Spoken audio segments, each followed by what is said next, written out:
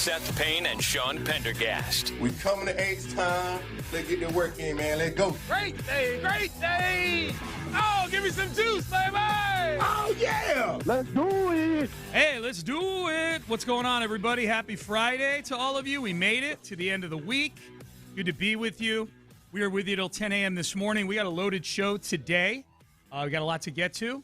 So let's get to work, man. I'm Sean Pendergast. He is Seth Payne. How are you this morning, my friend? A little bit startled. I wasn't ready to do this radio show. You just started talking all of a sudden. I was like, hey, whoa.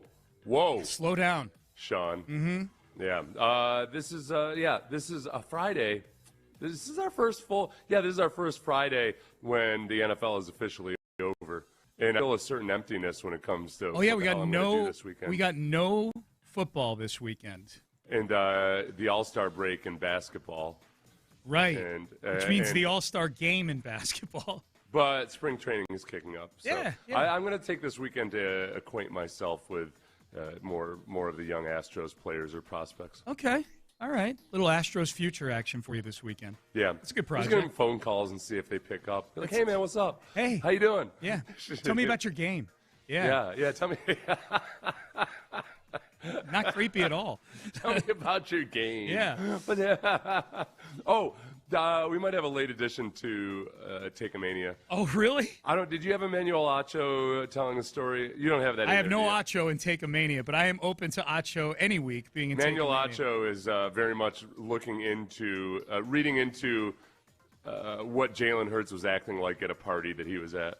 Yeah, so he says, don't read into this. Maybe it means something, maybe it doesn't. But I'm going to very conspicuously talk about it. Sounds to me like Acho bragging about being at a party that Jalen Hurts was at. It is 100%. He name drops about 20 guys. Yeah. Points out that, these guys know me because I'm on TV, but I don't know them. Right. But then I see Jalen Hurts, who's sitting in a corner by himself on the phone.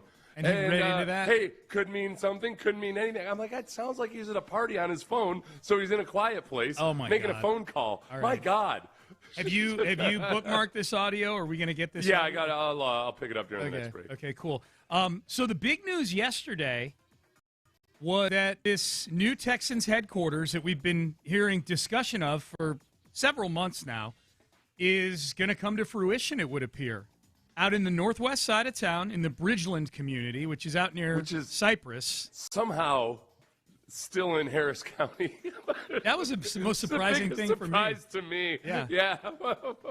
When you look at I have no idea how the hell this is still in Harris County, and yet it is. Yeah. Yes. So it's an exciting announcement because this is the first time the Texans have done anything this big in the 25 years they've been in existence. For 25 years, other than the first season when you guys were working out in a dusty, dirty, grungy Astrodome, the routine has been practice facility at the Methodist Training Center on one side of Kirby, on the west side of Kirby. On the east side of Kirby was NRG Stadium, which housed everything else, headquarters, business ops, and obviously games on Sundays. This is a huge move for the football team. It's an 83-acre public-private partnership between the Texans, Harris County, and Howard Hughes. And we'll dig into the details. We'll really dig into the details later in the show in about 3 hours. Mike Tolman, the president of the Texans, is going to be in studio with us at 9 a.m. today. So we'll talk, and we'll ask some of the questions I know that we saw on social media yesterday. There's a lot of people, Seth, reacting to, okay, does this mean that, the next thing on the agenda is the stadium? Does this mean that everything's moving out to the northwest side of town? We'll ask Mike about that when he comes in. But first, and this is about 2 minutes long, but I couldn't find anywhere to cut this up. But this is how McNair and Hannah McNair kind of laying out what the whole scenario is going to be. So I figure we'll play this, and then you and I can react to it, what it means, what's the excitement level, what's the good, what are the questions about it, because this is big. This is probably the biggest bit of Texans news in the offseason so far. So here's Cal and Hannah McNair with the introductory video. H-Town, we have some extremely exciting news to share with you about the future of our team and our community. As you know, we have been working tirelessly to explore all our options when it comes to our headquarters and training facility. Our organization is growing rapidly, and we want something state-of-the-art to match where we are headed. Today, we're thrilled to announce our plans to partner with Howard Hughes to build a world-class headquarters as part of our new mixed-use sports and entertainment destination in Bridgeland on the northwest side of Houston. This will be the new home of the Houston Texans outside of game day, and it's a major development for us in Harris County. It will reshape the way we engage with fans, youth, sponsors, and the greater Houston community. It's the biggest move our organization has made since our inception. This provides our football team with a competitive advantage so our players and coaches can be put in the best possible situation. Our business is also growing in a number of different ways, and that allows our entire organization to work out of the same building all year. One of the best parts about all of this is it allows the Texans to stay in Harris County and continue to invest in our home. We love Houston, and this project will open up opportunities for everyone in this area, commercially and economically. We want to give a special thank you to Commissioner Tom Ramsey and Commissioner Leslie Briones for working with us on this project. As a Cy-Fair grad, I'm extremely familiar with the area and excited to build on the momentum that's already happening in Northwest Harris County. When Howard Hughes, who is a national award-winning leader in community development, came to us with their proposal, it was clear this is an opportunity to build something world-class, not just for our team, but for the greater Houston area. It reinforces our goals of bringing a championship to Houston, enhancing the community, and making football more accessible. It is truly an industry tone setter. You'll hear more about this world-class project in the coming weeks, but we wanted to be the first to share this historic news with you.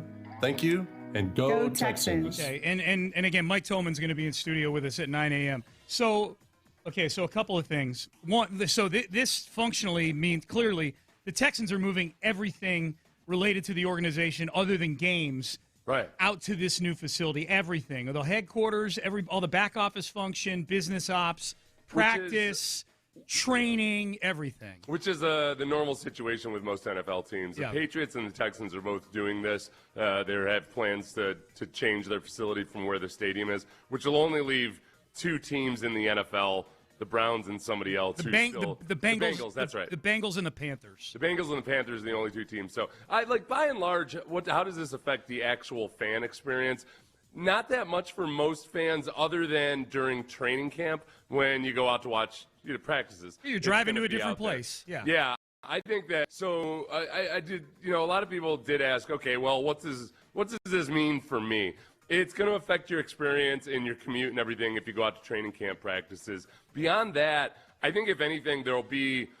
It's going to be a pain in the butt for some people in terms of driving. It might double or triple your driving time to get to those practices. It's going to shorten it for other people. But I think the year-round experience, there will be more opportunities to go either see the team, go to events, go to see. There's going to be retail and medical and other things on this campus. So the Texans theoretically might end up being more accessible throughout the season in a lot of ways for the average fan. Well, I would guess there's going to be watch parties out there for road games. Right. I would guess that the draft party is going to be housed at this new campus that they're going to have.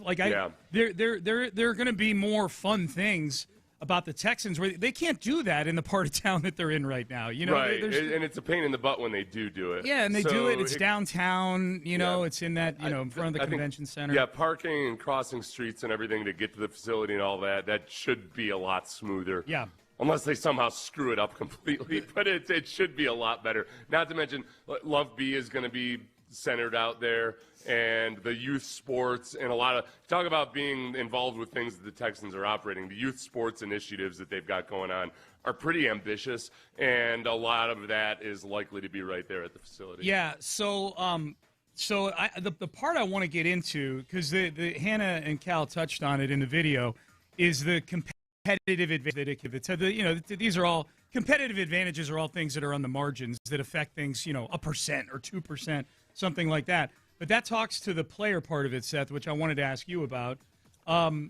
This is a chance for them to completely reimagine their training facilities, their sports science, everything else. They're essentially able to build it from scratch out there. Mike Tolman did meet with some media yesterday, and he made it clear, the priority in this was the football.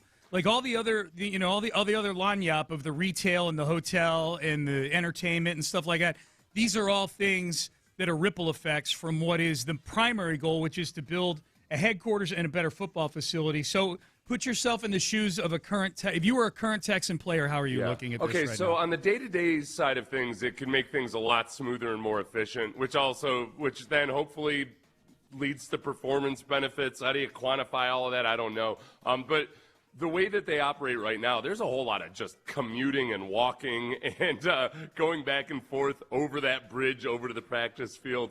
There's times when you can use the stadium for a walkthrough. There's other times where you can't use the stadium for a walkthrough. So it's always been just kind of janky for the last couple of decades when it comes to the day-to-day operation of players and how efficient you can be in getting their work done. You know, sometimes they're using the training room over there in the bubble for rehab, but then sometimes they're using the main training room. It's kind of haphazard and awkward. So that part of it is a lot more efficient, and theoretically, hopefully that makes your operation run better. I think on the overarching side of things, the part of the setup in Houston that's always bothered me is the players are spread out all over the place in terms of where they live. And it's hard to live close to the facility if you've got a family and you don't want to spend multi-million dollars. If you want to live in a nice home but also be close to the facility, that gets super, super pricey. And then there ends up being kind of a stratification of where some guys live. Hey, a lot of younger guys want to be in the city and they're living in apartments, no big deal. Families that want to maybe set up shop in Houston are spread out into Fort Bend County and everything. A lot of guys live in Pearland and things like that. Over the course of time, I think guys are going to start buying their houses in Bridgeland or around there. It's a master plan community. It's a really nice place to live. I like that in terms of just having better chemistry on the team and making it feel like guys can get together more easily, more often. You look at teams like Buffalo or Green Bay, especially, and they're kind of in suburban settings, and guys can live relatively close to each other. They can have a quick commute in. So that's a very squishy thing to try to assess and figure out. I just felt that as a player that, man, it's just, okay, all right, Aaron Glenn's having a party at his house. Let's plan for an hour and 90 minutes of drive time getting there and then back because we lived inside the loop and vice versa. So I think it ends up being a little bit smoother in those regards. And then just from a player's perspective, it's nice when you just have a facility that you go into and it doesn't feel like there's a boatload of hoopla and that sometimes you don't have to change your parking spot based on whether the rodeo is there or not. And I know people always say, like, what's the rodeo have to do? It's in the offseason. Yeah, you want guys there in the offseason. You want guys there year-round as much as possible. Yeah. I like it a lot from a player's perspective. Well, and not just a player's perspective, but the stuff that you were just talking about with the rodeo and how – and NRG Stadium at graduation time. There's times a year – the rodeo is the big one. But there are other times a year where NRG Stadium is being very actively used, and there's just regular employees with the Texans that are trying to get into work every day and dealing with rodeo traffic and trying to leave at night with the rodeo there. It's not convenient. So that I know that there were quotes about that came from the Texans over the last 24 hours as well. That it's not just the football stuff. The football stuff is the biggest stuff, but the ability to get all of their operations out of NRG Stadium is a positive thing. Yeah, and look, I mean, like everything I'm outlining, these are rich folks' problems, obviously. Yeah. I could see some people listening be like, oh, no, poor professional athletes, they have to drive a few extra minutes. It's all of those things that add up on the margins to where you're competing with other teams and you're trying to have every advantage possible. It's just a better way to operate. It's more efficient. You think about the cumulative rest that guys get. If everything is more streamlined, hopefully it adds up over time. And this is how most teams are operating in the NFL. So that part of it I like. The other part of it, too, is simply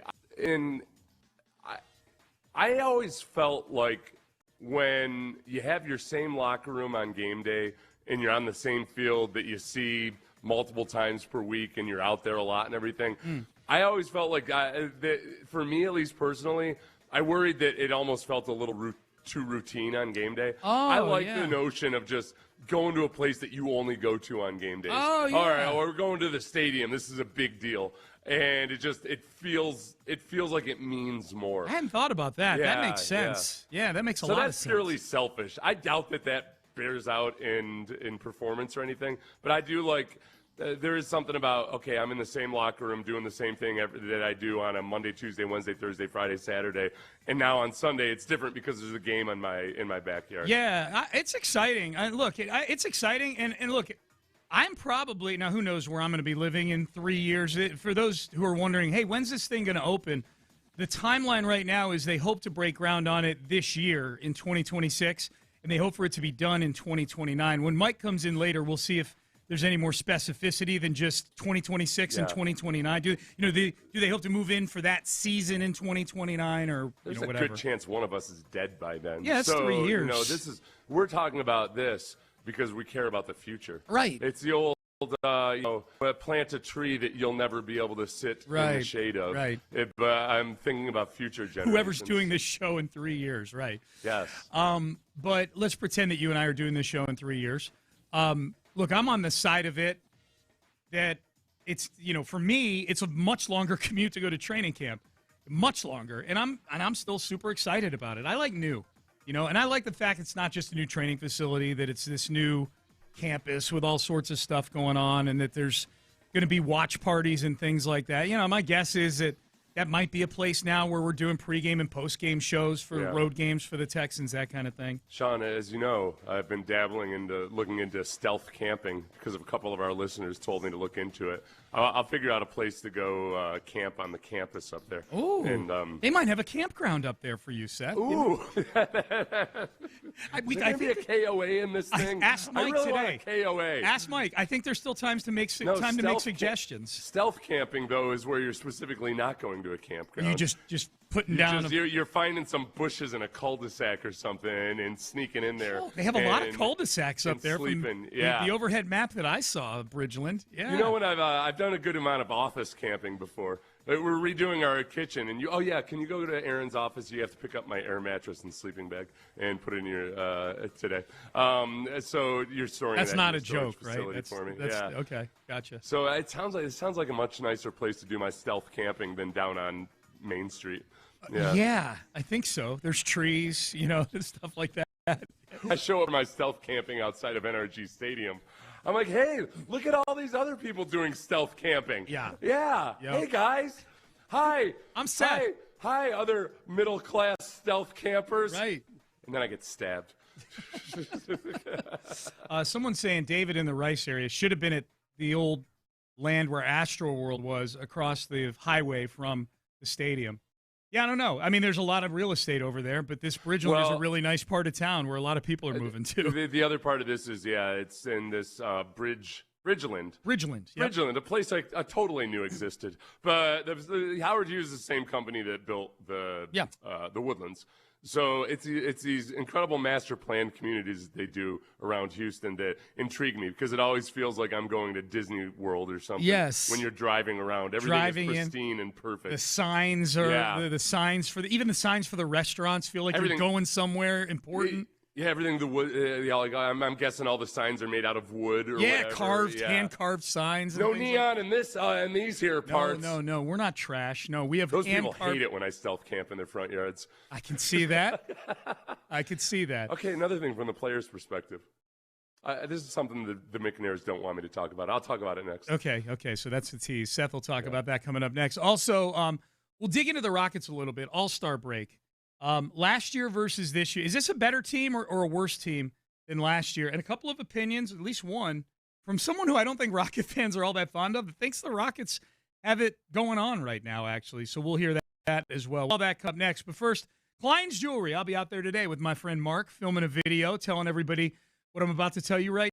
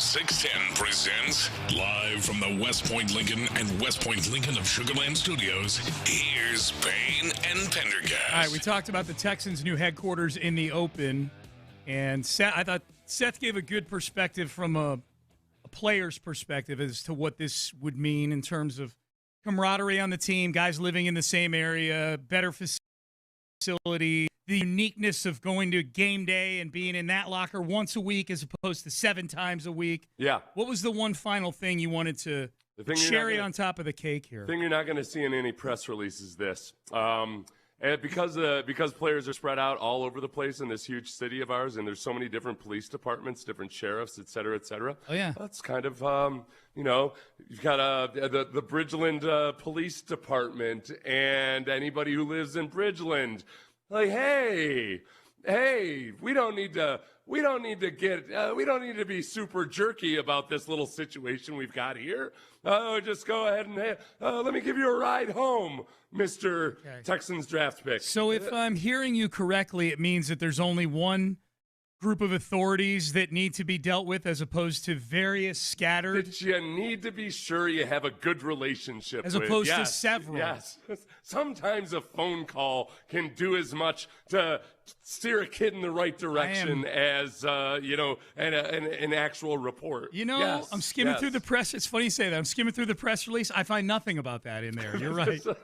You're absolutely right. I'm not saying anything untoward or anything. It's just the way that things operate in smaller towns. Hey, look, sometimes. And it happens way less with the Texans than it does most NFL teams. It's not a problem with the Texans way it is with other NFL teams, but let's keep it that way. Yes. Someone said on the text page, stealth camping sounds like homelessness. Oh, yeah, that was the joke I was trying to make. Yeah, sounds like homelessness. Someone said no more trips to the... be more blatant with my jokes. Okay. No. Don't appeal to the lowest common denominator. Okay, gotcha. Yeah, yes. Stay where you're at. So no more trips to the Greenbrier, LOL.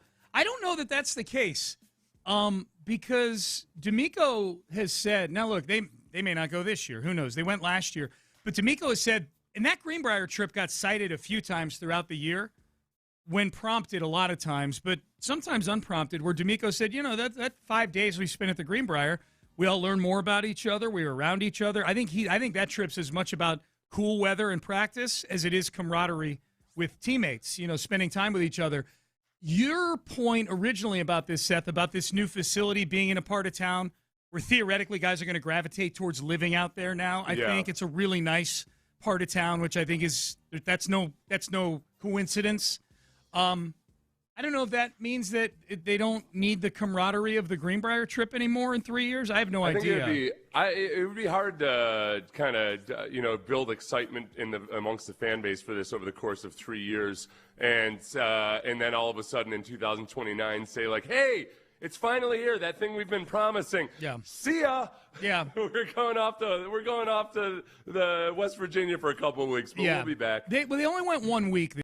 They went for 1 week this year, which, you're right. That's a good point. Even 1 week, people might be like, what the hell, man? I wanted to watch practice. It also, if they have a couple of road games in the preseason in a row, that it just kind of makes sense anyway if they're geographically up in the same area. And it is still, I know it's on the northwest side of town. It's a little further north. Yeah. But it is still 98 degrees out there in the summertime, so you may want to get out of the weather also for a week. The other thing that I was asked, is it pronounced Bridgeland or Bridgeland? I don't know. I didn't know it existed till yesterday's press release. I asked on X. My phonetic spelling is crap. So, Bridgeland like Pearland or Sugarland, but then the Woodlands is pronounced Woodlands. Yeah, like Lins, Woodlands. Yes, like Cracklands. I said, is it pronounced Bridgeland or Bridgeland? Yeah. Lund. Close enough. They know what I'm saying. Yeah. Text in. So I'm sure we've got listeners that are listening right now that live up that way. So, text in. How should Seth and I be pronouncing this place?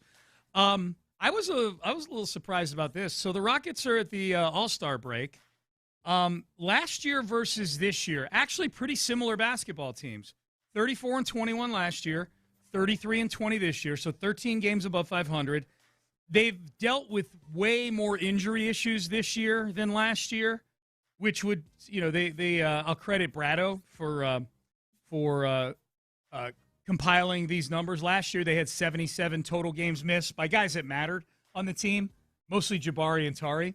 and Steven Adams. This year, 141 games missed, and obviously that, almost 40% of that has been Fred VanVleet being out for the season. Steven Adams, 2 games, already missed a bunch of games. The thing about that, so normally you'd go, oh, well, they had a bunch of games missed, and they have the same record. Things are going to be great in the second half of the season. Well, the problem is they're not getting a couple of these guys back. Most likely. Right. Like Fred VanVleet is a maybe. Steven Adams is a no. So those are the 2 big ones. Chandler Parsons, though, had this to say on the podcast that he does with Michelle Beadle, that he thinks the Rockets pretty good right now and that their future, they were giving out grades, their future is an A. By the way, I give them a B as well, but I think the future of the Rockets is an A. Like, I think they are set up now to win. That's what I mean. They are now a contender, and also their future is very bright with all the assets and the talent this team has. They have an unreal coach. They have depth. Great city, great fan base. Like, this team is not going anywhere soon. So if they're a B-, B+ now. Like, can you imagine VanVleet with these guys? Perfect. It's going to be something. Okay. Ooh, I like it. I don't know. Her saying that in that sing-song voice actually got me genuinely excited. I know, me too. At the very end, right there. Sucker. I'm a simple creature. Yeah. Oh, but if she had just said it's going to be exciting, whatever. It's going to be exciting. Exciting, and I'm not even a Michelle Beadle fan, and I like that. Be something. So they sounds like Sunday Fun Day. Yeah, it does a little bit. So they were obviously giving out grades for the season, and you could hear Chandler at the beginning of that. I like how Chandler dropped in what a great city it is, Houston. Because remember before, when he went to Dallas, it stinks. He said it stinks and it's dirty. So now you get his take on Bridgeland. Don't let him kiss your ass. That's right. Maybe he's only thinking of Bridgeland. They're giving out grades, obviously. So Chandler had said at the beginning of that clip, it sounds like he gave them a B, but an A because of how it could look when VanVleet comes back. If he comes back this year, maybe, and that's still sort of up in the air. I actually asked Rocket fans yesterday, Seth, to give a letter grade to the season, and I put it in a Pender poll. Are you ready to guess? Oh, yeah. You want to guess? Okay, here we go. So here are the choices. You can only do 4 choices. Okay. So I have A- as one choice. I have B- B, B+ as another choice. C- C, C+ as the third choice. And then F's and D's as the fourth choice. Gotcha. Yeah. Well, I just told people, get whatever your grade is, pick what choice it sits. I only have 4 choices. So Right. I mean, like, yeah. A, B, C, D. Right. /F. I think that I would guess, depending on whether it really comes down to whether or not you're factoring in the injuries. I feel like if you're factoring in the injuries, you got to give them a B. But I also understand why some people might not want to factor in the injuries because, look, hey, that's life. Everybody gets bad breaks. What's the actual performance out on the court? And that feels a little bit more like a C+ if you're using your expectations for the season going into it. I'm going to say the winner was a B and second place was a C, and pretty heavily concentrated on those two. I would say fewer than 10% of people gave it an A. Okay. So I think hang on. Let me give you a ding because everything you just said is correct so far. Okay. Yeah. So there you go. All right. So now we need to get a little more specific, though. Right. I think that 41% gave him a B. 56% gave them a B. Okay. 56%. 56% gave them a B. In the B range. 37.2% gave them a C range grade. Okay. So that's way more heavily concentrated. Yeah, that's 93% of the grading. Now of the other two extremes. Yeah. There's 7% left over to divide. Mm-hmm. What got more, A's or D's, F's? I bet. See, because both of the A's and the D's, I thought that there would be more in both of those categories, just because at any given time, a lot of people have up to their Zoloft prescription or something, or their their wife just left them on the D side. Yeah, they woke up hungover. Yeah. I think you got more D's than A's. That would be right. Yeah, Okay. about double. 2.3% A's, 4.4% D's and F's. Mm-hmm. So what would your grade be? My grade would be I'm struggling with that whole. I have to keep reminding myself about what a huge loss Fred VanVleet is. Yep. And regardless of how you feel about Fred VanVleet, the player, it's a huge loss given where this team has struggled against the better teams and their lack of a cohesive offense. So if I'm grading him on a curve with the loss of Fred VanVleet, I'm going to give him a B-.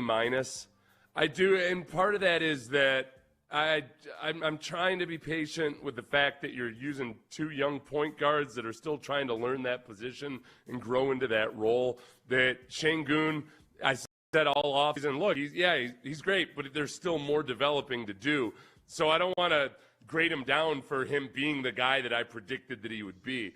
And that part of it is where they get a little bit of a break. I just need to see more in the second half. They're a C for me. They're a C for me because I get it. They don't have Fred VanVleet, but they've given away so many games this year that even a team without a point guard shouldn't be giving away. Mm-hmm. They turn the ball over. You'd expect them to turn the ball over more because there's no Fred VanVleet. But the nature of the turnovers are just so infuriating. And the fact that they haven't figured something, the fact that they seem to be getting worse at running their offense as opposed to getting better at running their offense. I think Şengün, I don't think he's improved as a player this year. I think he's been slightly worse. Now, granted, he was an all-star last year, and he's an all-star again this year. But I just don't think he's taken another step. I think they're overly reliant on Kevin Durant, a 37-year-old, to be the catalyst for everything that they do. So they're a C for me. The bottom line is this is a team that made a deal to build itself to be among the very, very elite in the league to win a championship. And I don't think this team, as currently constructed, the way they're playing, can win a championship. I don't think they can get out of the Western Conference. Right, but I guess that's where, when it comes to not having a true point guard, that's the problem. Is all of those guys in the young core that we said, hey, this is a great young core, but they still have developing to do. You can't just stay stagnant with where this core is. Everything in my mind in the offseason was, okay, they're going to be learning how to be better NBA players while still operating in an offense that's run by Fred VanVleet. You all of a sudden double the workload of how much development those guys have to do when you're operating without a point guard. And that's the part where I give Şengün and Amen Thompson and all those guys a break just because of that dynamic. All right, headlines coming up next. Texans have a new headquarters. We got some news in the NFL about the schedule next year. A wild story yesterday in college football, too, that we'll get to. We'll do all that coming up next. Stay there. Kirk Holmes, you're building a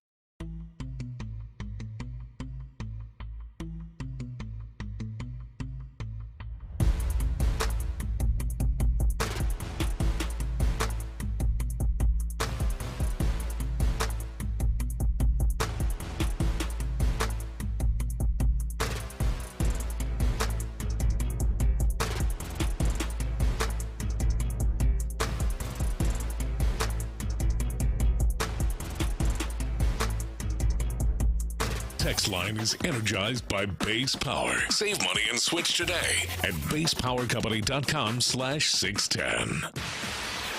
Payne and Pendergast with today's headlines powered by Men's Tea Clinic. All right, let's get to headlines powered by the Men's Tea Clinic. I'll see them a little later on today.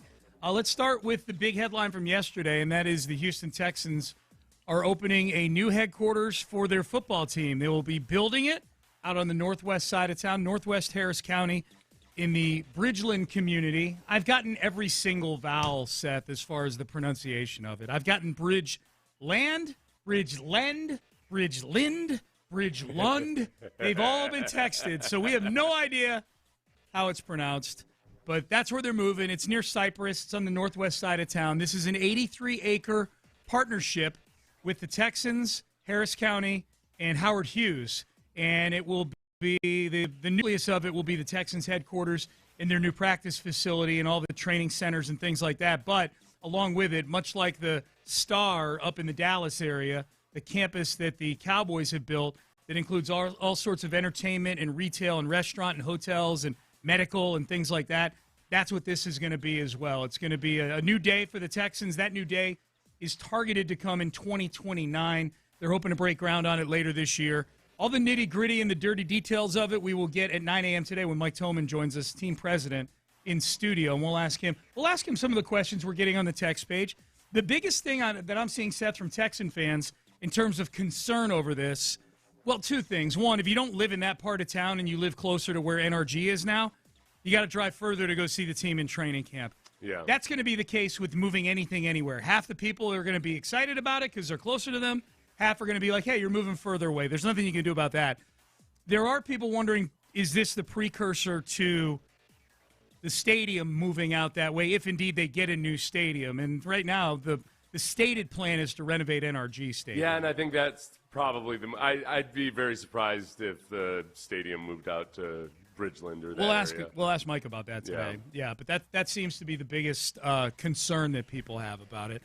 But I'm excited about you. I'm excited about new. I'm excited about going and watching training camp at a new facility. It's fun, from just a player's perspective. It's always fun to get nice, new, shiny facilities, and it's a more efficient setup. So that part of it, and then I think with what the Texans can create, kind of that multi-use environment of retail and the Love B and a lot of the youth sports programs are going to be centered up there. It'll be a nice little Shangri-La of athletic activities. Yep. So again, Mike Tolman joins. It does. There's already too many high schools in Cy-Fair, but now maybe the economic impact might create yet another high school. It might. Yeah, that's a problem for me. I'm glad you brought that up. $34 billion is what I saw over the next few decades in economic impact, and they expect it to create 17,000 jobs. Yeah, Cal had mentioned that he went to Cy-Fair High School. Right. Back when there were like 3 high schools in Cy-Fair. It was different up there, dude. They're 12 now. Dude, I feel like an old timer. Yeah. Because when I went out, they had just built one of this size right when the Texans opened, because I visited one of them. Now there's 12 high schools in Cy-Fair. Crazy, man. It's crazy. Yeah, and like a half a dozen of them have been built in the last 20 years. It's wild. Cypress Ridge, I remember. It was like 2003. They just opened. You went to Cypress Ridge, Ben? Yeah. That's your alma mater? Yes, sir. Go Rams. That's where you roam the halls, jamming kids' heads into the toilet? Well, 3 out of 4 years, but yeah. Yeah, okay. All right. Look at that. Did you go when it was brand new? I was the alpha class. I was in the alpha class, yeah. Wow. Nice. Is it scary? No. Does it feel like, we're going out, like none of the cliques are formed yet or anything? Did it have a new school smell? Yes. Yeah. It did. That's nice. That's one of the favorite aromas that I like to get. Everybody loves that new school smell. Yeah. Well, the new school, the new school smells are better than our old new school smells, which featured a lot of asbestos. Asbestos. So, yeah. Weed. Yes. Cigarettes. All right. So that's new Texans headquarters. As far as other headlines go, season opener for the NFL. We know that the Rams and the 49ers are going to be playing in Australia this coming season. According to John Orand, who is a big business reporter in the sports business world, it sounds like the opening week, Seth, the season opener normally on a Thursday. Normally the season opener is Thursday at the home of whoever won the Super Bowl the year before. Yeah. Now the season opener is going to be on Wednesday. There'll be a Wednesday and a Thursday. Yeah. It's unclear, but the two games that are going to take place on those 2 days are the Australia game and the Seattle home opener. We don't know which order it's going to be in because the home opener at the Super Bowl champ has become sort of a tradition now. But I could see the two teams going to Australia, maybe needing that extra day coming back. I'm curious. Okay, boy, this is going to be time zone math. It's too hard. But right now, currently in Melbourne, Australia, it's 11:51 p.m. Okay. So what time? So they're going to be playing this game in Australia. I guess is going to end up being like a morning game. Yeah, probably. I guess over there. It's over the international date line. All right, this is too much already. 11:51 p.m. So that's 11 plus that's like a 17-hour difference. They did it like a noon game over there, so it could be a 7 p.m. game. I guess. here. I don't know. That's what it'll be. So it'll be no big deal for them for the time of day. They're not going to have to be playing at like 8 a.m. local time. No, they're not going to make the people in Melbourne come in at 6 in the morning. No. I just wanted to be sure that it wasn't going to be extra janky. It's starting to feel more and more like the way Major League Baseball has their opening day. Their first game is before opening day. Yeah. Remember, like all of a sudden you find out, they're actually playing a game in Asia right now that's actually the first MLB game of the season. But be sure you join us in 2 days for opening day. That was my prediction when our boss and I were talking about it at the Super Bowl last week. That was my prediction because of the drastic travel of Australia. Yeah. Is that I thought they might do, like college football has a week 0 now. Yeah. That they do all these games in Ireland and things like that in like the third week of August. I thought that the NFL might do a week 0 and put that Australia game at like Labor Day weekend or something like that, like way before. But apparently this is how they're going to do it. They're going to have a Wednesday opener this year. But then there will be a Thursday game too, probably. Yes, right? there's definitely a Thursday game. Yep. And a Friday and a Saturday and a Sunday. Right. That weekend, there'll be a Brazil game on Friday. No game Saturday, but then they'll have games on Sunday. And I don't Monday. like it. Why don't you just? I'd change. I don't like change. Yeah, I don't like the dilution. Like the new headquarters for the Texans. I don't like the dilution of our sacred fall days. It's just turning into, okay, I get it. Yeah. It's going to be football every day of the week. Thanks, Roger. Super Bowl. Let's real quick. Just this headline: Trinidad Chambliss, the quarterback for Ole Miss, is getting a 6th year. This was a big deal yesterday because he was appealing for a 6th year because of a medical red shirt of a respiratory condition that he had back when he was at Ferris State in Division II. There's some audio from this. This was in court yesterday in Mississippi. This got decided in court contrary to what the NCAA wanted to do. The NCAA wanted to tell the kid, go pro, and in a big shock, a Mississippi courtroom decided that it was cool for the Ole Miss quarterback who got them to the semifinals of the playoff to play a 6th year. That's fun. Yeah. I love college football. We've got some incredible audio from that we'll get to a little later in the show. We don't have time for that right now, but those are your headlines for today. All right, got a couple hot C.J. Stroud takes that we'll get to here in the 7 o'clock hour. Free agents that the Texans might have their eye on. We didn't get to this yesterday. I meant to. We didn't. Free agents the Texans might have their eyes on. Former Texans in free agency. How do we expect it to play out? I'm starting to come up with my pecking order for how I want them to fill the running back spot that we'll get to in the 7 o'clock hour as well. Mike Tolman, Texans president, joins us in studio at 9 a.m. Stay there. But first, West Point Lincoln. I got to pull up the deals they've got going on for you guys.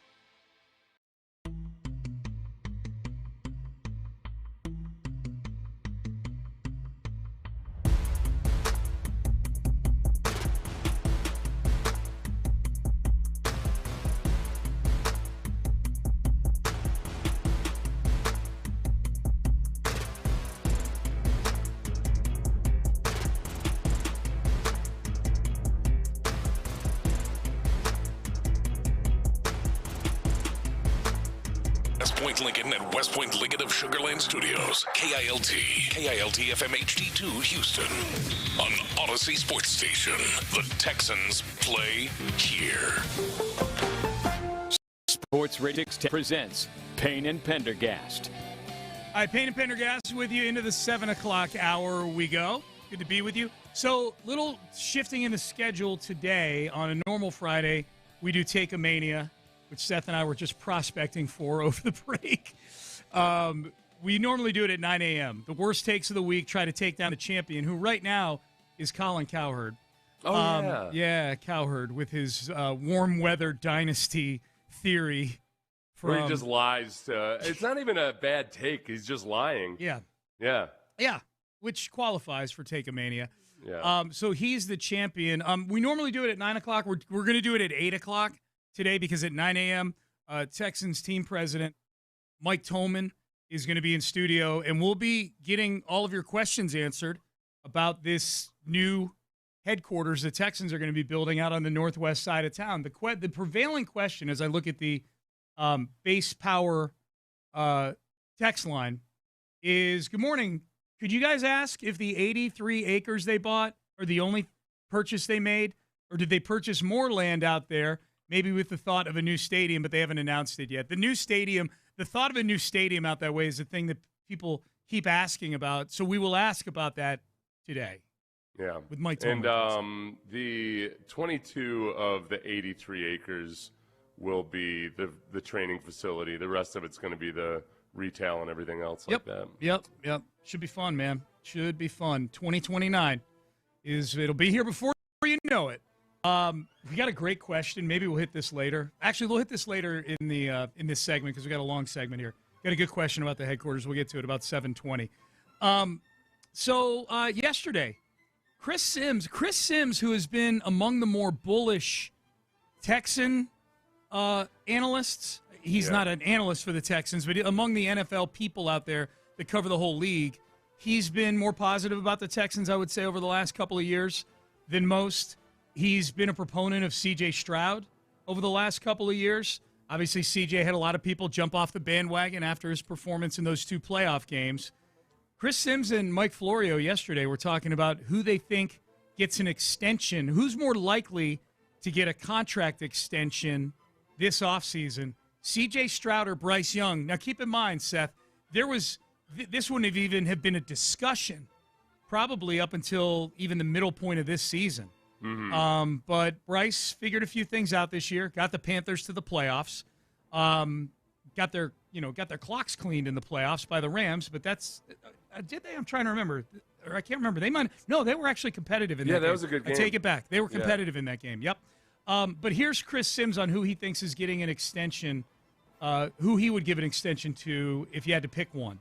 If C.J. Stroud just kneeled on the ball the whole game, Houston probably would have won the football game. They just kneeled on it. Every play, first, second down, third down, kneel on it. Defense will set us up for a field position at one point. We'll kick a field goal and win the game that way. Like, I'm joking, but I'm not joking. It was that crazy. It was that bad. So I sit here now, I guess, giving the edge to Bryce Young, but don't feel necessarily great about that. I mean, I know Carolina went into the year going, hey, we like where we're going, but we don't have our quarterback yet. We don't really know. We don't think we got the guy. We don't have the guy. Now, how he played better, definitely. How do they feel about that? I'm sure they feel better, but I wouldn't sit here and just go, oh, we're just golden at quarterback with Bryce Young. I'm not ready to say that yet. That's out there, man. Like I look, I'm still overall positive about CJ. I'm concerned about CJ. Yeah. I would not pay Bryce. Yeah, if I had to give one 4-year extension, it would be CJ Stroud over Bryce Young right now. I think that you still have a better overall sample size of CJ Stroud just playing like a competent NFL quarterback. With Bryce Young, he figured things out over the course of the second half of the season in a new offense, et cetera, et cetera, et cetera. But I don't, I feel the biggest, honestly, when I watch Bryce Young play and watching in that final game this year, he still has a lot to overcome in terms of his size. When he's standing in the pocket, there's opportunities for him to throw that he can't get to just because he's too small. He doesn't see things over the middle of the field, guys who are crossing, all of that, and that it can be overcome, and he's done some good things to overcome it. But it's the exception for a reason. Drew Brees did a really good job of overcoming his height disparity, and he wasn't as short as Bryce Young, but it took incredible timing and rhythm and all of that. So I still see that as being a big obstacle for Bryce Young to becoming a genuinely good NFL quarterback. I think CJ's limitations this year were as much about adapting to the new offense, him not being comfortable with his new receivers, still playing behind an inadequate offensive line, that CJ and Nick Caley made the offensive line look better than they actually were. The point where it was getting really annoying because people wanted to talk about this offensive line like it was actually good offensive line, and they weren't. It was that they were better than last year, and CJ was getting rid of the ball quickly. They weren't allowing as many tackles for a loss, so they didn't have as many second and longs and third and longs. But there was still a lot working against C.J. Stroud this year. Yeah. And that's the thing. The size thing would be the big thing for me. Like, Bryce Young's always going to be 5'9". C.J. can fix some of the things that are some of the negative things that have regressed him into this Bryce Young category for some. C.J. fixed those things. Bryce Young can't fix 5'9", unless he starts wearing lifts or stilts or something like that. I think the other thing, too, about, obviously Sims is exaggerating when he says CJ could just have knelt on the ball. I said the same thing. Like, if he it is true. It probably would have been better if he had just knelt on the ball. Definitely in the first half it would have been. At some point you got to get some first downs, and that's what Sam Darnold did a good job of in the Super Bowl. He didn't have a good game by conventional quarterback standards. He completed 50% of his passes for 202 yards, but that was the type of game where they just needed to get field goals, and they had some nice, boring field goal drives. The biggest difference between Sam Darnold and C.J. Stroud, or at least one of the biggest differences, was the Seahawks were able to run the ball really effectively. Yeah. And it's not like they were a great rushing team this year. Part of that was it just didn't feel like they rushed as much as they should have or could have. But when they needed to run in the playoffs, they were able to do it. And the Texans did not run the ball well in that Patriots game whatsoever. Here was Ryan Fitzpatrick, as long as we're talking about C.J. Stroud. This is on the Fitz and Wit podcast. This is Ryan Fitzpatrick and Andrew Whitworth, who are part of Amazon's NFL coverage. They have a podcast together that's very good. This is Ryan Fitzpatrick throwing out a nice hypothetical sports talk radio trade involving C.J. Stroud. I sit there and watch Houston play this year, and I'm thinking, okay, what's going to be better next year? Or maybe this happens in 2 years. Is it going to be better? Because you can't tell me that there aren't teams that are out there that would trade 2 first-round picks and some more things for C.J. Stroud. The Arizona Cardinals wouldn't be interested in that, or the Jets, or the Dolphins, or the Steelers, or the Browns, or whoever it is. I just think if you're Nick Caserio right now with Houston, it's like, all right, so I can have Davis Mills at $7 million and a bunch more draft capital, or I could have no additional draft capital and C.J. Stroud at $60+ million. I at least think there has to be a conversation about it, and I think he has to be thinking about that watching Seattle do what they did and for their defense to really take them as far as they did and dominate in that Super Bowl. Okay. All right, I think this is he's showing his Harvard here, and by that I mean it in a negative way. It's he's getting a little too into finding a creative way to do things that's outside of the box that inevitably will lead to a housing crisis and a worldwide recession. This is when the smart guys try to be too smart. Like, what did you just say right there? Hey, why not trade away C.J. Stroud? You've got Davis Mills. And is that the recipe to – it really, honestly, he's sitting there right. It's really a lot of shade at Sam Darnold more than anything else. It's that, wow, they did it with Sam Darnold. Certainly the Texans could do it with Davis Mills. I wholeheartedly reject that notion. Yeah, well, here's the thing. A couple of things. One, he rattles off a bunch of bad teams that would definitely give up 2 first-round picks and more for C.J. Stroud. If he's worth 2 first-round picks or more, then he's worth keeping, okay? Right. Like, that's number one. Number two, he gets way simplistic with the salary part of the whole thing. He's like, you got Davis for $7 million, C.J. for $60, and I understand where he's going with it, which is the aggressive scenario for the Texans would be giving C.J. that extension this offseason.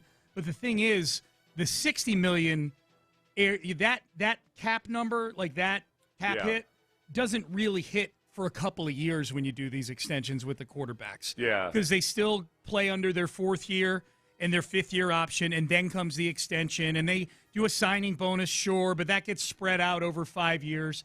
It's not as simple as Davis for 7, CJ for 60.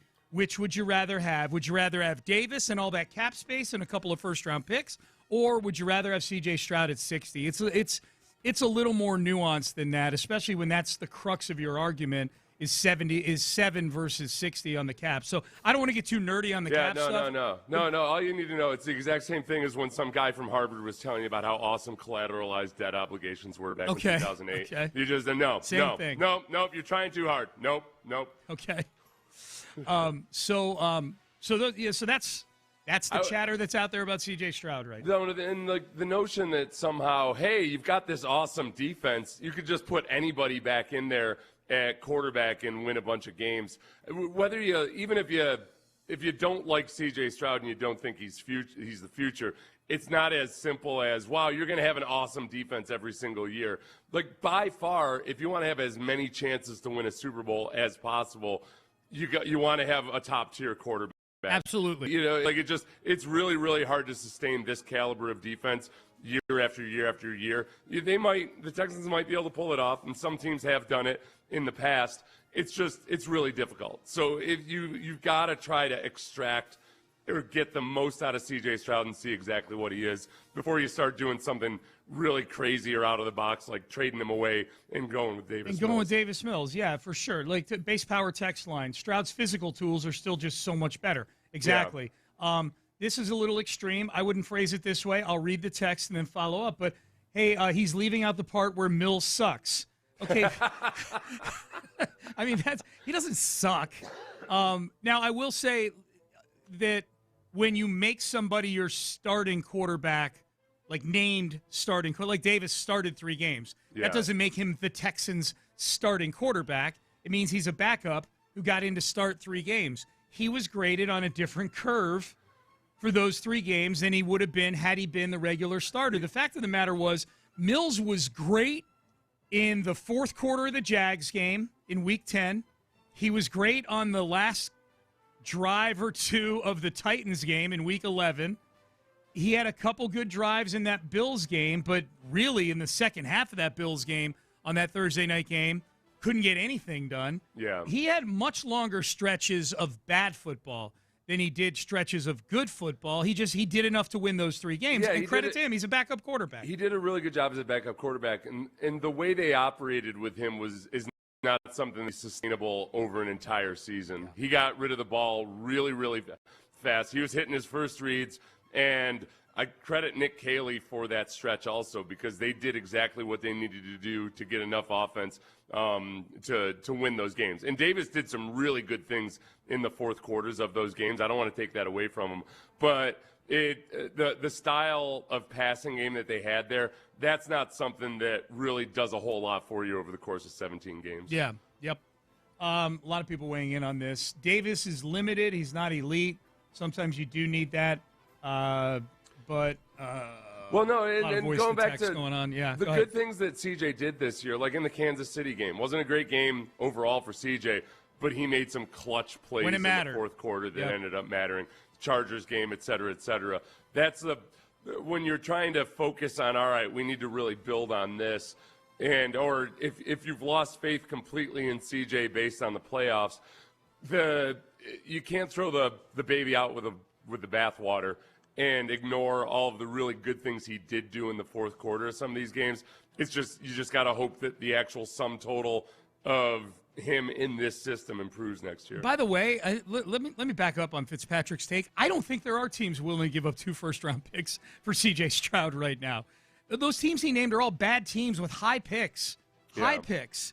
And I think those are all teams that, based on CJ's body of work the last 2 years, but particularly those 2 playoff games, really troubling. I think fan bases in those cities probably be more excited about using a pick on a quarterback. I wonder. Okay, so the fan bases might, but the actual GMs, and if let's say it's a GM that doesn't listen to the whims of the fan base necessarily. Yeah. I think there'd be a fair amount of them. I think CJ's done enough. CJ's done more over the course of 3 seasons in the NFL than a lot of the first-round quarterbacks are going to end up doing. Yeah. I think there's some GMs that might still very much be in CJ's corner and feel that the upside is there and that they like the risk of 2 first-round picks on him versus 2 on a complete unknown. Well, it only takes 1. Right. So, yeah, like, is there somebody out there that does? Yeah, I would be, if I were a GM, I would be a GM of those teams, because the teams that Fitzpatrick rattled off, he said Cleveland, Arizona, the Jets. Like, he rattled the Dolphins, I think he said. I mean, the Dolphins are the closest thing to even a mediocre team out of those teams. He's talking about teams with top 5 picks. It's a bad quarterback class this year. It's Fernando Mendoza, and then maybe no other guys in the first round in this draft from all the mock drafts I've been looking at. The problem is that CJ has already burned 3 years of daylight. So you're not getting him. You're doing that thing, Seth, that teams have been less inclined to do over the last couple of years, which is Micah Parsons being the noted exception, which is trade multiple high picks for the right to overpay somebody. Mm-hmm. And I think there'd just be GMs who would be like, you know what, I'm just going to hang on to my top 5 pick. I'm going to take a left tackle or I'm going to take an edge rusher, and we'll figure out quarterback, later in the draft or next year or something like that. What was the Russell Wilson trade? 2 firsts and 2 seconds. You're talking about the trade from Seattle to Denver. Yeah. 2 firsts, 2 seconds for the right for Denver to give him $250 million. That's like in hindsight, it's easy to say that was an overpay, obviously, but that was a really aggressive trade, plus a huge contract. Yeah, on top that's of what this would be with CJ. I think there's a lot of GMs, like if you somehow created a scenario where is Russell Wilson and CJ Stroud right now, given the same performances and what Russell Wilson's age was at the time and everything, I think there's some GMs that would be much more high on the upside of CJ than whatever Russell Wilson was at this point in his career. Yeah, he's younger. I mean, Russell Wilson was, he was a decade into his career and hadn't been all that impressive a quarterback for a while, and came in an older player too. CJ came in after 3 years of college. Russ came in. Russ was already 23 when he came into the league, something like that. So yeah, here's Adam Schefter of ESPN. Talking about the free agency this year and the draft this year. Does this, as a football fan, especially a fan of the Texans who definitely have work to do on the offensive side of the ball on their roster, here was Adam Schefter's assessment of what the landscape looks like when it comes to teams trying to improve their rosters. I've had GMs, front office executives, scouts who have been looking at this free agent class and saying, not a great class. These teams have done a great job at tying up their own players long-term and making sure that they don't get to free agency. When we talk about the draft, and we'll see how it shakes out over time, people aren't all that excited about the draft either. So we got a free agent class that's not real deep. We've got a draft that is not considered real deep. And you know what that tells me, Dan? More trades? That's what it tells me. It tells me we may get more wheeling and dealing in trades than we've had in other years. Okay, so what does that mean? What does that mean for the Texans? You know what I think? The free agency part is what it is. Like big-time free agents, that's nothing new. Yeah. The best players rarely hit free agency, and we don't know yet. The franchise tag deadline will be coming up sometime soon where teams need to figure out if they're franchise tagging guys, all that. The draft part is interesting to me because all the experts – and I've talked to John Harris about this too. We've texted about it. It's not a great draft this year. The part about the Texans, for me with that, is, okay, we know the likelihood of Nick Caserio staying at 28 is unlikely just based on his behavior in the past. We know he's tried to move. He tried to move up last year from where they were in the first round. He tried to move back into the first round. He's moved out of the first round both of those years. Those are the deals that actually have taken place. Is it more likely this year that Nick's got a little extra draft capital thanks to the Tunsil trade? Is it more likely this year that he moves up to try to go get an impact player in a weaker draft? It's okay. This is the interesting thing where maybe this matches up well for the Texans this year with it being a supposedly weak draft. We'll see how that always years from now. Yeah. But the interior offensive line has got a good chunk of prospects. That if the interior offensive line is one of the strengths of this draft in a year where maybe people don't really think much of all of these draft picks whatsoever, much at all, like in the sum total of it all, that it might be a really good year for them to trade up for less than you usually have to trade up for to get the specific position you want that's a strength in this draft. The downside would be that, okay, if it's a weak draft but it's strong for interior offensive linemen, then those guys are all going to be gone long. Premium. You're going to have to trade up aggressively to get the good ones. Yeah, that's interesting because the counter argument to that would be, well, if it's such a strong draft in that position, then why don't I just hang back? If they feel, let's pretend for a second, the Texans feel similarly about 6 or 7 of them, then, we've talked about that before. Like Nick will trade into pockets at times, saying, I feel good about 3 or 4 of these guys. I'll trade into this range here. 2 or 3 of them are gone. I'll take the one that's left over. Yeah. So if it's a strong draft at that position, do they look at it like, look, we could hang at 28 and get, the 4th or 5th best guard, and that's still a pretty damn good player. Well, I think, though, too, is a lot is partly because we're talking about guards there. I don't think that the strength is necessarily a whole bunch of top 15 type of picks. Okay. So it's not if there's a good quantity but not necessarily marquee top tier, then, it might work out perfectly that there's somebody in the back half of the second round that you really like. If you had to guess, maybe I'll put this in a Pender poll, prediction, the Texans have the 28th pick. Do they trade up in the first round? Do they stay at 28, or do they trade back into the second round? I think they end up trading up. If it's a cheaper year. I mean, last year we saw the Texans did try to trade back up into the first round. That if there's an offensive lineman that they feel really good about, that they just go ahead and they find a good deal on trading up and getting that guy in the late teens or something. Yeah. I mean, they've tried to do that before. I could definitely see that. I'm really intrigued by Jeremiah Love, and I'm not just saying that because I'm a Notre Dame guy who's, no pun intended, in love with Jeremiah Love. I think he's the best player in this draft. I don't think he's going to be the number 1 overall pick, obviously, because of the position that he plays. Yeah. Every mock draft that I've seen or I've started to fiddle around, Patrick Creighton and I have been swapping mock drafts from the PFF mock draft simulator. He and I have been going back and forth and chit-chatting about different picks. Every single one that I run on that PFF mock draft simulator, Jeremiah Love doesn't get past the Chit 9 or the Saints at 7, or even the Commanders are in that top 8 or 9 right there. Those are all teams that could use. There's not a team in the NFL that couldn't use Jeremiah Love. He's a running back. You can find ways to get good running backs on the field. I think he's got a chance to be a great one. That'll be the one that's interesting to me because this is, A, a position of need for the Texans, B, and you've made this point, that the Texans are at the point in their roster evolution, I'll call it, to where they are a team that it makes sense to use day 1 or day 2 capital on a running back. For all the hand-wringing we have over the offensive side of the ball, the fact of the matter is I think they're pretty well set in their wide receiver room as far as should we use high draft capital on that position? I would say no. Tight end is an interesting one. Offensive line we've talked about, but they've got 3 picks in the top 59. Running back is an acute need for this team. And I know Woody Marks had a nice season this year. They need a frontline bell cow running back. That'll be the most interesting one to me is what would the price be if Jeremiah Love were to slip to, say, 10 or 12 or 15 or something like that. Yeah. What's the price of poker? It won't be as much. Well, I'll just use something. I'll just try to use an analogous situation. In that 2017 draft, Mahomes got drafted 10th. Watson got drafted at 12. And the Chiefs and the Texans were both moving up from a similar area of the draft that the Texans are in this year. The cost to move up was a first-round pick the following season. So to move up from, say 25 through 28 into the 10 to low teens was a first-round pick next season. That was for a quarterback.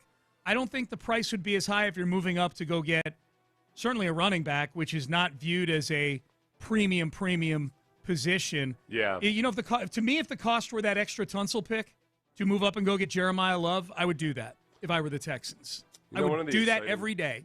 The one of the good things about this draft too is that like 4 or 5 of the top offensive linemen are Polynesian guys. I saw so that. my dream to become American Samoa is the American Samoa of the East. It's right there. It's right there, and it's within reach. It's within grasp. Do you think that your new best friend Jordan Mailata would be more likely to come here to Houston to mentor those guys? He needs to force his way out. Yes. Yeah, if we could try to get him to force his way out of Philadelphia. Everybody else is doing it. A.J. Brown's forcing his way out. Jordan Mailata needs to force his way out. Absolutely. Yes. So you can realize your Samoan dream. My pecking order, I'm starting to get on the Breece Hall bandwagon too. It'll be one or the other. I don't think they're going to sign Breece Hall and then use a first or second round pick on a running back, especially with Woody Marks in the room already too. I wouldn't be totally against it either if you're just loading up at that position, but they need linemen and whatnot. My pecking order, my preference for adding a frontline running back, Seth, is trade up for Love, as I just said. That's a long shot. I think I'm on the sign Breece Hall bandwagon. I read a Yahoo article yesterday that started to you got all excited about it, but you didn't tell me exactly why. Well, why are you so excited about it? It was just they talked about what, and I gotta pull up the article here. But it talked about what a seamless fit Breece Hall would be. Like at some point, I'm in my mind, I'm like, all right, well, we gotta. God, the Yahoo app is terrible. We gotta spend on something here. And I like Breece Hall. I would love to see what Breece Hall would be outside of the New York Jets, which is, that's not a great situation there. He'd be on a much better team. I like his ability to catch the ball out of the backfield. I think there's stuff you could do with Breece Hall that you might not be able to do with Kenneth Walker. Kenneth Walker's not as good a pass catcher. I think there's stuff you could do, and I know John Harris is in his car right now nodding his head because I know Johnny loves this. Having 2 guys in the backfield at the same time that are threats out of the backfield to catch the ball, and Breece Hall and Woody Marks is exciting to me. It says his pass-catching ability would integrate naturally into Houston's spacing concepts. Meanwhile, his zone running vision fits their blocking schemes. That's interesting. Pairing Hall with Stroud would create a layered stress point for defenses forced to honor both vertical passing and perimeter run threats. Financially, Houston maintains enough flexibility to meet his market demands as well. Yeah, it's a running back. You can fit him under the cap. The part about them, I don't know. I feel like sometimes people talk about the Texans like Bobby Slowick is still the offensive coordinator, or because Nick Caley came from L.A. that they're a completely zone-based running team. Yeah. They did start to use outside zone and the bootleg pretty effectively in the second half of the season. I don't think they're ever going to be a team that majors in, hey, this is the type of team we are. Because the first half of the season, it was all just a whole bunch of power type of running duos and things like this. They're going to try to figure out what they do best. So the Texans are going to look at more as, I would suspect, we want to get a good running back, and then we'll alter the scheme to suit what fits him best. Woody Marks as a receiver and having Breece Hall as a receiver gets really intriguing. It was one of the more disappointing things this year was that C.J. Stroud didn't really start to use the running backs a lot more. Yeah. I was expecting it to be, oh, wow, okay, you draft Woody Marks. Certainly you want to use him as a receiver.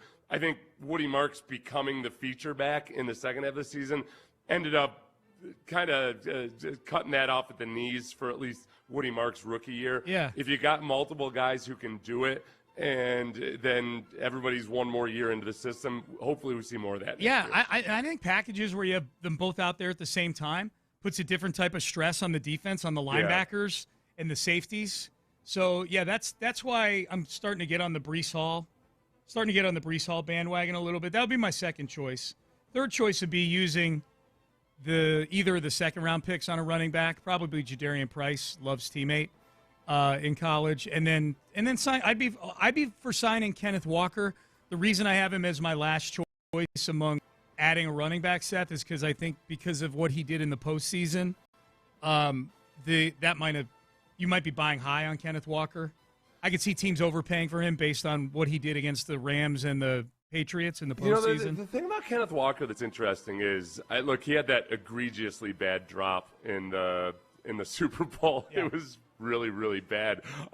So he's not a great natural receiver, but they did use him as a receiver a lot. The problem with Kenneth Walker is, unlike Woody Marks, he's not all that much of a good pass protector. Yeah. So that you become a little bit more predictable when he's out there. You know, there was some ridiculous number of stats. The number of pass plays he was in on where he actually stayed in and blocked was really, really low. With Woody Marks, you've got the ability to use him as a blocker or as somebody that goes out on routes. So it's not like Kenneth Walker has zero value as a receiver. Yeah. He had 2 years ago, or last season, he had 46 receptions. This year he had 31. Yeah.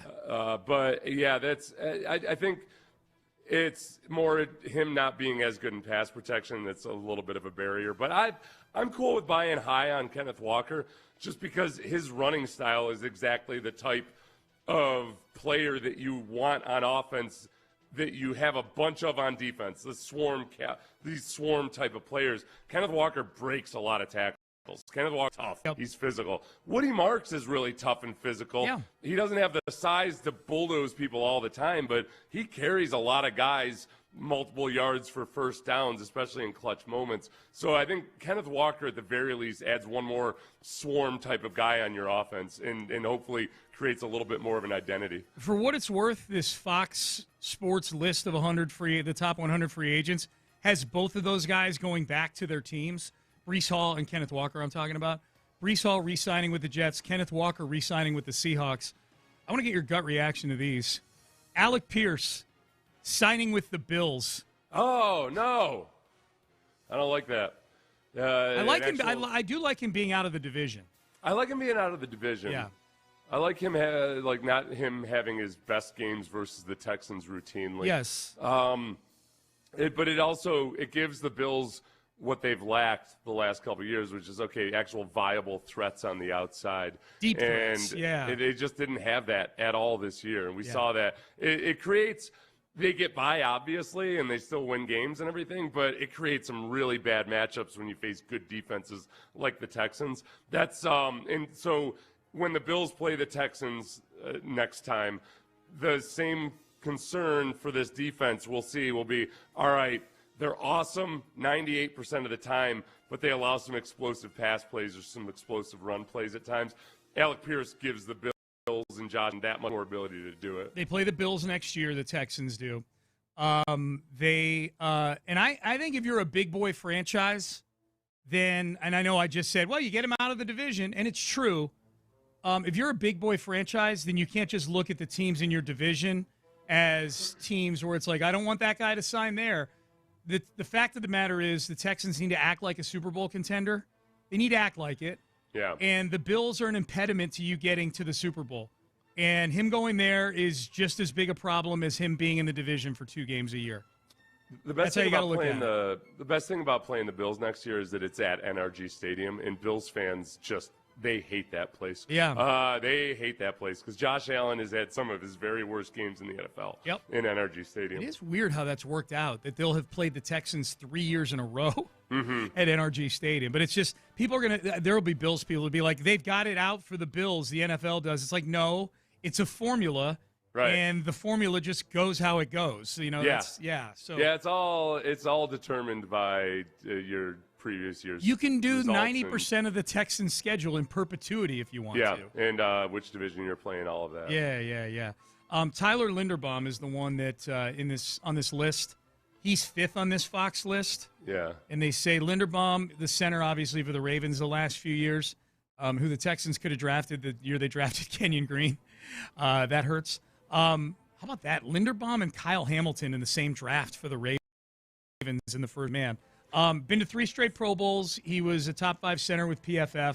Ravens declined the 5th-year option on him, which is what this coming season would be, because the NFL has a stupid rule where all offensive linemen have the same 5th-year option number. Yeah. So it's an average of the top however many offensive linemen. So it's a tackle price tag for a center. So very few of the interior offensive linemen end up getting a 5th-year option just because it costs too much. He's likely the highest paid offensive lineman in free agency, but should be less than $20 million a year. The top paid center right now is Creed Humphrey at $18 million a year. Would you sign Tyler Linderbaum at $19 million a year, Seth? I'd have to get over the fact that the Texans could have easily have drafted Tyler Linderbaum instead of drafting Kenyon Green. Water under the bridge. Yeah. Is it? Well, psychologically, no. But if you're operating an NFL team, you got to look at it that way. They could have chosen either Kyle Hamilton or Tyler Linderbaum at that point. Both went to the Ravens. If they had never traded back. Yeah. That still stings. Yeah. I would sign. I would do that with Tyler Linderbaum. I mean, he's the brain. He'd be the brains of the operation. I'm spending everybody's money. I don't give a damn. Yeah. Well, give me Tyler Linderbaum. There was a graphic that you might have seen the same graphic that I saw. They've got all these graphics. So like, here's how much space each team has for the current offseason, and the Texans are, barely scraping by. They've got like a couple $1 million. They might even be in the red right now until they make some moves. Then there was this other graphic that said, "Hey, here's how much all these teams can open up in cap space if they do restructures and extensions and all the little tools that you use to open up cap space with your existing players." And the Texans can open up $78 million in cap space. Yeah, don't be fooled. Restructures. If you look at any of the cap space graphics or anything, you can't worry about it because it's based on this year where it doesn't look like the Texans have a bunch of cap space. They've got a boatload of space in the next 2 years. Yeah. So they can really do whatever they want without having to be overly aggressive or, doing a bunch of credit card spending or anything like that. They'd be cool. Yep. All right, listener had a great question about the new Texans headquarters that I want to get to in the next segment. It's set to open currently, obviously very tentatively, and we'll talk to Mike Tolman about this at 9 o'clock today, Texans president. He's in studio. Who is a lock within the Texans organization to actually be around to see the opening of this new facility in 2029? I think it's a great question. Text in your answers to the Base Power text line. We'll do that coming up next. Friday's my men's tea clinic day. What's today? It's Friday.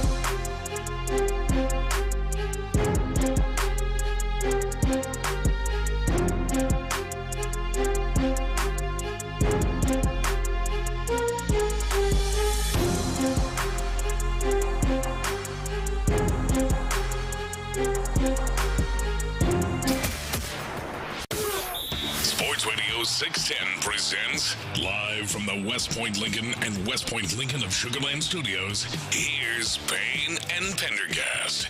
All right, Payne and Pendergast, text message. If they drafted Kyle Hamilton, then Petrie wouldn't be on the team. And that's true. Now, Kyle Hamilton's been a better player than Jalen Petrie, but I love Jalen Petrie. Here's my rationalization real quick before we get to the question we asked in the tease. You could add Jalen Petrie and Kyle Hamilton. You could add them both, yeah. And Kalen Bullock. That's not a barrier. The Texans are actually short starting safety right now. That's true. Although, we'll see with Jalen Reed next year. My rationalization on them bypassing Kyle Hamilton to take Kenyon Green, now it's a little flimsier now that we're a little less confident about C.J. Stroud. Mm-hmm. But my feeling was that if they had drafted Kyle Hamilton in 2022 instead of Kenyon Green, he might have made a few more plays for them that year that would have had them drafting like 5th or 6th instead of 2nd, where they got C.J. Stroud. I know, the butterfly. Stronger take when Stroud was playing better. Plus, butterfly effect and everything. Yeah. It's unlikely that you also draft Kalen Bullock or whomever else over there. Yeah, so. The sting of it is, it's that we're talking about, signing Tyler Linderbaum in free agency. He was also on the board when you drafted offensive lineman Kenyon Green instead of Tyler Linderbaum. You talk about guys who have remember, he's got short arms, and it's no big deal. He knows how to deal with it. Yep. That's where some of the Drake May short arm talk is a little bit overblown, just because there's lots of good offensive linemen that have short arms. You mean Will Campbell? Yes, what did I say? Drake May, which would be hilarious if he had short arms. The hell? When you said that, I started picturing somebody going like this. If you're watching on YouTube, I'm doing like an alligator throwing a football. What a weird mix-up. It's Friday, man. You're good. 2 more hours. You got this. It's all good, man. It's all good. I didn't feel that stupid this morning, but here we are. So the Texans are building a new headquarters, expecting to break ground this year in Bridgeland, which is near Cypress. And it's out on the northwest side of Harris County. It's an 83-acre public-private partnership between the Texans, Harris County, and Howard Hughes. And this is going to be a mega spot where it's not just the headquarters for the team. They can move all that out of NRG Stadium. Not just the headquarters, not just the practice facility and everything that goes with that, the workouts, the locker rooms, the exercise rooms, all those things. But it's going to be a massive entertainment and retail and restaurant, hotel area as well. Again, 83 acres, 22 of the 83 are going to be team-related stuff, the practice facility and the headquarters. The rest of it is going to be stuff that should be a whole lot of fun.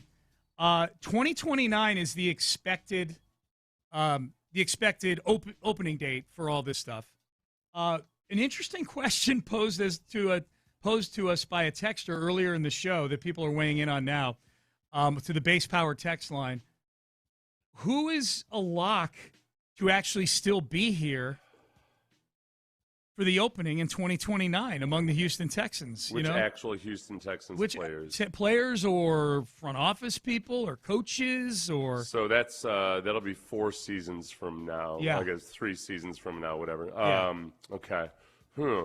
That's a great question. In any given, you could throw darts at the roster and probably pick a bunch of guys that definitely aren't going to be here. I'll give you one. Will Anderson Jr. will be here. Will Anderson Jr. will be here. Kamari Lassiter will be here.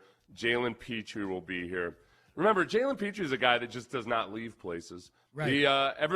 Everybody bailed on Baylor except for Jalen Petrie. Yep. Said, no, I'm going to stick it out. It's out. Yeah. Especially if it's anywhere within a 2-hour radius of Houston. He sticks it out. Good chance Daniil Hunter is not here just because of age. He may be in Houston, but he will not be a Houston Texan. Yeah, and that's where it all really comes down to. I could totally see him still playing viable football at that point in his career. He's obviously remarkably fit and has been pretty healthy throughout his career. But it's unlikely that he stays with the Texans for that long at this age. Talking locks. It's got to be a lock. Yeah, it's got to be a lock. Okay, because of his age, I can't say him. He's not a lock for sure. I think Ariante Ursary, there's a really, really good chance. People are saying Ursary on the text page. Teams typically do not let go of franchise left tackles. I think he's got the chance of being a franchise left tackle. Ironic because he replaced a franchise left tackle the Texans let go. Yeah. But usually you don't let go of guys like that, and he's going to be still younger than Larry Tunsil was. Is he a lock to be here? Yeah, I guess I can't put him as a lock. Yeah. I think Will's a lock. I think if we asked this question before the season, I would have said CJ is a lock, but nobody is saying CJ Stroud on the text line right now. Ariante Ursery, I am very, very optimistic on, but just like the Rockets' young core, you can't just chart a graph and say, well, look, they improved this much this year, so then definitely next year. The biggest thing that I like about Ariante Ursery is that multiple different players have said, man, he cares about his technique. He really works on the technique. He's always asking questions of Will Anderson and Daniil Hunter about how he can get better. Like, all of those things added to the fact that he's a physical freak of nature, I'd be very surprised if he doesn't work out as a left tackle. I think Will Anderson Jr., if we're talking a lock like you have a gun to your head, that kind of lock. Not like, he's pretty good and I think he could be here. Will Anderson Jr. might be the only player that I would say is a lock. And I know Derek Stingley, because you just don't know what can happen with guys. Like if Derek Stingley Jr., if you're getting the Stingley of the last 2 years, if you can guarantee me I'm getting that for the next 2 or 3 years, then yeah, he's a lock. He gets injured a lot. There's a better chance Stingley is here than not here. There's a better chance that he's still a good player. He's a young guy. He's going to be not even in his late 20s at that. He'll be in his late 20s technically, but it's not like he's going to be 29 at that point. He'll be like 27 at that point. So it's a better chance than not that he's here. But if he starts getting injured a little bit and he's making $30 million a year, remember Jonathan Joseph? People used to get into arguments about whether he was injury prone or not, because you look at his career and he didn't miss a lot of games, but he did play through a lot of stuff, and at times it looked like it was affecting him. So Derek Stingley this year looked a little bit like that kind of guy for a while. He played all the games, but man, he wasn't his same self when he was dealing with those couple of oblique injuries. So he's credit to him for being durable and playing the games these last couple of years. But I guess because of his previous injury history, I get a little bit nervous that he had an oblique injury this year that did affect his play. But, I mean, he was out there. He's tough. He played and everything. It's just you do have to keep that in mind. Is DeMeco Ryans a lock? Oh, boy. I think DeMeco – it's – okay. DeMeco's an interesting one. Because if he wins a Super Bowl, he's 100% got that kind of John Harbaugh potential career, where at the very least, hey, he won a Super Bowl, you get extra grace period for that. And I have a hard time seeing a DeMeco Ryans coach team ever being uncompetitive. I think they do a really good job of identifying the right types of players that bust their butts, et cetera, et cetera. And I think DeMeco does a really good job coaching them up and motivating them and keeping them motivated, all of that. So I think that he would end up being, whether it's John Harbaugh or Mike Tomlin or Jeff Fisher back in the day, where I have a really hard time seeing, I'm knocking on wood as I say this, I have a hard time seeing a DeMeco team go 2-14 now that he's got his culture installed. He's the next closest thing to Will Anderson Jr. for a lock for me. Because I think there's a better chance like DeMeco may just decide head coaching. I think DeMeco will be here in 2029. Yeah.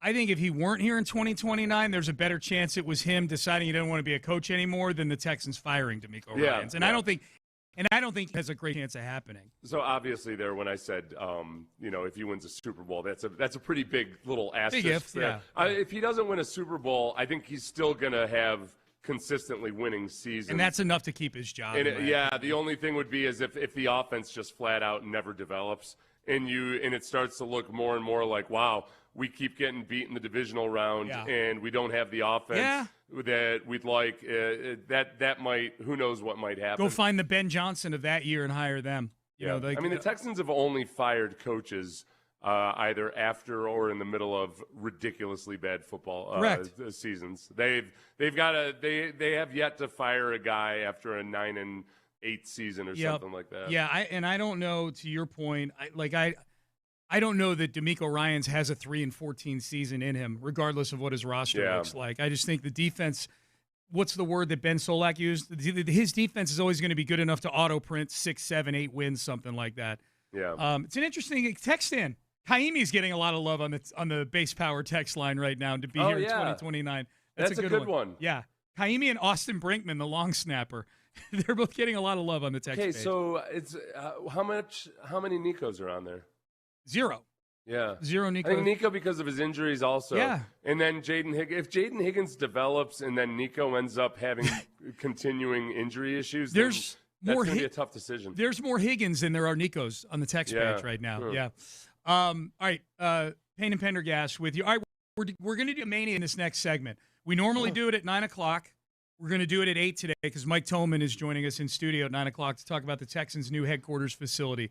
So, can anybody take down Colin Cowherd, the current champ, and take a Mania? That is next. Can anybody help you out if you've been injured in an accident that was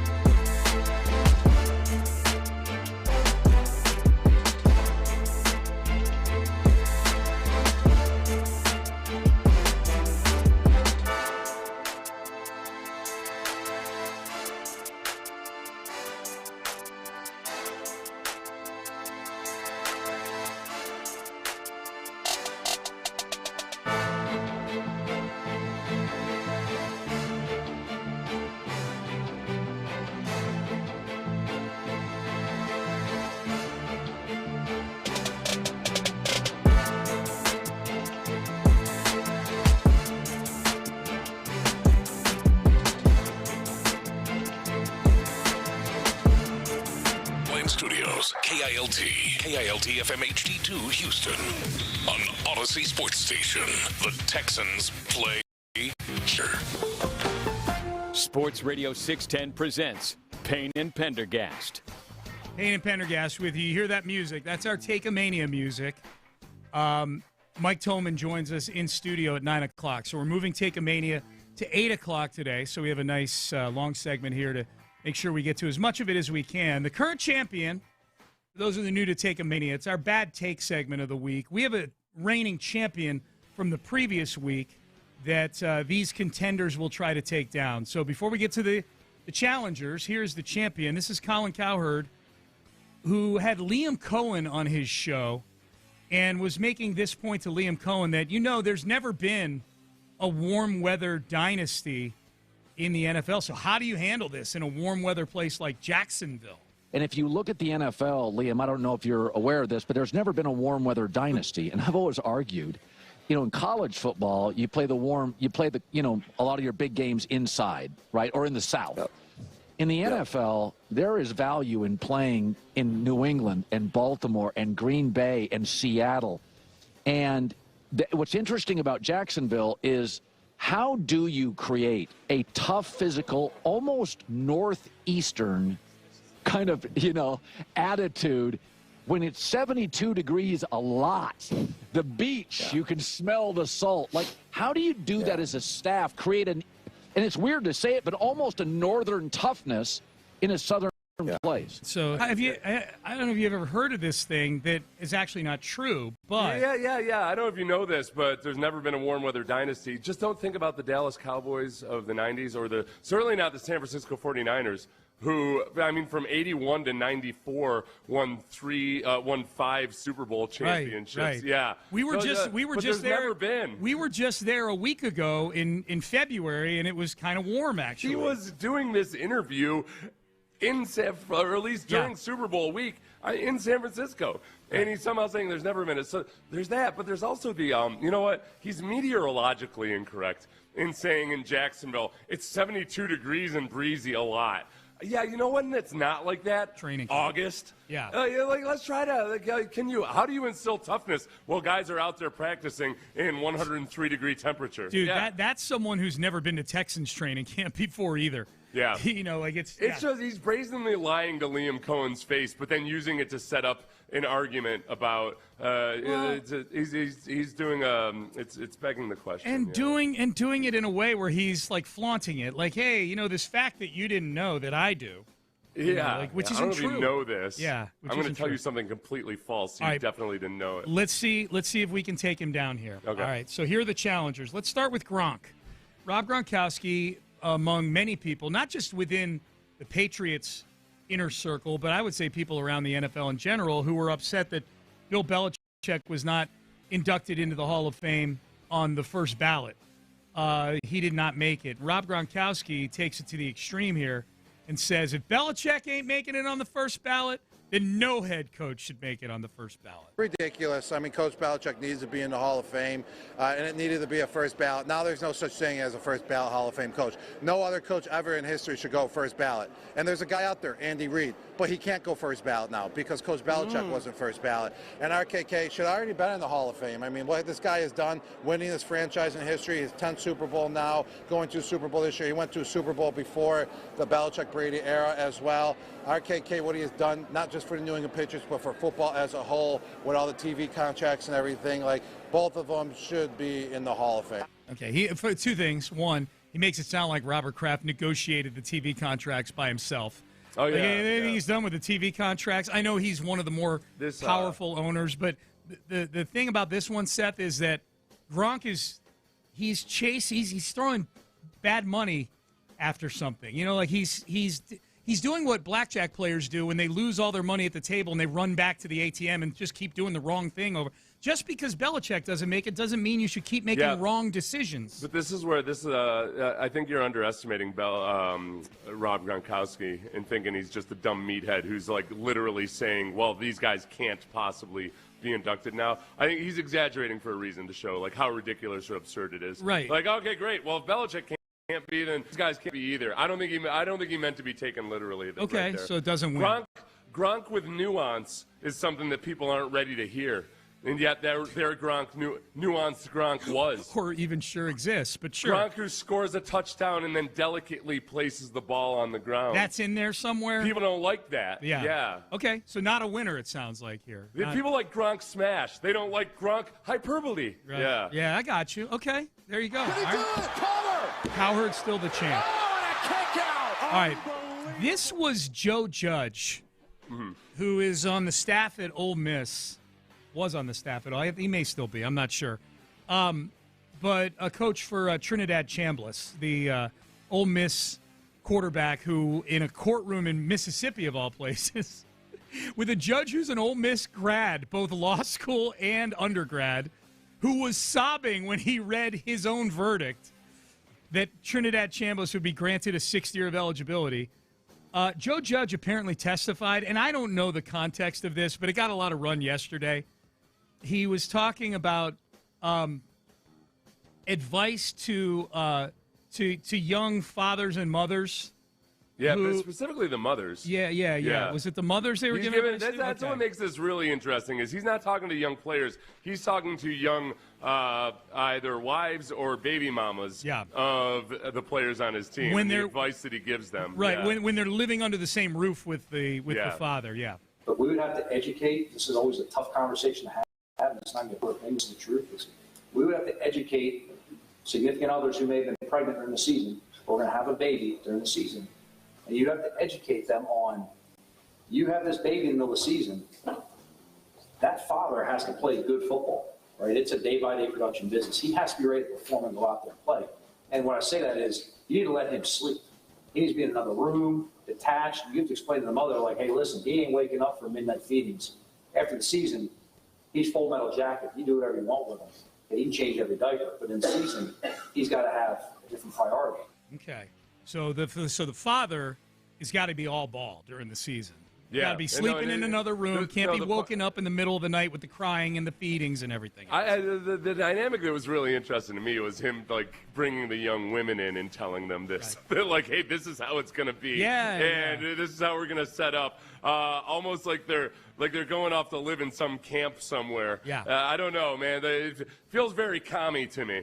Which, most good college football programs are kind of communist. A little bit. But, that's and yet at the same time, I think that there's a better way to have that conversation about division of duties and like what because the other part this is what I don't like about this. He's kind of setting it up almost as if all of these young women must have nothing else going on in their lives worthwhile other than latching on to the guy that got pregnant. Okay, wait, like there's a way to manage it and everybody's different. Is it worse than Cowherd? No, I'm so uncomfortable with this entire situation and the weirdness of all of it. No, it's not worse than Cowherd. Okay, it's not worse than Cowherd. I can relate to this. I mean, we had premature twins. Yeah.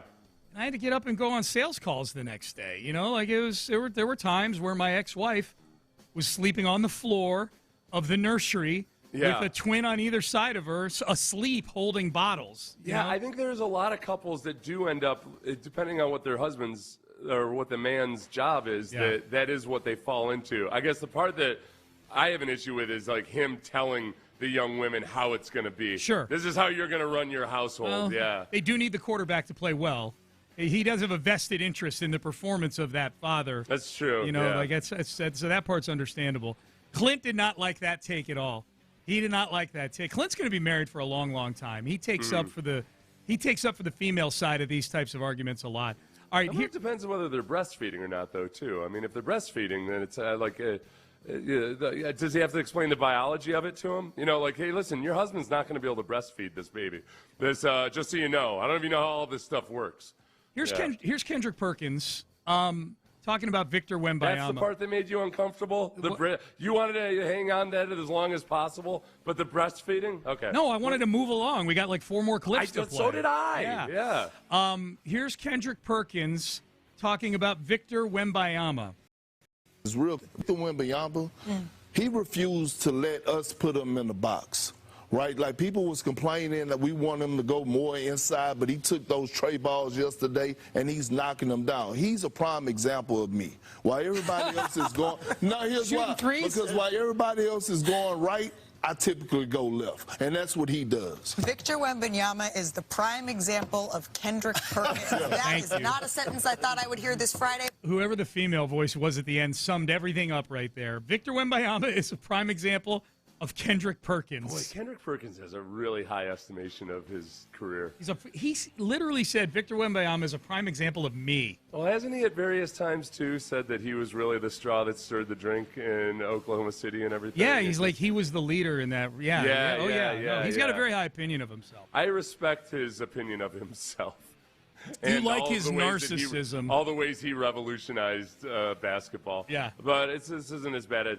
It's a bad take, but it also involves himself. And plus, I'm growing tired of Kendrick Perkins being such a frequent entrant into this competition. So no, he does not unseat Colin Cowherd. Can he do it? Collar! Oh, and a kick out! All right, cool. Let's keep it moving. Here's Emmanuel Acho. You found this one. This is Emmanuel Acho on, I'm assuming this is on his show, Speakeasy. Yeah. He's talking to Shady McCoy and whoever else there. And he's talking about how he didn't quite know how much to read into Jalen Hurts' behavior at a party. Okay. Here we I go. saw Smitty at the Super Bowl. Dapped it up, chopped it up with him. I don't think – oh, and I saw Jalen Hurts. Saw Jalen at the Super Bowl. Sitting in the corner by himself with sunglasses on his phone. He give you one word answer, didn't he? I didn't even talk to him. Oh, I just okay. seen him. I was wondering, like, I go into this back room because I'm meeting everybody in the room.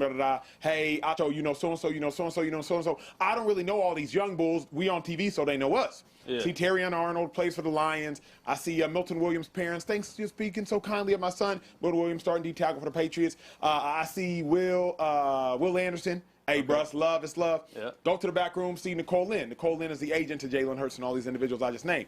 I'm like, why ain't nobody in here? I'm turning around, I leave. I just see Jalen sitting down by himself, sunglasses on, da-da-da. Read nothing into that. Or read everything into that. Yeah. Like, you at a party with your peers. Why you dolo? Okay, what's dolo? I don't know.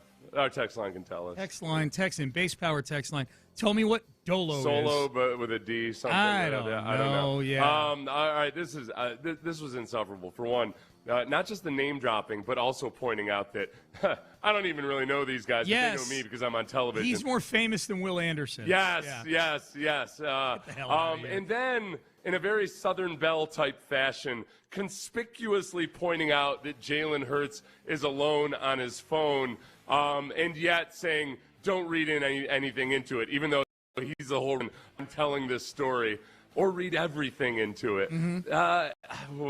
He's so annoying. Okay, so at any given time, this is like when you judge somebody based on a still shot. You know, remember Altuve at the White House presentation, looking like he wanted to murder Trump. Yeah, and it made it look like that was everything about what he. Yeah, like anytime you see somebody with just a still frame where they might have been doing whatever, who knows what their actual emotions were at that point. So we walked into a party, if Jalen Hurts had been sitting by himself, staring into a corner or something, and not on the phone, maybe I'd think something of that. At what point in your life have you ever walked into a party and seen somebody in a quiet corner on the telephone and thought, clearly that person is on the phone for a reason of any sort of all? And the implication would be that Jalen Hurts isn't necessarily all that extroverted a guy, or his leadership or whatever else like that. Like, okay, you walked in, you saw a guy in a quiet room who was talking on the phone. That makes perfect sense to me. And you wouldn't have said anything about it if it was Will Anderson or if it was anybody else who doesn't have a reputation or questions about whether or not he's outgoing enough. So, no, I will not read into that. I will read into you maintaining the spot of the most annoying person in national sports media and also the new champion for now this week. Oh! Yes. Okay, we got champ Emmanuel Acho. All right. Dude, the name dropping, but also conspicuously pointing out that he was putting himself above people that he was also conspicuously name dropping. Well, and he did the thing too where he takes both sides of something. where he goes, it could be nothing, or it could be everything. Because it'll get back to Jalen Hurts, obviously, that this was said, and it'll turn out to be nothing. He's like, well, that's exactly what I said. Or it'll turn out, like, through back channels, like, no, he was talking to so-and-so, and he was really didn't like being at that party, and Acho will be like, yeah, it's exactly what I said. He made a big deal. He made a story out of something that is not a story at all. Right. I walked into the thing about that, without all of his extreme gesticulations and intonations and what have you. I went to a party. I saw Will Anderson. I saw Milton Williams' parents. That was nice. I saw Jalen Hurts, but he was on his phone. He was up in the corner of this room, and then I left. Right. That's the story. That's it. Dolo means solo, basically. I guess there's a saying, solo dolo is the whole saying. And there's some people saying it just means solo. There's a few other people saying, Seth, it means by yourself, solo, at a place where there's a lot of people around you. Doing something discreetly. It's solo and down low, apparently. That's the combo? It's a combo of solo and on the down low. Okay. It wasn't all that much on the down low. Where are you getting that information if Acho is talking about it. Right. And he's on television. I don't know if you knew or not. But that's how you know him, because he's on television. Actually on streaming now. He's not on TV anymore. Yeah. He's on the interwebs. All right, there's your take of Mania. New champ. Emmanuel Acho has the strap. He has the belt. All right, Jonathan Alexander had this in the Houston Chronicle. 5 big questions regarding the Texans O-line this offseason. I think if people were listening, they'd say the 2 biggest things for the Texans, C.J. Stroud has to get his groove back, and the Texans need to, again, fix this O-line. And those 2 things are probably, if we're being honest, intertwined. What are the 5 big questions? More importantly, what are the answers to these 5 big questions? We'll do that. Mike Tolman, Texans team president, joining us at 9 o'clock in studio here. But before we get to that, Beck's Prime went to steak night at Beck's Prime on Wednesday. Now, they have steak every day at Beck's Prime, but on Wednesdays, man, for a little lower price, you get not only the steak, you get the baked potato with it, you get a salad with it.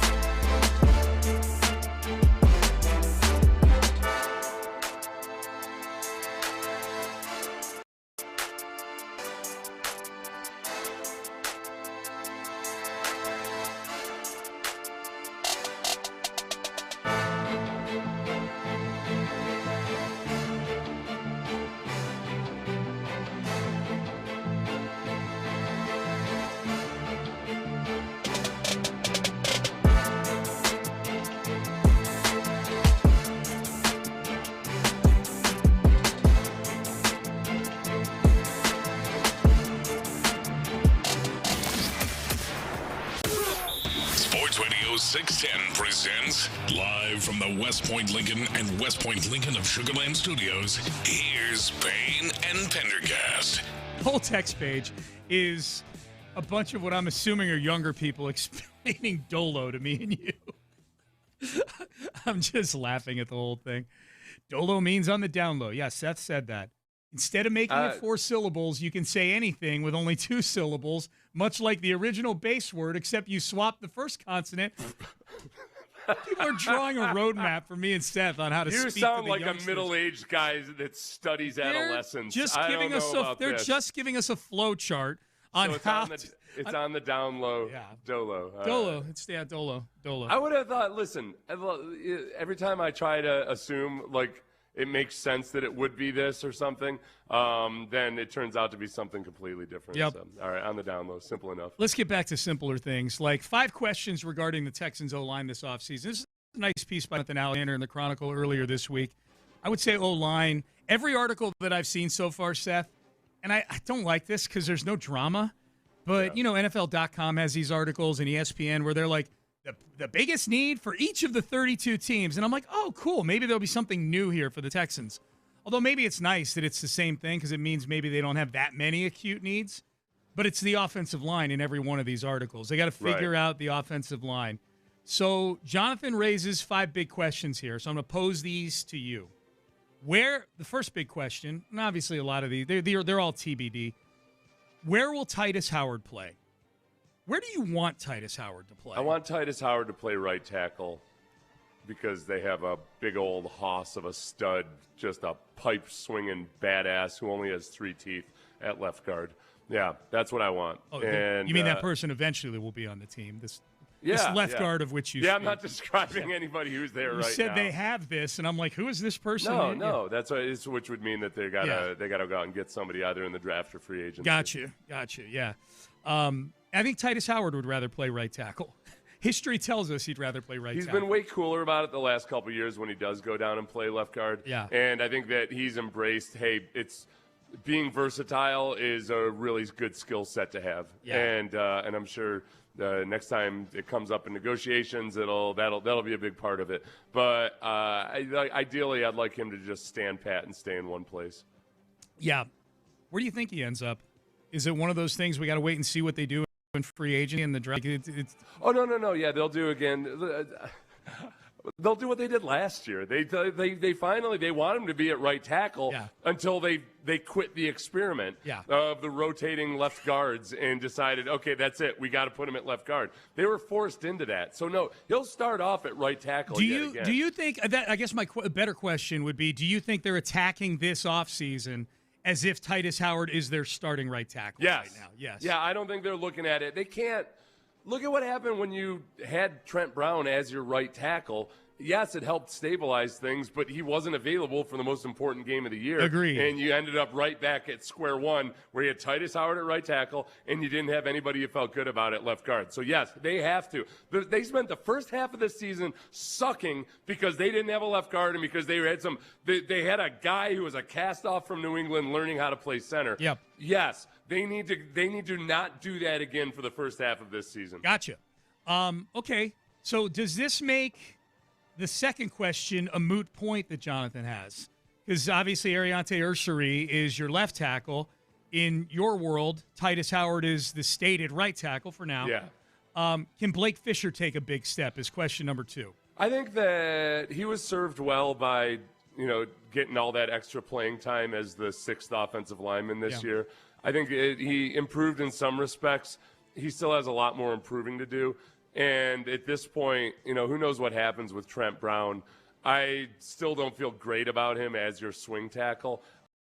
I don't as a guy that's going to be the starting right tackle, and because of that, you can move Titus Howard to left guard. That's why I guess that's another reason why I'm comfortable saying I think Titus Howard starts off at right tackle. Yeah. I don't think he faces any pressure from Blake Fisher. Maybe he can be your swing guy. Maybe you keep using him as that 6th offensive lineman, but he's still got some work to do. Yep.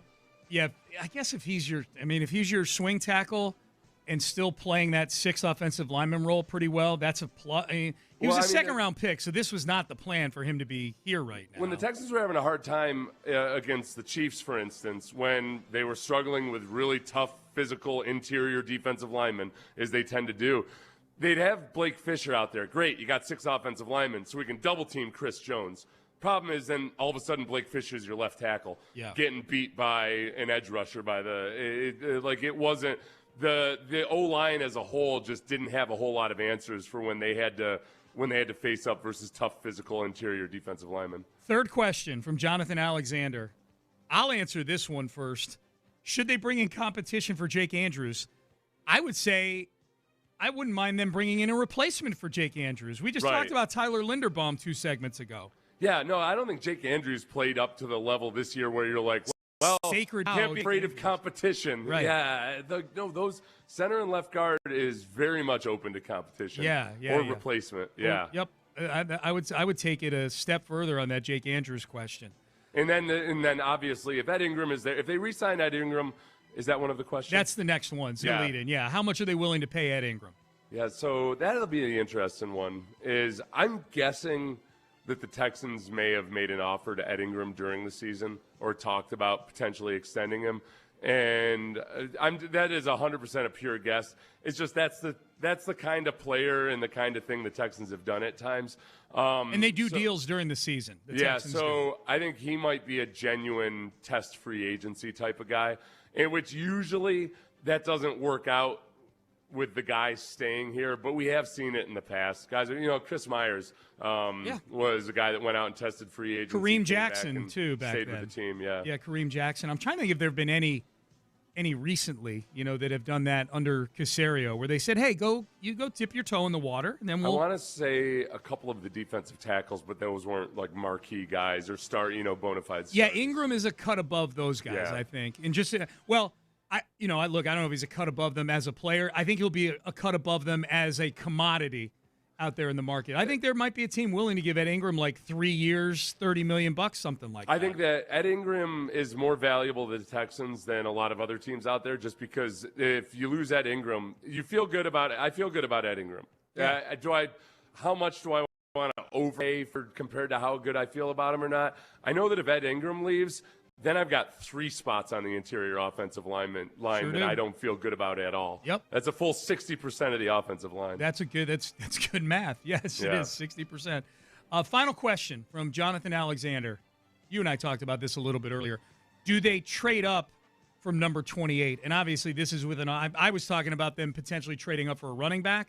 Yeah. This obviously, because the article's about the O-line, is would they trade up from number 28? Do they trade up from number 28 to go get an offensive lineman? I think that the part about this that's interesting is because Titus Howard can play guard, you know what, I got to modify what I said earlier, where I would assume that, hey, Titus Howard starts off the year at right tackle. If they drafted a guy who was a pure offensive tackle on the offensive line, then maybe they feel comfortable doing that, saying, yeah, we're going to give him a chance to start at right tackle, and we're going to have Titus Howard start at left guard. Yeah. That would be, and then there's a few guys out there that are listed as offensive tackles, but maybe they're guards in the NFL. I think there's a really good chance they trade up for an offensive lineman. They tried to last year. Yeah. And we know they tried to. They tried to, and Tyler Booker was reportedly the guy they really liked. He ended up going at number 12. So obviously they weren't willing to jump all the way up to 11, or they couldn't find 2 to tango. Maybe they were willing to, but they couldn't find a team to make a trade. Tyler Booker was good for the Cowboys this year. If we're looking, I think there's people who look at how the Texans have evaluated offensive linemen that they've actually drafted, and it's been very hit or miss, more miss than hit in the first 2 rounds in the last 3 or 4 drafts. Tyler Booker, now there's no guarantee Tyler Booker would have played as well as a Texan as he did as a Cowboy. Maybe he got better coaching there than he would have gotten here. He was undoubtedly, for a rookie, a good player. It seems like their spidey sense on Tyler Booker was accurate. They just were drafting in the wrong place to try to get Tyler Booker. But we know that they probably tried to move up and get Gray Zabel. They tried to move back into the first after they traded out of 25, that they reportedly tried to move back up into the first round. where Josh Connerly and Josh Simmons got drafted? You know, and they were trying to trade back up into the first round. Nick said that. The question of for whom, that's what we don't know for sure. Let me ask you this. So last year, there was a report, and I think it was from Albert Breer, that the Texans were trying to trade back up for either Josh Connerly, the offensive tackle, or Josh Simmons, the offensive tackle. Yeah. Okay, given that there was a lot of smoke about Josh Simmons having maturity issues and everything, and given that Josh Simmons went AWOL on a game day at one point during the season and was MIA for multiple weeks during the season, is there any chance in hell the Texans were going to actually draft Josh Simmons? It surprised me a little bit that his name came up because there was chatter about him before the draft. Yeah, some a lot. issues. Yeah, a lot about him just having real maturity issues and dedication issues. He did not sound like a Texans guy at all. No, and especially for a team that Nick openly said it to us a week ago at the Super Bowl that they probably have a smaller board of draftable players than most teams do. That would have surprised me if they were looking to move back up and get Josh Simmons. So if it was for one of those two guys, I assume it was for Josh. If it indeed was for one of those two guys, I would think it was for Josh Connerly. Yeah, I would too. This is a funny text. Base power text line. It was Seth's birthday yesterday. That's where this text comes from. And I was unaware it was Seth's birthday until he mentioned it. Yesterday, my 10-year-old son asked, how does Sean not know it's his birthday? Aren't they best friends? You're in my phone as co-host. That's a hotkey? Oh, that's great. That's great. Where the hell did you come up with that so fast, Ben? That was incredible. It's not like I even – man, Ben, you're a maestro, dude. You're a maestro on those I don't hotkeys. remember that at all. I don't either. You're in my phone as co-host. I don't even know why I said that. Yeah, 10-year-olds don't understand how Yeah, no, it's you don't get like to sit in a special chair in the classroom or anything on your birthday. No, and you as at 10 years old, Mr. 10-year-old, are excited about your other friends' birthdays because there's birthday parties. Yeah, that's right. Yeah. There's cake. There's cake. I was doing that thing, as I try to make it through this world, not under things like Dolo. I saw two people having an interview, and it was a guy interviewing a woman, and the woman said, well, I don't think you treat your employees well. And he said, why? And she said, well, for one, you make people work on their birthdays.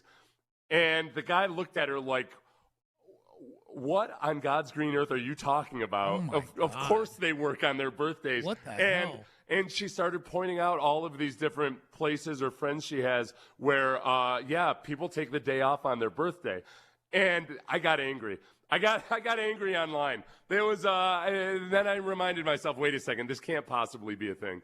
Is this a thing in workplaces now? Not that I know of. Do people take their birthdays off? No, not that I know of. It can't be. It can't be. Okay, yeah, okay, good. This was fake. There's no way. Text in if you have some horror stories about this. See, because I think, that can't be a thing in corporate America now. I have never once in my life heard of somebody taking the day off because it was their birthday. No. If they did, they certainly didn't say that was the reason they were taking the day No. off. Maybe they did. No. Yeah. No. Yeah. So to the 10-year-old who was wondering how I couldn't possibly know it was Seth's birthday, aren't they best friends?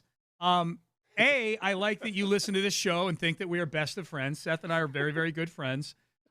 B, when you get older, you just don't know other people's birthdays anymore. Yeah. You just don't. Yeah.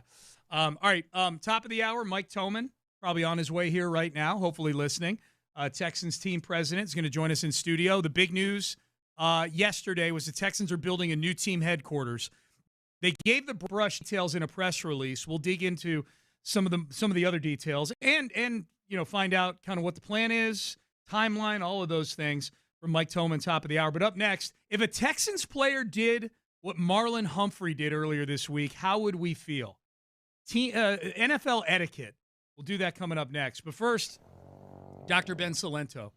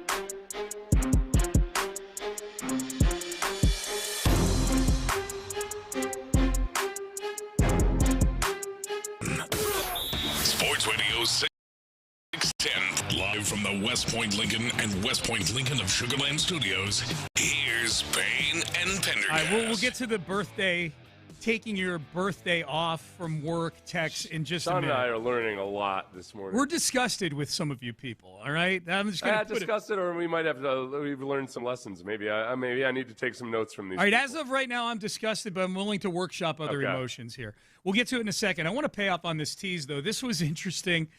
Did you happen to see Marlon Humphrey of the Baltimore Ravens, Seth? Yeah. At the Seahawks parade celebration in Seattle? I saw reports about this, and I didn't really know anything about it. I figured maybe he was, I don't know, maybe he was shopping in the area or something. Okay. He just happened to be in Seattle walking around the Pikes Market there doing a little shopping. Was he actually wearing a Seahawks jersey? I don't know. Okay, that's a good question.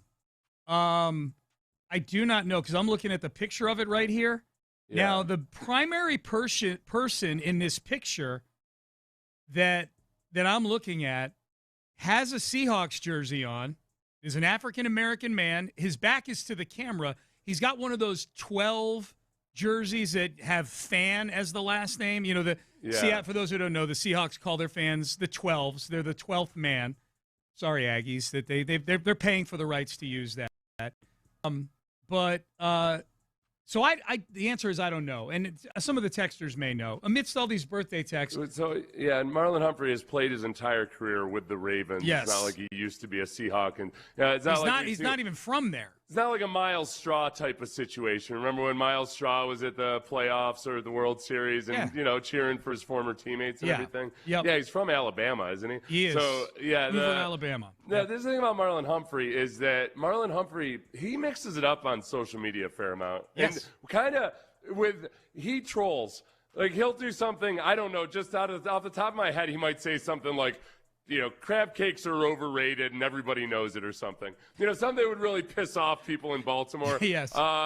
He's not afraid to do stuff like that. So I think that he's probably just trolling people in general if that is indeed him at the Super Bowl. Okay, so I just asked AI on Google here the situation. And they said, yes, Ravens cornerback Marlon Humphrey was spotted wearing Seattle Seahawks gear while attending the Super Bowl parade in Seattle. Reason for attendance. Okay, is this a valid reason for Marlon Humphrey to go to the parade and wear a Seattle jersey? We all know Mike McDonald was his defensive coordinator in Baltimore. He's now the head coach of the Seahawks. Humphrey says he was there to support his former Ravens DC, Mike McDonald, who won the Super Bowl with Seattle. Is that a valid reason? I think that's valid. Yeah. I don't know about wearing the jersey. I guess that's the tough part. He Right. should have, if he has the means, I feel like maybe he should have gotten himself a custom Mike McDonald T-shirt or something. Yeah, something like that. To be more specific. Sean, I don't know if you've ever seen anything like this, but sometimes when an athlete wears an opponent's piece of apparel, it doesn't even have to be in that same sport. But if a Houston athlete, for instance, wore a Mariners cap or something, now that you people are going to get worked up about it. Yeah. And that's not even in the same sport. That's true. Yeah. If he was just out in the wild weering a Seahawks jersy out to Applebee's or something like that. Yeah, celebrating a Super Bowl championship, though, too. I think that part of it. The Seahawks, if he had just been there supporting Mike McDonald, I don't think people would have gotten bent out of shape about it. I think he's wearing Seahawks apparel. Okay, I love that you brought up that example. And obviously, Seth's alluding to C.J. Stroud wearing the Mariners ball cap, walking into a stadium to go play. I had no idea. Well, I don't know if you saw, but that was my question. Like, what if like Derek Stingley Jr. were at a Super Bowl parade wearing a jersey of so and so, and as you brought that up, I'm like, oh yeah, we've had this furor before amongst fans with the Texans with CJ wearing the ball caps of other teams. It's so funny when it's so hard to figure out what is real and what isn't real. The one I had seen was the headline was, for the first time ever, an opponent's player shows up at the Super Bowl. And I'm like, well, this is what you're using as your source, as somebody who's posting. I can't verify whether a player ever has or has not shown up. Ever? There was a time where we didn't have cameras on our phones, you know? Why would you say something that's logically impossible to verify? Yeah. But I support Ravens fans in being upset with him wearing Seahawks gear. Yeah, I kind of do too. It wasn't an intra-divisional of foe or anything like that, but still. Yep. I would like players to go to the Super Bowl parade to get a feel for, all right, this is what comes with it. This is what I'm missing, yeah. I want a little bit of this in my life. Just observe so you can go, you know what? This is a good incentive right here. That's what I would do when I went to Disney World every year. I would get out on the teacups and I'd say, this is what champions do. This is what it's like to be the MVP of the Super Bowl. Wait, do they go to Disney World or Disneyland? It used to be Disney World. This year was Disneyland. I don't know if there's... because it was on the West Coast. Maybe. Yeah, that's probably why. It used to be Disneyland, it seems, because I remember thinking, all right, Disneyland kind of sucks. But then it felt like it was more commonly Disney World. It doesn't suck. It's just not as good as it is. I've had fun at Disneyland before. Yeah, but it's still just like a normal amusement park. You don't feel like you're in an entirely different universe. They don't have the extras like Disney World does. It's like being in a nice town versus being in Bridgeland. Yeah. You know? Yeah. Oh, I mean, it's just a different world. It's your own like universe there in Bridgeland or Bridgeland. I don't know how to pronounce it. We're getting the majority of people are saying, some version of Lend or Lind. It's Lind. Not it's land. hard to spell phonetically. It is. But so not Bridgeland like Pearland. Correct. But Bridgeland. That's okay. right. Okay, as far as your thing about people taking their birthdays off at work, yeah, a lot of people texting in, and if the text line, the base power text line, is any indication, there are a lot more people who do this than you would think. And a lot of people in our age bracket do it, it would appear. Yeah. Now, first text we got on it was the birthday thing is this new generation of kids.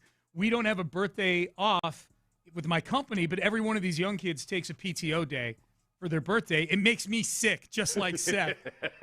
I don't know if Seth is sick about it. It sounds like you're willing to listen about this. It makes me kind of angry. Yeah. It does. Who's the first guy to stick up for Gen Z? Old Sethers. I always say, listen, they're going to be different because every new generation is different, but they're good kids, et cetera, et cetera. They are good kids. When I finds out that it sounds like a majority of them want to have a special day for themselves away from work on their birthday, it's testing me, Sean. I'll read a few more. Oh, it's a thing. I'm 50 years old and have taken off my birthday every year of my professional career. That's a 50-year-old that's done it. Another text. I take off my birthday every year. I basically work outside in Missouri, and my birthday is in January. I've been at the same job 20 years this year. They just expect it at this point from me. Huh. So what do you do when you take the day off for your birthday? Do you just do you treat yourself to doing some fun things or something? There was an episode of Malcolm in the Middle once, I remember, where Hal, the father, was like the wife. He played by Bryan Cranston. Yeah, I remember the mom found out that Hal had been taking days off from work and just going to carnivals and going to the water park. Not even for his birthday, just taking days off. Randomly, just being a bad employee. So is it something like that? I might have to start thinking about doing this. Yeah, I gotta wait over almost a year to do it, but I don't know. Yeah, you and I it's tough because you and I don't have a job that sucks. Right. So if I had a job that sucked, that I just hated going to or something, I could totally see me like, no, you know what? I'm gonna have some fun this birthday. We work. You and I work more holidays than we take off, like the ones that we're allowed to have. That's true. Like President's Day is on Monday. President's Day is this coming Monday. You and I are both going to be in here on Monday. I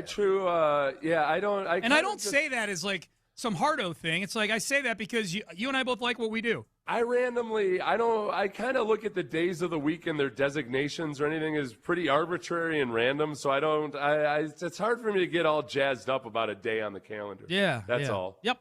All right. Mike Tolman. He is in the building, Mike Tolman. But have those people also, why don't you guys text in and tell me what you do when you do take the day off for your birthday? Okay. We'll rejoin this. We'll visit this after Mike. Yep. We'll revisit it at 9:25. But Mike Tolman, Texans team president, is in the building. He is going to join us. You guys saw the big news yesterday. Texans building a new team headquarters, and this thing is going to be huge. We'll talk about it with the team president, Mike Tolman, coming up next. Trajan Wealth. What are you going to do on your birthday when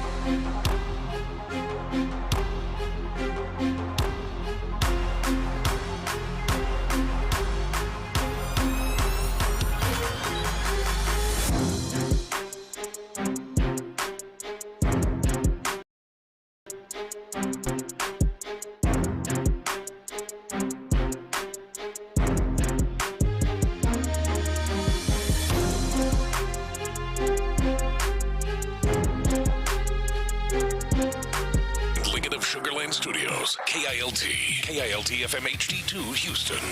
On Odyssey Sports Station, the Texans play here. Sports Radio 610 presents Payne and Pendergast. All right, here we go. It is time. Texans, big news yesterday. 83-acre new headquarters site. Going to have the headquarters, going to have the training facility, going to have the practice facility, and a whole lot of retail and entertainment to go along with it. Yesterday was a really, really exciting day for the Houston Texans, and I think the city of Houston as a whole. And joining us to talk about it right now, one of the driving forces behind it, he is Texans team president Mike Tolman joining us in studio. Mike, it is great to see you. Congratulations on the news yesterday. That was huge. Thank you very much. Sean, so thank you for having us as well. Of course. Excited to be here. How did it feel to get that done yesterday? How did it feel? I know you didn't technically hit send on the press release that went out, but when it popped into your inbox, knowing all the work that went into it, how'd that feel yesterday? Put us in your shoes for a second. It was fantastic. I mean, you touched it. There's a lot of work going into it that led up to it, and when you see it all come together and you can have a moment like that where you can say, okay, greenlit, and we're moving forward, it was a special moment for the organization. You know, Mike, Sean and I talked this morning, and I kind of told him from a player's perspective why I think players will be excited about this. I would have liked this setup a lot, the way it looks like you guys are planning it. From the fans' perspective, what should fans be excited about with this? How is it going to change their experience interacting with the team? Like, what does it matter from their perspective? Yeah, no, absolutely. Well, one, they are always a driving force in how we think about the world. And so kind of the way we think about it is NRG Park. You want to be with us on our biggest days? That's NRG Stadium. Come see us on our biggest days, the biggest stage. The other 350 days a year, come to the Toro District. That is where we're going to live, work, and play. And that is where we can be more integrated into the community, which was a big driver in why we did this. So where exactly are we right now? Was yesterday's press release the announcement that this thing is done, or are there any more steps in gaining approval, or is it just a matter of cutting the ribbon and getting going here? Yeah, so I think yesterday was a big day because it was really given the authorization of the public side of this public-private partnership. So for the public to work through with the leadership of Commissioner Leslie Briones and Commissioner Tom Ramsey. Their leadership has been fantastic in this partnership, and the support of the county commissioners overall, a huge part of what happened. It happened yesterday, and so that was the authorization to move forward with it. So now we kind of get into the planning and the final details. So the timing of it, you're moving in 2029, hopefully. What does that mean for, I guess, moving the entire training camp up there in 2029, having everything shifted over there by then? Is that the goal? Yeah, that is the goal. So, it's about 2.5, 3 years from this moment to being able to open the training facility and the headquarters. Seth, I think you mentioned training camp. One of the things that we're really excited about this is that it can really showcase Houston. And so it's built for big events, to really be able to invite in our fan base, invite in the public for training camp and other major events situated there. Well, when it comes to the youth sports dynamic, I know you guys, the Texans have done a lot with youth sports, and you're expanding what you're doing there. I love B is going to be out there. Do you have a vision yet for exactly what you're going to be able to provide with the youth sports side of things, or is that still a work in progress? We definitely, again, that was a driver in it as well. So you're hitting on all the drivers. Making football accessible has been one of our key initiatives, certainly led by Hannah McNair and the overall team from the girls flag football and flag football in general. So when we were putting this together, that was front and center of how do we make sure that that's accessible to the community. You hit on love volleyball. So it's really about making sports overall accessible. And so what you'll see with this when we get closer to it is our field house will be in a situation where not only does obviously have an NFL football field regulation size in it, but it can also fit 3 flag football fields. You'll see outdoor flag football fields. We're in a situation where it can have up to 21 volleyball courts. And so we're really excited about how this can showcase and make sports accessible to the community. Well, and especially the sports you just rattled off. We know how big a passion women's sports is for Hannah McNair and the Texans as a whole. I mean, you just rattled off a whole, flag football, volleyball, all that stuff. I would imagine this has the potential, it sounds like, that site to make Houston really sort of a mecca or a nucleus for women's sports here. I think we're uniquely positioned to through Hannah's leadership and certainly Cal and how we support the women's sports effort. It's just in line with who we are. I had a chance to say this before. We're really fortunate because we have great vision from our ownership. We know who we are. One of the pieces is inspiring hope in Houston. How do you raise the profile of Houston? And certainly women's sports is a great way to do that. And we look at the Toro district as like, hey, this is a place you can come 365 days a year to celebrate all of that. I got to get used to that. Toro district. Like, it's not just the new headquarters, it's the Toro district. That's what we're calling it. That's right. So the Toro district is the 83 acres. It is our training center, our training facility, our headquarters, plus the mixed use district. Yep. Real quick, Seth, along those, and we're talking to Texans team president Mike Tolman in studio with us here, talking about the Toro district, the new Texans headquarters that was announced yesterday. Take us through how you arrived geographically at that spot in town, the Bridgeland community there. We know that Howard Hughes, that entity, bringing that private equity in on all that's a planned community of theirs. Can you take us through how that all came about and why that part of town was the optimal place for you guys to do this? Yeah, absolutely. It's been a great process. And, we were really fortunate because we had a number of different opportunities. And I think that speaks so well of Houston. There is just so much development, so much growth going on. So there were a lot of great conversations out there. At the end of the day, when we had a chance to talk to Howard Hughes and really get to know them, it was important that we had the right partner in it. Howard Hughes is world class, and there were a couple pieces that were really important to us. One, do they understand Houston? You have a lot of developers out there who obviously do well, but to understand Houston was really important. They have the Woodlands, I think, as everybody knows. Yep.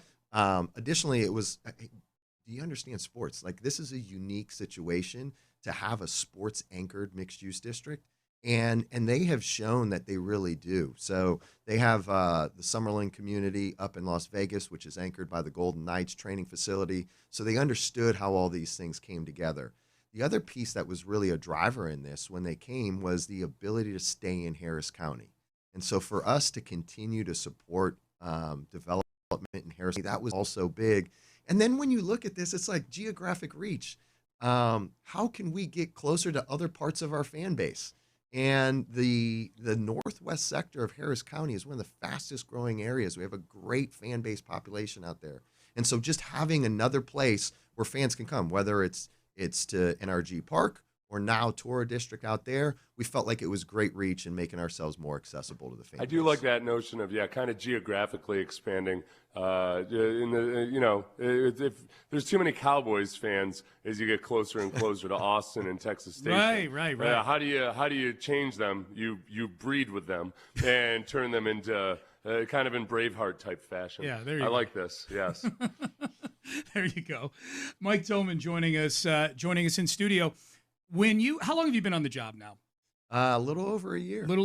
Was this when I know it's been discussed for a while, even before you got here. Was this a really high priority when you walked through the door over there at NRG Stadium to get this thing done? Yeah, absolutely. I think it was one of the things that really excited me, sitting down with Cal and Hannah and talking through what our future is going to be and what's laid out. And you look at what's identified. And so you have a big stadium development coming, or the opportunity for that. There's a training facility opportunity. And so when you have those types of transformative moments outlined, huge initiative. I also think in my first meeting with Nick, on the way out, he's like, it'd be great to have the training facility done soon. Yeah. Well, and you said this. I saw some of the media that you did yesterday, and you made this clear with multiple colleagues of ours yesterday that the priority in this is the football. 100%. The other stuff is all really important, and it's going to generate a lot of revenue for the county and the city, and it's going to generate a ton of jobs, 17,000 jobs, saw was the number yesterday. But the priority is to make the Texans a more, they're obviously competitive already, but add to that competitiveness and give the team a competitive advantage. Yeah, absolutely. 100%. I think, again, from vision of ownership, and really kind of our ethos, our charge is to win championships. Now that's a process. You know, you have to win the practice. You have to win. We have to win today. Yep. You got to win tomorrow. You have to go focus in on the games. And so it's a step-by-step, get better process. But make no mistake, to do that, you have to make sure the team is in the best situation to compete on a day in and day out basis. So the main thing is the football team and all of us living together, all of our teammates, as we call our entire organization. You know, we have an exciting growth path in front of us on the business side. And so for all of us to be together with football being the anchor, being the core, that was a driving focus in this. If we're going to kind of get an idea for what this entire facility might look like, or this whole district might look like, I know, you know, people mention the Star District up with the Cowboys a lot. Are there any other similar ones that are going to kind of be somewhat similar to to your version of it that people could look at online? Yeah, you know, so I can share the process we went through. You know, we looked at a number of different approaches to how to activate around their facilities. We love what San Antonio's doing with the Spurs and their Human Performance Institute. We really like what Real Madrid did out in Madrid with Valdebebas and their training facility. We love what the Braves have done with the Battery. Now, that's their stadium, but they have a great mixed-use district. Certainly the Star up in Frisco. You know, I think all of these have really shown some experiences that we liked. I think the main piece, though, is being authentically Houston Texans and going through the process, talking through what was important to us. Again, with Cal and Hannah's leadership, it's really easy. Like, we feel really comfortable in our skin. We know who we are. And so with that in mind, that's really been the driver on how we wanted this thing to come together. So the reaction for fans yesterday, obviously there's a lot of excitement about this. You know, the anything new is always exciting. Big questions about if there's any dots to connect here when it comes to the stadium, which is another project that's, you know, down the road here, you're probably already working on already. We know the goal is to renovate and do your best with NRG Stadium right now. But that, and I know the lease ends in 2032. Are there any dots to be connected here with the ultimate stadium project here? Because there are people wondering, does this mean that the stadium's going to be up on the northwest side of Harris County right now? What can you tell us about the connection, if there is any tissue between these two things? Yeah, I mean, I think I'd point to a couple pieces. Well, one, just for clarity, our focus is NRG Park. 100% our focus is to be there. We think it's a unique situation. It does not happen that often when you have 350 contiguous acres right on a major artery, the 610, and what's soon to be the third largest growing city. Like, you focus in on those things. And we feel we have great partners there. You know, when we talk about what drives, it's content. And we love saying, like, what's better content than football and rodeo? We have great partners with the rodeo. And what I draw is the Harris County commissioners and overall relationship that we have. I think this showcases a great public partnership, public-private partnership, and what can be done. And so we feel really great with our partnership there and focusing in there. So kind of the themes I draw is like, hey, the makings are there. You know, we can do great things together. This is an example of that. And we're going to take that momentum and focus in on NRG Park in the future. So if I wanted to have a place close to the actual facility and everything, this is rock solid enough that I can go up and buy a house up there right now. Let me tell you something that happened a few years ago, Mike. We're gonna move Sports Radio 610. They had all kinds of plans in place and everything. And I went up and got a townhouse like within a quarter mile of where we were supposed to move. And then bam, rug pulled out from underneath me. Stayed where we are. Had a commute that I did not appreciate. And but this is more rock solid than our long plans. Yeah, hey, I'm looking at Sarah Fraser right now. Sarah's in the control room. Sounds like that was a credible story you just laid out there. This is rock solid, yes. So I'm not your financial advisor, but go buy a land as soon as you can. I've been looking at Bridgeland, man. Which, by the way, Sean, it's Bridgeland. It's not Bridgeland. Right. Yeah, Bridgeland. So I've been, and it's one of these places where it feels like you're living in a different fantasy world, like the Woodlands. And I'm intrigued. Yeah. If I were a young player with a family and kids and everything, I would 100% want to be up there. Tony Soprano said, "Real estate. God ain't making any more of it." Man. Well, there's Mike. One thing that's happened. I don't know if you've picked up on this at all or not, because of Houston, how massive it is, and because the stadium and the facilities or anything are in a part of town where if you want to live 5 minutes from the stadium as a player, it's pretty pricey, if you want to get a nice house and everything. So guys spread out, and they're spread out all over multiple counties. I would hope that in the long term, you start having more guys that live closer to each other and, A, have a real short commute into the facility, but B, also can get together more easily in the off season and during the season and everything. Because there's places like in Green Bay, Buffalo, Baltimore, where they have that feel, and I think it does create a certain kind of team chemistry that's hard to get in NFL teams. So that's my pie in the sky dream of this, that the Texans end up. They already have a really good culture with the guys they have right now, but the more time they can spend with each other in the off season or in their off time together, I think it creates a stronger bond among teammates. So I'm excited about that part of it. Yeah, no, hey Seth, we love the idea of the synergies and we love being together, and so to create an atmosphere where that comes easily. Obviously, we got a special locker room, special leader and coach. So we're excited about the future, and when we start thinking about what the Toro district can be and how it can be such a catalyst, I think you're hitting it. I think it could be a really special situation. All right, last thing before we get you out of here, and this is really the most important thing. I was told by somebody who was involved in this process yesterday. I'm not going to say who it was. Their name rhymes with Schmanish McNair.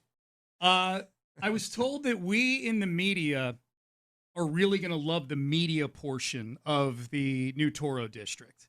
Is that, I don't know that there's details, but is that accurate that the media part of the new Toro district is going to be to our liking? Yeah, I mean, we talk world class. We got to make sure that you're in a great spot. So we're getting a world class spot also. Absolutely. Okay. Absolutely.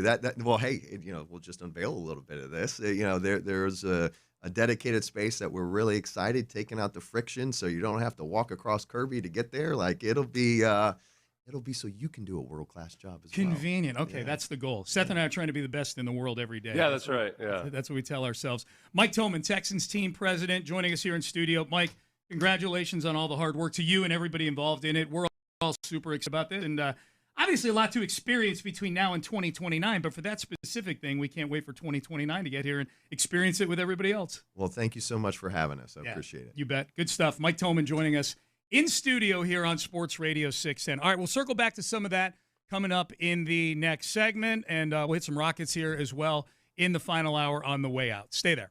Look, yeah, you might have to wait 3 years if you want to go up to the place.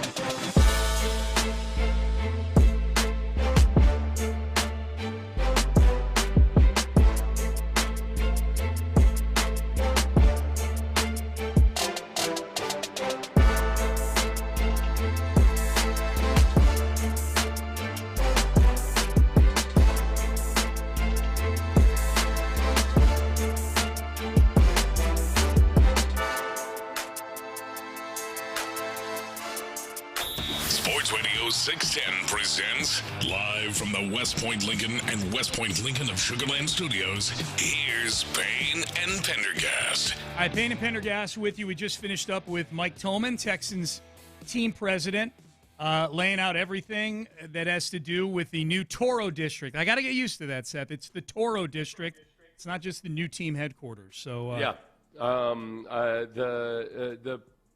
the part that sorry, Jason Bristol texted me. Jason Bristol from KHOU.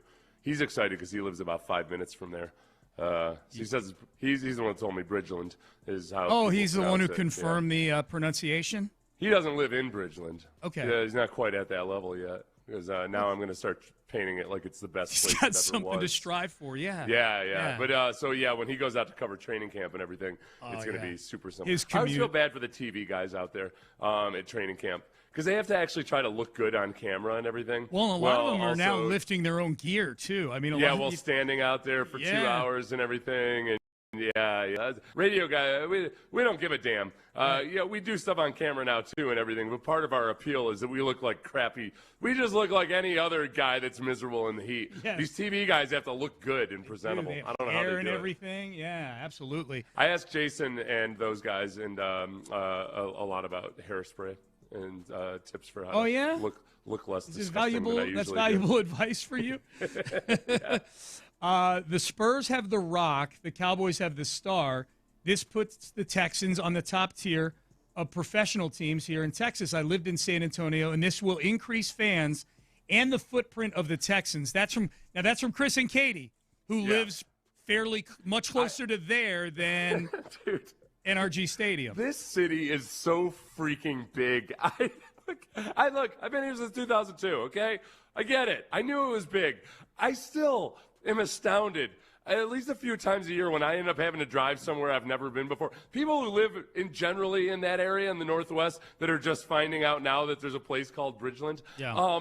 It's so big. So in my mind, I'm thinking, okay, you know what? In some respects, too, when free agents come to visit, it's nice that you have a nice short drive from the airport. That looks better. Traffic? No, we don't have traffic in Houston. Oh, you stay above it all up there on the north side.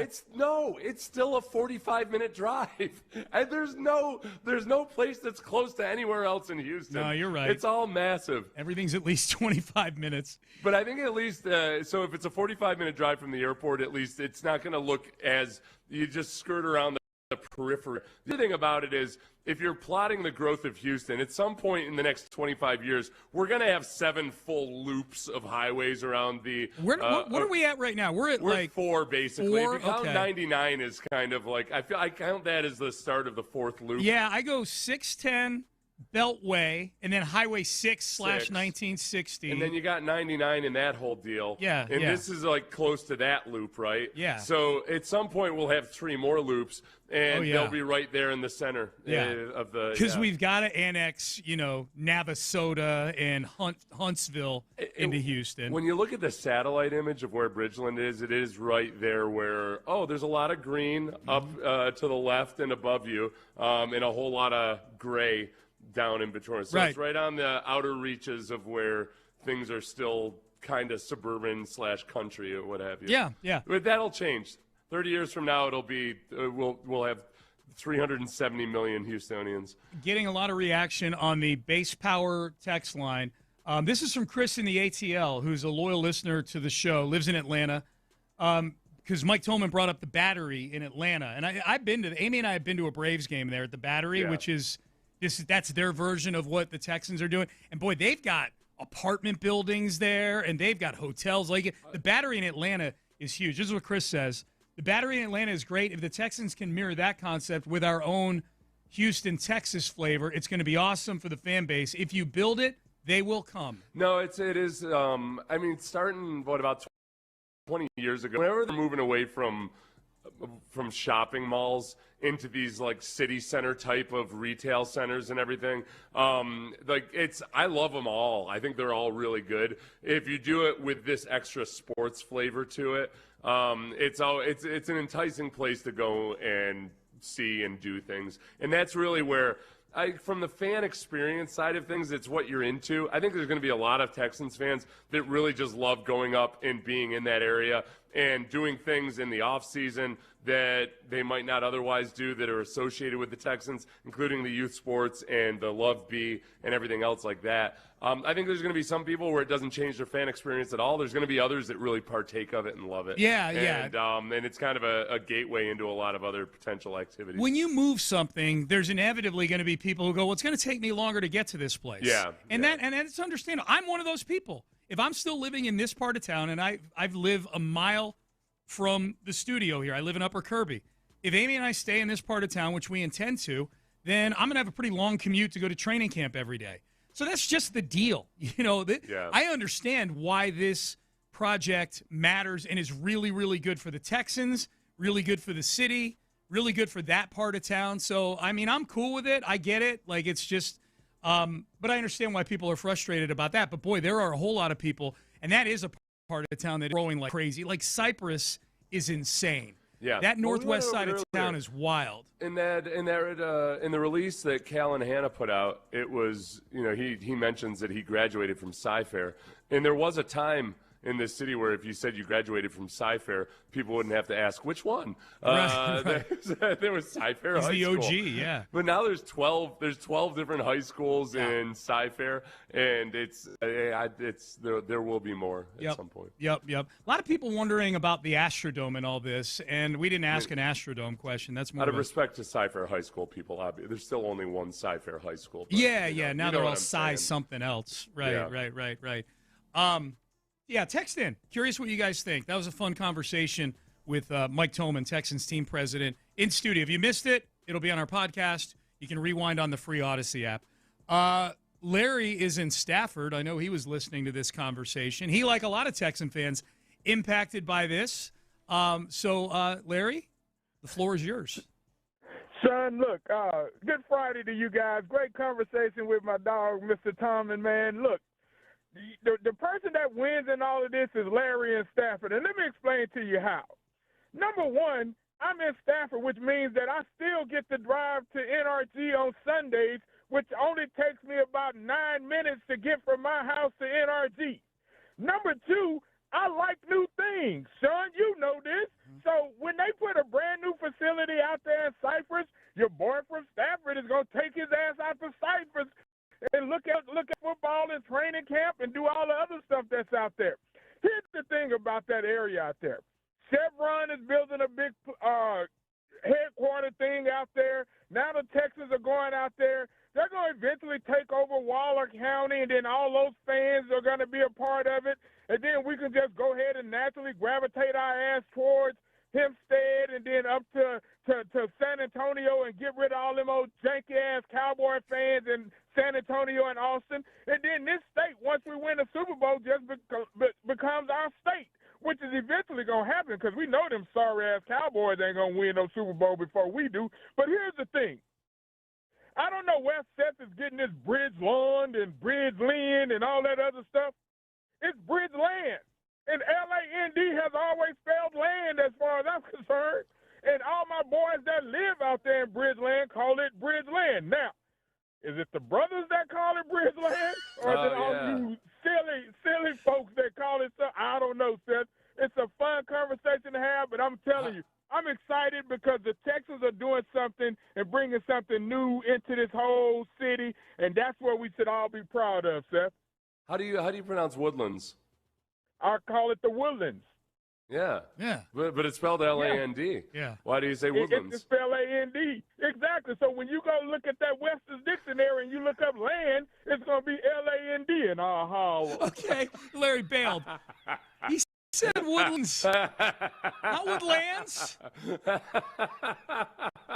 feel like I just got dog whistled. Like, did I hear? Is that dress blue or gold? He's gaslighting you. He's gaslighting me, Larry. That's what I said. Larry, I thought we were friends. I know that at the end of the day, it doesn't matter.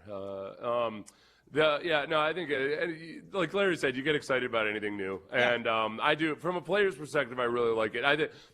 I'm not sitting here trying to sell you on, well, now because they've got more streamlined practice facilities, they're going to win a Super Bowl every single year.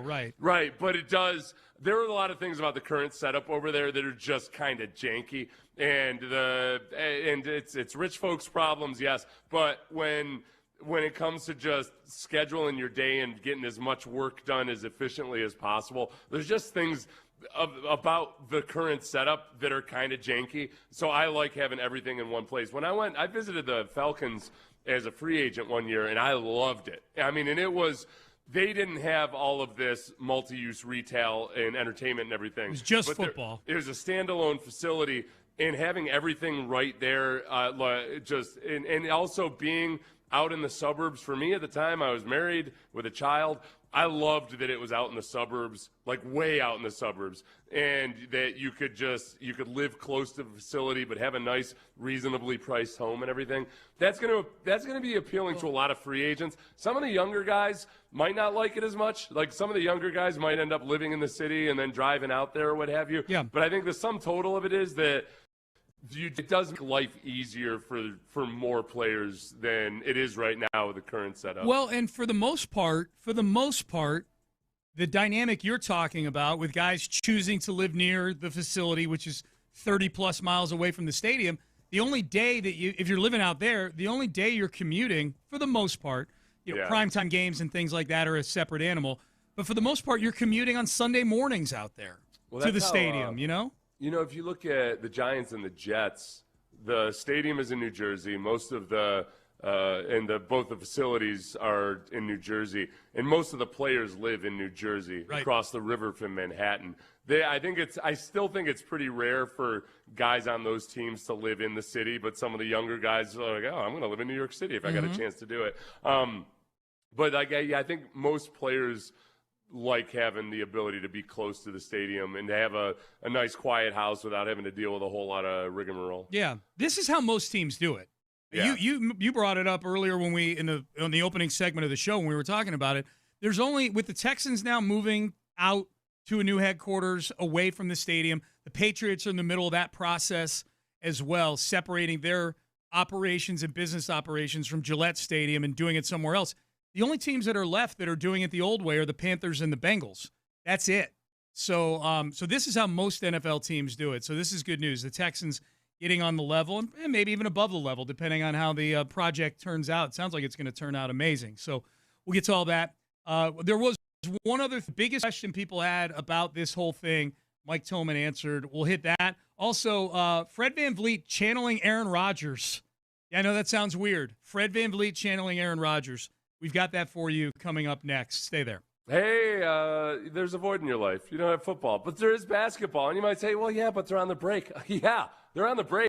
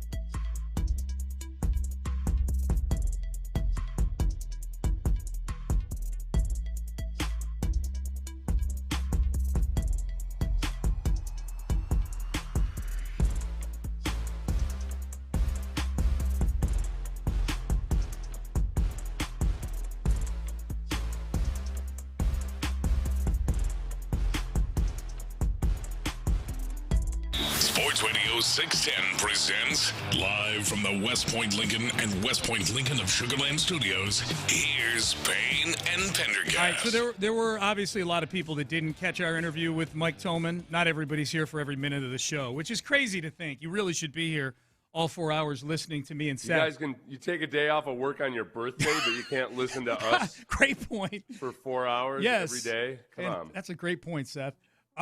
But so there are a lot of people that didn't hear it. So I'm getting things like, are they putting the stadium out there? You know, is there going to be even more traffic because the stadium might be there, the stadium this, the stadium that.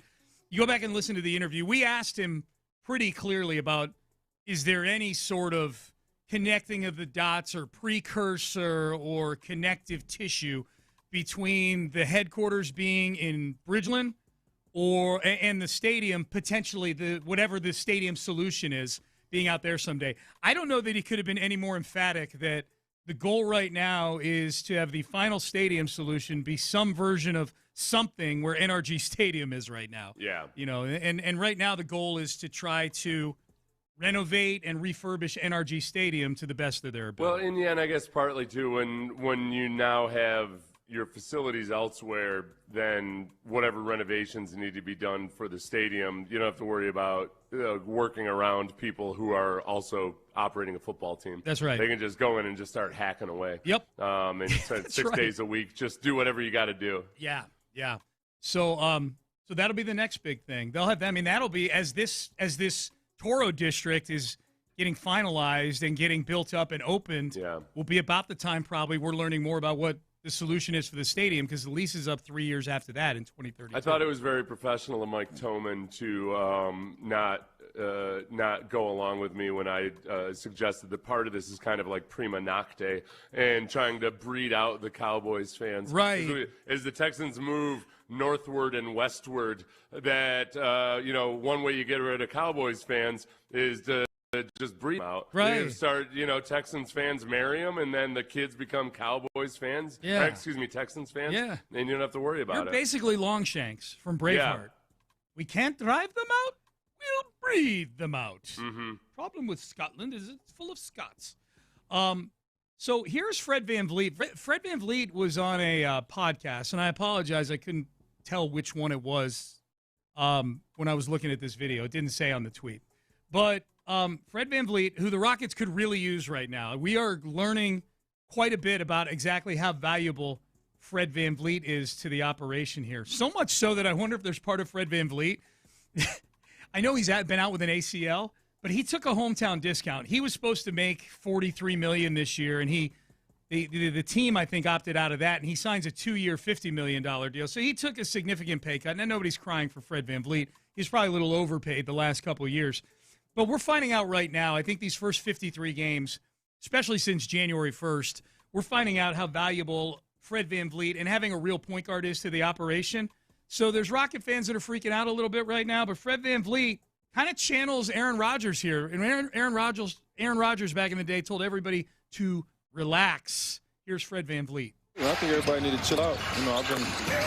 I've been on Twitter a lot more this year than ever before, so I'm not playing. I just think everybody need to chill out and, take the growth and the development of this team. We're in good shape going into the break, and the real basketball starts after the All-Star break. Sorry, that wasn't a podcast. He was on the commentary game on Tuesday this week with Craig and Ryan. Yeah. The key phrase there was when he said, "I've been on Twitter a lot more this year because of his injuries and everything." Yeah, like that's. Trust me, Fred, it's not any different than it ever is any time in any sport, no matter where. Seahawks Twitter was, I'm guaranteeing you, annoyingly negative. There were people that were just like, worried about this, worried about that, all of that. During right up the until parade. they won a championship. During the parade, they were negative. Right? Yeah, there was, everybody is negative everywhere all the time. Yeah. Nobody's going to chill out. No. Poor Fred VanVleet. I feel bad for the athletes when they dip their toe into the social media or just in media in general when they start seeing the way teams are covered and talked about. Well, someone needs to tell him, like, if you're rehabbing, like, think of what he just said right there. I've had a little more free time because of this injury, rehabbing the injury, so I've been spending more time on Twitter. I've decided to fill that time with the most toxic of all the very toxic platforms. I mean, look, Twitter is a valuable platform for what we do. We get a lot of our stuff content, audio and. Oh yeah, but news. it's a mental health killer. 100%. Yeah. It's that's what Twitter of all the algorithms is just set up to find stuff that's gonna piss you off and show it to you. Fred VanVleet's not going on there every day to try to put a 4-hour radio show together.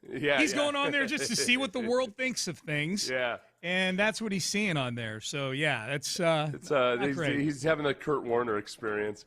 Kurt Warner is hilarious to watch on Twitter because he's very patient with all of the people that are just complete jerks to him. Yeah. But he keeps making these pleas that people act more civil. And it's been like 2 or 3 years of this now. I've been watching him as he continually pleads for people to be more civil. It's not going to happen. Yeah. Here was Chandler Parsons on his podcast with Michelle Beadle, talking, as long as we're talking about the Rockets for a couple of minutes here. He says they were doing letter grades. He says letter grade for the Rockets a B, but because of guys like Fred VanVleet eventually coming back, the future is an A. By the way, I give them a B as well, but I think the future of the Rockets is an A. I think they are set up now to win. That's what I mean. They are now a contender, and also their future is very bright with all the assets and the talent this team has. They have an unreal coach. They have depth. Great city, great fan base. This team is not going anywhere soon. So if they're a B-, B+ now, can you imagine Van Fleet with these guys? Perfect. It's going to be something. Okay, that's a problem though. We played that earlier and we kind of got stuck on the letter grade part of it. The part where Chandler says they're set up now to be a contender. With Fred VanVleet, right. I think 100% you would see that. There's nothing about the last 2 months that looks like they're a genuine title contender. Okay. The way they're currently set up, which doesn't include Fred VanVleet, and then now, of course, out without Steven Adams. It's funny you say that. Chandler Parsons, they went on. Obviously, this was an ongoing topic on their podcast. The Rockets, he says this season he thinks they're a matchup nightmare. They have so many guys. And by the way, this is without their normal starting point guard, Fred, who they're kind of teasing a little bit that he might even be back this year, and he's exactly what they're missing. So I think this team's right where they need to be. If Steven Adams went out for the season, right? If they're healthy, which they're somewhat healthy right now, minus Steven and Fred VanVleet, I think they are right there. I think they're a matchup nightmare for whoever they get. Again, this team, in the conference semis against the Spurs, that is a hell of a series against experience meets youth meets length. I think they are right exactly where they should be. And guys, like I said, with Fred maybe come back or next year, the guys will actually be able to play their normal position and not out of position. But Thompson's done a great job doing that. Reed Shepherd is now becoming him into his own. You're so happy with that. He still struggles defensively a little bit. I think that's always going to be his issue. But this team is super talented, and they're gonna be tough to knock out. I agree with some of what he said. I do not agree with his assessment of what this group is in a 7-game. I'm more concerned about this group in a 7-game series than I am in these individual games they've been They're playing. a matchup nightmare versus inferior basketball teams. Yeah. The problem is the matchups can be accounted for by the good basketball teams because you can't do all of the other stuff as well as you'd like to or as you should, especially in a 7-game series. So I don't feel like any of us are being overly pessimistic or anything. There's a lot about the way the Rockets have played over the last couple months that's just it's right there in front of you. Yes, they can be better. Yes, they can improve. Is Udoka the guy to all of a sudden take the way they've been operating offensively and turn it into something more polished and something more sophisticated than we've seen? And he's not. Yeah. It's Fred VanVleet is. For this team to actually be the way Chandler Parsons was just describing it, it has to be because Fred VanVleet makes a near miraculous comeback and can actually give you substantial minutes per night in the playoffs. Yeah, it felt like Chandler was describing a version of the Rockets that I've not seen in a while consistently. They make games here and games there and whatnot, but not one that I've seen consistently. Look, they're closer to having to play in the play-in than they are the 2 seed. They're which is what they ended the season last year. So I'm using the 2 seed as a threshold because they were the 2 seed in the Western Conference. Now we know how that ended up in the playoffs. They lost in the postseason, and maybe this team ultimately ends up better equipped to win in the postseason somehow. I don't know, but they're a bad week away from being in the play-in, right now. So Paul Gallant in for John Lopez. Reggie Atatula is here. Yep. Colin in for Figgy Fig. Same crew as yesterday. What's going on, fellas? Not much. That's an interesting thought about the confidence that you would have if the Rockets were to end up in a 7-game series. Because I think I agree in a weird way, especially after the Clippers kind of baseball series. I thought that style of game would be one that lent itself to the Rockets and would be one that maybe you could see in the playoffs as things maybe slow down. And they had their issues there. Plus, a playoff series is about the chess match. It's about the back and forth of adjustments. And I have real questions as to how many adjustments they have in the tuck, and then how many that they'd be able to actually execute. Yeah, I feel like right now they're just trying to out-talent teams. The teams that they're able to do that. I have no confidence in them orchestrating offense or them having some sort of solution at point guard. I think that gets exposed big time in a 7-game series. The only thing about the way they're playing lately that I'm negative about, that I feel like would be better in the playoffs, is I do feel like a lot of the turnovers they're committing are just lack of focus, laziness, dribble the ball off your foot. The teams do tend to be a little bit more dialed in, I think, in the playoffs, but I'm super concerned about that Achilles heel. Yeah, you should be. Yeah. They don't have a ball handler. Right. I mean, they could have made Reed Shepherd the ball handler by the end of the year if they gave him more reps. That's my strong opinion. I just don't know if he has that in him. He might not, but the only way to find out if he does is more reps, and they still seem to be looking at him in the same way that expatriates that have come to the Houston Texans have been a little bit resistant to put in the young players, And there's a certain point where you just got to let them – cook. For better or for worse. You might end up burning him. Yep. So, big announcement yesterday about the Texans headquarters. We had Mike Tolman in a little bit earlier. I'm wondering, there are a lot of people concerned they're building the stadium out there, too. And I think he tried to, he answered it as directly as you possibly can. 100% we're focused on NRG Stadium. Are you guys excited about the new Toro district, though? You going to hang out out there? I doubt hang out out there? I doubt it. Look, my first initial reaction was, okay, I got to drive 40 minutes to ask D'Amico Ryans and Nick Caserio questions that annoy them. Yeah. That was my first thought. And then you can listen to Sports Radio 610 going both ways. That's the thing I'm excited about. Yeah. I learned a lot about Bridgeland in the last 24 hours. Yeah. I did not know of its existence until I didn't either. Yesterday. Oh, tell me you're not from Houston without telling me you're not from Houston. Look, I haven't been out there. Seems like it's Woodlands 2.0. And I think that's kind of the point, right? It's a growing and developing area. Right. So you build this thing, and now this ends up being an anchor and a center for more development in the area, I think. Yeah, there's nobody there's nobody from Houston saying, I can't believe you didn't know where Bridgeland was. That's there's people that live 10 minutes from Bridgeland that are like, oh, really? Okay, cool. We're getting the HQ out here. Yeah. Oh, okay. No, we were also being informed by Bridgeland. Yeah, they were vaguely aware that there was a place called Bridgeland. Yeah. I don't think I necessarily am going to hang out there, but I think that's kind of the idea, is that will be a place where you have some events. And so I might not just be generally hanging out there. I think with the development that happens there, it'll be a hangout spot. But I could easily see them developing a 10,000-seat practice facility that then has a concert that I end up going to out there, because I'm going, if there's a concert I want to go to at Smart Financial, I'm driving to Katy, right? Yeah. Or Sugarland, rather. Yeah. And, so I think that's probably part of that thought process when it comes to the entertainment district portion. We need a studio in that facility out there. Oh, without question. We need a 6-ton studio in that. If you go to practice, or if we do training camp, you just slide in there as opposed to having to drive all the way back to where we're at. Absolutely. All right, so you're listening to KLT AM, KLT FM HD2 Houston, an Odyssey sports station. Crosstalk brought to you by D&M Auto Leasing. What is the Friday question of the day? Folks? So we might put ourselves in peril on this Friday, because we're going to get loose with it. Just like they did out in Seattle for their parade. Ernest Jones. They were on that microphone just cutting up. And that got us thinking, what are some of our favorite uncensored sports moments? So what are your favorite uncensored sports moments? Mine's a hotkey, actually. I know you guys can't see me, but that. Oh, jeez. It's my favorite. The locker room? Yeah. With John Granado. Yeah. It's my favorite one. It's my favorite one. It's a good one, Seth. Yeah. You have one, Seth?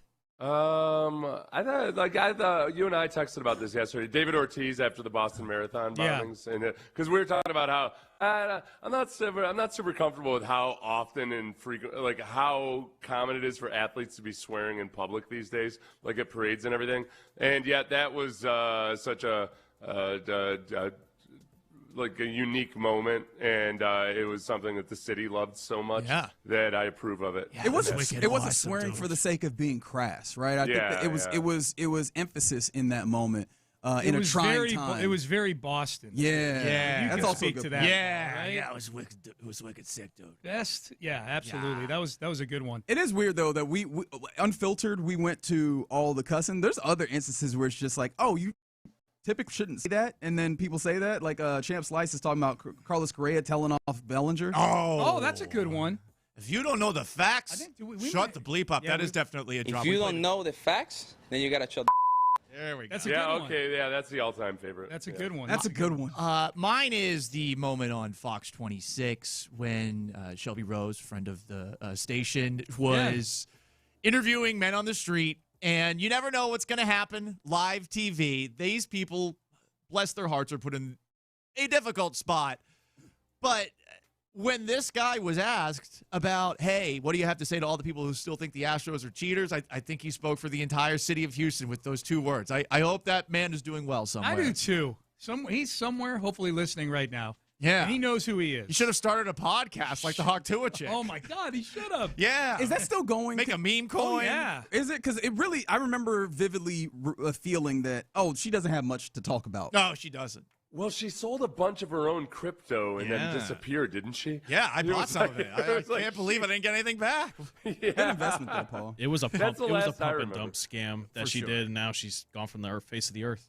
No, I don't think she's off. No, she's back. She pops up on my she's Instagram. back? She's trying again. She's like trying streaming and all these things. Yeah. Listen, I get it. It's amazing that some hick from Tennessee who Hawk Tua'd on the streets in Nashville, and that was her fame, got bad advice on how to handle her fame. It's incredible, really. Or was it bad advice? What does that say about Sean's Instagram algorithm that every once in a while the Hawk Tua chick just pops up? Oh, you did? Okay, well, then that makes sense that you followed her. I followed her. I'm intrigued by I'm intrigued by anybody trying to take that 15 seconds of fame and turn it into something. I want to see how it turns out. Me too. Yeah.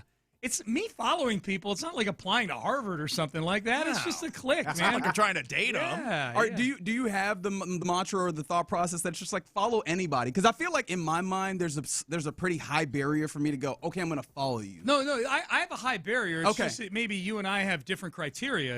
Like the criteria for me is I want to see how this story turns out. Gotcha. Yeah, and so I don't because I'm not interested in everybody's story. Her story I was interested in. This person who got famous for talking about spitting on is now trying to turn that into something. She's got 2 million followers on Instagram. Nice. Pretty good. Followed by Sean Pendergast. Thank you. And who else? Anybody wants to confess? This feels like a T-mill. Who else in your inner circle? Oh, you said it already. Okay. Yeah. That's right. Okay, Paul. I didn't know if you said that's what popped up for me. Yep. And who else? I don't want to say these other people. Okay. You don't want to out the people following the Hawk Tua girl? I'll be honest. I love Tyler, but whenever I find that I'm following the same person as Tyler, I wonder if I need to unfollow. Yeah, especially seeing as I have a strong, powerful, independent, love of my life girlfriend now. I mean, especially with it being my first Valentine's Day weekend in a serious relationship. Nice. So now I'm like, how many of these accounts that I followed, being the dirty old bastard that I am, do I need to get rid of? Yeah. Do you have any Valentine's advice for the Paul Gallant in this situation? BlueChew.com, promo code 610. You know my what? advice. They got overnight shipping? Front free, $5. Well, it'll be more than $5 if you overnight ship. They might actually. They might. All right. Yeah. You know what? Why not? Yeah. It's a prescription thing, so I'm not going to sit here and say, here's some. Oh. Yeah. okay. Not that I have some. In my At least not on air. Thing. Yeah. Not on air. Would ever do that. Here we go. Yeah. Hey, Come swing that camera over here. I want to show. coat. I'm hooking up Paul with prescription drugs. Hell yeah, baby. Yeah. All right. On that I have note, this cassette tape, but surely I can't just dub it and give you one. That is illegal, my Piracy friend. is illegal. That's right. Yes. That is right. All right. Sean Pendergast, Seth Payne, we are done. Antibodies to you. Happy Valentine's Day to you as well, Seth. Antibodies and no, I don't want to say that. That's You just did. That's crass. Yep. Antibodies and a store-bought lubricant to you. Thank you very much. Nice. Appreciate that. All right. As opposed to a homemade one. Yeah. TB12 method. Yeah, that's right. Crosstalk. That's what it was. Okay, Brought to you by very good. D&M Auto Leasing. No, I hit the idea. I hit the idea already. Okay, good. BlueChew.com, promo code 610. All right, we're done. Reggie Atatula, Paul Gallant in for John Lopez, Colin Neal in for Figgy Fig. They are in the loop on a Friday. They start now. Only God knows where this show goes on a Friday. You're in the loop here on Sports Radio 610. We had Hawk Tua to start. We had Blue Chew to start. We got cussing, although with the appropriate censorship. It's a Friday, if you didn't know. It is indeed a Friday here on Sports Radio 610, and get involved with all the Friday-type vibes. 713-572-410 is the Power text line. We want you to talk to us so that we can talk back. Also, appreciation to the Mo Karam Injury Lawyers for the live streams. We keep it 100. There's the YouTube page, that's Sports Radio 610. There's the Twitch chat, that's 610 Houston. We see you all on all of those various different mediums. Paul, how you doing on this Friday, man? I'm doing well. It's a Friday. You got to get down on Friday. Not the Rebecca. I thought we were done with the Rebecca We're Black. never done with the Rebecca Black song. I sincerely, there was a point in time where that felt like that was prevalent. Do you feel like people still recall that meme of a circumstance with Rebecca Black and her song? Well, I always will, and that's all that matters to me, fair Reggie. My favorite part of that song is the guy who is driving downtown through a city 130 miles per hour with this is some random rapper who You remember a lot of these lyrics. Dude, Why? I have. How much time have you spent listening to this damn song? It's not time. You know, as anyone who works in a audio-first field, you hear things a lot better and remember things a lot more vividly than other people do. Like, I remember random quotes from Bill O'Brien press conferences from, 13 years ago. Apologies. Yeah. I guess it wasn't 13 years ago. But you get what I'm trying to say here. You remember the quotes, not the time period. Right. Clearly. I have something that's called an earworm. It's at least how I describe it, where random songs are stuck in my head forever. And that one is one that I always bring to the table on a Friday. Got to get down on Friday. Right, I got to move very quickly. Florida Shirt Friday, baby. You're one of those people that thinks about a song, you know that one specific part that is repetitive, but you don't know the name of it until years later. Well, this one's easy because it's called Friday. That is true. That is the name of the song, and that's the name of the day that we do this program on the YouTube page. We're going to talk about the return of Lopi. We sure as hell are. Astros have made a trade, and they sent Jesus Sanchez to his. You didn't see this? Are you not familiar with this? Oh, I'm breaking news to Sean Pendergast. Sean, it gets even better. Jesus Sanchez is traded to the Blue Jays for the return, because you can always come back home, of Joey Loperfido. Oh, yeah, let's go! The women of Houston are so excited about this. This was literally the first words that you said to me when you walked in the station today, Paul. Well, there's a couple that the women of Houston are going to be so happy that Joey Loperfido is back. There's a funny Astros account on Twitter. I think her name is Arlene, and she's obsessed with Joey Loperfido. And I think she speaks for all the women of Houston now, especially that Jeremy Pena is taken. You know, he's engaged. Loperfido is back. Have my babies, Joey! You know, you're going to get a little bit of that at Dyken Park. I guess so. He's a handsome guy. I'll prepare for that. I can't deny that. He is a handsome young man, but he returns. And what do we make of this trade? Because I'm gonna be honest, I'm just gonna be flat out honest. Joey Loperfido as a player right now is not super interesting to me. But hey, he shouldn't be. Maybe I can have Dana Brown convince you, because Dana Brown out in West Palm Beach, he was asked about this morning. This is what he said about the deal that sent Jesus Sanchez to Toronto and brought back Joey Loperfido. We were, of course, looking at left-hand bats and, guys that were, above average to plus defenders. We talked about Loperfido and his bat that was going in the right direction. And so I wouldn't say he's one of our main targets, but I would say he's a guy that we looked at and we saw that he was trending in the right direction. We saw that he had the years of control, and we thought that this would be a nice trade for us. Have you talked to him yet? He's fired up. He's fired up. He's it was very tough when he left here last time, or when we traded him, and so very emotional for him. As I said, we know all about the makeup and how special his makeup is, but to get a guy like this that's trending in the right direction with 5 years of control made it more appealing. He's cheaper than Sanchez. That is ultimately what happens. You save yourself $6.8 million. In fact, all of the Jesus Sanchez contract is taken on by the Blue Jays here. This is more about, it's cutting costs, creating more room for between the Astros salary and the collective bargaining, the collective balance tax that exists in baseball right now. I think the Astros might be somewhere like $24 million below that line. So what do we make of this? Does this feel – because I feel like Loperfido now comes in, and if he breaks – I think he'll break camp with the squad, but he feels like he's more of a bench outfielder here. He has a left-handed bat, but I feel like now you take a dude who very likely could have played more consistently as a left-handed bat in Jesus Sanchez, and now you have a Loperfido who is a left-handed bat that maybe you pinch hit at times. Last year, only 96 at-bats, but pretty good numbers. 333 batting average, slugged for 500 for a 879 OPS. Like the bat is coming along in the way that Dana said. I just don't know how much I put my trust in it, especially in an outfield that we already had issues with if Jesus Sanchez was going to be there. He's competing for a 40-man spot. We'll see if he actually is able to get there. He is a guy that gives you great defense. I think there are some possibilities with the bat. Sanchez sucked. At least in his time here, without question. I can't necessarily say anything to the contrary. Yeah, he seemed like a cool dude, like the kind of person that could be a fan favorite, but he was really bad. And fresh start for him. You save money along the way, and you bring in a guy that people liked. I think more importantly, Reginald, it's that Dana Brown. Damn it. What? What? It's your proper name. We'll talk about it later. We'll talk about it later. Dana Brown said we're not done. And you just mentioned it a moment ago. All right, a little more space between you and the collective balance tax. What's the next move? Are you now more able to move Christian Walker? Are you now more able to move Isaac Paredes and bring back somebody in return that's maybe a little bit more expensive? I have a hard time seeing them going into this year with both Walker and Paredes.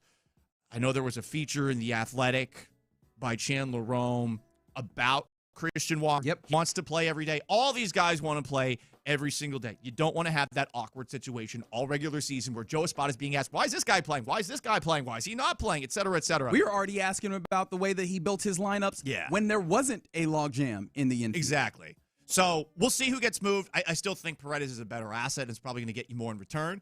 And if you want to roll the dice, the way that Christian Walker finished this past season maybe makes you feel a little bit better about his chances in his second season with the Astros.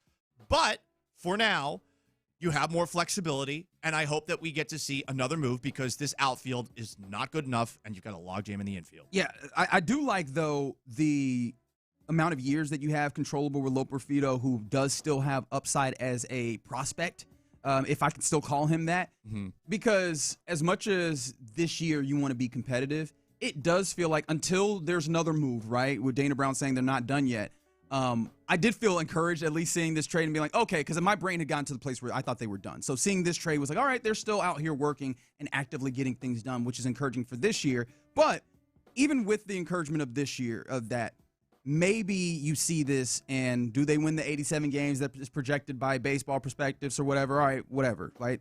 But they need to find a way to be viable in years to come as well. I would hate for this to, any level of competition this year, to come at the cost of the team in a larger trend going downwards in years to come, right? Well, the thing is, Jim Crane, competitive guy that he is. Sure. The last show I did, I would jokingly call him Jock Jim Crane because he's a D3 pitcher. I feel like he's a little more competitive than other owners out there because of it. And, you know, he's got all these ex-players for the Astros, these Hall of Famers around him, and they're looking at the now. The window's always open, so... But I think there's a level of trying to balance that now with also not ending up in a year or two holding a bag of nothingness. But I think Dana wants that, but Dana's in a lame duck season. So does Dana Brown really have that kind of power or autonomy? You know, like the general manager is always thinking about both the short term and the long term. But at least the good one is. The way that things have been set up for the current guys that are in charge is that you kind of have to go all in. You know, I don't think you can go into this season if you're Dana Brown or if you're Joe Espada thinking, yeah, this is enough, especially if you're in the last year of your contract. The Astros take guys out back after winning a World Series. James Click, bye. So the James Click, there's a little bit more in the situation, but I hear what you mean. But listen, right. I mean, they won the World Series, and that was it. He was gone. So, and it was a firing. This was not like a mutual parting of ways or anything like that. Like, they didn't get along. I think that the Astros, for now, are all in, and perhaps, yes, at the expense of their future. Well, I'd be interested in what that next move is, though, right? The idea that they're not done, right? Right, with the parlance. I'm interested if that creative or that creating that space to the tax would allow them to make a move with Christian Walker where they pay some of the money. Yeah, I wonder if that is part of the thought process because.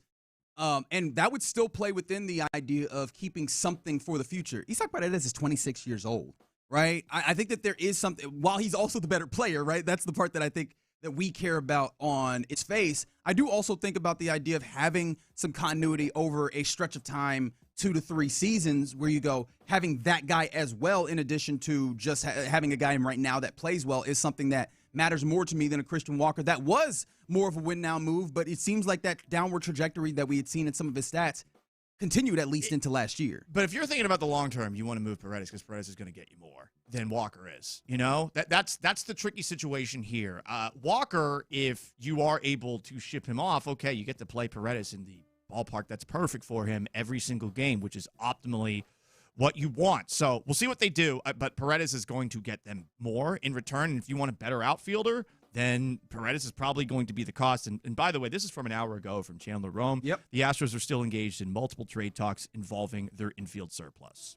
So this is after the Joey Loperfido move was made, and clearly that was a move made to create some flexibility for them financially, which is to say, cut costs. Yeah, and I'm super excited, especially in the way that Chandler Rome describes that, to address their infield logjam, or what was the actual wording there? Surplus, thank you.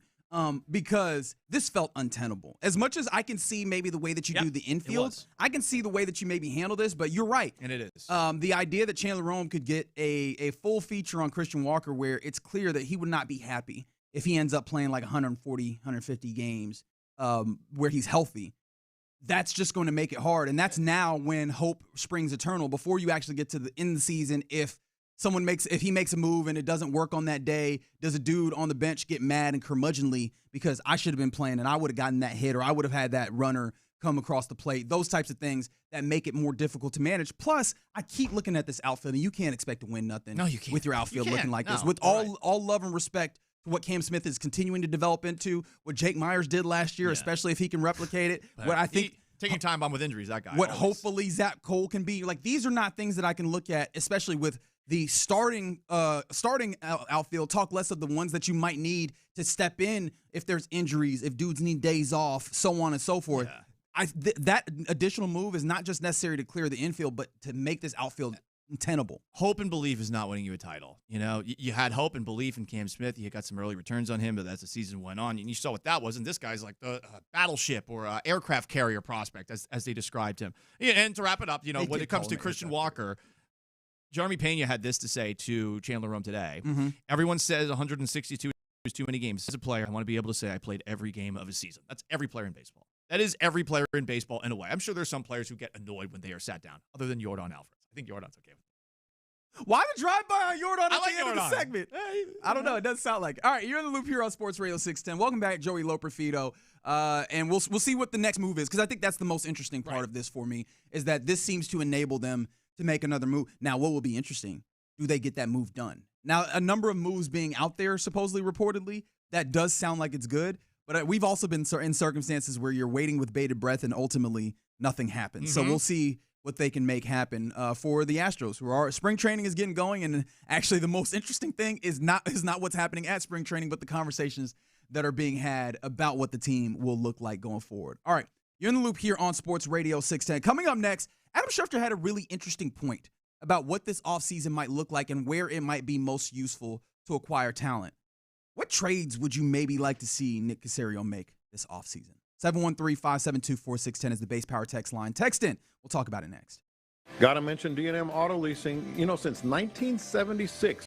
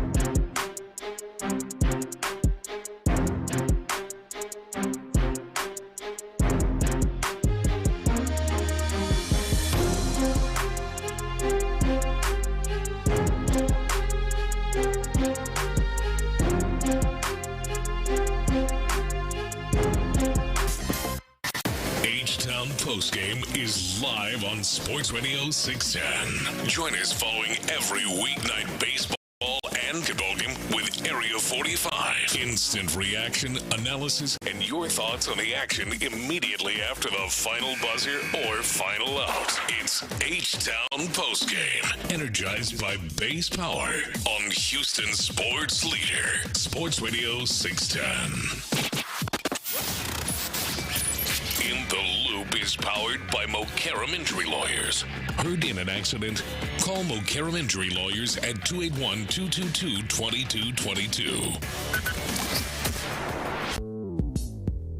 Houston, let's get in the loop. You better get ready because we're going to show up and show out. With John Lopez and Reggie Atatula. Always live, always local. Seemed like they got off the, off the slide? Oh, God, that listen to made Lil me Kiki. think I was Hey, cringing. no, Lil Kiki is a legend in these cities. No, if Lil Kiki said it's off the slide, then it's off the slide. You're in the loop on Houston Sports Leader, Sports Radio 610. Happy Friday to you. Paul Gallant in for the OG John Lopez. We got Colin Neal on the ones and twos, and in the stead of Figgy Fig, I'm Reginald Atatula. I did not anticipate that after my own name. And you rolling with us on this Friday. 713-572-4610 is the Base Power text line. What trades would you maybe like to see Nick Caserio potentially pursue, whether it's just positional or if there's particular players that come to mind? Send them in on the Base Power text line, because the reason why I brought this up was I happened to be listening, and I forget what platform Adam Schefter was on. However, Schefter had a very interesting point about what this offseason could look like, and I hadn't thought about it to this point. I take you now to ESPN insider Adam Schefter. I've had GMs, front office executives, scouts who have been looking at this free agent class and saying, not a great class. These teams have done a great job at tying up their own players long-term and making sure that they don't get to free agency. When we talk about the draft, and we'll see how it shakes out over time, people aren't all that excited about the draft either. So we got a free agent class that's not real deep. We've got a draft that is not considered real deep. It tells me we may get more wheeling and dealing in trades than we've had in other years. I don't know that it'll happen, but it certainly seems to be a trend in recent years. Teams have been more apt and open to make big trades. We saw it at the trade deadline. Each of the last few years, especially this past year, teams are unafraid about making a big deal. So I found that to be really interesting, right? The idea, now, the premise itself comes from, kind of scuttlebutt from owners, or from, not owners, from general managers. And even Schefter seemed a little non-committal in it, where he's like, well, I don't know if it'll happen, but we'll see how it goes. But let's take him at his word here. And if teams are more willing to get a little strong, and I tend to subscribe to the theory of shoot your shot, let's go ahead and do it. Like, what are the trades that maybe come to mind for you that you go, all right, I'm willing to shoot my shot on trying to see what this looks like? Positional group-wise, I know you're looking for offensive linemen. You know me well. But how many teams are looking to trade offensive linemen? Because if you got a good offensive lineman, you want to keep the good offensive lineman. Correct. Which means you're probably going to have to pony up a little bit more than you would normally to go and get said offensive lineman. Say there's one on a team, but are there any that you have in mind? So offensive line is rough. And that's, of course, specifically where my mind went. There's a couple of guys on the offensive line who could be available in part because of monetary reasons. And what made this rough is I go, well, the Texans aren't dealing with like a crazy amount of cap space themselves. They're still going to need to make some moves just to free some things up. But I think one of the things that I really want them to do is get a veteran offensive lineman who they trust on the line and they know can play football, in addition to using draft capital to add guys that maybe, will develop in, like that you like the traits and you'll see maybe they're even pro ready, but you can never be so sure with a rookie. You could be sure with the dude who's played in the pros. There's a couple of names, like I mentioned, one of them being Cesar Ruiz, who is a guard for the Saints. And he's 26-year-old. He's an interior lineman, obviously. And he's still got 2 years remaining on his contract, like fully guaranteed. Maybe you could get someone like him for some moderate draft assets where you go, that is a guard that I fully know can play. However, here's the tough thing. I don't know that he's like great at the top end. So are you bringing in a guy who is maybe someone like the Ed Ingram that you had? And I know Ed Ingram, I'm using that to kind of smooth over my case here because Ingram ended up working out well. But that's a guy who maybe you bring in at a pretty reasonable, or not. I mean, it's a big number. It's a solid number, but at a guy who can play a guard position that is relatively young as well, and that can step in and maybe play a pretty solid role. I mean, you make a phone call, you see what it ends up costing you. I think given missed opportunity last year, I'm still mad that they didn't trade for Joe Thuney, 4th-round pick with the Bears, getting him from the Chiefs last season and getting a great performance out of him this past season. I don't know that they're going to go and do that. Don't you feel like they like their offensive line perhaps a little bit too much? Now, maybe not Juice Scruggs because Nick Caserio didn't mention him in his end-of-season press conference, but they said that they liked Blake Fisher. They said that they eventually liked what they got out of Trent Brown when he was finally healthy. I don't trust that they like Blake Fisher, though. They shouldn't. I don't trust that. And you want to know why I say that? Because he's a blocking tight end. Well, he's not even necessarily that for real. He lines up wrong. That was more out of necessity when you don't have Cade Stover and all the other guys, and they're like, hey, let's go to six linemen. Plus, your tight ends aren't really good blockers. I think that was when who was it that guy? When Titus got injured? Do you remember that? City Sal. And they decided to not put Blake Fisher on. I was like, all right, so here comes Blake Fisher, swing tackle, and then he does not play right tackle. And I was like, oh, okay. I think I know what the game is here. The other name that I saw when it came to like possible tradable offensive linemen, Walker Little, left tackle for the Jacksonville Jaguars. He is also another one where it's the money thing, right? They gave him a 3-year, $40 million extension last December, but he's been usurped. Now, that's a guy who's been usurped. But Walker Little is one of those guys that has played a good tackle. I also wonder, is that somebody that you would want to go and acquire, especially at a position like tackle? Do you want to move him to right tackle as well? I mean, I think that's the other thing you got to wonder about. You had made a joke yesterday, and I said that I don't think that they would move Ariante Ursery from left tackle. But Ursery, they started him at right tackle last year. Mm-hmm. Now, he was so good at left tackle that I imagine there's a lot of people rolling their eyes under the sound of my voice that go, no, we're not moving him. But if you're looking at just adding a dude who is solid, also 27 years old, is that something that you'd be interested in? The Texans don't look at offensive linemen like they can only play one position. That is also they do a lot of shuffling. So even if they are rolling their eyes, hearing us say, "Hey, I mean, is this somebody that they would consider going after and move Ariante Ursery to another position?" I mean, history says this is just something that they do. So that's certainly a possibility. Are the Jaguars going to make a trade with you in division? Right, that was the next thing because I think the Texans are not the team that has that hang up. I wonder if the Jags are with, but I would if I'm the Jaguars right now. I would say F you, Texans. Do you think the magnificent Gladstone would? Because he seems to be so much. Was he the one running the show, or is it Tony Baselli? I honestly don't know. It does feel like Gladstone actually runs the show right now, but who knows, right? It's Jacksonville. But yeah, I bring these up to point out. I don't know how easy it is to actually, and these are ones that I think are like somewhat doable.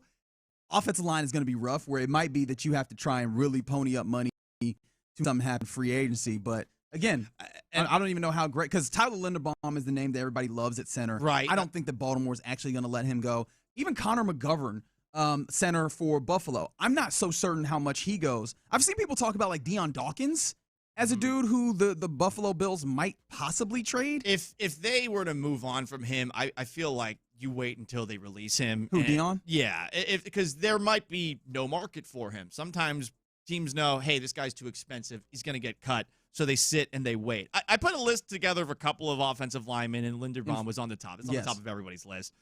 Browns guard Joel Bitonio, up there in age. Not the same guy that he used to be. We've been talking about Bitonio for 3 years, but he's in Cleveland. And, I mean, you could always say, well, he's in Cleveland. Bring him somewhere that's good, and maybe he'll be better. So those are two guys that I think you think about.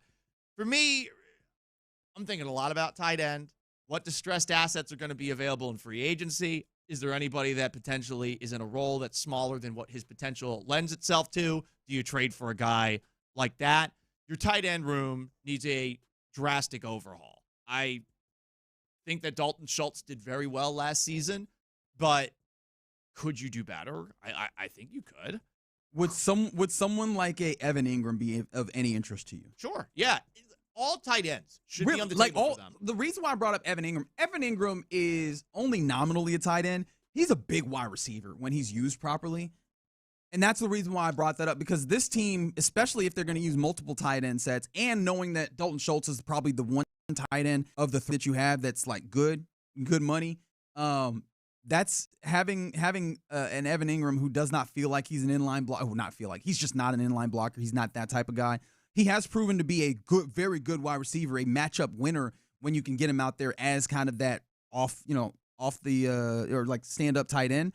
But I just don't know how much that fits with what you be trying to do. I think they're going to want guys who can do a little bit more things. They want guys who can block. And just think about who you have as your offensive coordinator. If you're going to make any predictions as far as moves that might happen, you got an ex-tight end coach in Nick Caley, who's your offensive coordinator. He worked with the New England Patriots in the past, who had some of their best years when they were using multiple tight ends. And I'm not just talking about Gronk and Aaron Hernandez. I'm talking about Gronk and some of the other guys that went in there, Marty Bennett, amongst others. Hunter Henry's still there now. They tried to make it work with Jonnu Smith. Like, they brought in a lot of tight ends there. And then take a look at where the Rams were. It didn't feel like the Rams always had some random token white tight end who was actually pretty solid. I think Tyler Higbee's still even there, for God's sake. So they're going to be looking at tight ends. I think the guy now is Ferguson. Yeah. Out there, yeah. Yeah, I don't know. As Bill O'Brien once gave me crap for, all white tight ends look the same from the 800 level at NRG Stadium. He once got mad at me for confusing C.J. Fedorowicz and Ryan Griffin, and called me out on it on the air. Which, who must this? That's what I was thinking to myself. How dare you? He brought it up like 3 months later at a press conference. It led to us getting in a phone conversation. All right, so real quick speed run. Obviously, running back is one that's interesting. I imagine Breece Hall, but Breece Hall is going to be a free agent. Yeah. Would you do a Chuba Hubbard? Would that do anything for you? No, not really. Okay, all right. I want someone special at running back, and Kamara. He's 31 though, so you'd be kind of falling back in this trend. Yeah, older. Do you trust the guy to be out there? I mean, like you just got shot by Joe Mixon, and I think you want to look at potential options that are in the draft early on, and you also want to see who's available in free agency in that relatively younger range. Yeah. And then the one last thing that's kind of interesting, because I saw this as potential interior defensive line. This has to be a young guy, right? This has to be a draft. You wouldn't want to trade for one like a Deron Payne is one of those guys for the Commanders he's big money too. But he's been one of those guys that's been talked about as possibly a trade candidate. I think you look at your defensive coaches, and gosh, the defensive line coach for the Texans is awesome, and I should know his name by heart. Rod Wright. Rod Wright. Yep. Look at what he did with Tommy Togiai this past season. I mean, you at that position, you might have the ability to draft and develop. Just try to find diamonds in the rough. Sure. Take a guy late in the draft and see what you can do with him. If you really like his potential, he's undersized or something like that, that's what you do. And be honest, or rather being honest, we were just talking about the trade. I see a lot of you guys talking about some of the potential free agents, which I think that's probably going to be the place where David Njoku, Isaiah Likely, right? Kyle Pitts, which is a big ticket item, and Kenneth Walker, we talked about yesterday. Right. So wouldn't it be funny if they got Daniel Jones? I'm just kidding. That's not going to happen. All right. Why are you like this? Well, but I was throwing. It's engagement, baby. It's Sports Talk Radio. I was throwing out. I was just got to stop the Colts from rising up in the AFC South because of the idea of like trades being there. The point being, I don't think that there's going to be like big time trades for this Texans team with this experiment. That's basically where I was trying to get. Yeah, Schefter's saying that, and you always got to wonder, hey, is this a smokescreen? Are there guys in the draft who want people to start making trades and so they can stock up on draft picks because they actually like it? The draft industrial complex is a very strange one to me. I try to stay out of it as much as I can, but they should be making phone calls, as they, I'm sure, always are. Right. I do think, though, that when it comes to the offensive line, you're not going to get like the sexy big-time deal. Because nobody wants to move on from there. If they got someone good, especially with the scarcity of the position, you hold on to them. Correct. All right, you're in the loop here on Sports Radio 610. Coming up next, let's get to our question of the day. What's your favorite unfiltered sports moment? Because the dudes of the Seattle Seahawks at their parade had quite a few of them. 713-572-4610. Let us know your favorites. We'll talk about it next. Let's talk ability trees right now. Ability trees, Louis Flory.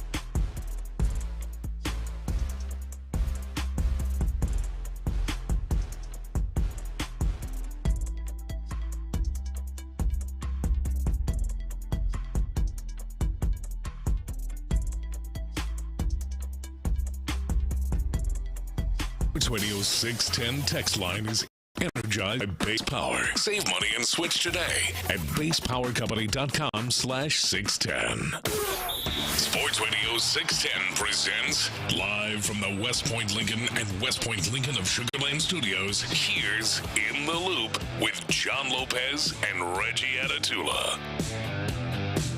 You're in the loop here on Sports Radio 610. Let's get to the question of the day now. As a couple days ago, we saw the Seattle Seahawks enjoy themselves with the Super Bowl parade that they had after winning the Super Bowl, it was really cool to watch to some degree. I will say I was still very mad that they didn't let the babies get out of school. Apparently, I saw news, though, that there was a number of absences, students and teachers, in Seattle, and I was like, yeah, of course it was. I don't know why they decided to not to have school days that day. Regardless, let's just give you a little taste of it. Actually, I should ask the question first. What's your favorite unfiltered sports moment? Because this absolutely was one of those. As Ernest Jones stepped up to the podium, I think they did it inside Lumen Field, didn't they? I think they eventually got into Lumen Field. Right, because one of my buddies, because I worked in Seattle for a couple of years, there was a picture of him and a couple of his friends, and they were sitting up at the top of Lumen Field for the actual ceremony itself. Do you feel like before we get to the audio, do you feel like that's a good way to do like where you culminate the parade is actually because I feel like I was saying this yesterday. I feel like it should be somewhere like in a public square, but then you end up with like just masses going back a long way and they don't have good vantage points of what's happening. As someone who worked there and lived there for a couple of years, there's not a lot of great spots in downtown to actually do that, partly due to some of their own policies, which have led to downtown being not exactly the safest area to walk around. But other parts of it too is like it's just weird. It's a city that's on a hill, and a lot of downtown is downhill. So you go uphill to Capitol Hill and to a couple of other places. So the stadium was the easiest place to make it happen. We'll take you to linebacker Ernest Jones. This was his unfiltered sports moment during the Seahawks parade. Not only do we have the best defense in the world, we got the best team in the world. And quite frankly, if you got anything to say about my quarterback, you got anything to say about my defense, you got anything to say about my O-line, and you got anything to say about the city of Seattle, I got two words for you.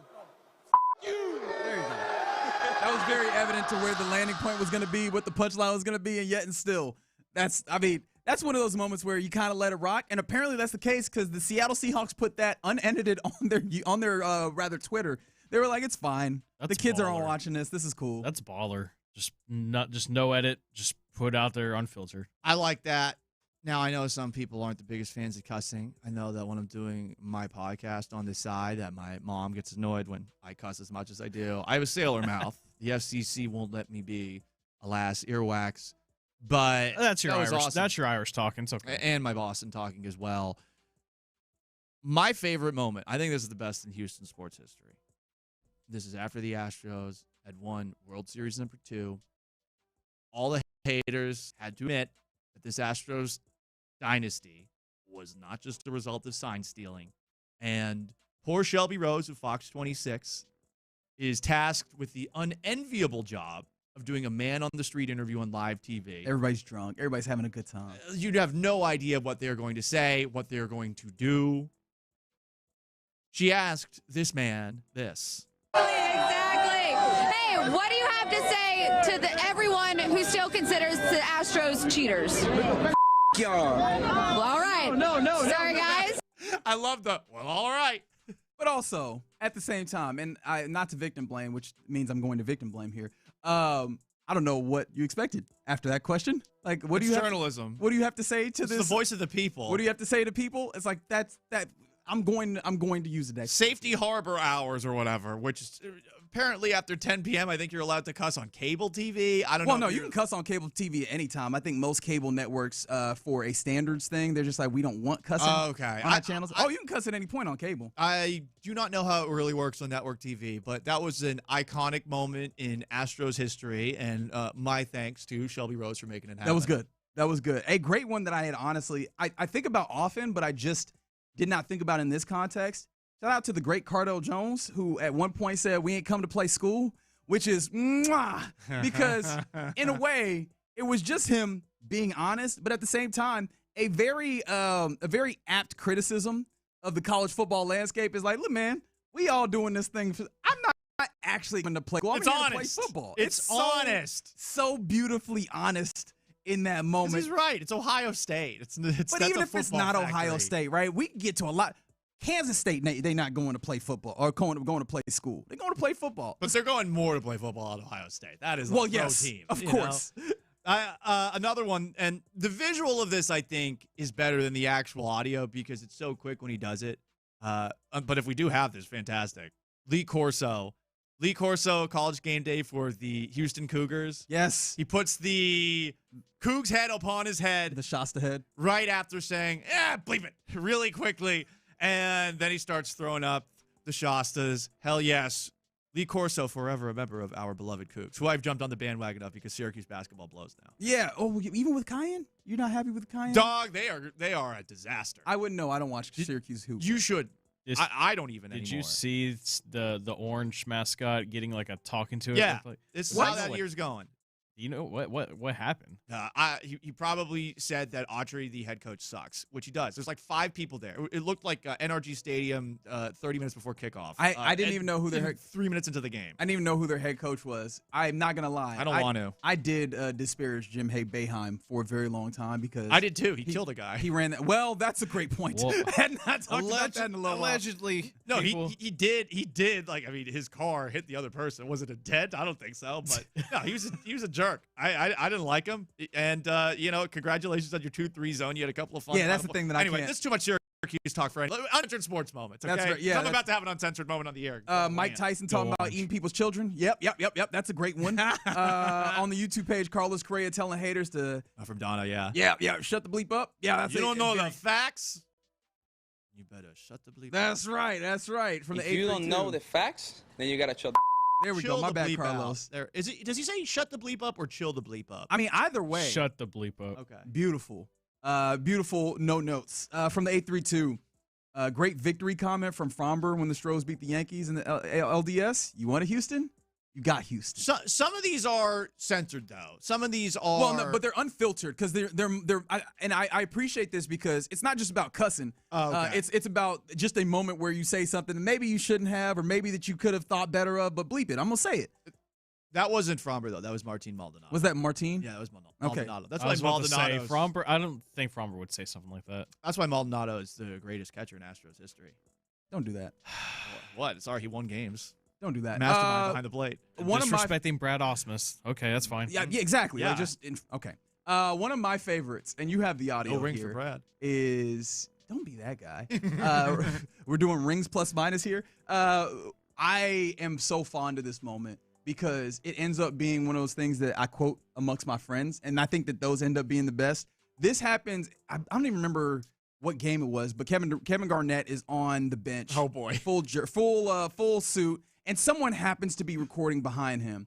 This is after an Eric Gordon miss. Kevin Garnett, notorious bleep talker, says this. Hell no! Trash ass. There's nothing more unfiltered than just trash talk. Hell no, trash ass bleep. It's just hilarious to me because it's just bare bones. I think that you're awful. And, of course, you were going to miss that shot. How dare you, in fact, take that shot? Because you're trash. He should have been mic'd up every single game, and they should have made it pay-per-view to get what he was saying in a game. They should have done that. That would have been a great way for NBA TV to really get off the ground. I would have paid extra money if Kevin Garnett and like somebody else was like an unfiltered NBA broadcast. Like, yeah, me too. Like, I mean, I think he does that. I think too. he does he did the Kevin Garnett Arena or whatever. Yeah, he does. Right. Yeah. He'll do some lives. Are there any players in that vein? Are there any players that you would love to like have mic'd up and listen to them all game during the game as they played? Is there anybody that comes to mind? Because Kevin Garnett is one of those. Gronk. And he's been mic'd up a few times, but Gronk would have been fun. Yeah, I can see that. Travis Kelce's been mic'd up. It's funny hearing Travis Kelce back in the day code switch the way that he did. Yes. Which, speaking of, did you see that he got the fade back? You did? He's back with the fade. Which a lot of Kayla Nicole is gonna call him now. Yeah, there actually are people on Al Gore's internet somewhere going, hold on. What's happening with Taylor Swift? Is Taylor still? Are we still doing the wedding? What's happening? Is she gonna come back with braids? Go Christina Aguilera. Oh, no. It can't be. It absolutely cannot be that. She hijacks the culture. There's a lot of things that I know can and can't happen. It just cannot be. Well, Beyonce's doing country music. Why can't Taylor Swift do R&B? Because she can't. She's not capable of it. She's just not. She's not capable of it. No, and this isn't even just rage bait. This is not in her wheelhouse. Don't try. Damn, dude. Don't do things that the Swifties are going to come after you. They can do that. They can storm a Capitol. I think that they also recognize that is not in her wheelhouse. She should not do. We're going to post this for the clip today. All right, you're in the loop here on Sports Radio 610. Coming up next, here to save me, our guy B. Scott should jump in with us. Let's go around the NFL where it looks like the NFL is trying to take the NFLPA to task here, and I just think they're wrong. We'll talk about it next. All right, March Madness is upon us, practically, right?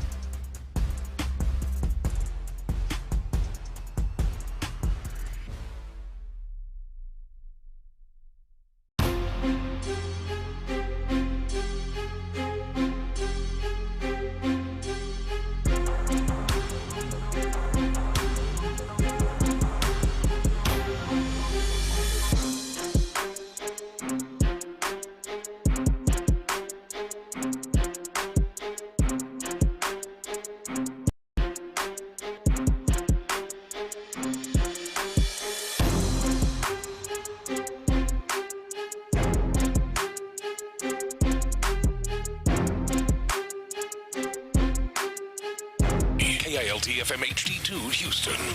On Odyssey Sports Station, the Texans play here. Let's go around the NFL in the loop style. Why are you smiling? Because I love football. Here's John Lopez and Reggie Adatula. I'm going to tell you all about how much fun you're going to have this season. On Houston Sports Leader, Sports Radio 610. Yep. Let's go around the NFL. Paul Gallant in for the OG John Lopez. I'm Reginald Adatula, and joining us as he does every Friday, it is Brandon K. Scott. What's happening, Scott? Man, I enjoyed that trip down memory lane that Paul brought us to with the Shelby Rose interview with the random fan. That was epic. That was great. That was a fun night. I got hit in the eye with champagne in the Astros clubhouse. Ah, nice. I had brought a victory dance, to quote Will Smith in the movie Independence Day, a cigar. I walked down the street and I just observed everyone that was celebrating the championship. Bought a Modelo from a dude just sitting on the corner. So I was just walking down the street with a cigar in one hand and a beer in the other. And you're still alive. Enjoying what was a very fun night. I was out till 5. Yeah, Good time. It was probably one of the more unhinged nights that I can remember in Houston. And so the idea that she was asked what that man was saying on people that was haters, and all he said was bleep you, I think that was restraint. You know what? Look, quiet as kept. I think Shelby knew what answer she was getting. Yeah. Rarely do you ask a question that you don't know the answer to on air. I think she knew she was going to get something like that. She had to play it off like, okay, all right. No, you knew you were about to get that sound bite. Y'all. Well, all right. No. Sorry, guys. Sorry, guys. sorry, not sorry. All right. Well, okay. Probably the best, no disrespect to Fox, probably the best, most viral clip that they've had in a long time. Been a hot minute. If I had to guess. Okay. So. I love our friends. They bring me on every now and then. Well, that's a good reason to love them, ain't it? Yeah. All right, let's go around the NFL now, where you guys are familiar with the NFL PA report cards that the PA has put out over the last, handful of years, 2-3 years, if memory serves. I found them quite interesting because it gives us an insight into what teams are doing and how players view the teams, and players talk. So it was cool to kind of get this up front. Well, the NFL was not very pleased with it. They had filed a grievance about that annual team report cards, basically saying that it was, it went against what their arbitration or the spirit of what their collective bargaining agreement was. Well, apparently, the NFL won their grievance, and in a statement they said, "quote We are pleased with the decision from the arbitrator upholding the parties' collective bargaining agreement and prohibiting the NFLPA from disparaging our clubs and individuals through quote unquote report cards allegedly based on data and methodologies that it has steadfastly refused to disclose. We remain committed to working in partnership with the NFLPA and an independent survey company to develop and administer a scientifically valid survey to solicit accurate and reliable player feedback as the parties agreed in the CBA." Way too many lawyer words for my taste. I can do without all of it, but I will say this, it just sounds like a bunch of crying, a bunch of whining. Why everybody got to act like such bees, man? Why we got to whine and crying about everything? I don't understand. You're a billionaire in your ivory tower. Do you want these poors, these peasants of yours who are playing on your fief to be calling you out for being bad? Fief is a good word. Because it's all coming from Woody Johnson. Yeah. We know it's coming from that loser. He had the worst vaccine. He's got the worst NFL team. And here he is. Oh, my report card's bad. Do something about it. I haven't heard anybody talk about the Johnson & Johnson vaccine in literal years. It was the one that everyone was embarrassed to get. Yeah, if you got one. Or I was going to say, or would rather just get COVID. Yeah. Which one was better? And it was like a legit discussion. Like, it was. COVID, Johnson & Johnson. It's got that Jets taste on it. Right. Paul Gallant's hate for the Jets, I very much appreciate. Someone needs to hate on him. And justified, though. I mean, they ain't done nothing worth looking. I mean, I don't understand how the people who love the Jets, much less somebody from a rival. Begrudgingly is the word. Begrudgingly is how they love the Jets. Well, y'all know what the Jets stand for, right? Just end the season. I guess that is a way that you could view that. Yeah. But yeah, I think the NFL is technically correct in that they did collectively bargain the way that they would deal with, I guess criticism or whatever, or attempts to make this. I don't think this makes you look good, right? Because I think the whole point of this is to avoid the embarrassment that comes from the negative grades that happen. But I thought that, like, you see teams and team owners respond positively to this, and it only served to help everybody, right? It was very clear what the issues that they needed to address, and they addressed them. And then players were happier for the whole organization, the whole endeavor. And it feels like this is some sour grapes, from a few owners that did not like being called out and wanted to keep these things behind closed doors. And with a quote-unquote independent survey company that obviously is going to give you what you want to hear, I imagine. Yeah, I just think that accountability, it's funny watching folks that are supposed to be held accountable, be the ones that to least want it, to see it the least, right? So, like, this to me was just a gut check, accountability. Hey, look, y'all got a C or a D here in this area. Let's improve this area. I don't see how accountability is bad for anyone, but of course, I'm not somebody that's in power and being told, hey, your bleep stinks. I don't respect anyone who doesn't have self-awareness, and it feels like NFL owners are perfect examples of this because to what you guys are saying, this helps you get better. Yeah. If you want to see what's wrong and what maybe is putting you at a competitive disadvantage, now you actually can see some elements of your organization that are screwing things up for you. And let me ask y'all this. Who really knows about these damn report cards? Except, like, do fans really care about these? Like, nobody is really consuming the report card. It's players. It's really a conversation between them to begin with. It's not like headline, ESPN, we're going to do a whole so-and-so team got a D. When we see the Fs, though. When you see someone fail, we be in there like, oh, y'all in here looking poor for like 5 minutes, and then we move on to the next thing. It's not scandalous. It's none of that. But here's the thing, right? And when we're talking about people of such power, and let's be honest, great money, there's not a lot of ways that you can hurt them except shaming them and getting to their reputation. And there's some of these broke boys. Hello, Cincinnati Bengals ownership, right? Like there's a number of ownerships that you could point to where you go, y'all being some broke boys, and they choose to be that, and then they don't want the consequences of those actions being people calling them out for being broke boys. I wish that instead of making this report card go away, that they would just pay people like me. Can we just get some bribery back? Can we get back to the 30s Good and 40s? old-fashioned. Can someone just slide me some cash under the table? Make bribery great again. Yeah, man. Investors, possibly you. Hey, look. Just hit me up. Oh, you're also on the bribery chain. Okay. I can be bought. I would like to say publicly that I cannot be bought and do not attempt, because that's how you drive the money up, gentlemen. Y'all are just you gotta make it seem like you have cheap, to. Baby. You gotta make it seem like you have to get me away from my morals with the big dollars first. I'm Saturday at 2 a.m. I'm not in a position of power. I'm gonna say show you how desperate me and Paul are. Yeah. We out here begging to be bribed. Please bribe me. I'd be a great person to bribe. I'll sell the hell out of Bridgeland. Bribe me, please. Let's go. Bribe me, please. Y'all wild. All right, we continue around the NFL here. Where did you see the scuttlebutt that was going around about one Derek Carr?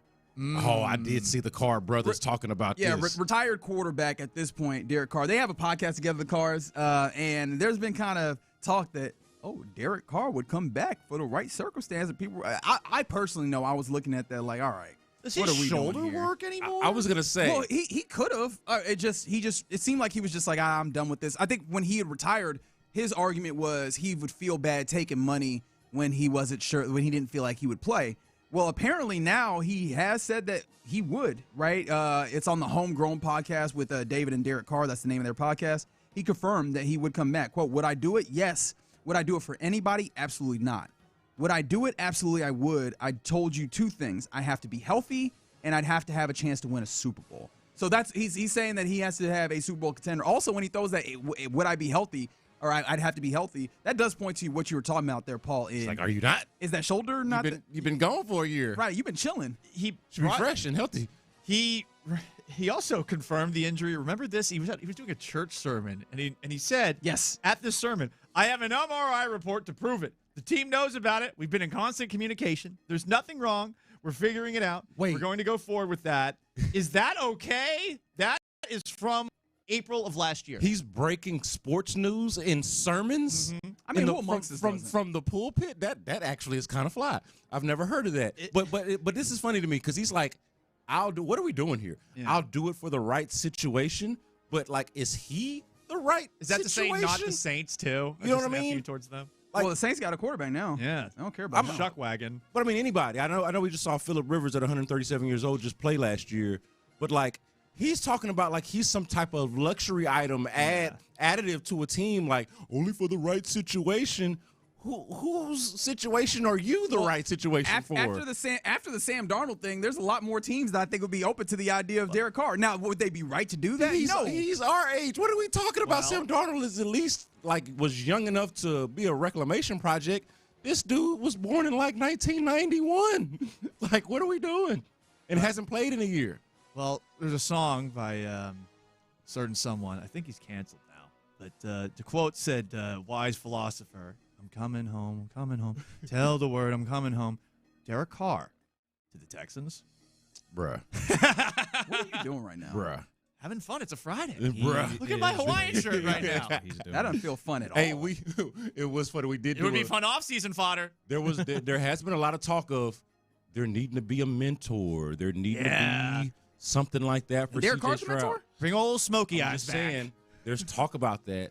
I don't think that this is the direction that you would want to go in. Well, the one thing I should not even entertain this. Derek Carr, he does seem like a dude who stands on his religious beliefs and his morals in a way that you can't say for everybody. Like, he seems to be, if anything, a great dude. Dude, C.J. Stroud would not be allowed to have a single incompletion before people. You see how people are talking about the Mills Army, how badly people want Davis Mills out there instead of C.J. Stroud. You bring Derek Carr in here, somebody a religious guy, got background here in Houston, went to Clements, all of that kind of stuff, man. People will be clamoring for dude. And you know what's funny? As soon as Derek Carr get out there, be like, damn, why don't he throw the ball down the field? Yeah. Why does he keep checking this down? Put CJ back in. I'm all for the chaos and lazy sports talk radio segments, and Derek Carr would be fun. It would be a fun offseason. He's not going to help the Texans out at all, but it would be fun. All right. It would be hilarious in a very disgusting way. I should have ran away from this very early. But you think maybe the Vikings would be interested? Because there is rumors that the Vikings might be interested in Kyler Murray if the Cardinals do indeed move on from That him. would be intriguing to see Murray picked with Kevin O'Connell. I mean, my goodness, McCarthy, what an absolute joke that's been. Can I make a confession here? Please. I'd be interested in that. In Kyler Murray there or here? Period. Just wherever I am. If I were putting together a team and looking for a quarterback, I would be interested in that. That's what I'm saying. The Cardinals are a disastrous setup. 100%. Whether it was Gannon as head coach or Bidwell the owner. Well, it starts with Bidwell. Yeah. Isn't Bidwell the ownership that had a goat in general managers, something or other? They are a bottom 5 ownership in the NFL no one talks about because the Cardinals are irrelevant. Correct. Yeah. You didn't even know that they probably played in 2 other cities before Arizona. Did you know that? that is the St. Louis that's the oldest Chicago. franchise in the NFL. Right. Yeah. Nobody looks at them as that. No one cares. But that's another reason why nobody talks, because they've got behind politically they've got a lot of pull, right? So they don't get a whole lot of smoke, probably outside of their own fan base, of course, but nationally they're just kind of quietly, they're hiding in plain sight as this incompetent outfit. Just pick up and move, and no one will know that you're the 3rd generation of the worst franchise in NFL history. Yeah, it's pretty bad. Pretty bad. But yeah, Kyler Murray is an interesting player. I don't know how I feel about him. There's clearly talent there. Yes. I'm still scared by the height, not just because of the height in and of itself, but it requires what's required for you to be that small and be really good is really good schematics, and then also the knowing yourself well enough to move out of the pocket, those types of things. He has the capability of doing that, but it just hasn't come together in the way that it needs to. And when the agility's gone, that's going to be as long as he can still move. People talk about the flag football Olympics and stuff. He would be a great flag football player, right? Because he can move. Moves around like a cat. But once that's gone, or a 3-year-old with something in their mouth that shouldn't be in there. Same thing. I don't know. 3-year-old with something in their mouth, clumsy. Cats, agile. No. True. That's why I added the something in their mouth. Because when it's what's that in your mouth? They take off. You notice. Oh, yeah. They take off. They're take impossible to get. And make it even more stressful because it's now you're definitely going to swallow whatever the hell it is. And we're headed to the emergency room. So, yeah. But, yeah, no, I'm intrigued by that. Wherever Kyler Murray ends up, I'm actually going to be intrigued, as an ancillary football point to kind of watch how that goes. Yeah, so I found that to be interesting. All right. It's not always the Texans. But I think that the Vikings just a number of quarterbacks, whether it's Derek Carr, Kyler Murray, they definitely got to be looking for something. Yeah, I know should that start over. They tried this J.J. McCarthy thing. I wasn't excited about him out of college, and it's very evident early on. I mean, you got star quarterbacks talking about, yeah, I mean, we would have competed better if Sam Darnold was still around. And I think that's less about Sam Darnold. Justin Jefferson, right? It was Justin Jefferson. Yeah. Well, I sincerely like Sam Darnold, really good this year, did what they need him to do. I think that's less about Sam Darnold and more about just what we have right now, very untenable. But also just doesn't help that then he went and won the Super Bowl, right? Like, I think it's what you said, but then to add insult to injury, the dude that you let go went and won the Super Bowl. Mm-hmm. Yep, that never helps. It's great. Like, oh, man, did I let this one get away? And then she turns over to something much better. Yeah. Yeah, that's never what you want. All right, you're in the loop here on Sports Radio 610. That was around the NFL. B. Scott in the building, so you know what that means. Coming up next, let's get B. Scott's thoughts. I imagine that we're going to be talking about these Houston Rockets. We'll do that next. The Drive with Stoerner and Hughley. It's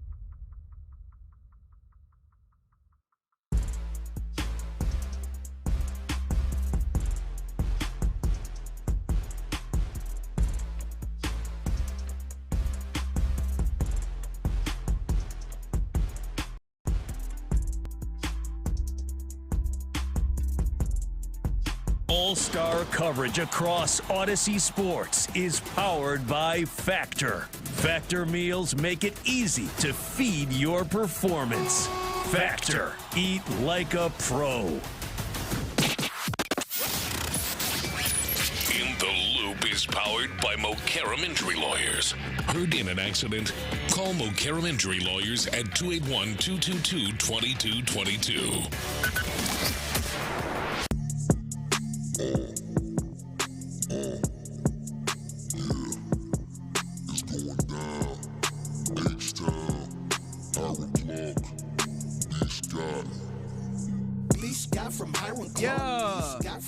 Yup. Brandon K. Scott.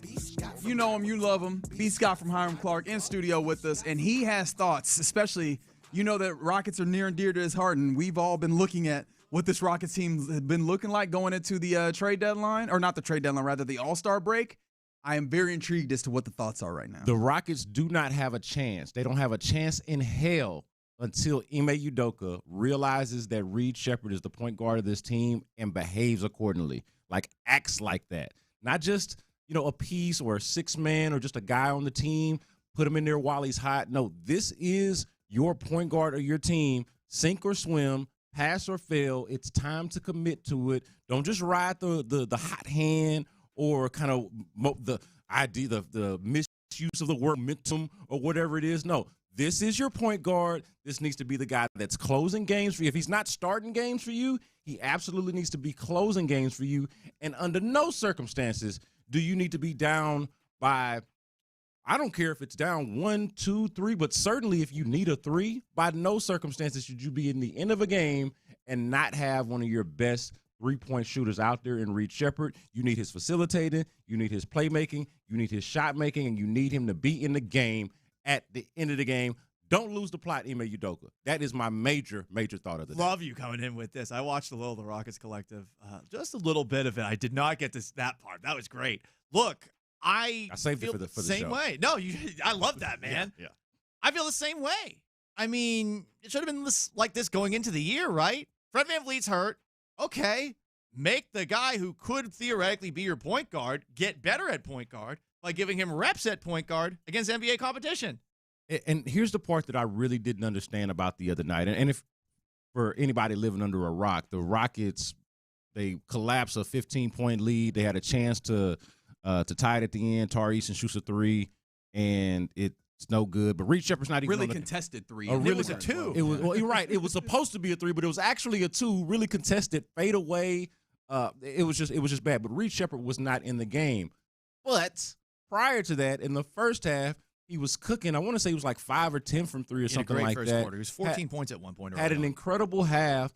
And then really to me, the stage had been set for this in the previous games with the way that Reed Sheppard had played. Mind you, on Saturday, Amin Thompson was out with an illness, and they were forced to start Reed Sheppard at point guard and kind of allow him to be their facilitator. I'm not even pretending right now that he's great at it or that he's some kind of finished product or like there's not a lot. I'm talking about a lot of work that needs to be done there. I want to be clear about that. But this is how you do the work. You don't do the work by sitting his ass on the bench. You put him out there and let him play the way that he had to against Oklahoma City, the way that it looked at times, hell, in this game against the Clippers before they kind of went away from it, right? Like, to me, they have somewhat – the game before that, the first end of the back-to-back or the first half of the back-to-back, I thought that while the assist numbers weren't necessarily there, it wasn't like obvious from the stat line or from the stat sheet. I thought both Amin and Reed, to their credit, did a pretty good job, a better job of helping the offense get facilitated and not just look like a cluster bleep like it looks for a pretty good percentage of the time. So it seemed like they were headed in the right direction after that first Clippers game and then did that one step forward, 2-step back thing in the second game. Can I read you one of the notes that I took in the second Clippers game, which happened, what was that, day before? Day before, yep. Reed has been incredible operating pick and roll tonight, driving, pulling, and passing. That didn't stick the whole time, but there was a good 4-minute stretch where he was really good at making, not just like making the decisions, but operating them well. One of the things that Reed does sometimes is that he'll come off a pick and roll, and then he'll take an off-kilter shot. And I'm like, I guess you could take that, but get yourself set, young fella. You can knock that down. He did that a little bit better. He was really good at acknowledging where the ball needed to go. And at moments I could see and I thought, is he getting to the level of an NBA playmaker? And that is the key to tell if somebody can play make on an NBA level is whether they are looking, or rather, they are not looking at the dude guarding them, but they're looking at the second defender. Yeah. That is, I had an opportunity to cover Luka Doncic, who is a very good creator. And that was one of the things that he said is when he's playing, he's not looking at the dude defending him. If you're good enough, that guy is not really an issue for you, no matter who it is. It's that second guy, whether it's someone coming to double or creating some level of advantage for your offense. Can you manipulate that guy and pass off of him? And I thought that he was doing that in a good way in this pocket. It fell off a little bit in some of the time, and then you didn't see him have that opportunity again. And to your point, and I know this is going to sound wild considering the way conversations we've had, I'm with you. I think that you've tried a lot of other things. You've tried initiating with Kevin Durant and Alperen Sengun, and you can still do that to some degree. But even that, you end up getting a lot of turnovers from those circumstances when teams blitz and they don't pass out early enough. Got him in this game. It does feel like you need to put Reed in there a little bit more to try some of those things and see if you can just cover for the discrepancies that the inefficiencies that he has, shortcomings, and allow him to give you the good things that he does and see what you can do there. It's wild, man, because like Reed, he either a criticism of him. Sometimes he over dribbles, and sometimes he'll pick up his dribble right there past half court, and you're like, hey man, that's not it. That's not it. You need to keep going or pass the ball like immediately. But so you see the parts of his game that are like young. But the point really being here is they don't have anybody else like this on the team. What's the obstacle? You're being stubborn for the sake of being stubborn. And in those situations that you just mentioned a moment ago, Brandon, okay, the only way you can build confidence and not think if I do something wrong, I'm going to get benched is to let that guy actually play, just like the only way to get better in this league is with reps over the course of a season. And I get the idea that the Rockets are no longer the babysitters club, or Steven South has got all these young guys. All right, figure it out. A couple years from now, you're going to be great. But right now, you don't need to go to school. Udoka has gone in the complete opposite end of that, and I like it.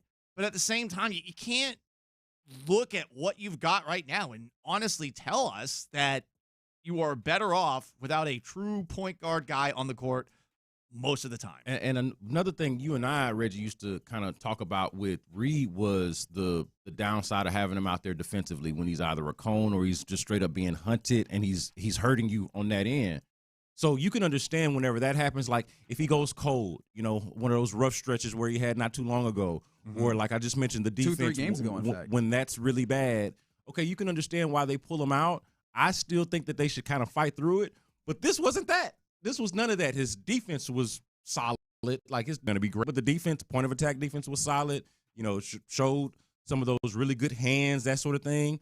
The offense was there. Like, everything that you want to be there was there. And the things that you are afraid of with Reed Shepherd weren't really biting you in the ass just yet. And then they decided to kind of go away from it. This really bothered me because by the end of the game, so I'm writing a story for the end of the game, just like something quick to post on the website.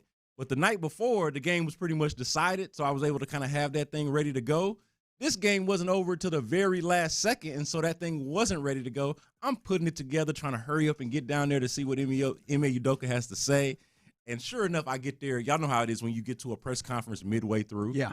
And so now you can't really – it's in poor taste and poor form to ask a question. You're not sure if it's been asked. If you're not sure if it's been asked before, and you kind of look like a jerk showing up late and all that kind of stuff. So I just kind of sit there in the back, like wondering what's being talked about here, and it never came up.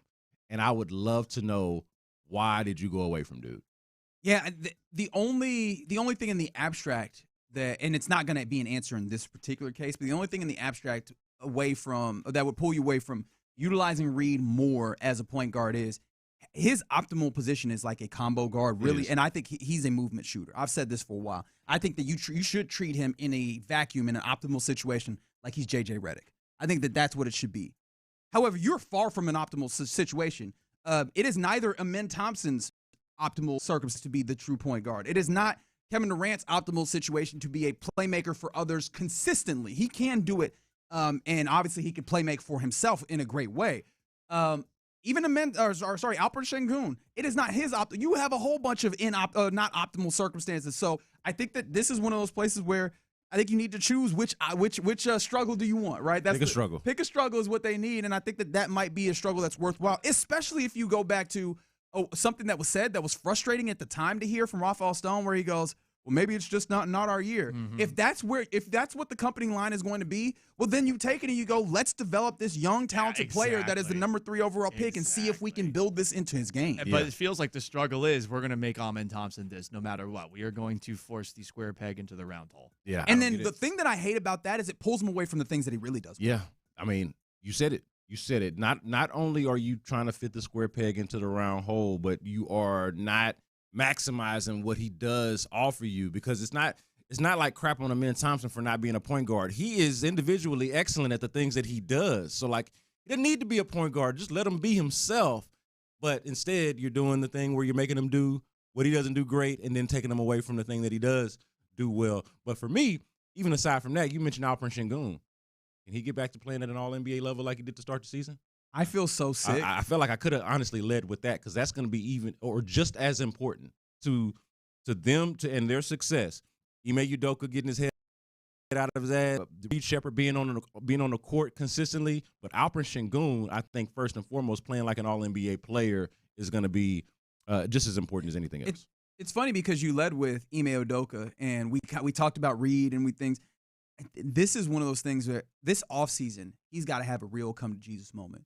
Because you got to look at this staff. Sengun or? No, Ime Udoka. Udoka, yeah. He's got to have a real come-to-Jesus moment with the staff. And I'm certain that there's a lot of capable dudes on the staff. I'm not trying to denigrate them in that way. But sometimes you can put a lot of good things together, but they're not organized in the appropriate way to answer the call that is ultimately charged of you. And you don't have enough offensive mindsets. Like, you can see it time and time again. Enough. Well, look. The number is 0. I'm gonna give them a little bit of credit, right? Because I have seen with Reed, I thought they had a really cool play that I've seen them utilize more, and I'm like, okay, this is a good thing of using him, especially in movement shooting. But you don't have enough, and it's not a full cohesive thing in order to compete, especially at the levels in the NBA that they want to. Do you get the sense that anyone in the organization is looking at Udoka and saying he's being a little bit too stubborn? I'm talking players. I'm talking assistant coaches. I'm talking Stone. I'm talking Fertitas. His name was Whitmore. So after Cam Whitmore, who is very easy to put to the side because that guy's got the most deluded sense of self that the Rockets have had in quite some time, which is saying something, who is in the organization, considering it seems like Ime Udoka has all the strings, going to go up to Udoka and actually convince him that perhaps he's got his hands on too much of what's going on? Yeah, I think it's a good question, because who it is, I don't know. His staff is all his homeboys. Right. But I mean, look. With all due respect, I don't say that just. No, I get it. Like that's all coaching. But even with that, like whether it's coaching, like you just listed it out, coaching, players, front office, there are too many people that fall along those lines for there to be nobody to be seeing these things. Like we're not talking about dumb people, right? So like if you got eyes, if you understand the game, you can just see plain as day. Well, even if you like a guy, even if you got a relationship with a guy, somebody is noticing these things. Somebody that matters and that is closer to Udoka than we are is absolutely noticing these things for sure. Does it have to be Kevin Durant? I mean, I think KD might be the strongest voice. KD has a great respect for him, but I do wonder because we've seen some frustrations poke out, and I think some of them are reasonable, natural frustrations, but that doesn't mean that there aren't frustrations nonetheless. Maybe he does at some point in a quiet manner in the back rooms of things, or maybe in the offseason, make some level of, hey, I've been around this league, and what's this, and this needs to change a little bit. And I'd be very interested to see how that would be taken by this organization. They need to do something. Somebody's got to say something to somebody about something. Damn it. Very well said. You know what I'm saying? All right, you're in the loop here on Sports Radio 10. Those are Scott's thoughts. Coming up next, let's talk about what's popping, including an interesting thing that's changing when it comes to the sports gambling space. We'll talk about it next. Payne and Pendergast. Big questions for the Astros as it's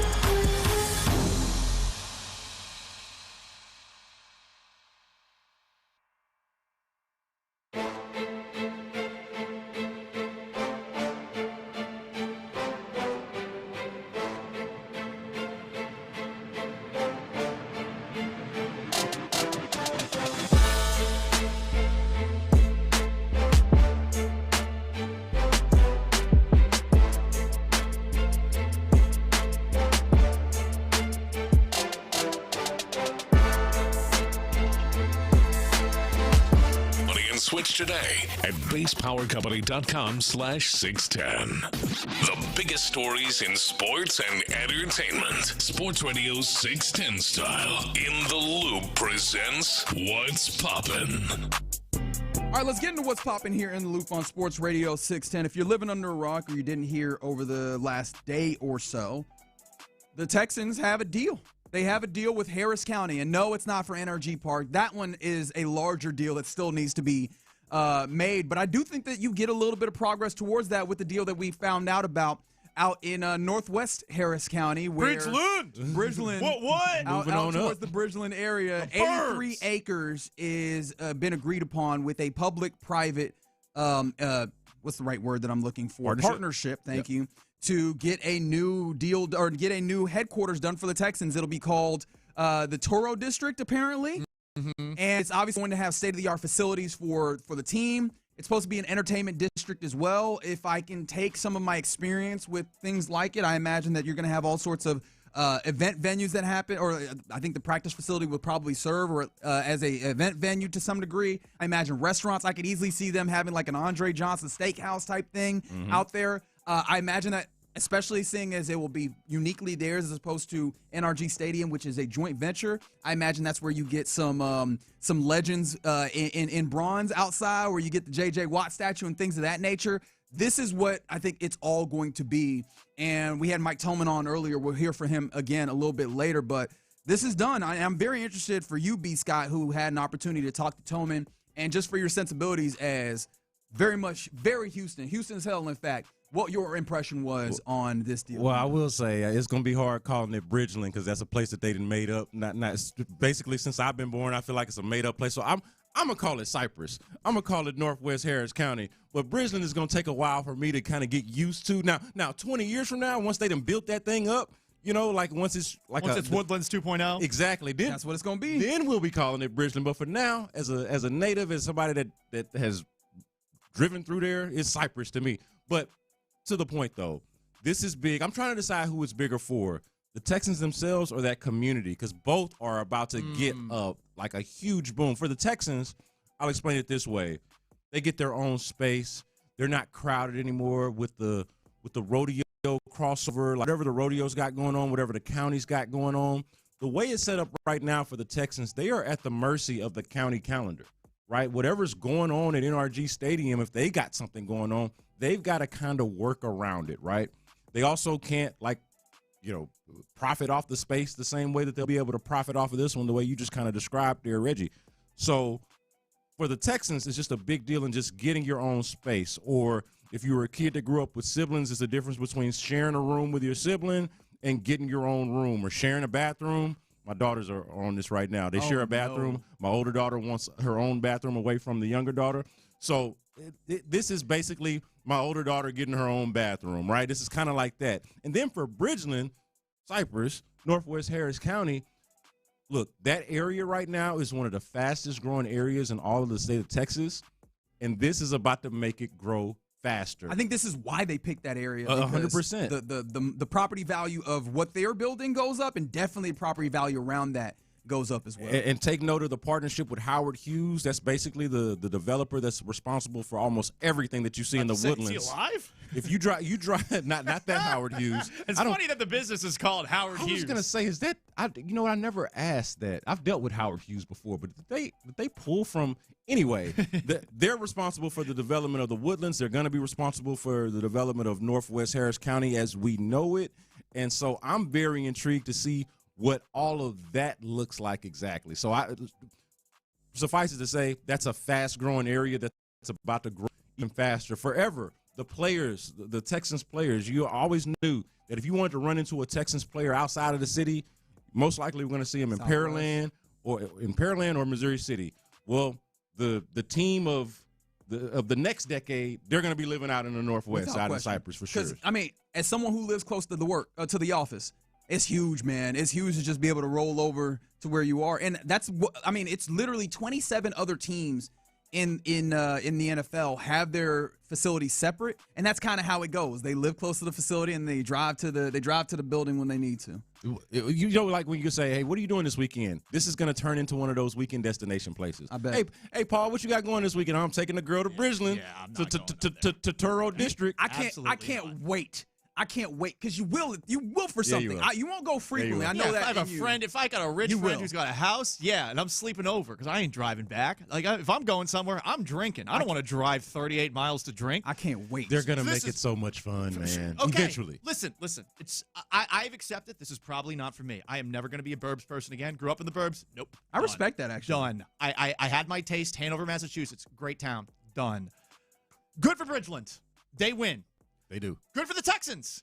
They got more money out of this. And this is already a team that's got a lot of money. And I respect the hell out of the fact that they actually spend. There's a lot of ownerships that don't. So credit to them. My question is, one, what does this do for the average fan? Am I supposed to be like celebrating this? I think if you're the average fan living in Bridgeland, this is awesome for you. Certainly. If you're the average fan living somewhere else, okay, does it really do for you? I think it is worth noting that there's a lot of Houstonians that are out towards the west side now. So I do think that totally fair. At least those fans. Totally fair. Answer that. Totally fair. But it is in the corner of the city. Yep. Sorry, the skeptic is always going to live in me. It's good. I don't 100% buy that this is necessarily just going to be an entertainment district when we're talking about 86 acres. You know, you take a look at the actual size of NRG Stadium, 12 acres. Okay, it's a lot of acres. Could a stadium go up there? Of the stadium itself? NRG Stadium, 12 acres, correct. I looked this up online. The NRG Park, huge. It's like half the size of Central Park. I think it's 350 acres or something like that. 22-acre headquarters. All I'm saying is there's definitely a possibility that this is more than just a development. I would go further than that, Paul. Possibility? Dude, this is setting the stage. Okay, so maybe I should have led with that. Go for it. This is also setting the stage for, they want to open this thing in 2029.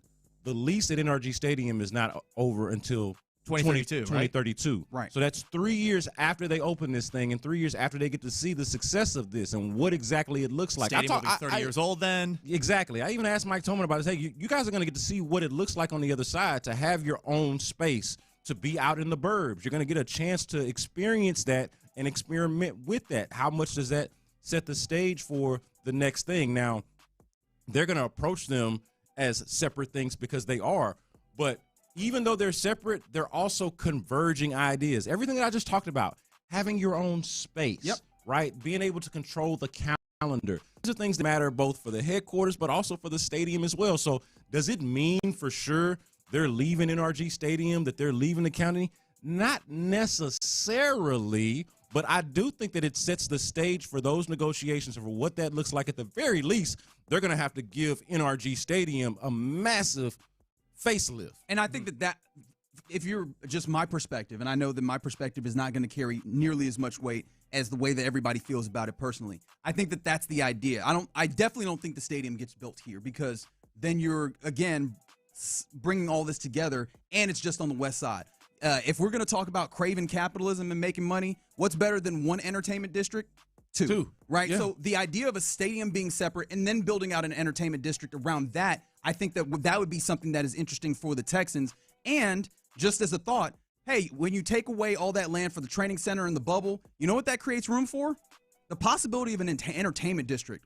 That's assuming that they stay at the NRG Park, which I can't say definitively that they will, but I don't think that the stadium's moving to this northwest So basically Houston area. they could try to replicate what they're doing out in Bridgeland over at NRG, which I think is, I think all of these things are possible. I think it's all at play.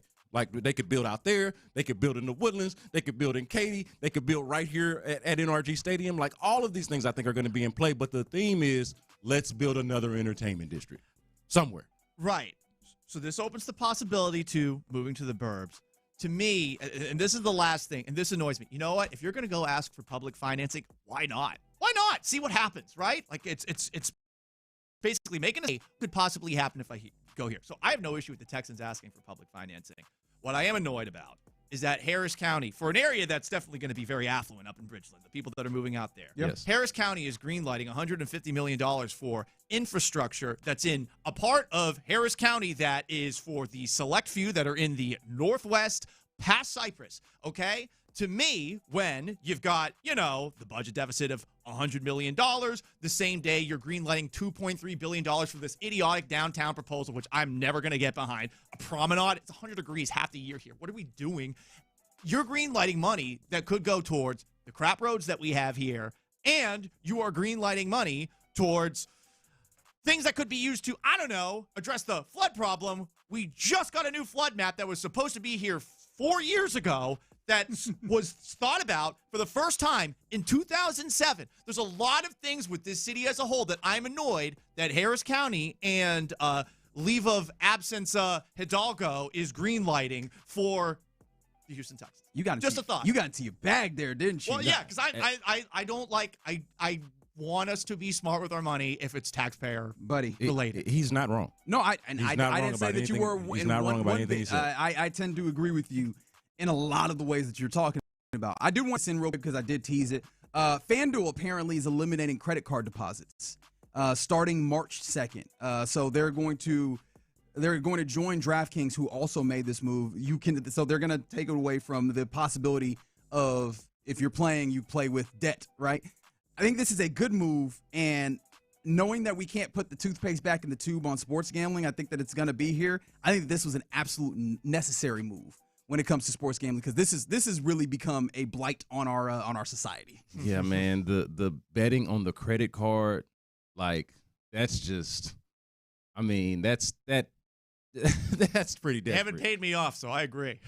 They paid me off like all these other people with all their gambling books. Oh yeah. Maybe I look the other way, but I agree with you guys. It's gotten bad and it's super addictive. Now, don't give him too much credit, because Senator Elizabeth Warren was already kind of on their ass about this, demanding information about this. So it very much seems like that government was going to move towards ways to try and push them here. So sometimes you do need to get in the way of people for doing something stupid. But, right. I will say, you can go to a certain gas stations around town. You ever see when the lottery's over $500 million? I don't carry cash around with me often. There's certain gas stations that are going to let you, with the debit card, buy like a $2 lottery ticket or something like that. There's some other places that probably let you do things with other cards. Sure. To potentially get that.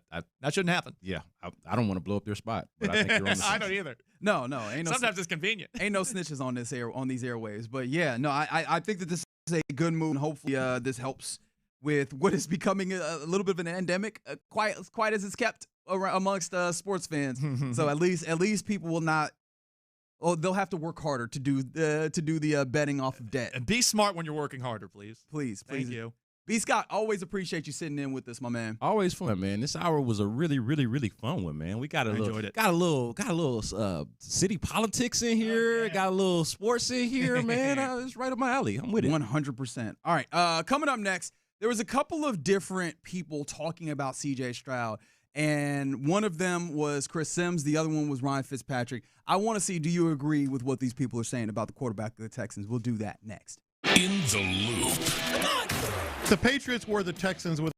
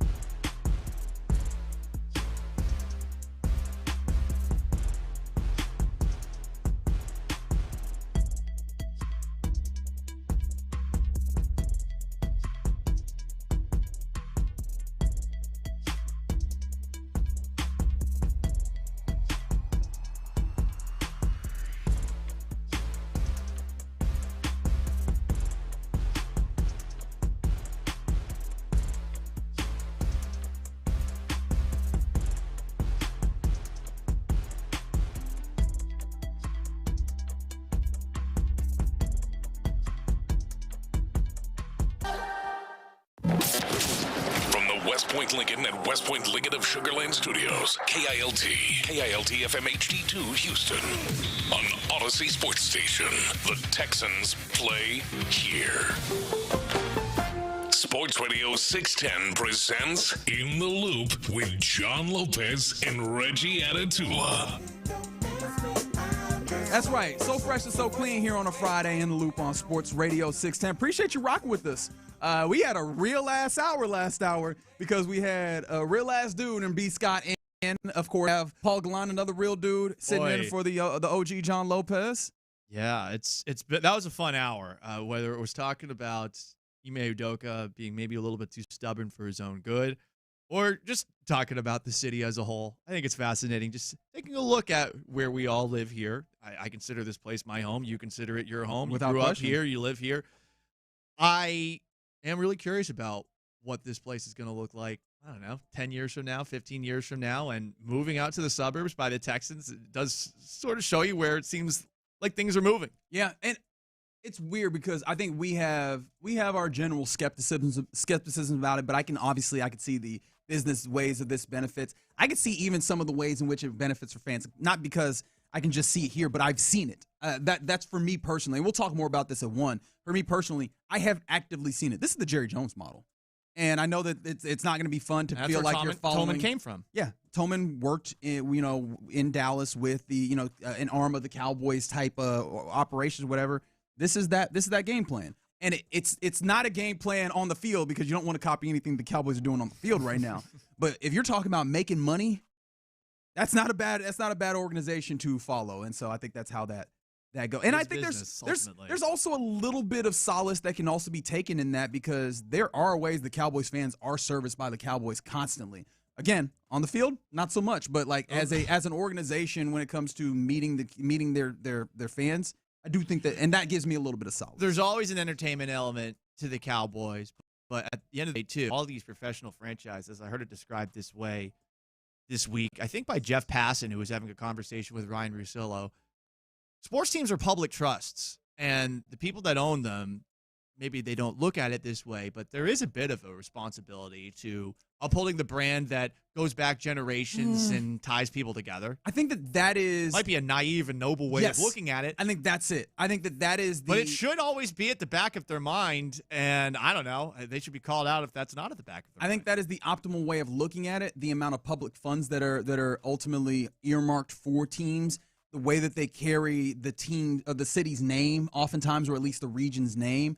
You would think that, yes, they should be public trust, but this is the con that exists in there. They're private companies in a cartel, mind you. So the environment is actually kind of enclosed, right? So they can operate, or they live the best of both worlds. They get to operate in a way where they can be kind of craven and only focus about themselves, while also giving the impression that they exist for the city. I do appreciate at least that the Texans do feel like they are trying to do for the city in times. Hey, and 17,000 jobs as they estimated. I'm skeptical about that number, and $30 billion to that part of town. Great. I personally would just like it to come a little bit closer to the entirety of the city. That's all. And if it's going to be getting taxpayer money, especially, I want it to be closer to everybody. Yeah. But hey, look, I still Texans, they asked the county gave them the money.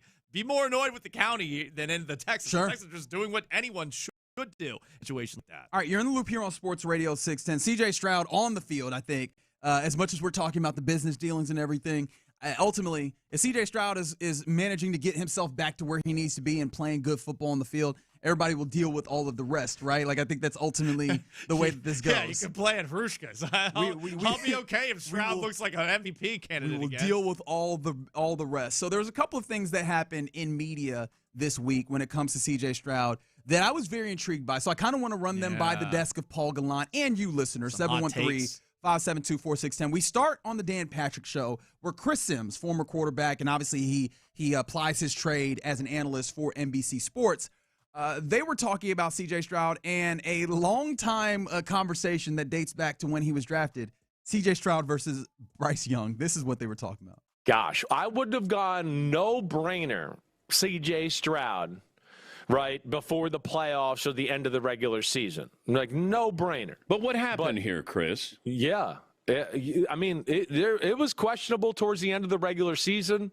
I've had people go, they think his concussion in the middle part of the year was still affecting him, right? He has been in some different offensive systems, but man, he really lost his way towards the end of the year. Lost his way with decision-making, feel for the game, the proper type of throws, forgetting what his team was. I mean, I said to Mike Florio before, and I think this is why, we were kind of talking about the Patriots and maybe their wolves on their back because of how the playoffs and Super Bowl went going in the next year. And I made the comment, the Chargers game was underwhelming. The Houston game, you kind of felt like if C.J. Stroud just kneeled on the ball the whole game, Houston probably would have won the football game. They just kneeled on it. Every play, first, second down, third down, kneel on it. Defense will set us up for a field position at one point. We'll kick a field goal and win the game that way. Like, I'm joking, but I'm not joking. It was that crazy. It was that bad. So I sit here now, I guess, giving the edge to Bryce Young, but don't feel necessarily great about that. I mean, I know. That's enough, Chris. That's enough. So you always got to keep in mind, Chris Sims, he adds a little paprika to his takes. He's always being extra spicy. Paprika isn't even that spicy. I love paprika, though. I do as well. Put it in everything. But it's not spicy, though. It is not spicy, bro. Because paprika is just, they take the bell pepper. Listen, don't get in the way of my little reference, okay? Use like cayenne pepper. Cayenne pepper's actually got a little spice listen, what's your favorite pepper? 713-572-4610. Text in the pepper that you like. I'm just a simple white man from the Northeast. I wasn't going to say it. People are already racist against my cooking, assuming that it's not spicy. I put spice in my stuff, but anyway. No, apparently not, because you think paprika's the spicy. Shut up, Red! He probably thinks pepper and salt is enough spices for everything. Hey, Colin? Hey, Colin? Anyway, hey, Chris Sims always adds a little spice take, okay? He always adds red pepper flakes. I'm kidding. When it comes to this, don't you feel like he's doing a little bit of engagement farming here? Bryce Young is smaller than me. I don't care how he looked against a god-awful Rams defense that did not know how to stop the pass at the end of this past season. I hate that I got to pick up a spear and a shield and defend C.J. Stroud after that awful performance against the Patriots and the also awful performance against the Steelers. But come on, Bryce Young. Bryce Young was better last year, but this, I feel like we're just doing trending up, trending down, and that means that one is better than the other. Bryce Young was better, but I don't think that you can even get to that. Even just off of the strength of the potential that exists in front of them. That is such a wild perspective to have, in my opinion. Because, as you mentioned, the height, and I know that sometimes people take it too far trying to treat him like a child, but there is a clear... He's shorter than me. There's a clear problem that exists with small quarterbacks, especially one like Bryce Young, who has not demonstrated the capability of being able to see through the line. Drew Brees, going into the Hall of Fame, he goes in, and I don't think people appreciate just how good Drew Brees was as a true 6-footer, like just 6 foot flat. The idea that he could stand in the pocket and throw downfield at his height was absolutely incredible, because typically a dude of that caliber, of that size, needs to get out of the pocket to be able to see past these 6'5", 6'6", 6'7" giants on the offensive line. He had such a good knack for being able to see through the line and be able to stand in the pocket and throw. It's one of the reasons why him and Sean Payton went over really well. Bryce Young hasn't demonstrated that. Like, he oftentimes needs to get out of the pocket in order to make this work. Yes, C.J. Stroud, between the ears, there needs to be something that levels in to where he's not turning the football over, where he's not trying to do too much at times, whatever ultimately we want to diagnose as his issue. He's not having this just fundamental issue that Bryce Young has, and even Bryce Young has been inconsistent last year, the year prior. Yeah, benched. The thing with Bryce Young is I don't think he does anything special to overcome the size. To what you were saying with Russell Wilson, who I covered at the peak of his powers in Seattle, where he was an MVP candidate. Moving in the pocket. Great at moving in the pocket, and perhaps the best deep ball thrower that we've seen in the NFL this century. Like, I don't think that's an exaggeration. That guy could drop the ball anywhere. His ego a little bit out of control towards the very end of his time in Seattle. He's dangerous. I bet no one regrets the Seahawks winning the Super Bowl more than him. Yeah. I pulled that on him in an interview once. He didn't like it. I bet he didn't. Well, don't do it online, bro. Don't give us the free ammunition. But and T-Mobile paid well for that too. Kyler Murray, another short guy.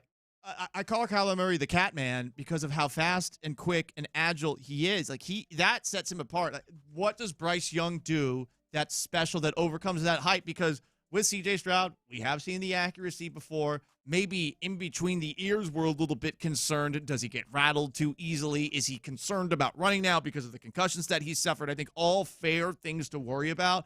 But I think if you're saying, like, hey, yeah, I'd take Bryce Young over C.J. Stroud, I feel like you're doing it because you know it's going to drum up some clicks. Yeah, and I thought from the 30,000-foot view, which is what we typically expect, like these national analysts to come from, that you would, in the year of the Sam Darnold comeback, look at this and go, all right, nobody is irredeemable at quarterback. And if you take that perspective, you absolutely go C.J. Stroud, 100%. Go back to listen to that too after the fact, and I mean, did Sims really sound that sure of what he was saying? Like, it was kind of like a wishy-washy, mealy mouth. The reason why I did not take it from that perspective is because Chris Sims wasn't doing this on his own platform. He was doing it on Dan Patrick. Dan Patrick asked the question. And look, everybody is not a media person, but I feel like amongst media folks, Dan Patrick, for some reason, exists at, well, I say for some reason, we know why, but he exists as like kind of a grail, one of the holy grails. He's the master interviewer in the eyes of many. So I feel like you don't get up there just talking crazy, but apparently Chris Sims do sometimes. So there's that. How did you view? So clearly we're both out on this. I wonder if you'd be out on this. This was Ryan Fitzpatrick, Hawaiian shirt wearing bro, former Texan, former Bill, former Buccaneer, former Harvard grad. Oh yeah, have you heard? He went to Harvard. Beard owner, all these things. But he's an analyst. Went to Cornell. Analyst for Prime Video. Yeah, that's right. Seth went to Cornell.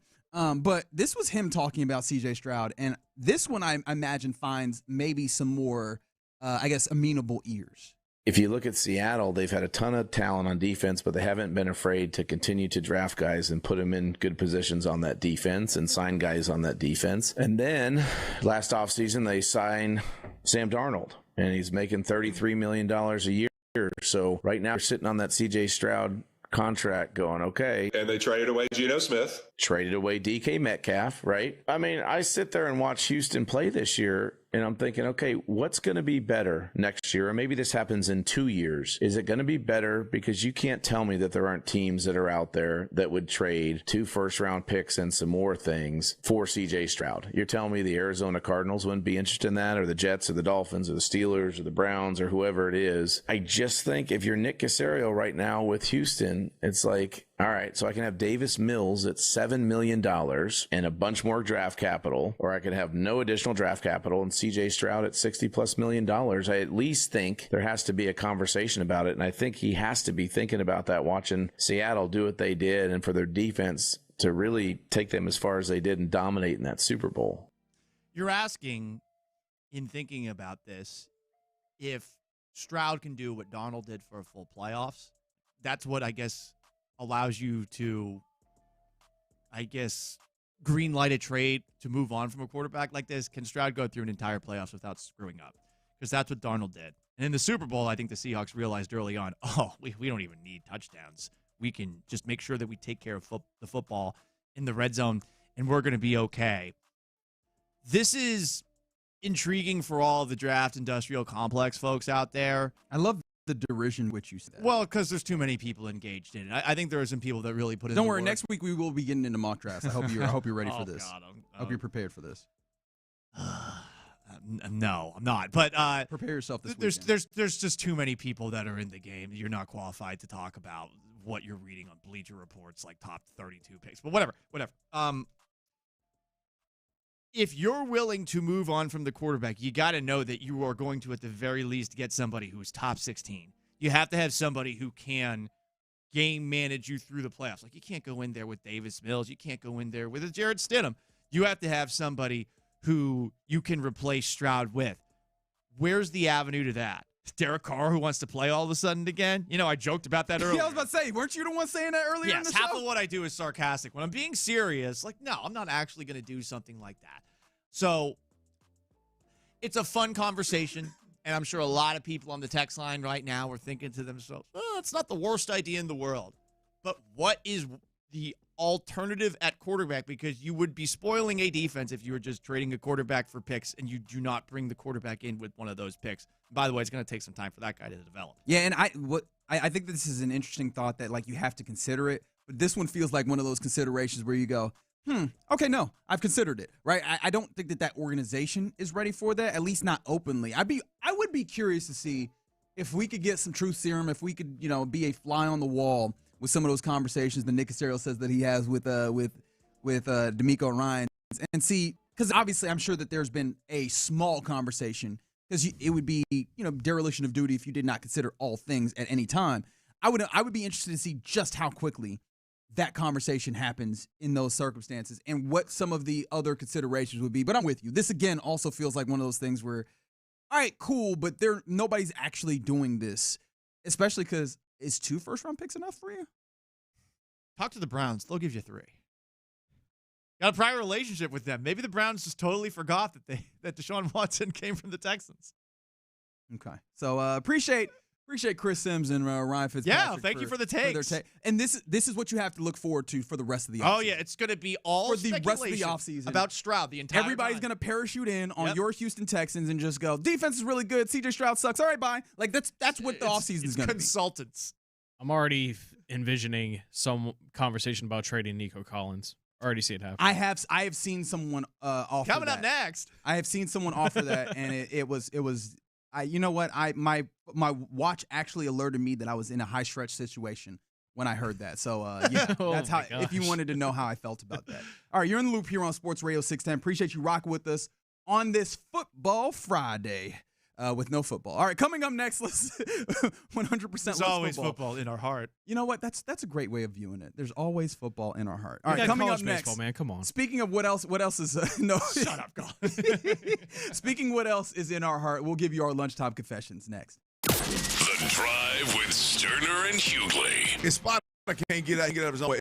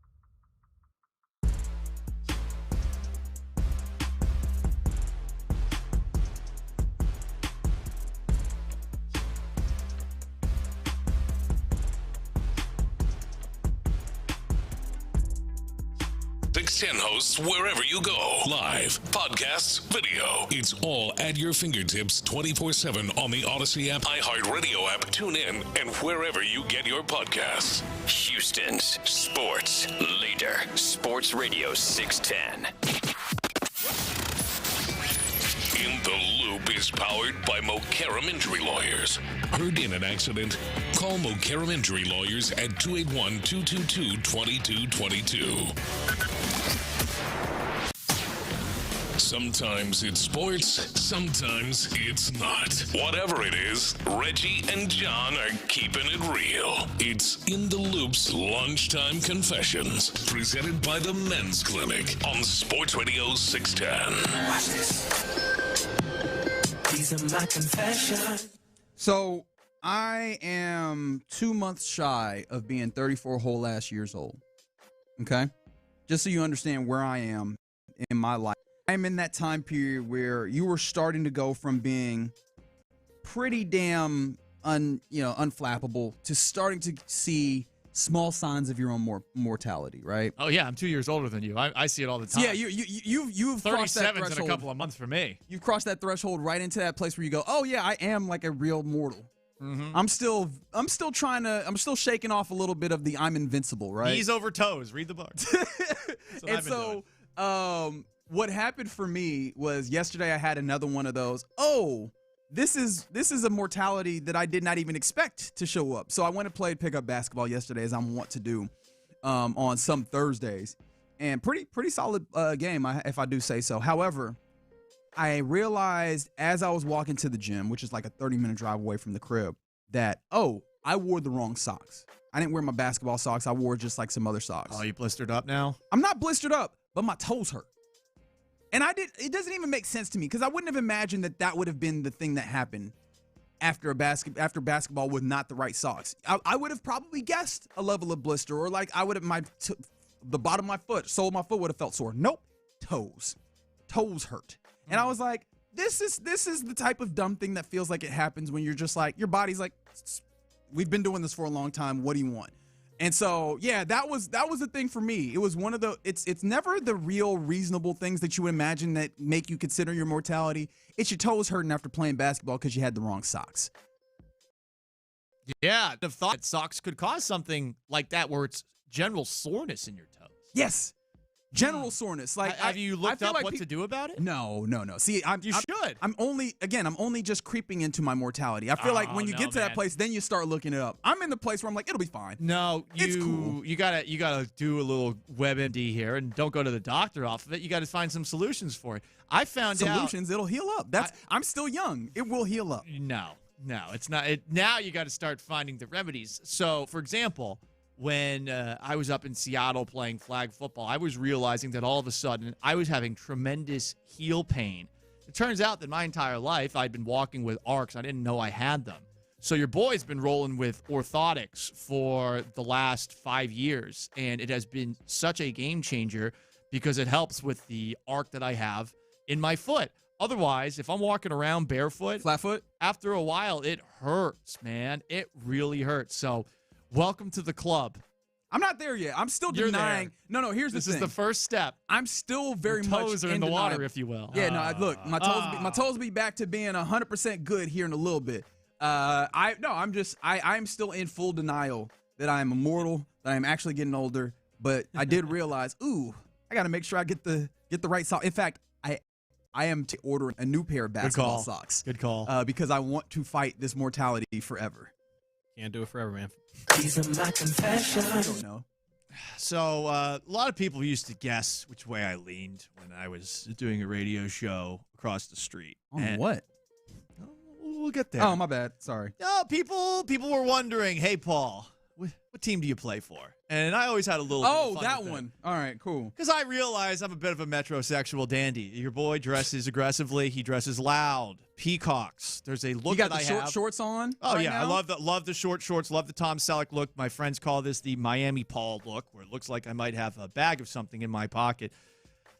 I feel like we should all, as men, be able to admit that returned Houston Astro Joey Loperfido is hot, right? He's a good-looking dude. I usually, because this is the thing, I am pretty secure in who I am and my sexuality, so I'm not afraid of it. But I guess there's just a level of conditioning that I have where certain things just don't roll off the tongue. So I'm not gonna call him hot, but he looks like he is a fairly attractive gentleman. He's a good-looking dude. Yeah, he's a well put together man. But there's this thing that we have. Guys should support guys in the way that girls. Just guys being dudes. Girls are so fake online. You look so good. You look so great. Yeah. None of them actually believe that. We should be, as the opposite sex, opposite of them and supportive of one another. Joey Loperfido, all the female Astros fans are happy. You have my babies, Joey. They're all happy. And we should be allowed to say, hey, that guy's a good-looking guy. And you know what Joey's going to say back to us? You're a good-looking guy. On the inside. He might not always say that. But on the inside. What if he's just taken, though, and you just don't know it? You could still say he's a good-looking guy.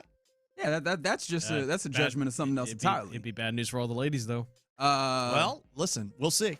Yeah, but he's a good-looking dude. I think that dudes are willing to do it in the regards of, like, we'll compliment, like, Sean, like, you buff or whatever.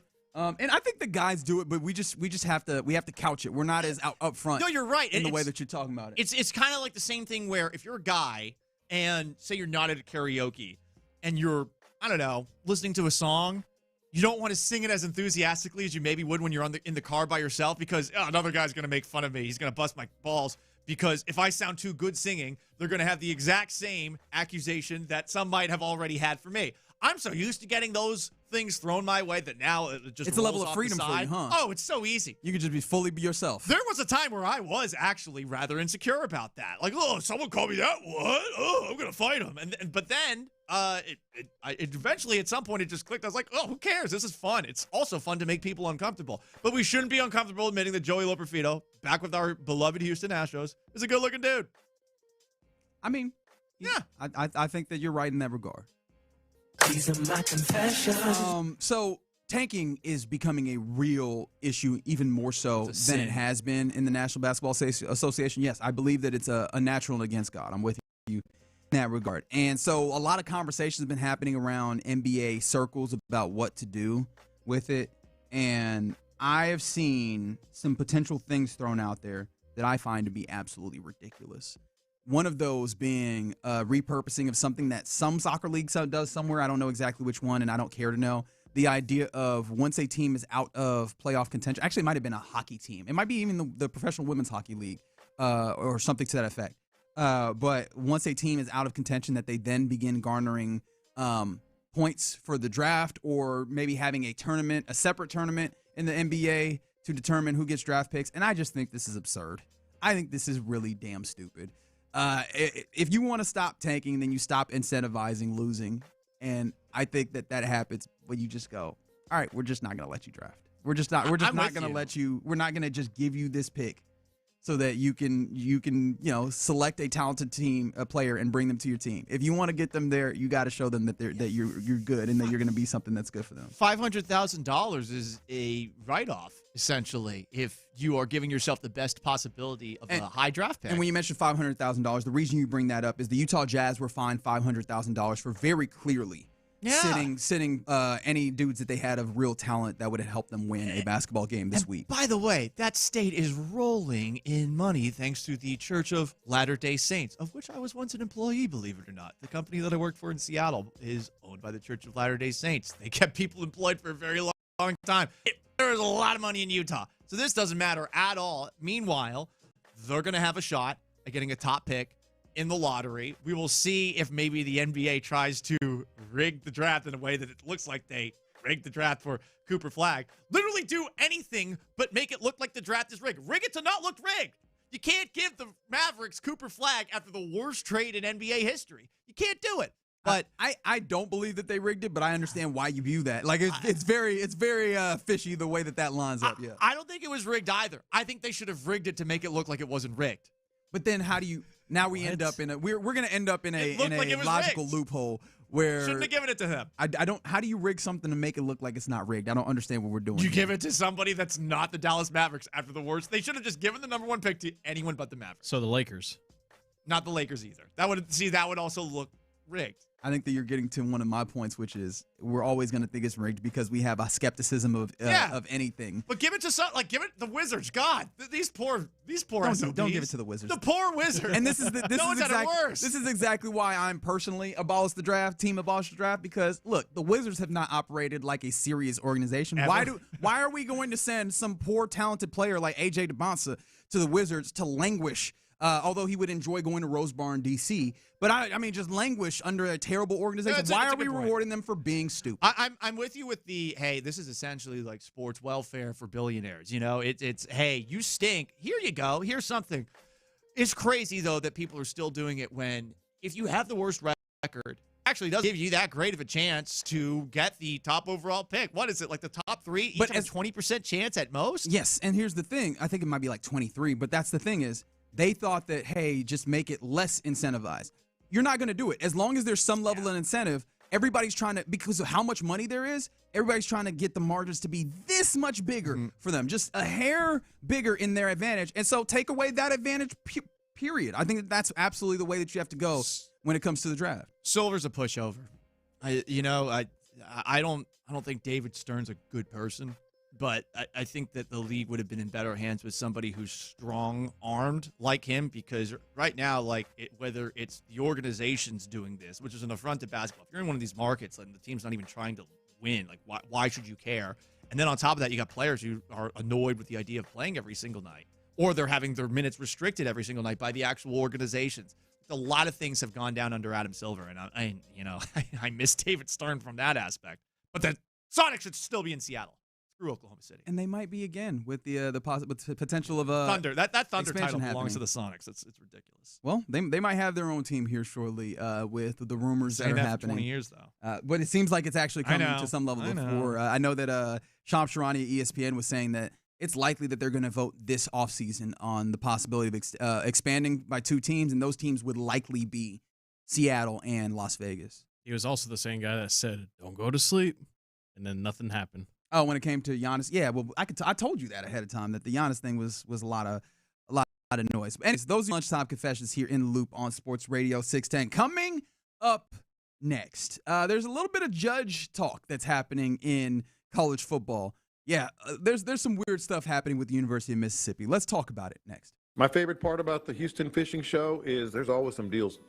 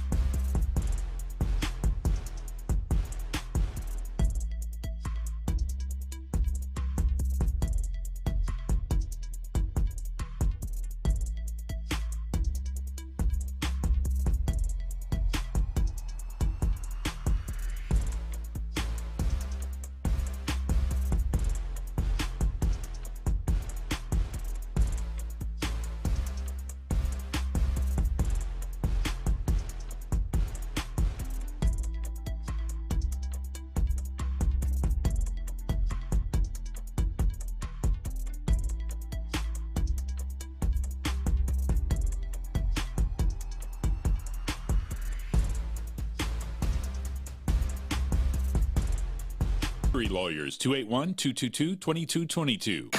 The Sports Radio 610 text line is energized by Base Power. Save money and switch today at basepowercompany.com/610. Sports Radio 610 presents live from the West Point Lincoln and West Point Lincoln of Sugar Land Studios. Here's In the Loop with John Lopez and Reggie Atatula.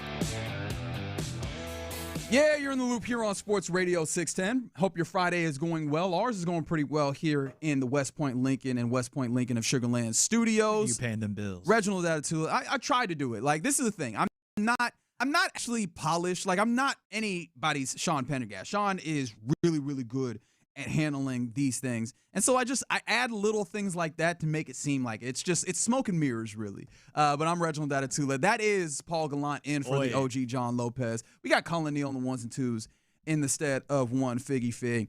I'm interested because college football is not happening right now, but college football, like professional football, there's always something kind of happening under the water. Just like the NFL, it's beginning to be an entire year affair. Yes.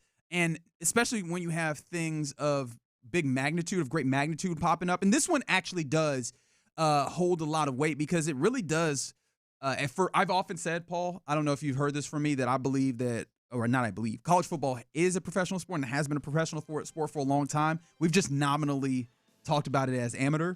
And I think this is one of those landmark things that's happening in the college football landscape that it could actually make it appear even more professional to the layman than it previously had. And I'm speaking about the University of Mississippi. People call it Ole Miss. I feel weird calling it Ole Miss because of the history of such things, but we don't have to do that. They lost the war. We don't have to do this in this moment. Ole Miss got a real big update as Trinidad Chambliss. He's played like 6 years. Yes. In college football. He's looking for his 6th year of eligibility, but that's he's played a while because he was previously at an FCS level, and then he transferred to the FBS level. He was at Ferris State. There we go, Ferris State. D2, thank you. I think. D2, thank you. Okay, that's right.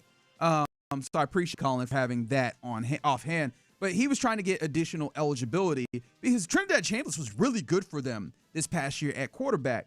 Well, not necessarily because of that, but that's why it becomes interesting for Ole Miss in particular. And I think for the college football landscape, as we've seen people trying to push the limits of eligibility. Diego Pavia, one of those guys. We saw it a little bit with the weirdness that happened after the COVID year and the additional flexibility here.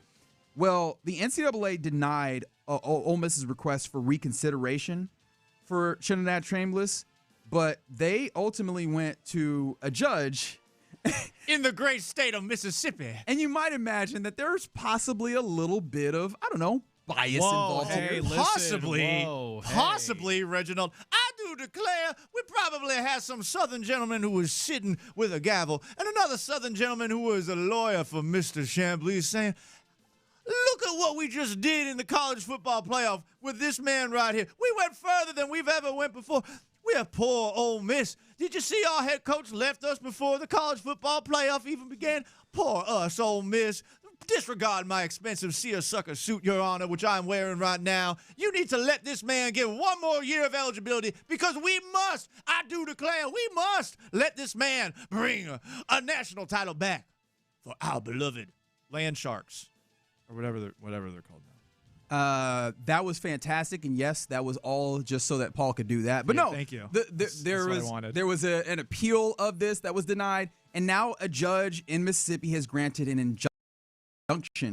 Till this can be litigated, Trinidad Chambliss can play in college football. Good. And look, here's the thing. Makes it better for the sport. You got a guy who sticks around a little bit longer who probably isn't going to do anything at the NFL level. Sport? Yes, it is. I think it's better. I want names that I remember to stick around longer than they probably should. Even if they're not going to be great NFL players, why can't we have them stick around a little bit longer? Look, it's become a business. We're no longer in this. I mean, it's been a business since the mid-'80s when they started selling the TV deals at big money. Now we're out in the open, and I'm thinking about it from this perspective. If we want more things to talk about to make college football, much like the NFL, a year-round affair, guess what we now have?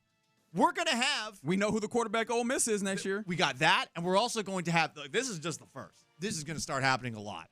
I think there's going to be a lot of injunctions that get the same kind of treatment where you're doing this locally and you got somebody who maybe has a little bit of an inclination to keep this guy around because it's probably better for the community if this guy sticks around one more year. I think you're going to start to see lawsuit after lawsuit after lawsuit against the NCAA every single offseason. It's going to be fun because you get to root against the NCAA, which everyone hates. You get to root for these guys to live out one more year of a dream where they actually get to be a starting quarterback instead of trying to fight their way to make it onto an NFL roster.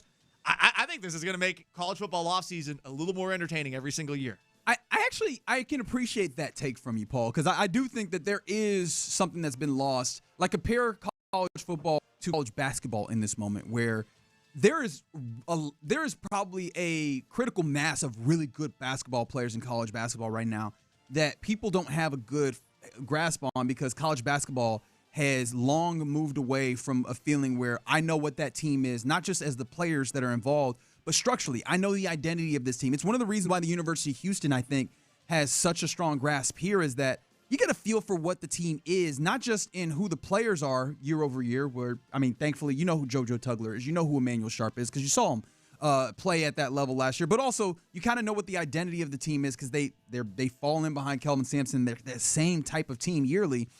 But mostly, that's not there in college basketball. College football, you can get a little bit of that if you have more of these players sticking around for longer. But this sucks for the college football in the way that it actually is developed. Yeah. Because we already have, teams developing in this weird way with transfers all over. But also, there's not an opportunity to turn over.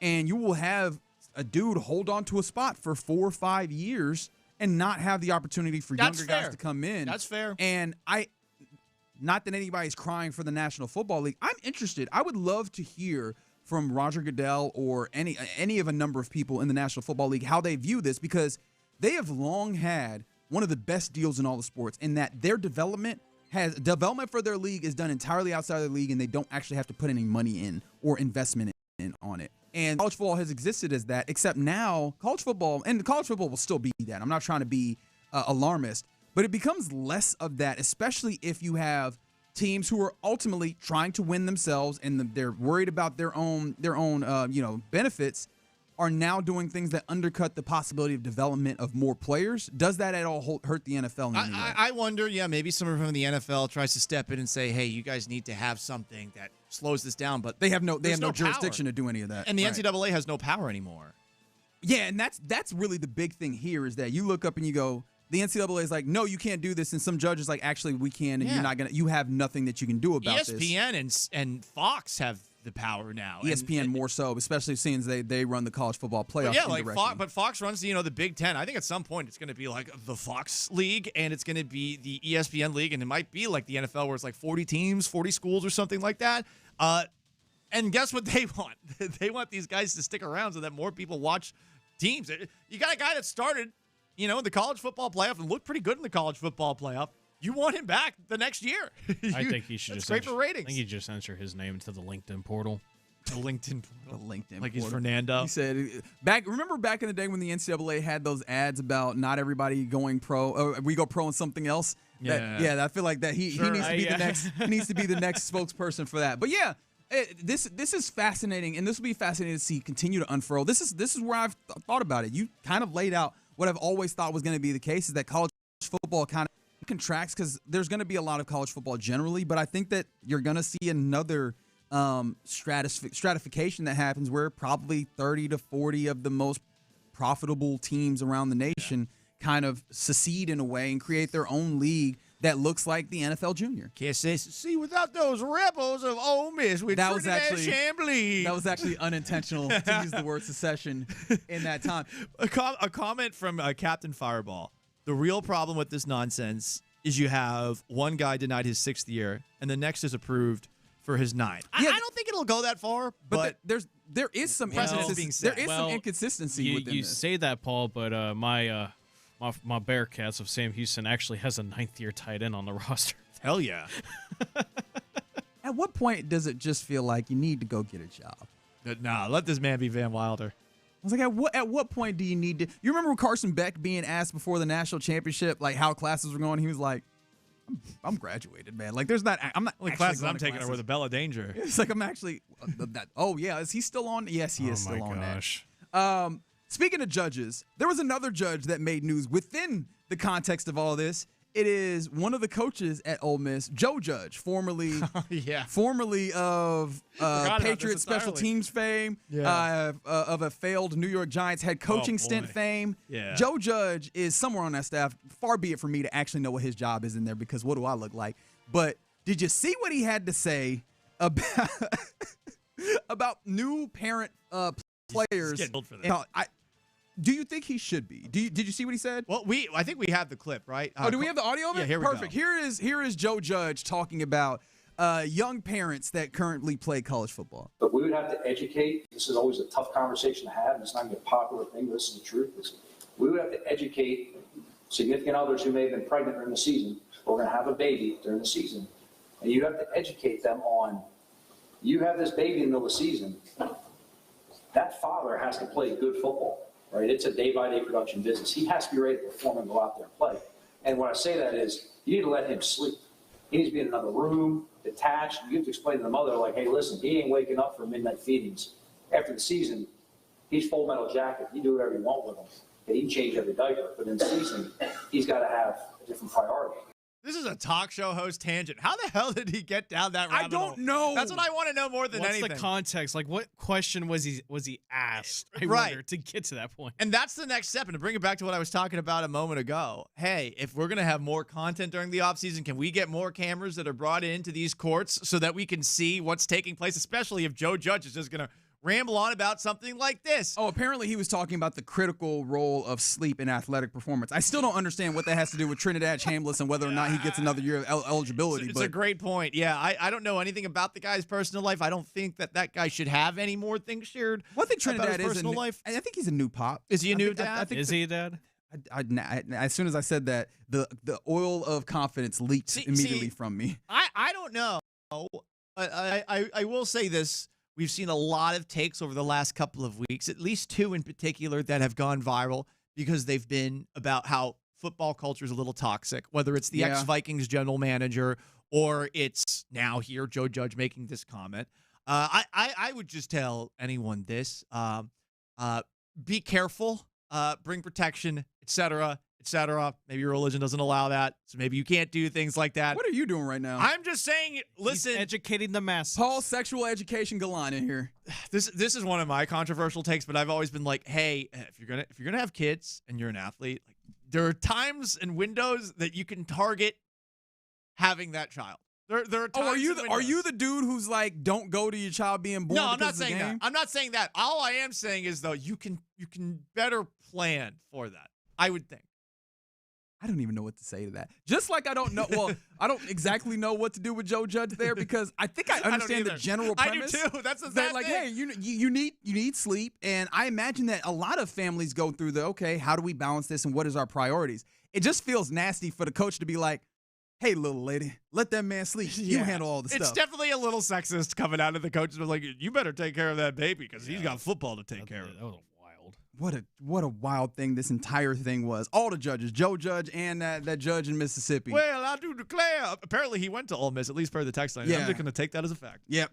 That's sounds likely. Mississippi. Let's take everything that is fact on the base power text line. Yeah, I believe that's the way that we should go about things. All right, you're in the loop here on Sports Radio 610. Appreciate you with us on this Friday. Coming up next, Mike Tolman, the president of the Houston Texans, was kind enough to sit down with Sean and Seth this morning, talking about the new headquarters, the Toro district, as they're calling it, that will be built in Northwest Harris County. Let's revisit some of that and keep fleshing out what do we think this is and how is it actually going to benefit the fans. 713-572-4610. We talk about that next. In the loop. The Patriots were the Texans without the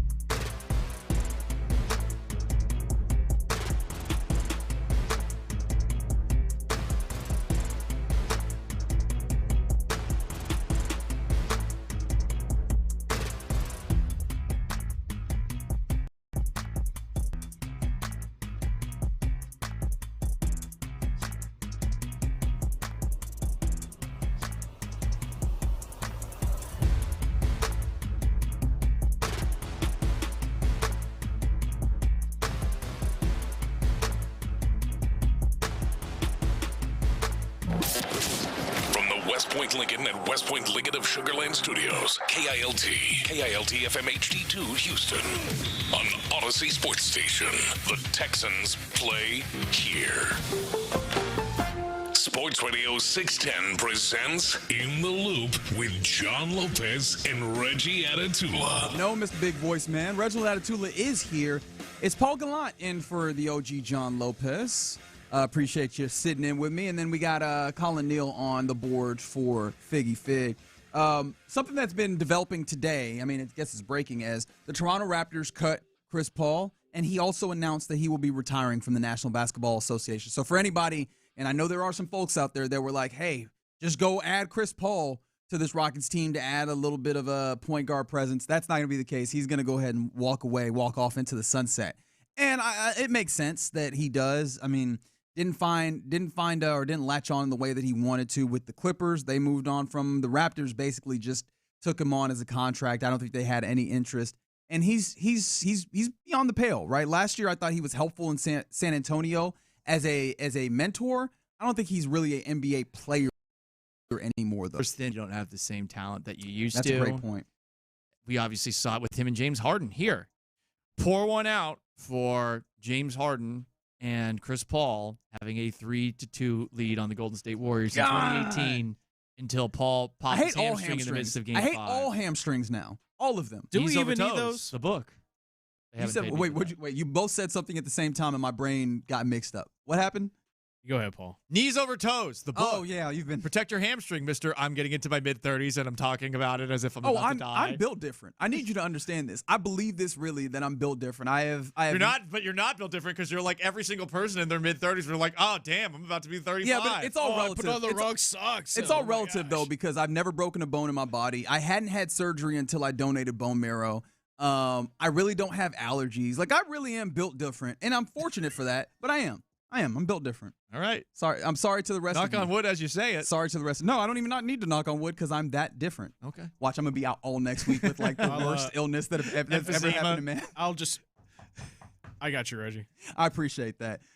So, yeah, Chris Paul done in the National Basketball Association. And what is also done, that's the segue. There it is. I was looking for it. What's also done is the deal for the Houston Texans' new headquarters that they are going to call, and it's not just the headquarters entertainment district. It's a mixed-use development that they're trying to put together, and it will be out in Northwest Harris County. It'll be called the Toro District, is apparently what we've heard, and we heard that from none other than Texans team president Mike Tolman, who was on with Payne and Pendergast this morning. And so we've talked a little bit about this. We talked about it when we first saw it yesterday. We talked about it a little bit earlier with B. Scott. And I think there's still more that's interesting here, especially, I'm very interested in the business of sports at times, labor negotiations and all these things. So I know that I can get caught up in that. But I imagine that the big question that a lot of the people listening, and I know, Paul, you were very interested in this. All right, it's all fine and good what the money is for the team, how that helps the state-of-the-art development for the players to be able to. But what does this do for the fans? How does this help? And what does this matter for the fans? And I thought Seth asked this as a great question to Mike Tolman this morning. This is what Mike Tolman said in response to the question, how does this matter for fans of the Texans? Kind of the way we think about it is NRG Park. You want to be with us on our biggest days? That's NRG Stadium. Come see us on our biggest days, the biggest stage. The other 350 days a year, come to the Toro District. That is where we're going to live, work, and play. And that is where we can be more integrated into the community, which was a big driver in why we did this. It is a hike. Shout out to Bridgeland. You just won the lottery. Not only were you already a affluent, looking prettier in your community by the day, and I looked at pictures last night. I'd never heard of it until yesterday. So I think a lot of people hadn't. Some people got mad at me because I said, like, what the bleep is Bridgeland? Jokingly. Don't this feel like Edo? Don't this feel, because I vividly went through this when I returned to Houston, getting to come back home. Somebody, I think it was the fellas of the drive, were having a remote out there, and they're like, out in Edo, and I was, what the hell is that? But Edo, because I had not heard it called Edo, but that's, that was the new kind of name that was placed on a place that kind of had already been there. But Edo's within view of downtown with all the problems that a downtown can have. Of course, but Edo is not making the poor folks that are let's just say, hanging out for all day long. It's not making those people, like any less. It's just a cool thing to call a neighborhood. Bridgeland, it's an hour drive at times. I'm sure it's going to be a fun place. As pretty much anywhere in Houston is from Houston at times. That's true, but I get your point. Listen, I'll take your point. I got no issue with the Texans doing something that's going to make them more money. They already have a lot of cash. I just wonder if this is for everyone. Should the entire city be excited about it, or is just one specific part of the city? Should they be excited about it? And obviously, again, if you're Bridgeland, you got a house there already, or if you've invested in that, or if you're looking to move out this is that awesome. way, yeah, this is awesome for you. and I imagine a lot of people are all of a sudden going to be looking at that area and potentially thinking of moving up to that area. But there's another part of me where I look at the Texans. They're the Houston Texans, and it would be nice if the Houston Texans had all of their operations located within the confines of the true loop, not the outer loop. We're going to keep going to the loop thing here. Listen, like I'm not a suburbs guy. I'm not hating on people that are out in the suburbs. But I like how Brandon came in here and said, it's Cypress. Harris County is huge. Houston as a city is huge. It would be nice if from time to time we could be honest and say, no, Katy isn't really part of Houston. Sugarland isn't really part of Houston. His name is Paul Gallant. Pearland isn't really part of Houston. It's part of the greater Houston area. They're great communities in their own way, I'm sure. But it's a hike. But I think that's happened in all of sports, right? I'm not trying to say that you don't hold a level of accountability just because it's what everybody else has done, but that's kind of how this thing goes, especially in football. Not denying that, and look, as someone who grew up in Massachusetts, we would have to drive quite a distance on like 2-lane highways to get to Foxborough to watch a Patriots game. And that was an absolute cluster bleep getting in and getting out. That's a lot of driving in Houston all the time, except for there's more lanes with said cluster bleep.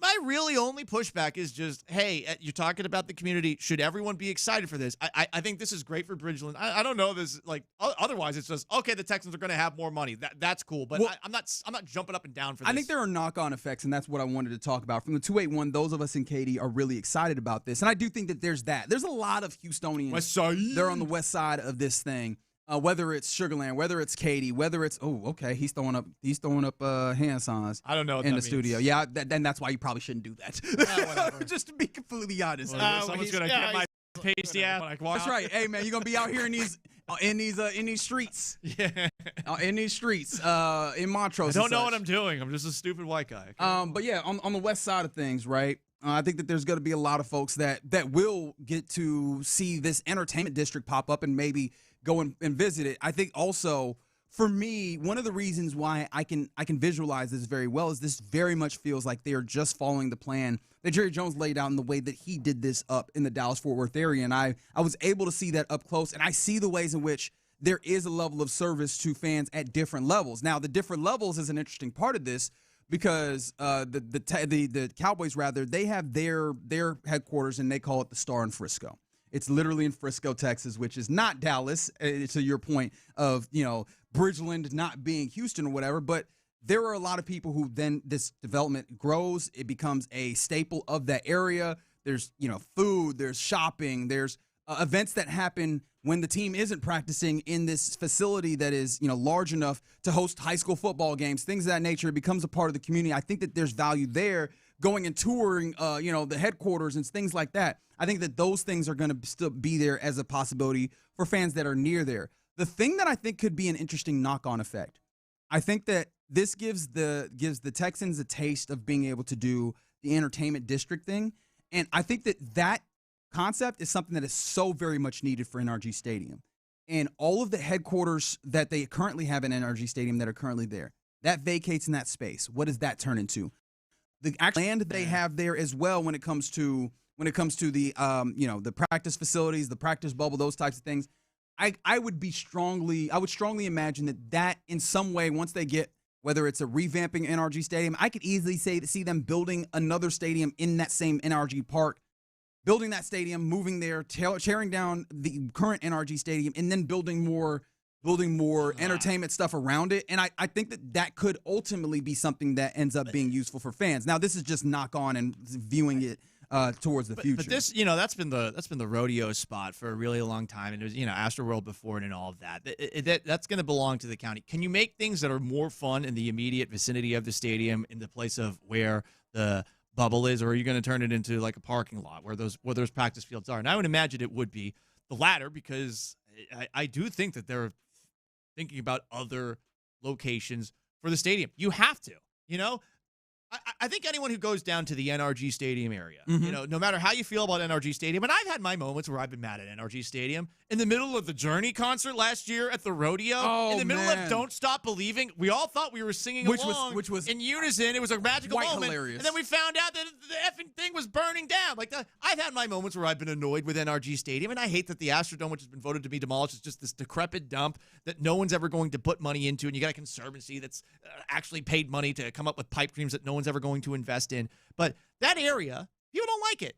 People don't like that part of town right now. It's not really a go-to destination unless you're going to the rodeo or you're going to NRG Stadium. And I think that they know that to some degree as well, and that's why I think that I found it interesting that this was a partnership with Harris County, because I very much had almost resigned myself to the idea that the headquarters would be not just in the burbs, because this is still that, but in the burbs of like Fort Bend County or one of these other counties that is outside. I found it interesting that they worked with Harris County here, because I could easily see that being some level of let's continue to facilitate that for so that the relationship of NRG Park develops. And you're right. Currently, trying to depend on the rest of the city to facilitate the area around has not worked out for them.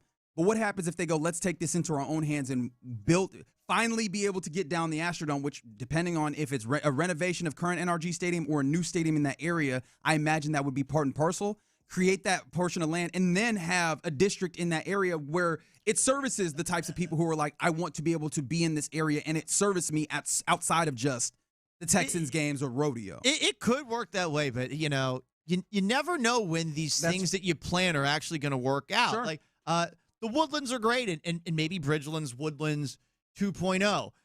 I would just think about it from where did I used to go out drinking when I was here in Houston? When I first moved here, we were always going to Midtown. Then we were going to Washington. And then it's been the Heights for the longest time.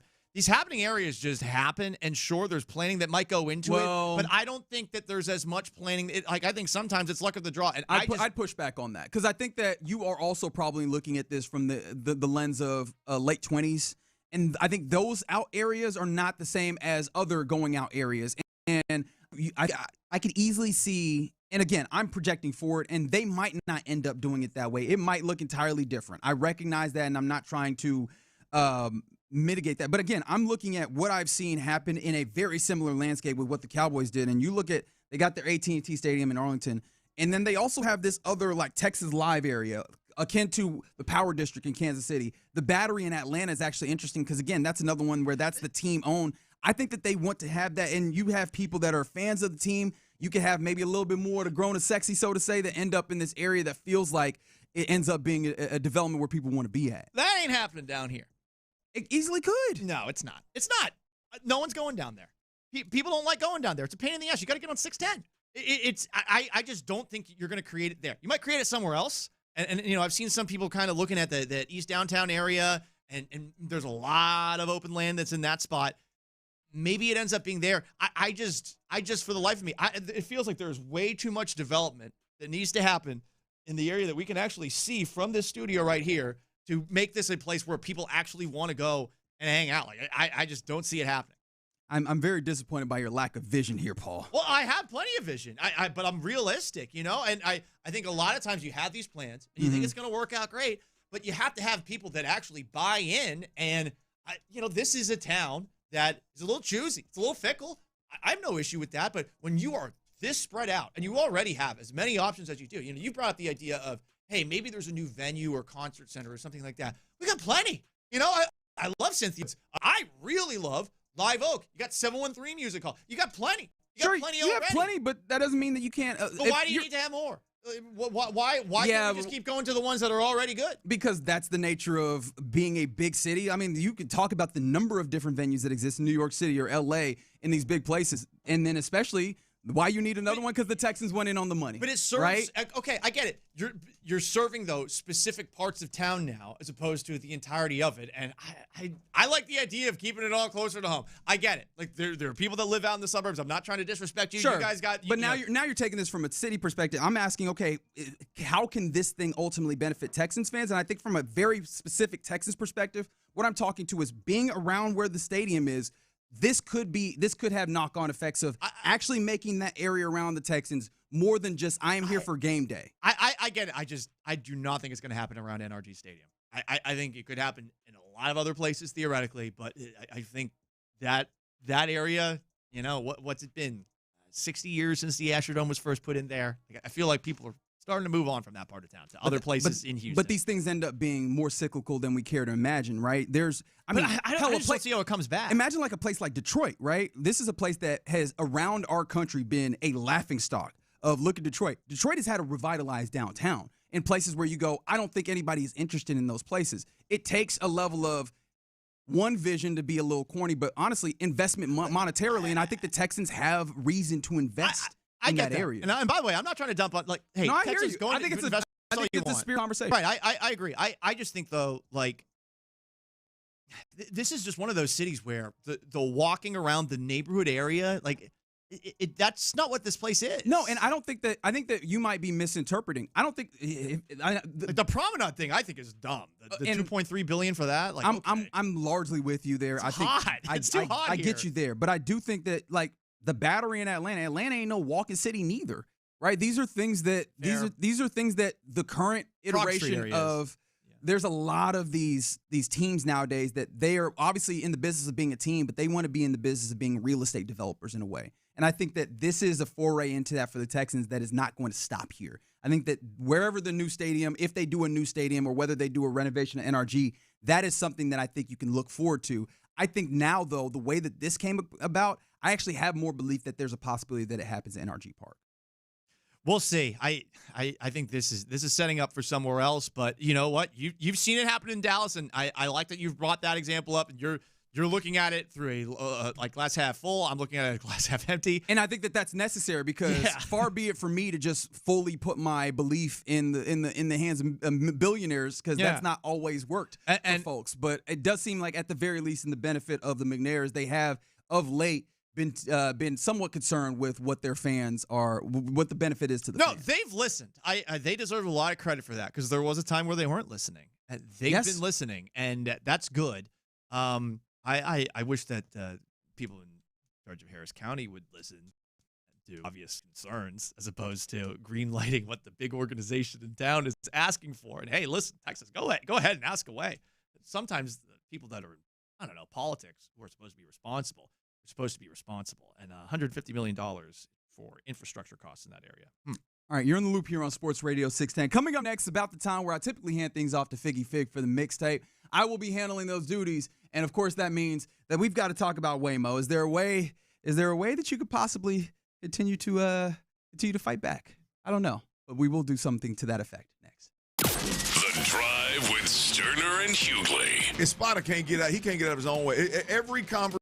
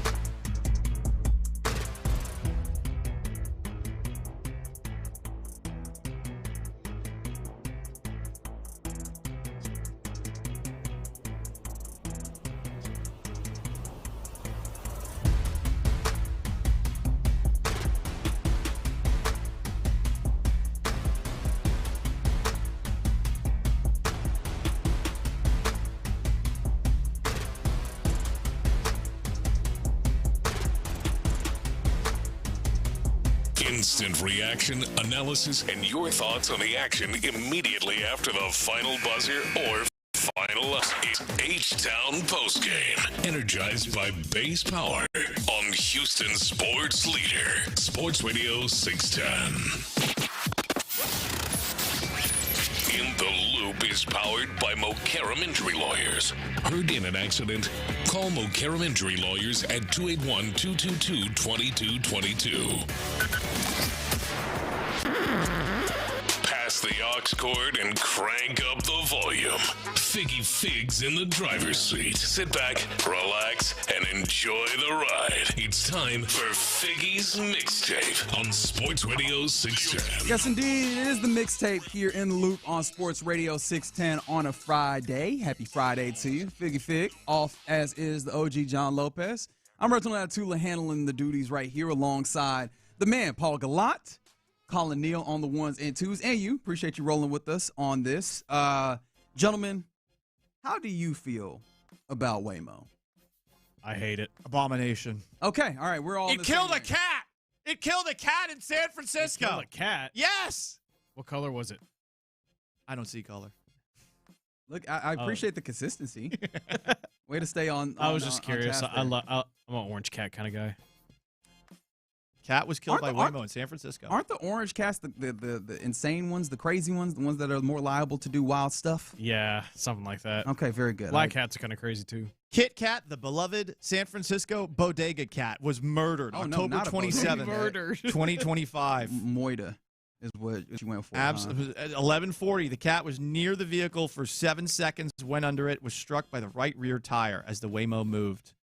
All Waymos should be destroyed. Okay, I appreciate the energy that you're bringing. It's a little strong, but I still appreciate it nonetheless. When we were in San Francisco, I think you'll remember, for any of y'all that follow Sports Radio 610 on the Instagram, that myself, Figgy, and Lopez actually got into a Waymo to go to lunch one day. Yeah. And it was. I said my confession was it was frustrating how normal it felt getting into it, because I also have this. I have a little bit less, in fact, a lot less, but I kind of have this anarchist mind of yours, where it's like, no, we should not. We should rail against the automation and the subjugation of our kind. Yeah, protect our Uber drivers and taxi drivers. Apparently, there's a very easy way. Not saying that this is the way that you should do, because far be it from me to advocate for such things. But apparently, there is something very simple that gets in the way of a Waymo. And it shows up in this story with this partnership that Waymo has come to. I take you to the audio here, Colin. Help me out. So Waymo is getting DoorDash delivery drivers to close the doors on its self-driving cars. So if you're wondering what automation is bringing to our job market as humans, here it is, closing a robot car's door. In a joint statement given to 404 Media, Waymo, which is Google's autonomous vehicle company, is working with DoorDash to launch this pilot program that pays Dashers, in at least one case we saw, $10 to literally go to a parked Waymo and shut its door, left open by a previous customer. Yes, even with the most high-tech cars with LiDAR radars and such, sometimes tasks are left to humans. So apparently, if the door is left open when the rider gets out the Waymo, it's just stuck. Oh no! I did not realize this, and I was like, how did we not? I say we. How did they not, find some level of answer for that? Well, and I guess this is their answer. We will pay people that are outdoor dashing. Hey, can you stop by and just close this door right quick so we can get back at it? Appreciate you. Here's $10. I think I'm going to leave it open next time if I ever got one. I'm not saying that you should. However, that would really frustrate the people of Waymo, and you might be creating jobs, because then the DoorDasher might get paid $10 to come close it. I'm not for Kit Kat. Not advocating for Kit Kat. The cat. R.I.P. Cause chaos. Come on now. No, this is my own protest. Some people protest more worthy causes. I am going to protest the death of our beloved Kit Kat. What a great name for a cat. By the way, would it be safe to assume that someone that doesn't know about a Waymo, that's getting in a Waymo for the first time, they don't realize that the doors are not automated? Maybe? I don't know. And honestly, is that a fair? I wonder how this happened, because it would have never happened to me. I naturally get out of a car and I close the door. Right? It's just something that has been indoctrinated in me since I was very young. That's a polite thing to do. Right? Exactly. My mama would have made my backside very, very sore if I did not do things of that nature. But these are robots. I mean, it's not a it's a robot. It's a robot-driven car. I don't know how to make. They're Jaguars, actually. Interestingly enough, Jaguar. But yes, Jaguar. If you want to be like Paul Gallant, all you got to do to mess up the show, do it for Kit Kat, is not close. Don't close the door. Or you could view it as creating jobs for the DoorDash. Yeah, exactly. That have now been employed. Look at you being a model American. Did you know that apparently the Japanese have had self-closing doors on their taxis for decades? No, I did not know that. Why are they so much better than us at these things? They're just way better with tech. Yeah, I guess so. Maybe a little more creative. Oh, okay. I was like, what? I didn't realize I had a different set of music in there. No, you're good. It's the mixtape here in the loop on Sports Radio 610. Who's your favorite? Who would you say your favorite artist is? Musical. Oh, damn. It kind of varies by the day. So today, right now, AC/DC's up there. Led Zeppelin has the most range. I like classic rock. I could tell. Yeah. Off the top of my head, I don't have one. Okay, Colin, is there one that comes to mind for you? I've been a recently big Alice in Chains guy. Oh, okay. I'm the man in the box. Yeah. Love some grunge. Would you be willing to quit your job behind your favorite musical artist? No. Absolutely not. No. What will we be quitting for? Yeah, where are you going with this? Well, apparently there was a U.S. judge that resigned because of his love of Elvis Presley. So in Missouri court, actually this is St. Charles County in Missouri, and the judge that we're talking about is Matthew E.P. Thornhill, which, gosh, that's a judge-ass name, ain't it? He got some initials in there. Thornhill feels like it should be a Judge Thornhill. Judge Thornhill is a great judge name. All rise for the Honorable Judge Thornhill. So Matthew E.P. Thornhill, in fact, he was the longest-serving circuit judge in St. Charles County. He's a self-described Elvis lover. But you don't understand what I mean when I say he's an Elvis lover. He is an Elvis lover. I will tell you, I will show you, Paul Gallant, and I need you to describe to our listenership what this photo is that I'm showing you. Oh, that hair is glorious. He has the full judge wig Elvis look. That cannot possibly be natural hair, but it is glorious in its headdress-esque way. So apparently, Judge Thornhill loved Elvis so much that he would be in that court with a Elvis Presley wig. In fact, he would routinely wear an Elvis Presley wig on or about October 31st, Halloween. He also would at times play Elvis in the courtroom. He would refer to the singer occasionally during court proceedings, including mentioning the date of his birth and the date of his death. Lyrics from music he made, according to an inquiry report. He's just trying to have fun. This is an entertaining court. I stand with this guy. So the disciplinary record kind of racked up. He shared. Can a judge be held in contempt? I don't know, actually. I guess he can. Does it say what kind of judge he is? I mean, different ones. Oh, that's a great point. I'll need to double check. Definitely a childish one, but I still like him. He's a circuit judge, as I mentioned. But yes, apparently he had been disciplined by the disciplinary commission, and then ultimately decided to step down. But all of this because he loved Elvis Presley so much, and he said later in explaining his actions that his aim was to, quote, add levity at times when I thought it would help relax litigants. I love it. I hope he did this in a murder trial. Can you imagine that you are you're in court trying to like keep yourself free, and the judge in here with the craziest pompadour quoting Elvis. I'll have a blue sentence in prison. Yeah, see, I might be. You remember that one dude who jumped over the you're gonna go try to take him out? I think I would. You sentence me to jail trying to sing like Elvis. I'm coming for you. I'm assuming that I'm gunning for you. I'm assuming he saved this for cases that were frivolous in nature, but that is a very huge assumption, because if he wasn't doing it then I totally see why they tried to force him away from. Or you're getting divorced and it's like you get none of the assets, and here is an Elvis song to make you feel better about it. Man, bleep you.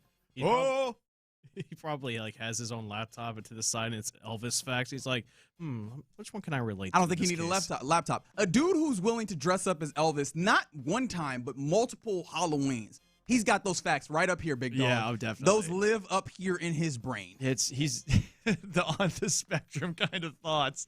Man, I wonder how deep this rabbit hole went with him. It would be hilarious if he passed a death sentence while doing this.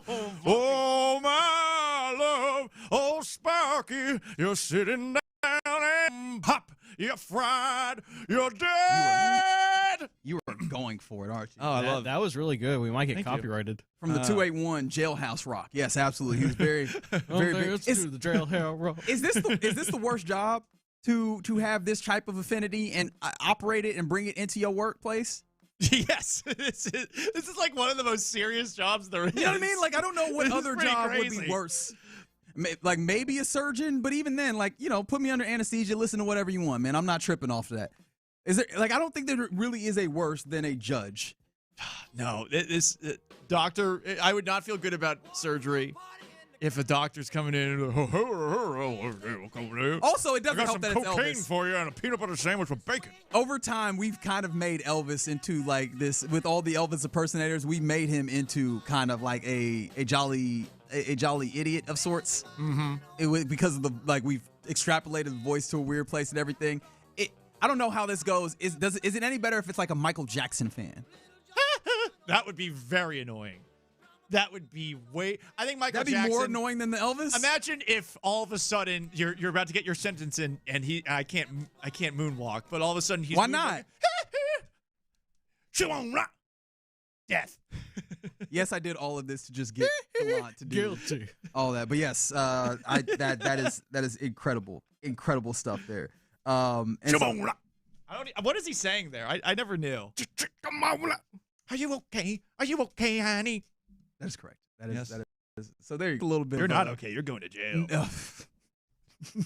I love this guy. I love this guy. I know, and I would not have guessed that. For some reason, I should have realized that Paul Gallant, ever the performer, would have appreciated somebody. No, this guy's an artist, but that's not the job to have that art. He's a gentleman and a scholar.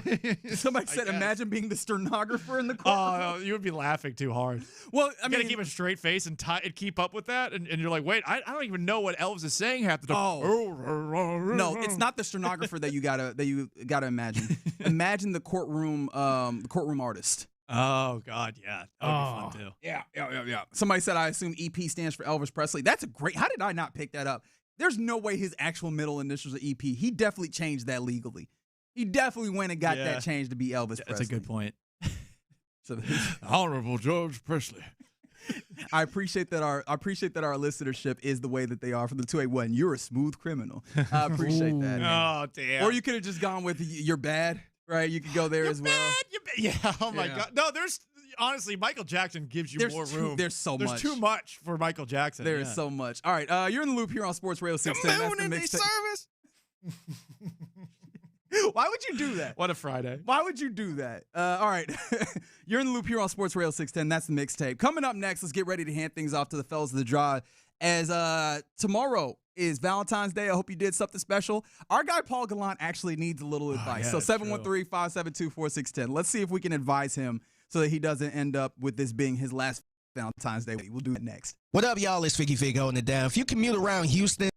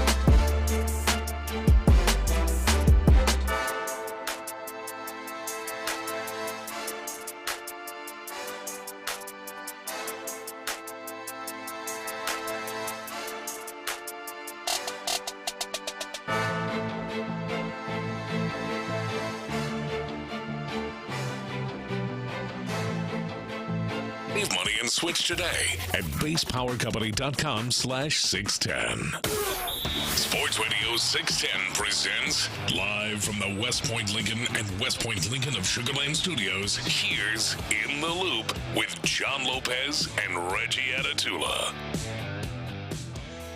All right, you're in the loop here on Sports Radio 610. It's been a fun Friday here on the station. Much appreciation to our guy B. Scott coming in the 11 o'clock hour. That was really fun. Thanks to all of you for being a part of the program on the text line, the base power text line, in fact, 713-572-4610. That's the number that you text there. Tomorrow is Valentine's Day. It is. Tomorrow is Valentine's Day. And our guy Paul Gallant, this is your first Valentine's Day with your lady? Correct. We went on our first date last March at the very end. We were official about 2 months later, and this is by far the longest relationship I've ever been in. She is the best. Very excited to see her tomorrow. She's doing a Galentine's Day thing tonight. Okay. And I think I'm doing things right. And there's going to be, she watches and listens, which I really love about you, babe. I have a plan in the works. I guess the question I'm asking is a home-cooked meal on Valentine's Day, is that in bounds? Is that acceptable? Or have we graduated past that? Because for the entirety of my life, and I know my girlfriend doesn't think it's the biggest deal, but she thinks it's a significant day, I have thought that Valentine's Day is dumb. I think it's crazy that we celebrate this holiday. Now, listen. I mean, any holiday is crazy, if we're being honest. It's how much you lean into it. Do you know what happened to St. Valentine's? I'm about to give you a history lesson. Oh, this you're is wild. This guy. Here we go. Well, it's okay. So the Emperor of Rome and Valentine were boys. Valentine was a little too religious for old emperor's liking. And the emperor told Valentine, hey, bro, you got to pipe it down. Because, I got an empire to run, and we can't have you with this newfangled Christian religion. We can't have you going out here and preaching and making us abandon the gods of our ancestors. But Valentine kept on preaching. And you know what they did to him? They beat him to death with clubs. They beat Valentine to death with clubs. Bam, bam, bam, dead. And that's why we celebrate a holiday that's about buying chocolates and flowers for our significant other? How did we get there? I don't know if that's why. That's the holiday. The holiday is for a man who was beaten to death by the Romans with clubs. Bam, bam, bam. This is very romantic. And at some point in the 1800s, it became a way to, I believe, mail out letters and telegraphs of some sort. And then it graduated to, you're going to buy chocolate for somebody else. Professing your love. And it's turned into something else entirely. But just remember, it's all about a dude who got beaten to death with clubs. I mean, there's a lot of things that start one way and end another. But this is a wild change over 2,000 years, though. Yeah, it's 2,000 years. At least it didn't happen over 20. Here we are, though, and you got to acknowledge where your feet are. And you exist in a society amongst the rest of us. I'm guessing your lady ain't trying to hear nothing about how St. Valentine's was beat over the head. Oh, she loves that story. I bet. Oh, well, then I guess the most romantic thing I've said today, babe. I guess that's why she's your lady. And that's probably what the answer is, right? The cooking at home, right, is it's all about who you are with, right, and matching their energy. So I imagine that's the way that you take it. One thing I will say is you better make sure it feels special, though. It better not just feel like Saturday dinner, right? No, it won't. Cooking at home, I think it's fine as long as you do something to make it feel like it is a special occasion, because ultimately that's really what it is, right? There's a lot of times where we are celebrating things or we have a holiday and it is celebrating a thing that I'm not really here for, right? Columbus Day come through and you're just like, don't really care for Columbus. However, I like the day off. I love a day off. I don't want to know why I have the day off. Just give me the day off. Why are we protesting holidays? It is an occasion, right? It used to be a government holiday. Right. Or at least a school holiday. With this instance, I feel like just make sure it feels like an occasion no matter how you feel about the I day can do itself. I think that's the way that it goes. Speaking of, matchmaking, love in the air, so on and so forth, Fox Sports put together a top 100 of free agents. This one, and I'm interested from you. Do these feel like matches made in heaven? Do these feel like Valentines that the Texans should try and commence? I'm really torturing this, but you get the segue that's happening here, right? All right, so obviously there are some Texans that are on here, and then there are some because they have predictions on who these players sign with, and there's two that are predicted, two free agents in the top 100 that are predicted to sign with the Texans. Okay. One of them is the 64th best free agent according to Fox Sports. His name, or his position rather, is guard. Is it Joel Bitonio? It is not. Okay. I like this. I'm going to make you guess. Is it? You should know him. I should know him. You should know him. Is he a Houston Texan still? Yes. Ed Ingram? Ed Ingram. Okay. Ed Ingram turning 27, or I believe he is now 27. I think that this was a little bit earlier. Did a lot to improve this past year. It was a contract year, and I thought he did. How much do you think, or what do you think of the final 2 or 3 games of the season for him? Because I kind of, offhandedly said he turned into a pumpkin, right? He had the great portion of the middle of the season where he was one of, if not your best offensive lineman. Very much great push off the line, especially in run circumstances. And then it kind of faded a little bit. But one of the things that I've been cautioning, and it's a great point to note, is that especially when you get to late in the season, you never know what dudes are playing with because nobody's 100%. And so I don't know what to do with that. How much of that is a reversion for him to maybe lesser play that we saw prior? How much of this is him being quote-unquote figured out and not being able to do that? And how much of that is just maybe he had a knock that kind of changed his effectiveness late? Tough to me to put any stock into the last game of the season against the Colts, really to care about anything that went down in that game because it just felt like it wasn't a real game. Let me go back to my notes. If it was the last, I keep saying 3, but I'm trying to see. But it could, you know what? The Raiders, there were some issues in that game, and the Chargers, there were some issues in protection in that game. It looked like it was going to be so easy early on in that one. I'm not going to act like I've studied the film on Ed Ingram. Sure. I do think that he has warranted another contract here, but I also don't know what the asking price is going to be. Sure. I would imagine if I'm Ed Ingram's agent, I am pointing to the moments this season when I was considered one of the best offensive linemen, if not the actual best guards in the league. Because there was a moment in time where people were flashing that graphic all over social media. Ed Ingram, the Texans have finally figured out how to find offensive linemen. So you're in on this, provided the price is right. Yeah. And I don't think it's going to cost that much because we're talking about an interior offensive lineman who's been a journeyman.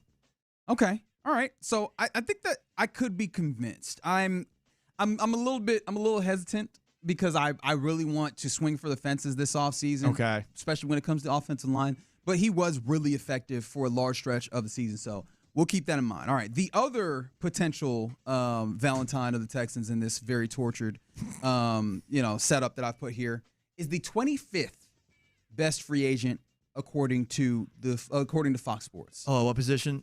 Offensive tackle. Oh. You're like, hey, dude, your guess is as good as mine, all right? Okay. Braden Smith, offensive tackle for the Colts, 29, tenured, 8 years, 105 career starts for the Colts. Just finished a 4-year, $70 million deal.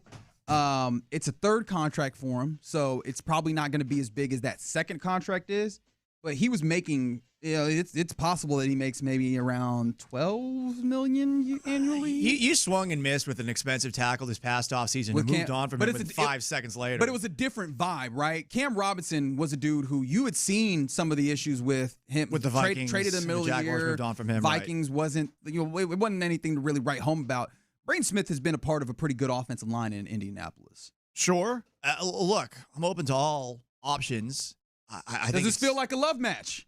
I don't think from the Texans' perspective they're going to look at it that way because I think they love Trent Brown. I think that's kind of crazy, just given that they went into this season and they were like, yeah, Trent Brown. Trent Brown is a different he's huge if we're viewing Trent Brown in the same way as Braden Smith, we're doing this wrong, right? Trent Brown, you got to view as like a depth tackle if you need him to get in there, and that's great. I don't think you view him as a look at him as more. I think they look at him as more of that, don't you? I sure hope not. I wouldn't imagine so. They love their expatriates. Let's ask the fellas of the drive, courtesy of D&M Auto Leasing, that gives us an opportunity to crosstalk with them. It's Clint. It's Ron. Clint. How are you viewing this? How do you view Trent Brown? Is that? Are you viewing him as a starter, or are you viewing him as a? I mean, yeah. I mean, I would be very comfortable with him starting. I would be very comfortable with their current tackle situation if they bring Trent Brown back. You obviously got your left tackle sewn up. You obviously have Titus Howard, who can play multiple positions, and I would say I would prefer him at tackle. Really? Okay. But if if he wants to play guard and that's what you see, I'm okay with that as well. But yeah, I would be A-okay with Trent Brown being your starting tackle, given that you've got as long as now, if you didn't have anybody behind him, if you didn't even have the depth of Blake Fisher, and then the obvious ability, if it's a long-term absence to where Titus could fill that role, like I feel pretty comfortable than older, maybe an injury-prone, that's right. Guy that in Titus Howard. I mean, Trent Brown. So yeah, look, I don't have a problem with it. I wouldn't have a problem if they re-signed him and he was a starter, or if they said no, thank you, we're going to go draft somebody. The tackle spot on this team is the least of my worries, really across the board offensively. If I'm being honest, I'm not worried about the. So you've got more in wide receiver than you do with tackles. Yeah, beyond Nico Collins. Yeah, I mean Christian Kirk really hurt this football team this year. He got in the way of Noel. I mean, he really not even. Yeah, that's a good point. Shouldn't have gotten in the way of Noel. But there shouldn't have been. He didn't do anything. Well, he was put in the way of Noel. Where this offense, like defensively, you can argue right now. Defensively, you can go pay a guy $16-18 million and miss, and the defense isn't going to really be changed much. With this offense, if you go pay a running back, $10 million, if you go pay a guard $17 million, or whatever the number is, if you go pay a receiver $16 million, and that guy doesn't stay healthy and at least produce. Mm-hmm. That hurts a lot more with this offense, given the state that they're in. So, yeah, I mean, I'll be honest with you. I'm less worried about the offensive line and more so about the other positions. That's interesting. To be completely honest with you, I don't sleep well at night because of it. But I'm not. If we're going to come in here and have a real conversation about, hey, how does this offense upgrade? I mean, I could make a case for damn near every position. Yeah, that's fair. Yeah, I just hate that. I mean, I think Titus is maybe your best tackle on the team, and I hate that he's constantly playing the worst position that he plays. I think Titus Howard is probably the best offensive lineman you have. And they continue to play him in his worst position. That and not just your best offensive lineman, but your highest paid offensive lineman, and they keep playing him at guard because he seems to be able to be good enough, as opposed to Laken Tomlinson and 62 and Patterson and Juice Scruggs. But it's like, yeah, he's probably also your best tackle, and so that's the part that gets me when we start talking about bringing in Braden Smith and all that is. So are we really going to just play Titus at guard again? Like, I would rather they moved on from Titus than to pay him to play out of position. Interesting. To me, that's – Listen, as far as the offensive line and in the trenches stuff, I turn that over to the experts, but I do think it's interesting that, they're in this situation, Ron, because of what Juice Scruggs has been. And Juice Scruggs, I mean – something I noticed from Nick Caserio's end-of-season press conference, he talked about the entire offensive line, including Blake Fisher. He didn't mention Juice Scruggs at all at the end of it. And, that's like the biggest whip. That's year 3 guy, and they were going out of their way to not put him on the field. Yeah, I mean, look, you somehow made let me clean that up a bit. I mean, if Jake Andrews doesn't get cut by New England, and if Ed Ingram doesn't somehow shock everybody and is more what you expected him coming out of LSU than what you saw the first 4 years or whatever it was in Minnesota, right? I mean, they got really lucky with them two dudes right there stepping up and being lights out. And Trent Brown eventually getting healthy. Brown, that's where I got to give them the Trent Brown thing, man, is like this whole offensive line changed when he became part of the starting rotation. Agreed. And when we had him on the drive that day, all joking aside, we obviously had a good time with him, but the mentality of, hey, man, I don't give a damn how tight the flight is, how tight the seat is on the plane, man. Just get me to Dallas and let me play some football, baby. That mentality, and then couple that with his ability to – hope he was on the exit row at least. Right? His ability to mash folks just because he's 6'8", 380 or whatever. Like, we just don't have that. We don't have that anywhere. I mean, Ursery's pretty good. I mean, for a rookie, maybe one day he'll be doing it. But, like, just that mentality of, yeah, I got some shortcomings. But you know what? And from a pass rush perspective, if I get my paws on your chest plate, you are done. Right. I mean, he stopped guys dead in their tracks. Right? Like, that ability is so – even if you can only do it 75% of the time, the other 25 you struggle. Like, the ability for that – when that happens, the room for the quarterback to operate is tenfold more comfortable. When that happens, the hole that the running back is running through or trying to find is Mack truck size versus Tesla. out there charging for me. Fiat. You know what I mean? Yeah, there you go. I mean, so it's just a different. I mean, when you create that opportunity with one dude up there, that's powerful, man. So I appreciate it. The two things is, one, availability clearly becomes a thing with Trent Brown, and then two, I'm trying to not be enamored with the change that happened last year because it was good, but this offensive line still wasn't something to write home about even when they were playing a better brand. Well, the all season feels like the time where, especially with offensive line, this is where you can shoot from the stars and really try and make it better. Look, Reg. I mean, I think there's a lot of that here in Houston on the offensive side of the football. It's right now everybody's really excited about Woody Marks. Go watch film from last year with Joe Mixon. Dude, buddy. Right? Right now, there's a lot of people, even though it was bad in the playoffs, there's a lot of people that and I like C.J. Stroud, but there's a lot of people that are still in that, hey, man, this is a franchise. Go watch Deshaun Watson when he was taking this thing over with Bill when he was square peg, round hole.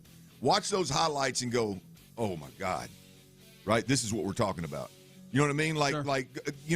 Go watch some of those. You even get depth players. Go watch some of those. What's the kid from Notre Dame that the Texans had opposite DeAndre Hopkins? Go watch Will Fuller make plays and then tell me, and then come back in here and tell me again how great you think Higgins is. Good year, good rookie year. But when you're talking about, and they weren't even tops in the league, they were just they were square peg, round hole in an offense that was game plan that changed every week with some really talented players. Go watch that film and then come back and tell me the number 2 wide receiver for this team doesn't need to be better, like significantly better, right? Be able to strike fear in guys, kind of deal. And so it's easy to sit here and watch all the dysfunction that we watched and then go, yeah, man, I'm stoked about Woody. Yeah, man, I'm stoked about Higgins. Yeah, man, I'm really excited about with this or that guy. Hey, man, go watch that kind of stuff, and that's what you're looking for. Yeah, I don't disagree. And my focus ends up being the offensive line, but I think there's a great point in all the way across the offense. Gentlemen, I'm super excited to hear what you got here on a Friday. Paul, appreciate you. Have a fantastic weekend. Same to you. I hope that home-cooked dinner hits your lady right where it needs to for Valentine's. In fact, I hope all of y'all have a great Valentine's Day. Steaks, baby. Okay, I like that. All right, appreciation to D&M Auto Leasing again for giving us an opportunity to cross-talk with the fellas. You're listening to KLT AM, KLT FM, HD2 Houston, and Odyssey Sports Station. And right now, The Drive is live. That's right. The Drive is live on a Friday. And, yeah, man, Reggie need to go out and go make some ladies' day. Hey, don't worry about Saturday. I got it covered. Reg got it. I think that was a message. Reg is ready. And Reg said it on air, too. He got it covered. Oh, shoot. This was usually, I'll be honest with you, Ron, Valentine's Day was back in the day, Valentine's Day was pretty fertile hunting grounds, man. I mean, if she's out with the girls on Valentine's Day, she is very, very approachable. I'm always good raw dog in the drive. Reg made that sound like there ain't no hunting. Reg and Landon. Well, I mean, look, they got a little something started. Well, look, if you flip, we're getting close. This is serious, Reggie. If you're out on Valentine's Day, Reg, and you don't have anybody on your arm, they clearly know that the tall, young, strapping young fellow with a tremendous beard and the braids, he's single, ladies. No, that don't sound like that. Don't sound like that. That sounds like he didn't sit down and ask somebody. It did. I will agree. It was one way or another. Reg's gonna be all right. He said, "I got Saturday taken care of." Some lady out there listening just fluttered. Butterflies. Said, damn, he didn't some way mention me on the air. Yeah. Y'all better come after him, Big Reg.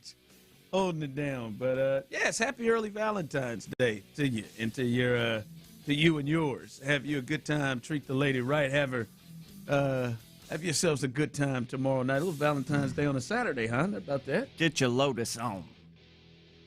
Yeah, get your Lotus on. Or whatever your position of choice is. Whatever you want to. Yeah. As we know, y'all nasty asses in Texas. We know what y'all going to be doing. By the way, it's Friday the 13th too, huh? It is. Yeah, I didn't even think about that. It is. Sure is. Friday the 13th, huh? Kind of like a holiday in my family. Is it? Yeah. That's probably one of a handful of shows that really ruined me for scary movies. I just don't do them. Friday the 13th means nothing to me. I'm with you in terms of not doing them, but I think Friday the 13th may be one of the reasons I don't. That the actual movie that scared the hell out of me when I was a kid. Mm-hmm. Yeah, I didn't even try it. That one, Chainsaw Massacre. Don't do it. That was a good one. I got 15 minutes of that, and then I'm like, nope. Somebody tried to force me. I can't do it. I can't do scary movies. You know what? The original Scream scared the hell out of me. That may be the scariest moment. You remember in Scream? I mean, I jumped up out of my seat at the movie theater. Did you? When my man pops up in the back window of that sliding glass door when that guy was. I don't know it well. I'm not going to go. I did. I came up out of my seat. I was already sitting on the edge of my seat, and when he jumps out with that damn mask on, I about messed myself. I jumped straight up in the air. That Final Destination I ain't seen it. That bothered me for quite some time. Those movies are because there's some thinking in that too. Like I'm like nah man, I'm good on that. What about Children of the Corn? You ever seen Children of the Corn? Oh, that's never heard it. I love horror movies. Never heard it. Do you? Apparently, when you just said it, like in your house, that's no, Jack. Well, it's our family's lucky number mainly. A lot of my family doesn't like scary movies either, like you, Ron. But the number 13 holds a lot of weight, so we like how you said that. Yeah. Scary movies like you, Ron. Oh no judgment, no judgment. I always got to watch them by myself because Megan, she ain't into that either. Nah, hell no. Yeah, man, Chucky messed me up for a while. Yeah, I can't do it. And I mean, you and your daughter, y'all just went and saw Five Nights at Freddy's. That's right. You hung in there. You went to go see Stab Wounds. You're everything. right. And I remembered. I mean, I hope I didn't scar her for life. But yeah, I mean that was terrible. To be honest with you, not only was it a mistake on Dad's part, I was scared as hell. I'm glad nothing came of that. What's that? I'm glad we didn't get like a nightmare or anything come from that. Like she does sit up in the middle of our bed when she's sleeping. No, we say when she's sleeping there. She does it every night. But she sits up in the middle of the bed and starts crying and screaming sometimes. I wonder if it's movie night with Dad that's got her. Yeah, let's move. Don't bring that up. It's just normal. Tyler brought it up on air. I'm just saying with Lowe, don't bring that up with Lowe. Let's not. Got the daughter into horror movies real early. Man. Yeah, man. Daddy, where's that big knife at? And I'll be honest with you, I am disappointed in it. Because there are some really good movies that like there's a fine line between thriller and scary, and I can't go past. Like there's some good movies that a lot of people have told me about that I just won't see because I can't handle it. I tell you, Get Out is about as close as I can get. It's a good one. As close as I can get, but I've not seen Sinners because I've heard there's some scary. There's some. I think you'd be able to handle it. Nah. It's more thriller for sure. That's not a scary movie. Okay. I don't know, man. Vampires, stuff like that. Yeah, that's good. And like, what is it? Us? That's the other one that I ain't seen any of these. I ain't even heard of these y'all are talking about. You never heard of Sinners? Get Out. Sinners like the biggest movie. It's going to be stuff for everything. No, I've not. Well, I've heard of Sinners. Michael B. Jordan. But Michael B. Jordan. Yes, I've heard of it. Yeah. Okay. Yes. But Us and Get Out. No, I ain't never even. Those are both directed by. You've never heard of Get Out? No. Clint Stoerner. I swear I wouldn't. I mean, if you'd have just said it, if the context of this conversation wasn't being had, I wouldn't even know it was a horror movie. Clint, I know sometimes like the pop culture thing is not your bag. I am shocked that you don't have Get Out. Get Out. Get Out and Us were made by Jordan Peele. The Sunken Place. Oh wow. I had no clue. Wow. I got Zootopia. Paw Patrol. Paw Patrol. That's what they're on right now, boy.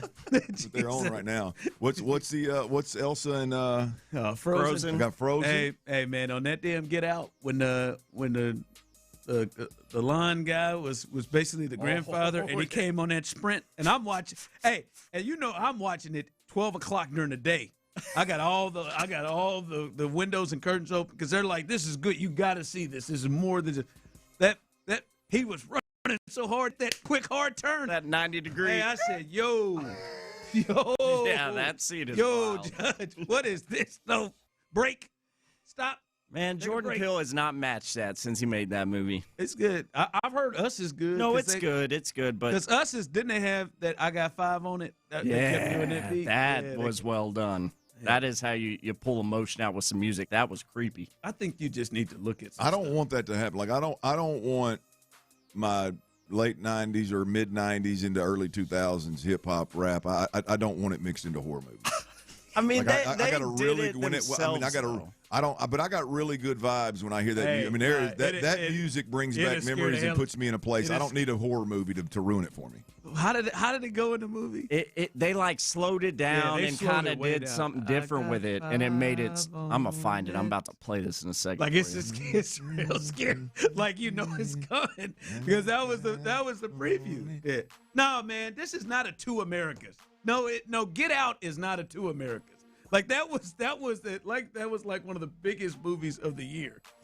Like it was like one of the like horror movies that was up for I think he was up for Best Actor in that if he didn't win. Yeah, so that was I don't think this is a Two Americas one. I just think Clint he just missed that one. Yeah, that's from the movie. That creepy part. I don't want that in a horror movie. A horror. I mean that beat right Sounds there. like somebody about to die. No, that right there takes me back to Park Street with some very very tremendous memories. There it is. Yeah, see, I don't want that. Oh, dude, that just gave me chills. I don't want that. It's. Yeah, I can't see it, and I've heard it's good. And Jordan Peele is. Yeah, man, cut that off, dude. Man. What a tremendous thought though from the creativity of it. Like, that is, but I don't want it. Could you please? I'm getting scared, man. I like how it's making me feel. I don't like how it's making me feel. Okay, can we hear Los Correa? Can we please? Can we hear Paw Patrol? Can we switch over to anything? Hell, man, I had a nightmare watching the villain off Power Rangers one time. That's how sensitive my brain gets at night. I'm sleeping. I did, man. I will say that Us is a lot scarier, air quotes scarier than Get Out. Get Out I could handle. I had to watch it during the day. That scene, that grandfather running though, that got me.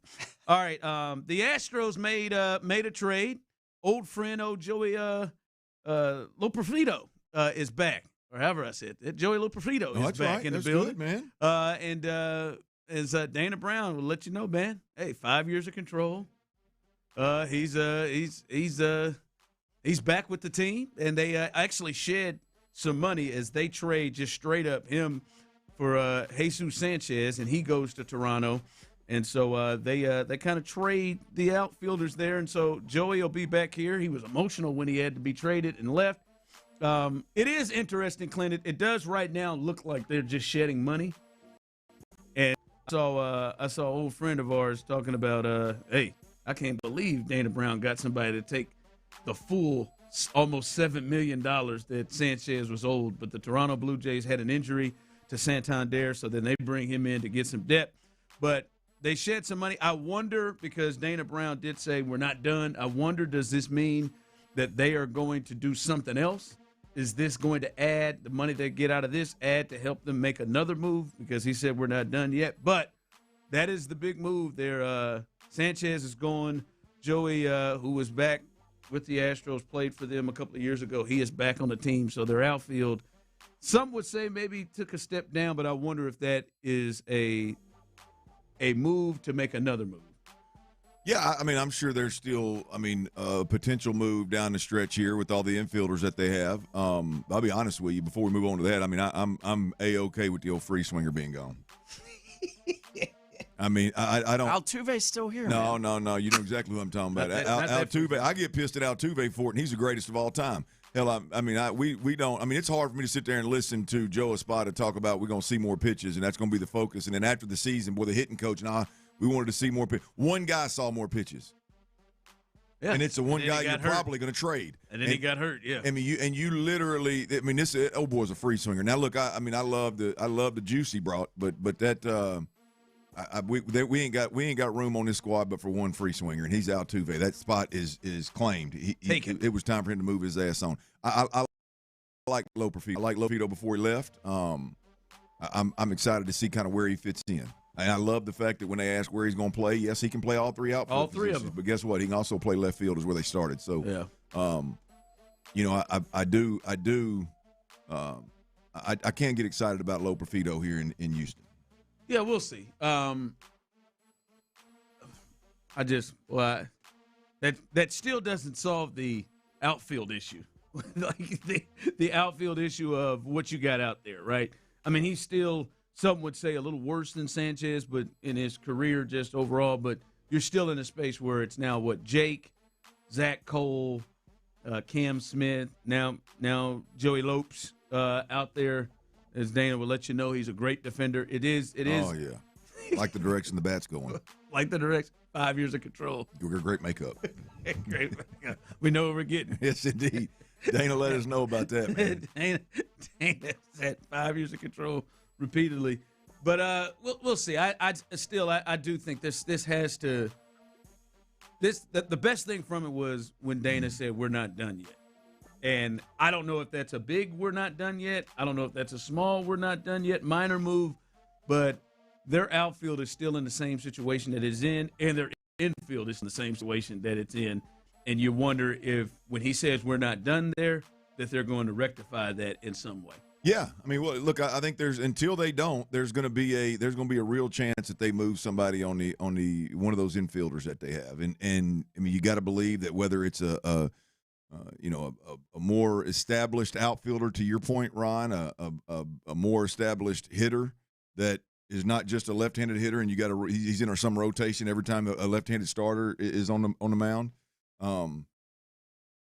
Yeah, I mean, I think there's a chance. I think there's a chance. Starting rotation could still possibly use some. The thing I don't know is there's a lot that I don't know, but the one thing with this situation that I don't know and I can't get a good grasp for is, like, what's the value of whatever infielder it is you're going to move, which I'm assuming it's Isak Paredes or Christian Walker, one of those two. But what kind of value is that? I mean, does it make sense for us to sit here and talk? Do those guys have the ability to even flirt with bringing in a starter in a rotation like that, that's worth that changes the game here? I have no idea. Yeah, Paredes would probably be the best bet of them. All right, speaking of that, if you missed what Los had to say, talking about what Clint was just talking about, who's going to get traded, moved on. I don't know if someone's going to get traded, but it'll be interesting to hear what really the voice, you could say the voice, the mouthpiece of the Astros, what he had to say in regards to maybe the crowded infield. We'll let you hear that and discuss coming up next. But before we get there, guys, I know you all have lived here longer than I have, and you have dealt with the Texas weather and how that can.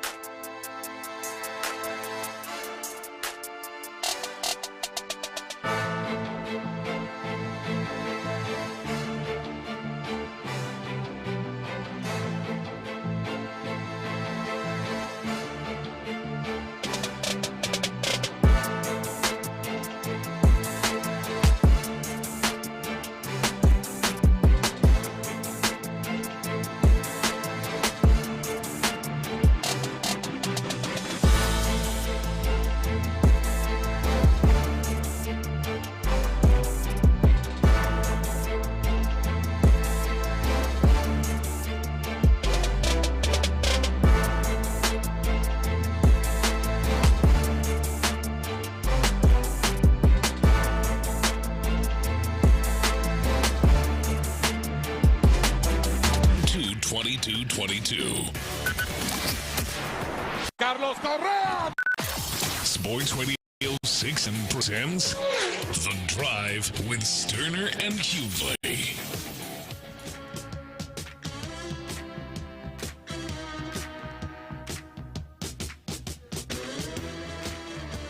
Welcome back in as we are live on a Friday right here on The Drive. We appreciate you. I see the Base Power text line is at full effect, 713-572-4610, YouTube and Twitch as well.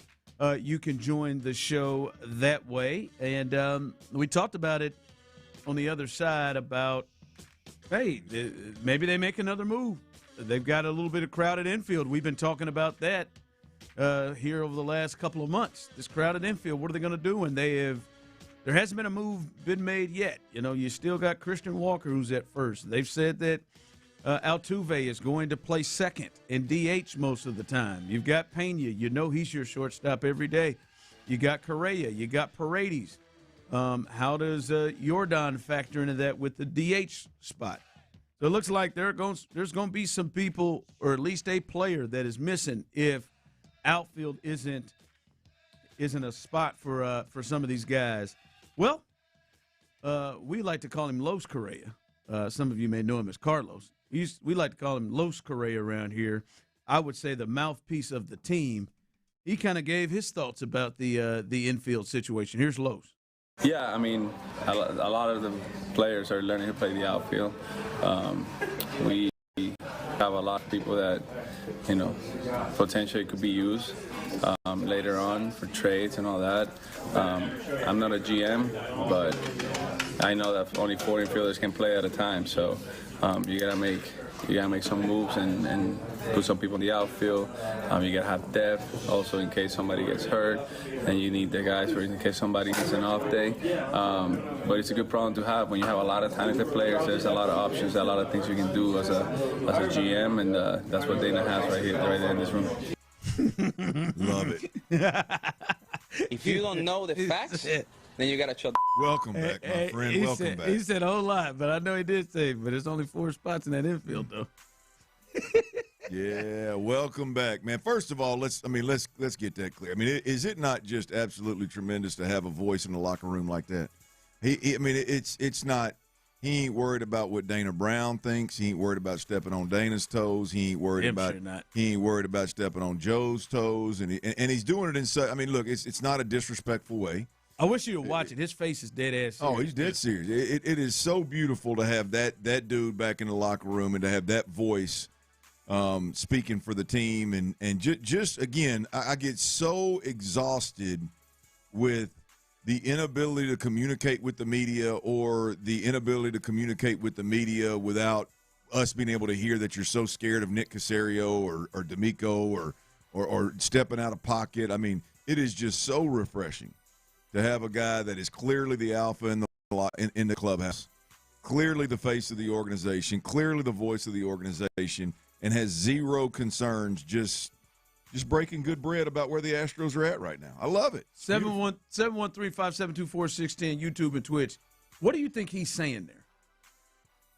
Like he said he's no GM, and he went through everything that you may need to do. I know early on he said, I don't know, you got to make some move, maybe have some trades. There's some trades later on.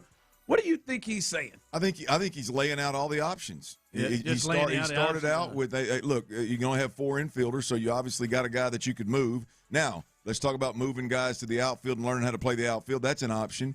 Or the general manager can make some moves kind of deal. And so I think he's just kind of flippantly talking about the situation and laying out all the options of what could happen and what the GM might be interested in doing.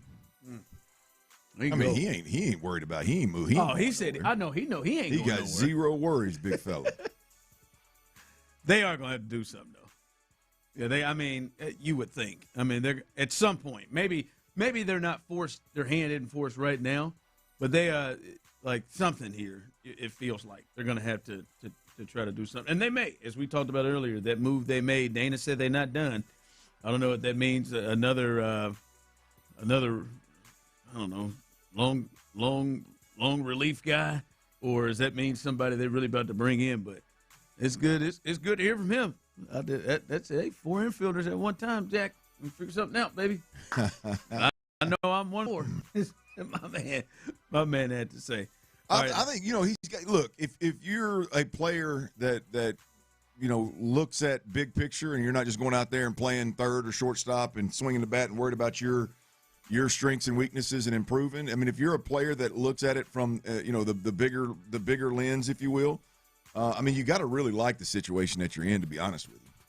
I mean, when it boils down to it, I think we've had this conversation, more of a heated conversation about load management. I think when it boils down to it, reality is as an Astros fan, I would be absolutely stoked to have Altuve as your DH, big fella in left field, and then across the board, across the infield.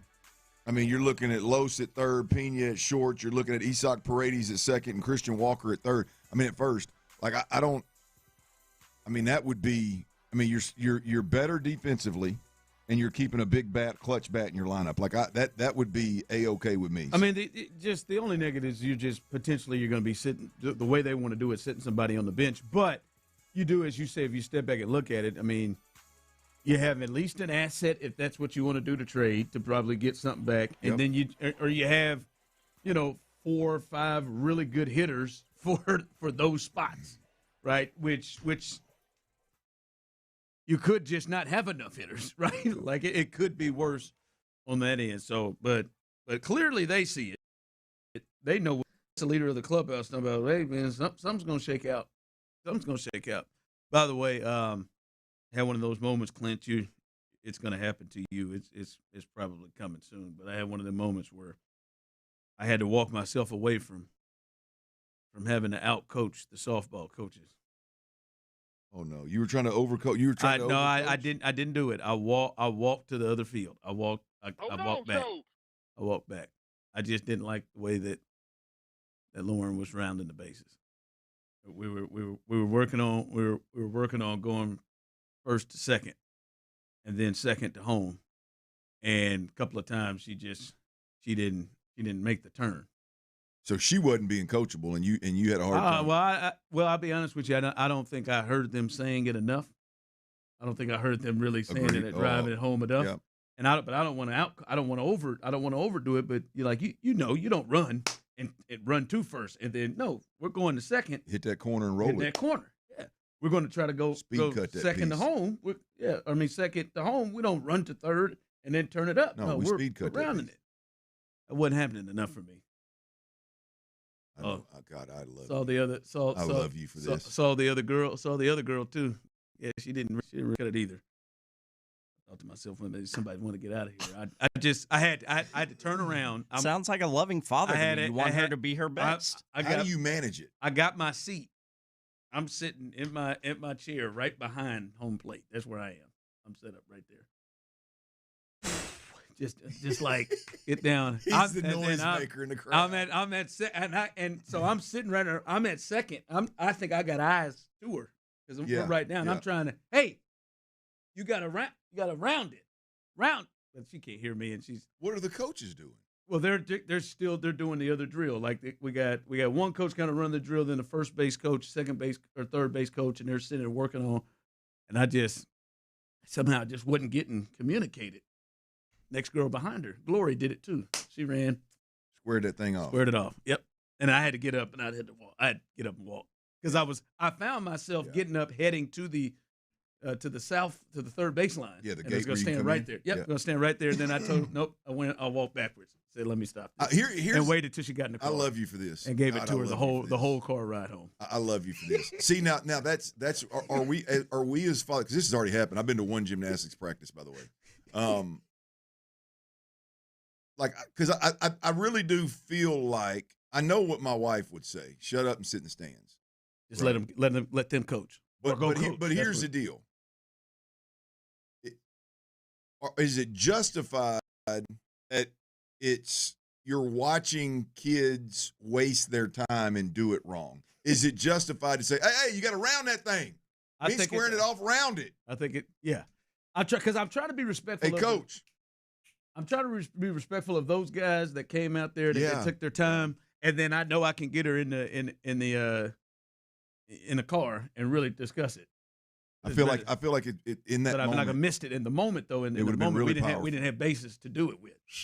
Round that thing. And I'm trying to get to her as she gets back to the place, but I did Non-stop. I tried to. Boy, swing it out towards the outfield a bit, hit that inside corner, and accelerate to third, girls. Let's go. I'm just like, hey man, you're not getting there. You're having to stop. You're having to stop and turn. Let's come on. I mean, I think the effect he's sending you right now. But Let's go. Here's the approach though, Ron. You've got to yell, round it, looking at the girls, but talking to the coaches. You got to round it, girls. Go, girls. Round that base. Round that bag, girls. Don't stop. Yeah, I feel like you're doing a disservice. Because I want to get out there and round it. I feel like I'm doing a disservice to my daughter if I let it happen. Ronald just ignores me. Trey just ignores me now. he just ignores me. Coming up. Oh, Granny, she didn't. Hey, Granny, Astro Granny, she didn't care who thought what. Boy, she was screaming from the stands now. Yeah. All right, coming up. Is this commentary? Don't strike, you wine bag. Is this commentary getting a little aggressive on C.J. Stroud? Wait till you hear the latest on things that people think that the Texans should do with C.J. Stroud. That's next. All right, Lube, y'all.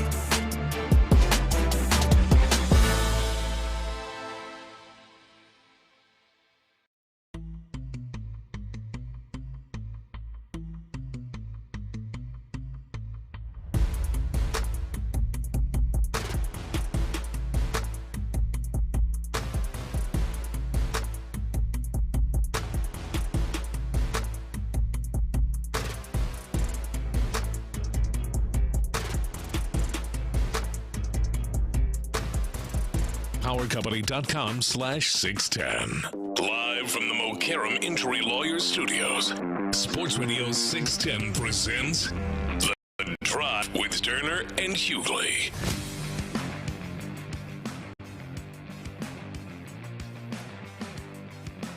Text line, Tyler. Ron, as a former coach in the past, and as a as a parent whose kids play now, there's a way to handle that. You don't say anything except under your breath to the parent who's already making an ass of himself and let him do the dirty work. Problem solved. It's tough when you. What if that person's the same person, and you are that person? Yeah, I got to. You say self? Yeah, I took it as Ron was that person already, so he had self-talk. I might be on this team. Now, I wasn't on the last team. There was a guy that I think the only risk in that situation is if the coach that's out there that clearly doesn't have the ability to bring the level of focus and detail to the practice, if he is at all aware of the situation, the only thing you risk is the minute you say something, he says, "Here's the whistle, coach. Come on, practice. Yeah. You can be out here tomorrow. You can be out here tomorrow at 5:00 too." That's the only risk. Other than that, you may hurt some feelings, but who gives a rip? I mean, yeah, I know sad you as don't. only Clint Stoerner can say. I know you don't. I mean, no disrespect, but look, no disrespect. And he appreciate that. And they ran a good practice. Pretty good in the cages. I like what they've done in the cages, the stations they're doing. Just that one right there. Here's my that question. One he missed Here's my question for you. Now, I want you to be honest. They may be listening, but I want you to be honest. Is it a lack of ability, or do you think it's a lack of effort and want to? From the coach? Yeah. Oh, I think they just missed it. You're missing a first. You're coaching a first to third, and you miss the squaring off instead of speed cutting the second base. When I look at everything else they did, I think maybe they just weren't concentrating enough. On that would you because if I were coaching Lauren, your daughter Lauren, not my wife would not take it well. But if I were coaching, if I were coaching your daughter, would you have a problem if my tone wasn't perfect as I was correcting them to get to round the bag? Let's see it at 8-9. Let's think here. I've been guilty of this. I've been guilty. It can be firm, but not like, hey, there's been a hey Lauren, come on. Yeah, see, I'm not a hey Lauren, come on. I mean, I would be more like, girls, get over here. Come over here, watch this. This is how this is done right here. And That's still in the same vein. I would do it one time, and I would say, all right, now don't do it this way right here. Don't stop again now. We're gonna do this the right way now. All right, we got it. You got it. Yep. Boom. Come on, let's go. No. Look, watch me. I'm not stopping. I'm hitting this side of it. Boom, let's go. I'm on a shot clock, Ron. I'm on a shot clock. And every feelings don't, especially parents. Parents' feelings don't typically work on the same shot clock that I work on. I could see that. I've had 3 or 4 not 8-9 returned. girls. Yeah, I could see that from you. I've had 3 or 4 maybe that's not returned day 2 of camp. Yeah, that might be it. I remember my favorite was Trey's baseball coach this past year. He was just real calm and cool, just cool and collected. But like he gets pissed, he stays there. He just makes you do stuff. Like he just did not like the hustle that they were giving in infield one day, and he just said, "All right, you guys see that pole? Go ahead, hit that pole." Then they came back and got in their positions. No, hit that pole again. And then they come back again and says, "Are you guys ready to move? Now you want to move around a little bit, right? You want to blood cover flowing first. now. You want to cover first. You want to keep going." Oh, I love it. Yeah, man, he just missed it. And maybe I'm trying to think. Maybe the first base coach was inexperienced. Maybe that was something I need, but I needed them to inexperienced or distracted. Could have been either one. Yeah, see, I think they may be looking at the next girl coming. I think they were looking at the next girl coming, and he was holding her up, and that's probably was he was holding the girl up at third base. He was holding her up at first, but then not really concentrating on the rounding. You ever seen that clip of Nick Saban in his coaches meeting? And his players didn't in the walkthrough period, that they have before going to practice, like in the morning. So you practice in the mornings and then you practice in the afternoon. Hey, did you guys walk through this drill that we're talking about doing right here that we're watching film of, and we're as a coaching staff? Did y'all walk through that this morning with the players? old buddy, about 3 of them looked at each other. No, sir. He says, so let me get this right. So you're going to be out there on that field today, this afternoon, and you're going to spend the first 3 minutes of 7-minute drill explaining these guys how to do the drill instead of getting 7 minutes of work because your ass didn't explain to them this morning how to do the drill. He said, see, guys, we got to be efficient, man. This ain't, I mean, he went on and on about it. But that's right to be. I think we got to Nick Saban these gals. 8-9, I think they're ready, man. I think they're ready. I think Lauren's ready. Be surprised what they're able to do, man, if you just Nick Saban that really ass. Just Nick Saban. Yeah, man. You got to get on the coaches. Oh, yeah. I'll meet with the coaches if you need me to. Meet with the coaches. All right, come on out. I think practice is. No, they got to come here. They got to come to you. Yeah, coaches. Right. If you want to be great, come here, man. I'll meet with you. All right. Listen, and I'll let you all be the judge of this because we're hearing, and many of you are bringing it yourself with CJ. There's been a couple of things that's come out about maybe where the Texans should go with CJ Stroud and Ryan Fitzpatrick, who works for Amazon Prime, does Thursday Night Football for Amazon Prime as an analyst and also as a podcast with Whitworth. This is what he said. Potentially, maybe the Texans should be thinking with CJ Stroud.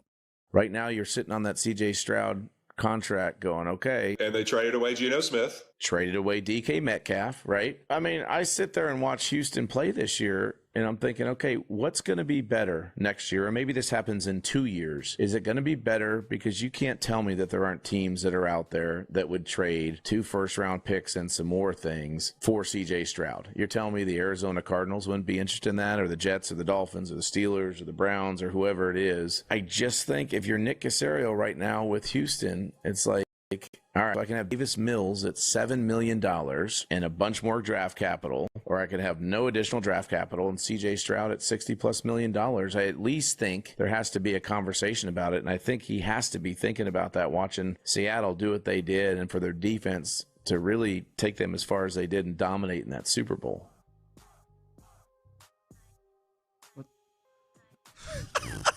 That was the softest, smallest what I've ever heard. What are your thoughts on that? What? I don't think you want to hear my thoughts on it. No, I do. Oh, my. This is about to get way more interesting than I thought it was. I have an idea. I think I had an idea where Clint's thoughts was on this. If I could get two plus first-round draft picks for C.J. Stroud right now, would I entertain it? Absolutely, 100%. The part that really, we got to talk. We could talk about it. The part that I have a problem with is when he said Davis Mills at $7 million. Like that's like the general. What we can just do is trade, and then he said Davis Mills, and then try to connect Davis Mills to like Sam Darnold and what Seattle did. That don't compute with me. Like that, I don't. You're not. To me, you're then damn near starting over or start. We're not in the like this is Sam Darnold. No, Sam Darnold and Davis Mills aren't on the same planet. I don't even like that to me is an example. Yeah, anyone's going to talk about two first round picks. I think you probably talk about some things. But then, hey man, you got Davis Mills sitting over there like you got Mac Jones behind him or something. That's the big part of it to me. Yeah, multiple first round picks you probably got to talk about, listen to some things, but the then trying to connect the Sam Darnold to Davis Mills thing that's I can't get. Well, here's the thing: is if you don't have confidence in Davis Mills as a starting quarterback in Houston with what they're trying to do, then you don't entertain it. I don't think you entertain it unless you have maybe not the most recent Super Bowl winner level confidence in Davis Mills. But if you don't have confidence in Davis Mills as a starting quarterback in this league, then you don't even entertain it. I think Davis Mills has to be the one of the factors of, okay, it starts there. Do you believe or not believe in C.J. Stroud in the future? Clearly, if you're going to trade him, you don't believe it. Okay, that box is checked.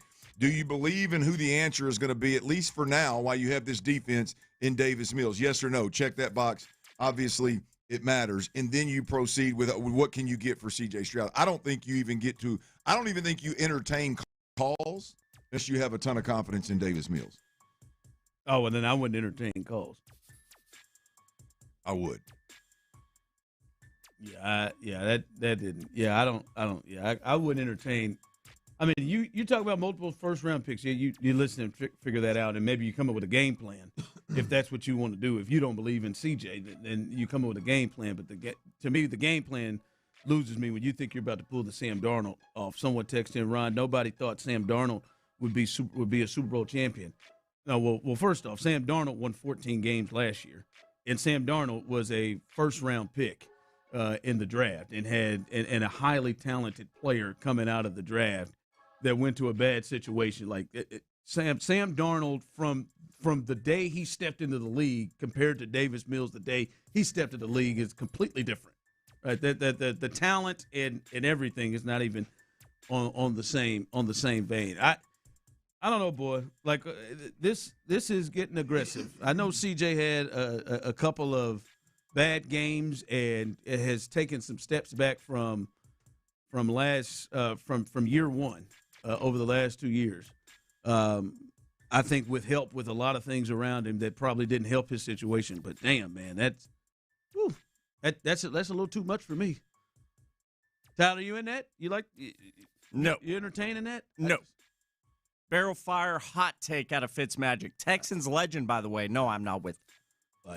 And I will say for me, like this is where I believe that I have not given up belief that C.J. Stroud can be a really good quarterback in this league, and I cannot sit here and say I'm ready. I don't give a damn what defense we got. I'm ready to go to battle, and I'm going to win 3 times against the likes of Mahomes, Allen, Lamar, Burrow, Herbert coming, Trevor coming. Like I can't get myself to say I'm gonna run with Davis Mills against those guys. I know they got a great defense. They didn't have to run into any of them this time, and they still didn't get there. We can say it's all CJ. They still gave up 21 points to the Patriots. So yeah, that part, that one's hard for me to say. I'm ready to go to battle with that one. All right, coming up. Speaking upon that, I want to kind of get a check here as we are starting the offseason. What's your trust level? You still trust that D'Amico and Nick Caserio can get this team to go past the next step? They're just coming off their best year they've had since they've been here.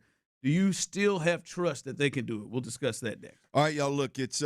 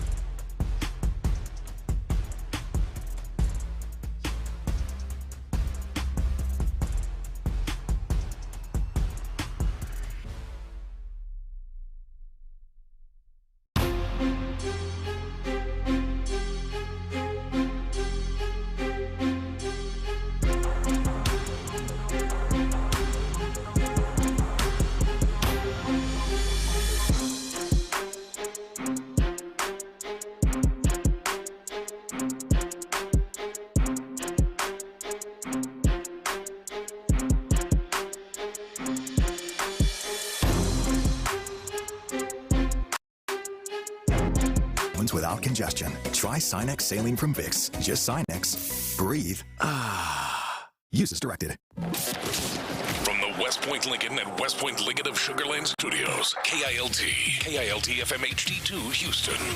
On Odyssey Sports Station, the Texans play here.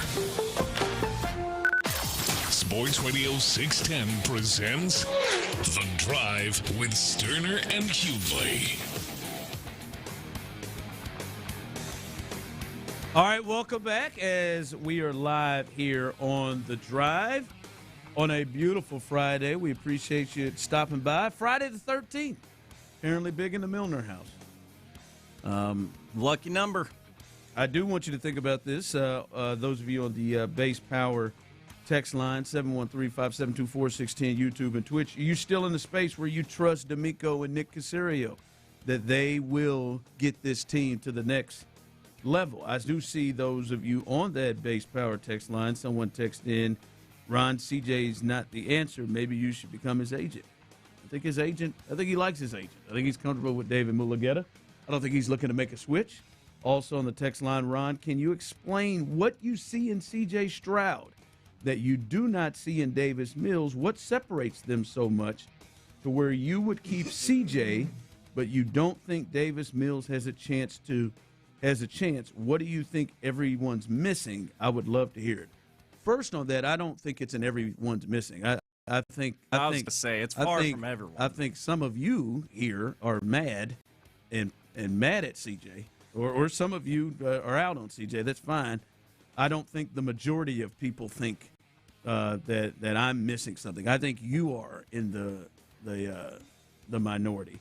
Second, I would just say in one word on the field, what do I see? What do you say? Explain what you see about CJs you don't see in Mills. What's different? I would say the thing that separates them is everything on the field. Everything. There is not anything that Davis Mills on the field, from a football perspective, to me, that he does better than C.J. Stroud. Nothing. I would urge you to go back and look at the numbers of his season. And maybe they're not to the rate that you remember them to, or that you have kind of morphed in your mind for them to be. Davis is a really good backup quarterback. I think Davis is probably a top 5 backup quarterback in the league. But I mean, I don't think you go purposefully to him when you have C.J. Stroud. I don't, and I don't think that. I mean, I just don't think there is even a conversation between the two of them when it comes to what they're able to do. So, that would be mine. I mean, if you've watched them, they just got. I think it's very clear what they're able to do. Now, in the last 2 games, C.J. stunk it up, especially from a turnover perspective, and even some down the stretch. But yeah, I don't. I think there's a clear difference when you watch those two. All right, as we continue rolling through here on a Friday, again, as I said, jumping in, where is your trust factor? Do you still trust D'Amico and Nick Caserio right now? They're coming off the 12-5 season. They won their first road playoff game, and we talked about it. It was a successful season. There was some irritations on how it finished, but they've got a chance to make some moves, to do some things, to try to take that next step. Do you still trust that? You still trust that duo that they can do it? Right now, I do. Right now, I do. But this is a very, very important year and offseason for Nick Caserio and D'Amico Ryans. I will shift. I agree. I will shift. I will flip, not shift. I will flip a 180 and have zero confidence if these guys land in a more of a run it back area space, if you will, with this offense than they do like, all right, man, we got to make some moves. If this offseason looks more like 2025 offseason, they're all fixable.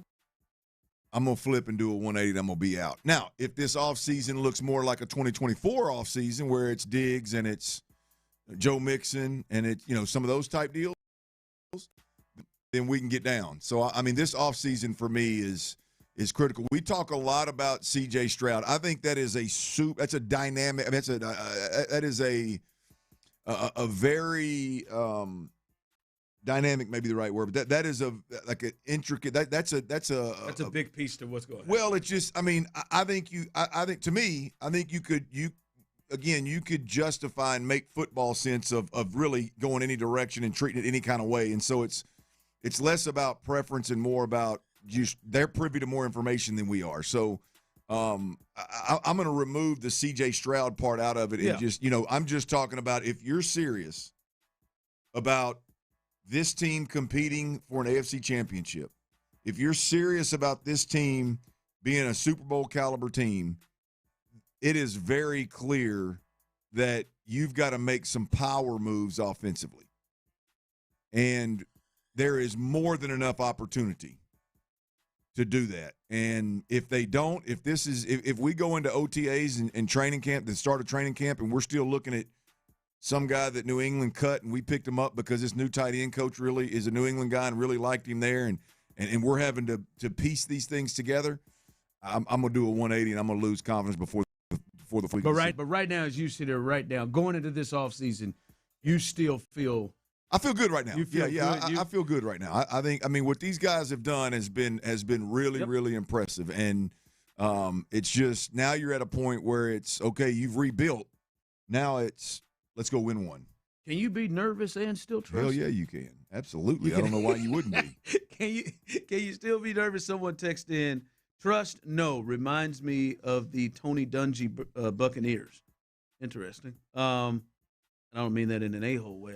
I'm thinking through that. Tony Dungy Bucks. Yeah. The defensive-led team. The Lovie Smith Bears. Yeah. And then, Tony and John immediately comes in and they win the Super Bowl with the same offense quarterback mostly. No, I don't trust that duo or the ownership, Gus and Katie.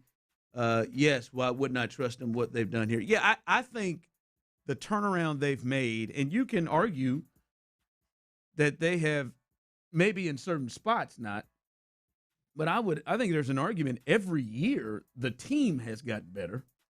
Like the team has gotten better. Hell, the divisional round has probably gotten better. To me, I feel like CJ and the turnovers were so bad, but I still felt like through that game they were more competitive against the Patriots. Like than they were against the Chiefs or the Ravens, right? Like there were moments in that game, even still with the turnovers, that you felt like, yeah, they could play with those teams. But I think they've improved every year to win 12 games this year. So yeah, I think there's some trust. But I am nervous, Clint, because of the areas that it looks like they may need to fix.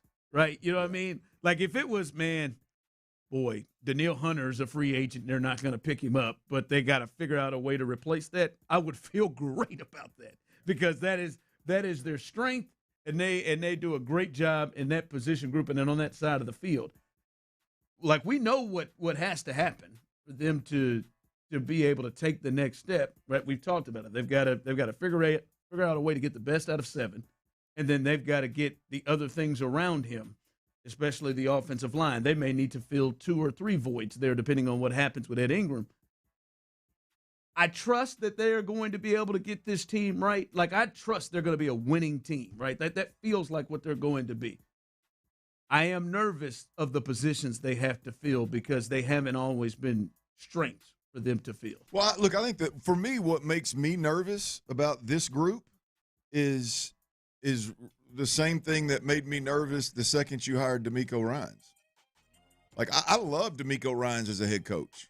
I don't in any way, shape, or form. I'm not surprised one bit that DeMeco Ryans has been a tremendous defensive play caller. I'm not surprised one bit that he has built a roster that is free of cancers and everybody's pulling a rope in the same direction. Like he can set a culture, baby. Yeah, well, I'm not surprised one bit that DeMeco Ryans has this team in a position where they're going to be in the playoffs every year. Knock on wood. They're going to win double-digit games kind of deal. Like, I am very, very – like, that didn't surprise me one bit. But the minute you hired DeMeco Ryans is, you better get the OC right. It's hard to overcome turnover at the OC position because you miss on it, not because you get it and a guy goes and wins. You better get that right. You better get the quarterback right. And, I think you look at this team offensively, exactly what I was scared of when you hired DeMeco Ryans, or concerned about when you hired DeMeco Ryans, has been exactly what has come to fruition. Turnover at the offensive coordinator position, inconsistent play at the quarterback position, really not having much of an identity on the offensive side. Not only did you change offensive coordinators, it wasn't from within in the same system. It was completely new terminology, completely new identity that you're trying to create. And so it's been, I've been with the offensive problems. I'm surprised they were able to win 10 games in 12 games. Given what, that's injuries and everything that happened, all of that. Yeah, their defense was that good, and their offense did, like, they at least got to the point of, and this was really all the way up until the very end of the season when it got away from CJ, and they were able to not turn the ball over, and they were able to complement or at least just play games where they didn't screw it up for their defense at times. And so, yeah, I don't know, man. I trust that these two guys, because they've shown it, they've given us that. I trust that they will have this team to be able to potentially be in the position to get past the step. Now we'll see whatever.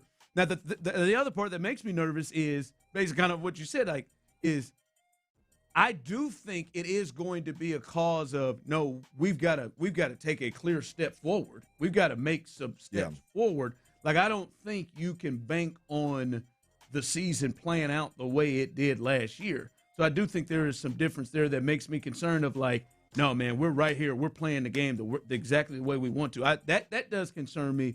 But I have real trust that they will put this team in position like they've been in the last 3 years. Well, I tell you what I like about when you talk about management here. What I like is DeMeco Ryans and Nick Caserio, their ability to make quick decisions, whether you agree with them or not. Like I would have never, and I said at the time, I would not fire Bobby Slowick. But whatever's going on in the building and whatever needs to happen at that point in time, I hope that the friendship between DeMeco Ryans and Bobby Slowick that didn't muddy the waters, right? And clearly it didn't. They moved on, right? I love you get a cancer in the building that's costing you points and is not buying into your system. And C.J. Gardner-Johnson, great player, but get his ass up out of here, right? I mean, the Laramie Tunsil thing is, I don't think anybody in their right mind, except for some of us that cover it very close, we're in the get out of the Laramie Tunsil business nationally. I think here locally, there's a couple of us that were in that spot, and nobody ever thought. Hell, I was in that spot. I didn't think DeMeco would do it. They do it. They pull the trigger, man. They pull the trigger. Bang! The offensive line gets better, right? I love the way that it seems like Nick Caserio and DeMeco Ryans are not into the wait and see. Let's wait and see how this thing unfolds next year. I know there's obviously some kind of problem with Bobby Slowick in the building and guys not getting along, guys not speaking, and man, it'll work itself out over the offseason. Everybody go home for a little while, come back. I love the let's nip it in the bud and let's move forward. I love that approach that they seem to have, and so I think they'll get things figured out, man. Even when they misjudge, it seems like they really quickly are like, nah, let's move on, and I like that approach right there. Text line coming through. It feels like we are the 10-win Steelers, like Mike Tomlin right now. I don't feel like the Texans are just like a team that's just level. I feel like they have gotten better every year. That's a good question. Like I don't think like the Steelers was just like every year here down the stretch, they're going to go in and they're going to scratch themselves to 10 wins. With an older team, when you look at the names on their teams, it feel like they should be better, and then they're going to go and just get routed in the postseason, and everyone thinks that they're going to get routed in the postseason. I feel like each year the Texans team, you can see, has improved and got better, and I felt like each year since year one under D'Amico, I have felt they've had a better chance to advance every year, right? Wasn't this year the best you felt like they can advance? I felt over the year before, even though CJ had played better throughout that year and Tank played more.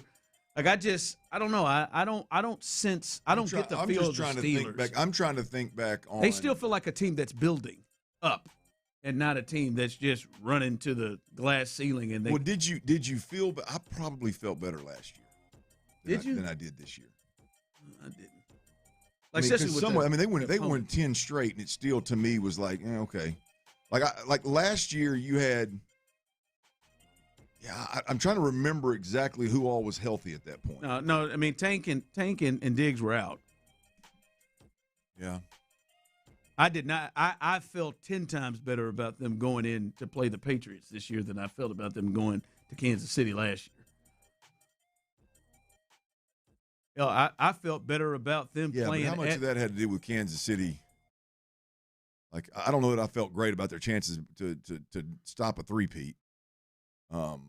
But they were also leaking oil across the front too. I guess I can't recall like exactly how I felt last year. Joe Mixon was a big Joe there. Yeah, Joe was there. He was there, wasn't he? Yeah, he was there. Yeah, he was there. He had a big game against the Chiefs. Yeah, he was there. Jack Mason was there too. Mm-hmm. That was the rough one right there. All right, coming up, Tyler's gonna love this next segment. I've been looking at this, Clint. I know they're starting to get rolling here. Going to start getting rolling here in a little bit of off-season stuff. But man, maybe they were a year late, Tyler, on the Arch Manning. Maybe next year is actually going to be the year of Arch Manning. I laughed at it last year. I don't know if I'm laughing at it this year. We'll discuss that next. Longhorn Nation, we're back. In the loop. The Patriots were the Texans.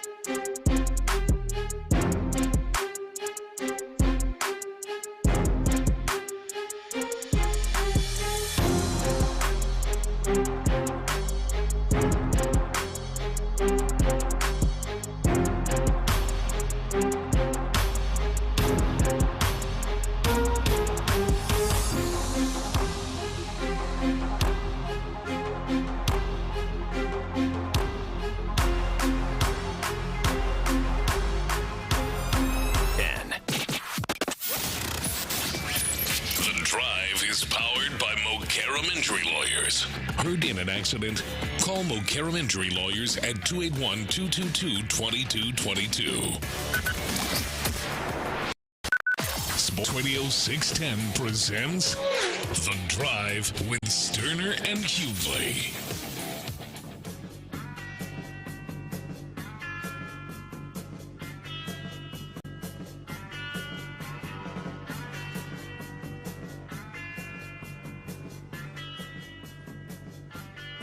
Somebody that got John McClain. I think these people should be like arrested. What do you mean? I don't know. Maybe arrested is too strong, but No, like, it's not. I don't even know what you're talking about. No, it's not. like the people who come on and like this jackass Jake Morrison fella, who come on and they'll just post up lies. Like Darren Peterson plays for Kansas, like, and John retweeted it. He put out a big breaking here. As you can see here, looks real. Darren Peterson will sit out the remainder of the season to prepare for the NBA draft. Now, if you quickly take a look at Jake, and Jake's got 2,000 followers, and I got to believe that somebody prior to Jake is gonna beat him to the punch of that. And not to mention Bill Self, the head coach, yesterday just talked about how he's going to be ready to go, and he practiced all week long. But like those people who put up like just blatant. Now, did it get you? Be honest, did it get you because John retweeted it? Did it get you for a second? Well, what gets me is you go down, because I know it's fake right from the back, but then it gets me is when you go down and then you start reading the comments. Yeah. And just how cats, and I know some people saw this, it will go right to his direct account and hammer him. him. Yeah. What a useless piece this kid is. Yeah. I mean, arrested may be a bit strong. Maybe but arrested definitely strong. kicked off but Twitter. It's like I think you should be kicked off Twitter. It is wild to me, and it is. I think your account should be locked for.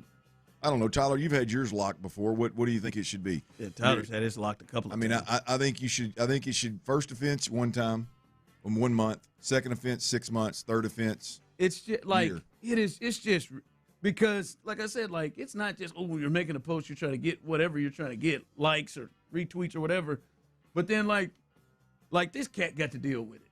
Like it's just and there's some people really take it and believe it and run with it. I mean, it's as bad as the AI stuff. That damn AI almost got me with Cardi B yesterday. What happened? And there was a AI video of her talking about how her and Stephon Diggs are done, and I mean, it was. You start to hear it for a little bit, and you're like, "Well, there's no way she said all of this." But they are done, right? I don't even know, man. I think so. I've heard that part to be real, but I like the AI video. It sounded just like her, but you could tell by the stuff she was saying and how fast her lips were moving in the video that it wasn't her. Mm-hmm. But like that is just, it's just weird to me. People who even want to do that, like just to sit up and say, you know what, Clint, I was gonna make up something about the quarterback of Arkansas. Let's just have some fun with it. You'll get a couple retweets. It's just the stupidest thing I've ever. Oh, it annoys the hell out of me. And then they got John to retweet it. They got a real big fish to do it too. John's got about 150,000 followers just to run. Now John ain't afraid to retweet now. No, he's not. I appreciate it. He's not. He's not at all. Speaking of the college game, man, I know Tyler laughs at this, and I did last year too. Last year, what was supposed to be the year of the great Arch Manning. It was Arch's year. Preseason, Heisman Trophy favorite, preseason number 1. NFL MVP coming up at some time soon. I was waiting for you this year, right? I mean, they've already decided, man. It's there. Dude's talented. Clint, I laughed at that and thought I was a little aggressive last year. This next year, though, might actually be the year that they thought that he potentially would have. And I could see next year him really taking over the college game. I mean, his final 5 games, and were mostly pretty good opponents, not Mississippi State, but Mississippi State, Vandy, Arkansas, Georgia, A&M, and Michigan. Those last 5 games, they go 4-1. The only one they lose is at Georgia. But he goes 19 touchdowns, 2 picks, 1,700+ yards. Throwing the football, 223 rushing, including 155 against Michigan in the bowl game. He really started to figure things out, and they started to figure things out and played a lot better, to where maybe this year was a bit of a joke, but next year, Clint, I don't know. This next year, I could see Arch having the year that maybe people thought he was going to have last year. Well, this is probably the year that he should be expected to be the best in college football. Like last year was a long shot. Had a lot to do with his last name. And he did, and some film against lesser opponents last year. But the reality of it is, if and I said this, Ron, every time we talk about this, like, he is not a great fit in Sark's offense. I mean, great fit from a perspective. I just believe he's more of a pro style, almost like I think Ohio State runs it. You know, it's a little bit more of a pro style offense where you're throwing the route tree, where you've got answers. The ball's out quick. You're winning with your head just as much as you are your arm and your feet. And it, like in Sark's offense, and I don't know all the ins and outs of it, so somebody that does can feel free to call in and correct me, but there's more of a gunslinger mentality of, boy, you got to really know how to anticipate vertically and lay the ball in space, and you got to be more of a risk taker. You got to be a little bit more of, again, that gunslinger mentality, and I don't know that that's a great fit for him. I don't know that he wouldn't be significantly better in a pro style offense with a little bit more structure in it instead of what Sark is doing. Now, with that said, I think he's perfectly capable of running the offense, as you just laid out in the second half of the season. He did a really good job. Now, I think now you're talking about a quarterback that's pretty talented, that's got a year under his belt of playing, that has 3 years under his belt in this offense, and so it should come into form of like, hey, okay, now it's fair to think that this cat could be the best quarterback in the country. I think it's a little easier for me to get there right now than it was starting with the Manning name before ever seeing him play. And I hate to say, but those last 2 games, it looked different against A&M and Michigan. Like he looked, and even pretty impressive against Arkansas. As bad as Arkansas specifically was, those 2 teams. God, he just ran right there. Yeah, and Vandy too. It looked different. I'm sorry, Tyler. I know you. I just felt your eyes cut towards me. He did some. It probably did start with A&M. Well, Arkansas was pretty good. Well, too. Vandy too. But that A&M game, you just said, "Whoa." Like, it looks like maybe that came together because he was using his legs in that game. He was throwing the football. It was like, and he made big plays late. No, it's not time to break yet. Damn it! It's just coming up next. Hey, he got one dig in because it like maybe that, like as you said, man, he had a few games, but now he's got a full season under his belt where he's in the system and he feels more comfortable in the. Well, you look at like. And I made this mistake with quarterbacks before, but they ultimately ended up developing and being, hell, they're pretty good pros now. But when I like the Arkansas game, I don't even remember what his numbers were, but they were ridiculous, and it could have been worse. But Ron, I'm sitting there watching that game, man, and against Arkansas's piss poor defense. I mean, he's got grass stains on every inch of his uniform. And there was 2 or 3 different hits where I'm like, man, is he going to get up? And they were scoring, yeah. I mean, but it's one of those, like, at what point does he get to in this offense where more games than not, he's upright, he's clean, he's seeing things. It's easy, right? You think the grass stains come partly from him? Oh, no question. Absolutely. I mean, you look back, and I didn't cover Texas, but I look back and I think of what's my man's name that's in Miami with the Dolphins now that started in the last few games, quarterback from Texas last year. Quinn. Quinn Ewers, right? Like, I wasn't a huge Quinn Ewers guy. I thought he was, which ended up panning out. He was limited from a skill standpoint, but like very rarely did I watch a Texas game and go, good God, Quinn Ewers is getting the absolute dog beat out of him every single play. There was games where he got hit. I remember, I think it was the Big 12 championship before they came to the SEC. I think he got beat up pretty good that day when his tackle was hurt or whatever. But like it was more times than not, you turn that game on and, man, he's laying the ball down the sideline and somebody's catching it going vertical and he's kind of flipping it around the park and he's not taking a hell of a beat. Every time I watch Arch Manning, I'm like, I know one thing. He's a tough SOB. I mean, he is getting a hell beat. At some point, where I'm going with all that is at some point, you got to start watching more games than not where it's like, okay, he is seeing it clear. Yeah. He's protecting himself. He's getting the ball to his playmakers. It's easy. It was so hard for Arch Manning the majority of this year. Yeah, but it did seem like it eased up towards the back half of the year. No doubt. Text line coming in, Ryan. Also, they had 4 new offensive linemen they were working in. Yeah, I don't know. I think they may have been a bit early on the year of Arch Manning. It feels like potentially this. I think that's more than fair. This. I mean, he had 155 yards rushing against Michigan. I didn't. And they take quarterback sacks. They take that. Can we please get rid of that stat? I mean, just messing up all kinds of quarterbacks run stats right there. All right, coming up. I think you'll like this one. An NFL analyst says he thinks the Texans are potentially one little step away from winning the Super Bowl. We'll let you hear that, and we'll get your thoughts on that coming up next. All right, if you've got big, beautiful, valuable trees on your property, whether it's where you're living right now or maybe it's some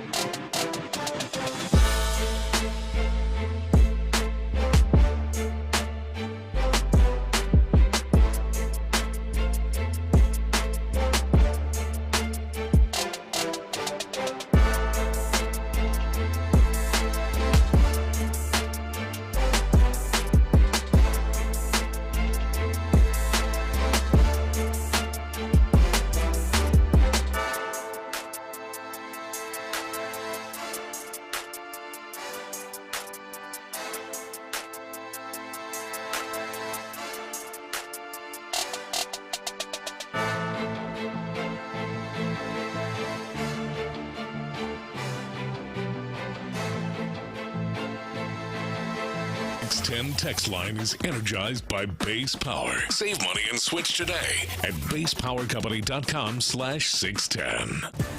Live from the Mokaram Injury Lawyers Studios, Sports Radio 610 presents The Drive with Stoerner and Hughley.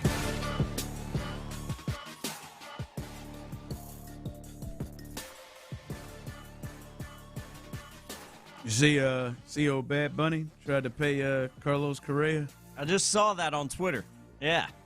Try to pay his insurance for him to play in the World Baseball Classic. That's pretty cool.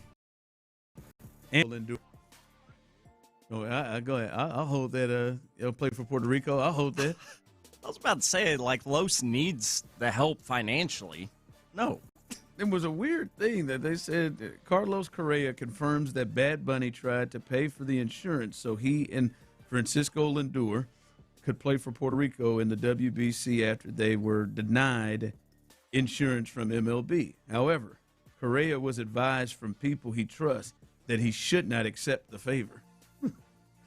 Well, that's interesting. I missed that aspect. How did they get denied, by the way? What is it, too late? How do you wonder how one gets denied and others don't? And Correa and them, and they've played multiple times anyway. But yeah, man, Bad Bunny was about to try to piss off some Astros fans, and get he's probably pissed off some, but he's probably going to piss off some Astros fans specifically for getting Carlos Correa out there. Well, who do we got? Who do we got that is playing? Pena? Pena's playing. I'd rather it not happen. Come back with some bad obliques, young fella. Yeah. Well, you know what? I really don't. It didn't matter. Let me see. Who else? I mean, I'd rather him not play. I'd rather us have our leadoff hitter. But let's be honest. Right now, if something were to happen, we'd shift Carlos over there, and Isak would play third, and we'd keep this baby moving. I'd rather, Jeremy Pena. I can't even do this, Tyler, because I just know. What? I just know this is going to go somewhere. Jeremy Pena is playing for the Dominican Republic. Zach DeZenzo is playing for Italy. And Shea Whitcomb is playing. For who? Shea's playing. What area of the world? Shea Whitcomb. Is that Sounds like a whitey to me. It's definitely a whitey. Whitcomb. Is that, what would they think that'd be? German? No? Well, Germany? I know the rule. I don't even know who all has teams. I know the rule going into this, so it might be. I think it's something off the wall here. He's from Thousand Oaks, California. He'll be playing for Korea. South, I assume. That's Korea. Shea's mama Korean? I don't know, man. I don't know. Maybe. I don't know why I know this. Yeah, it's something like that, Clint. Because I just read recently, for whatever reason, that you can play for whatever WBC team you want as long as there is some connection in your family lineage to that country. Now, taking a deeper look into Shea, you can see it maybe. Maybe a little Korean look. Yeah, I mean, I would not have guessed. Had Korea not entered the picture, but I can see it now that Korea's in the picture. Yeah. Hopefully, he doesn't have 3 errors in one game for him. Well, T, let's be honest. Depending on who they're playing. I mean, here's the deal: is with the exception of Jeremy Pena, that's exactly what the WBC should be. You think it should be like the way the Olympics are? It should be non-existent. No, well, now that's fair. But I think it should be hard on it. I think it should be for guys that are fringe players, like AAA guys that like the guys that make 3 errors in a game, like Taylor Trammell. Yes, he played absolutely. Go play, man. Have at it. Hey, Chad McCormick, go play, man. Have Dubon. at it. Or is he on the fringe? It's a super utility, man. He's been a top utility guy. So Dubon can't go. I mean, we can, the fringe guys like that. Jacob Melton can play. Jacob can play all day if he wants to. He can play every game, every inning if he'd like to. All the teams. Absolutely, he can play. Yeah, get daddy's lineage and mama's lineage. What about Joey? What about the recently acquired Joey Loperfido? Cool, go play, man. I guess the only outfielder, and only because I know how obviously the organization views him. The only outfielder we got that I'd say no thank you is Jake. Yeah, Jake could stay. Cam, you let Cam go? I personally don't want him to, I can't disqualify the guys that just because I like them and I don't. That's the fringe player I'm talking about. Yes, I think that's what the WBC should be. is fringe MLB guys playing for their country, man. Proud for you boys, man. Go get it. Yeah, JP France. Got it all day. Is that a connection? Could he play? His name?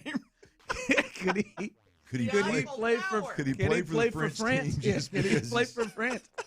What if he tried to do that as his connection? His papers through there. What's your connection? France. Last name. France. Last name, same as country. Yep. France. Let's get it. That'd be good. All right. Manti Te'o. He is you talk about somebody who's really shook loose that is that what you still think? We don't have to say it. 100%. You don't think NFL, you don't think Good Morning Football yet? He has not shook that off? I couldn't. If you just said, hey, Clint, what show's he on? I don't know. I have no idea. When I see you in football pads shedding tears and I find out it was for an imaginary girl. You don't feel bad? You didn't feel bad for him? No, I did, but that's going to stick. Think about what he's done. He's parlayed it into a TV gig. He has done a great job. He probably played long enough to get a pension, didn't he? Well, hell yeah, he got 5. Did he get 5 in? I remember with the Saints and Chargers. So I think he had two stints. Yeah, I'm gonna tell you, I don't. He's never gonna shake. That's always gonna be the first thing you think of when you see him. Does he get a TV gig without it? I don't think he does. You don't think so? I don't think he was. Not the TV gig. Who's he with? It's a Good Morning Football. Yeah, no, he ain't on Good Morning Football. He's on one of the big ones. No him, chance. Kyle Brandt. No chance. There is no chance that, and I've heard him. He's decent, but he's not. Got to have him first ballot hire. Yeah. No, he is not. Fake girlfriend with the fake girlfriend story with everybody. Absolutely. You think they got him hot? You think that got him? That's when they replaced.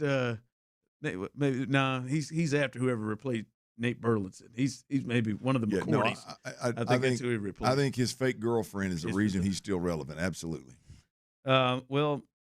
He's really trying to shake that off. But Manti Te'o, this is what he has to say about the Texans and where he sees them in terms of a contender. With the defense that you have over there in Houston, you just need an offense that won't lose you the game. You don't even need an offense that's going to win you the game.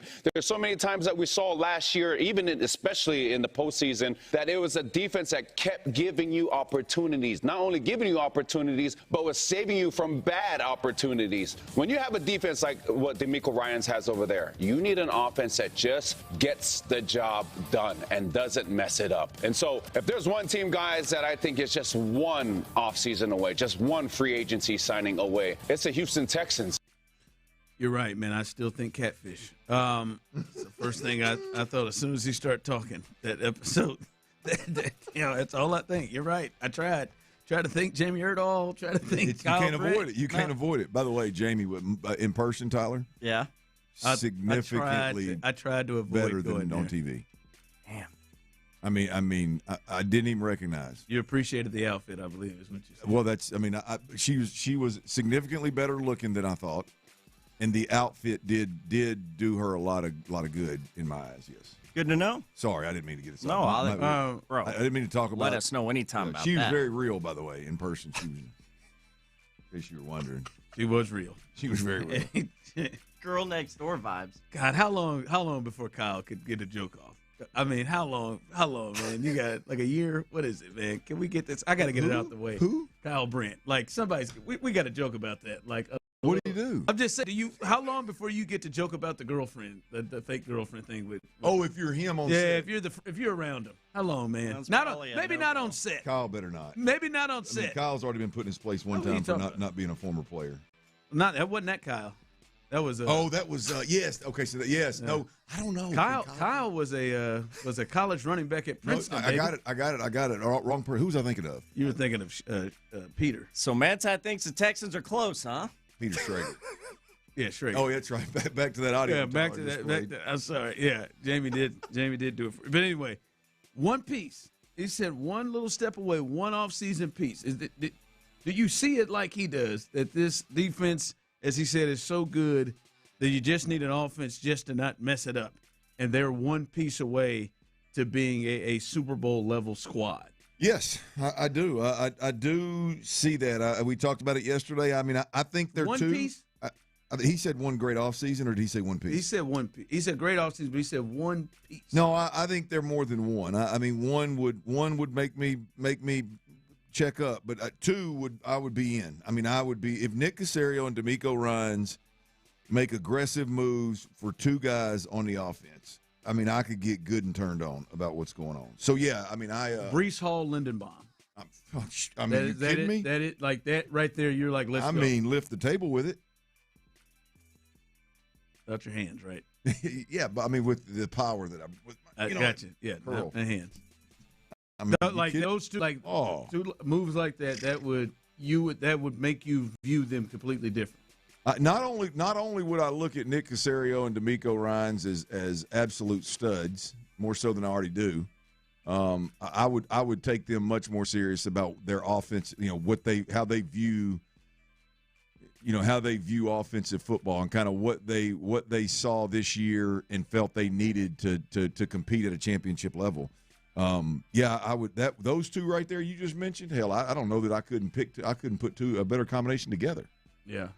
Holy cow! The best center available and the best running back available. Yeah. It would have to be the right move. But I'm with you. Moves. It would have to be the right moves. My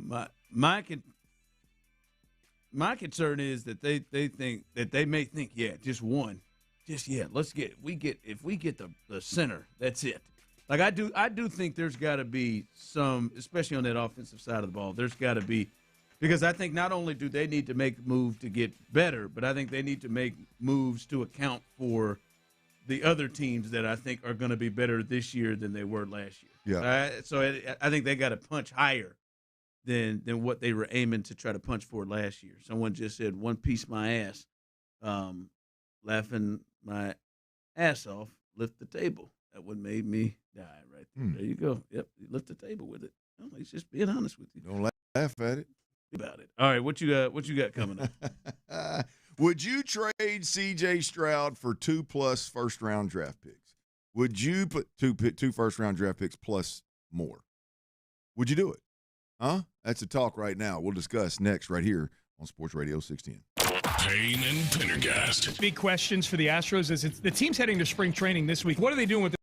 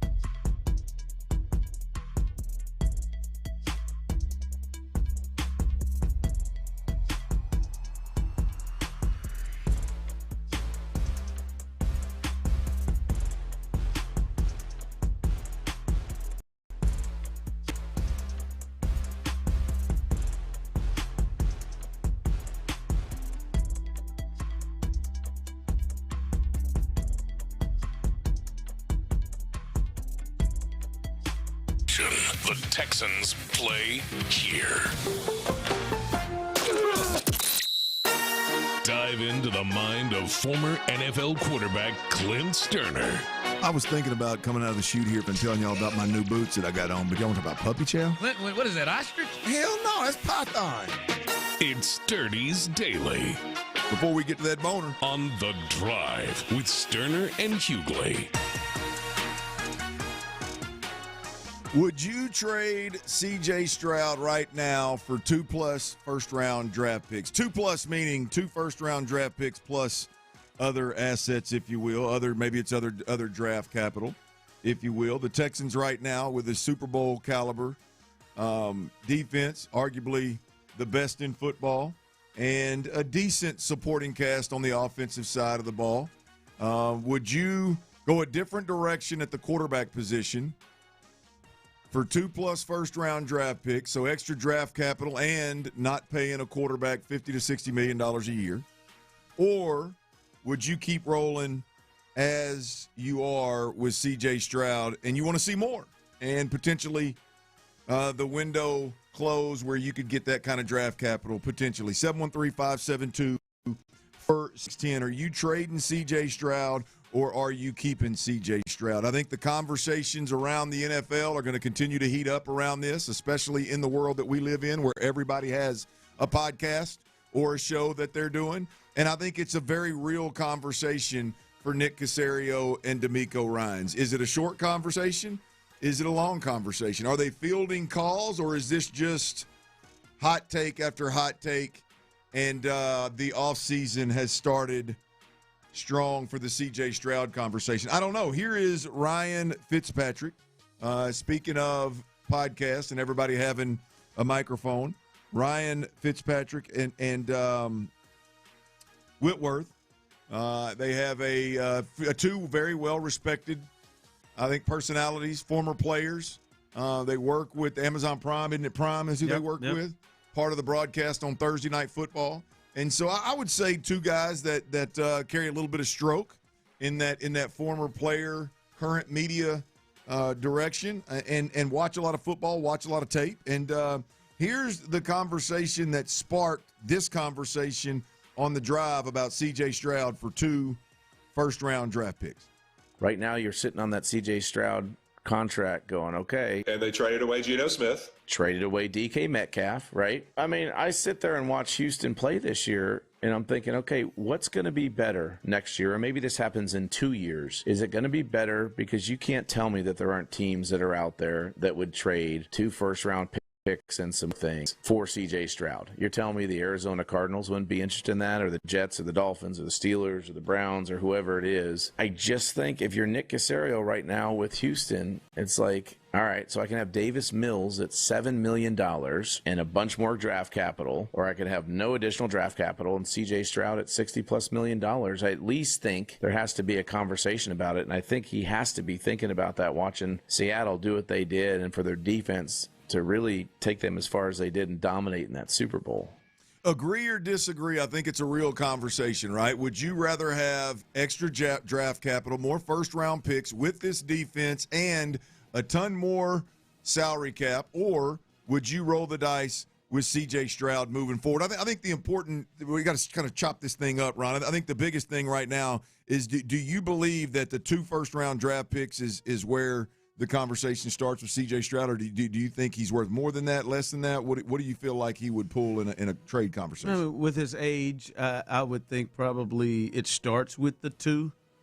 I don't know. I mean, who's the last quarterback? Is Deshaun the last quarterback to be traded? Yep, like that. And he got 3 first-round picks of that ilk. Yeah, he got 3 first-round picks, and with a bunch of lawsuits. Yeah, CJ's younger, so I think at least 2 2s, probably.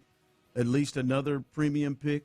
2 2s or 2 1s? 2 1s. Yeah. I'm sorry, 2 first-round picks and maybe some other premium picks. So, yeah, I think he would at this point at 23, 24 years old, in his going into his 4th year, what he's done overall, I think he would fetch a high number. Yeah, I do too, Ron. I think it's 2+ draft picks. I mean, I think it would be an absolute haul in terms of draft compensation. And I'm going to tell you, you know where I sit with C.J. Stroud. I'm a good player. I think, he's done some really good things in this league. I don't believe that C.J. Stroud's taking this team to a Super Bowl. So if it were me, I would absolutely entertain moving C.J. Stroud right now for those kind of draft picks. Look, that kind of draft capital. It's clear you're going to be a defensive headlined football team. You're only going to go as far as your defense can take you.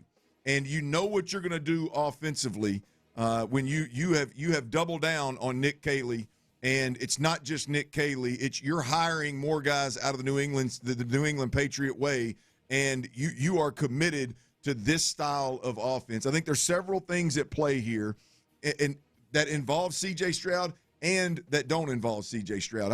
I do believe that the further removed we get from year one, the less impact it has on the decision. I think when you look at the most recent, obviously, play from C.J. Stroud, it left a lot to be desired, and there's some. I think there's also a storyline between the two that don't involve playing great as a rookie and playing awful in the playoffs as a third-year quarterback.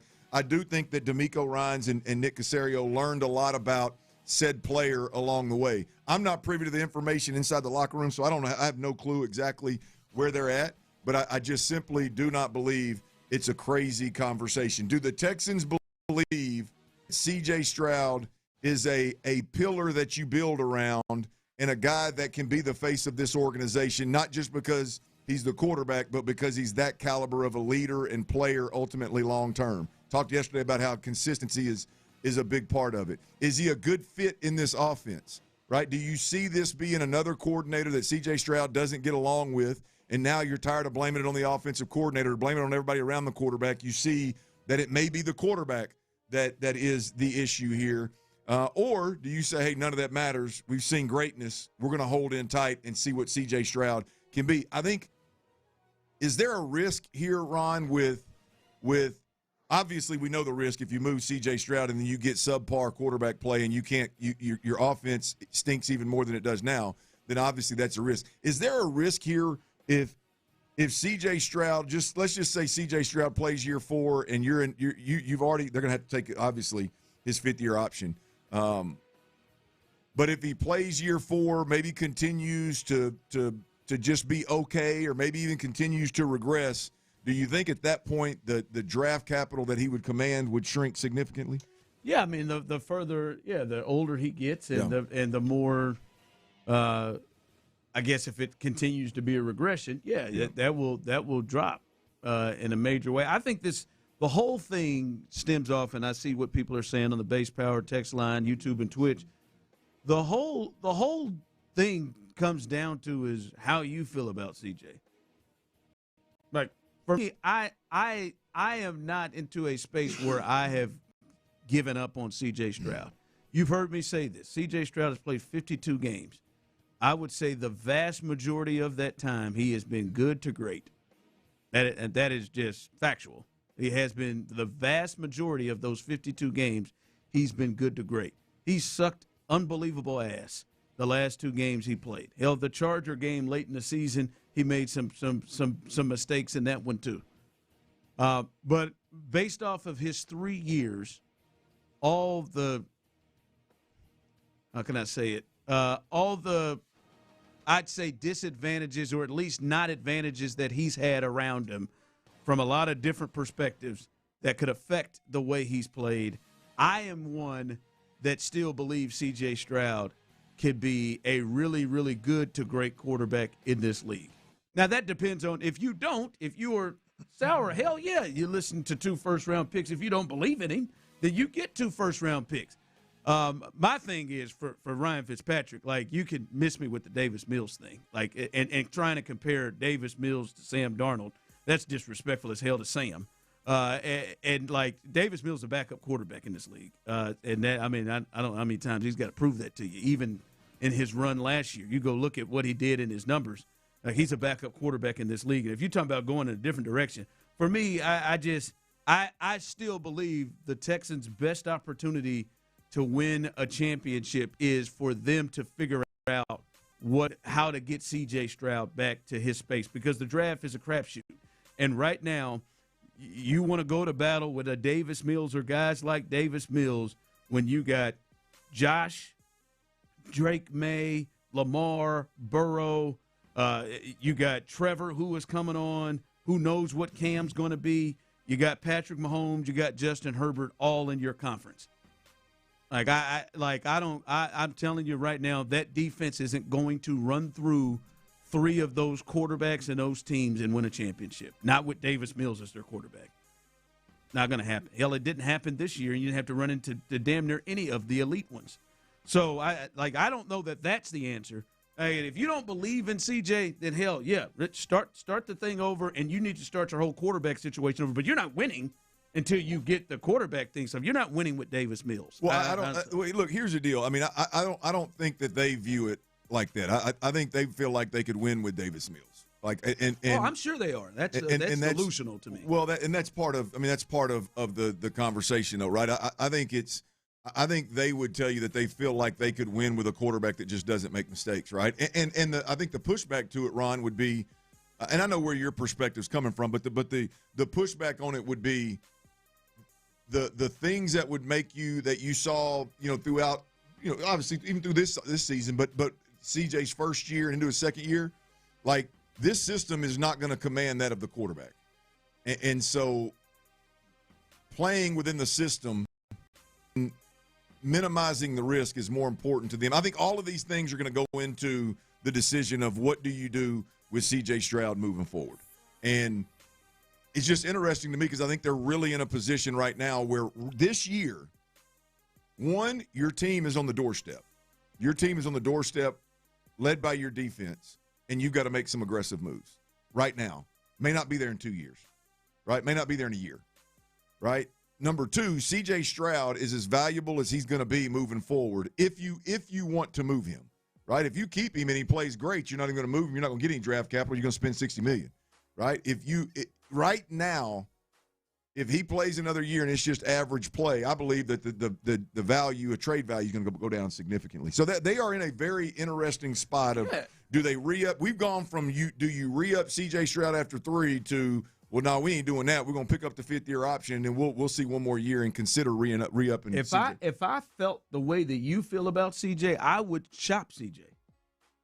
I would be aggressive in trying to do it to start. If you don't believe in CJ that he can where you are, I would shop him. I would, and the many of you, I would. But like as you said, they're on the doorstep right now. And if this thing goes into a trade and Davis Mills is a starter, well, they can walk their ass back into the car that they drove over in that put them at the doorstep because they're no longer at the doorstep if Davis Mills, to me, steps in as the quarterback. Like they were on the doorstep last year, and maybe you could have made some things work to get with Davis Mills. And again, people talk about Davis Mills, they would have won the game against the Patriots. They would not have. They would not have come up with 21 points with Davis Mills as the quarterback. All right? They scored one touchdown off of turnovers in that game. They did not score off the turnovers. They led 3 touchdown drives where the Texans were still going to have to come up with 20-something points. And without Nico Collins and Dalton Schultz, I don't think Davis Mills was bringing it home. Maybe not. Maybe he wouldn't have thrown as many picks. He's not bringing it home.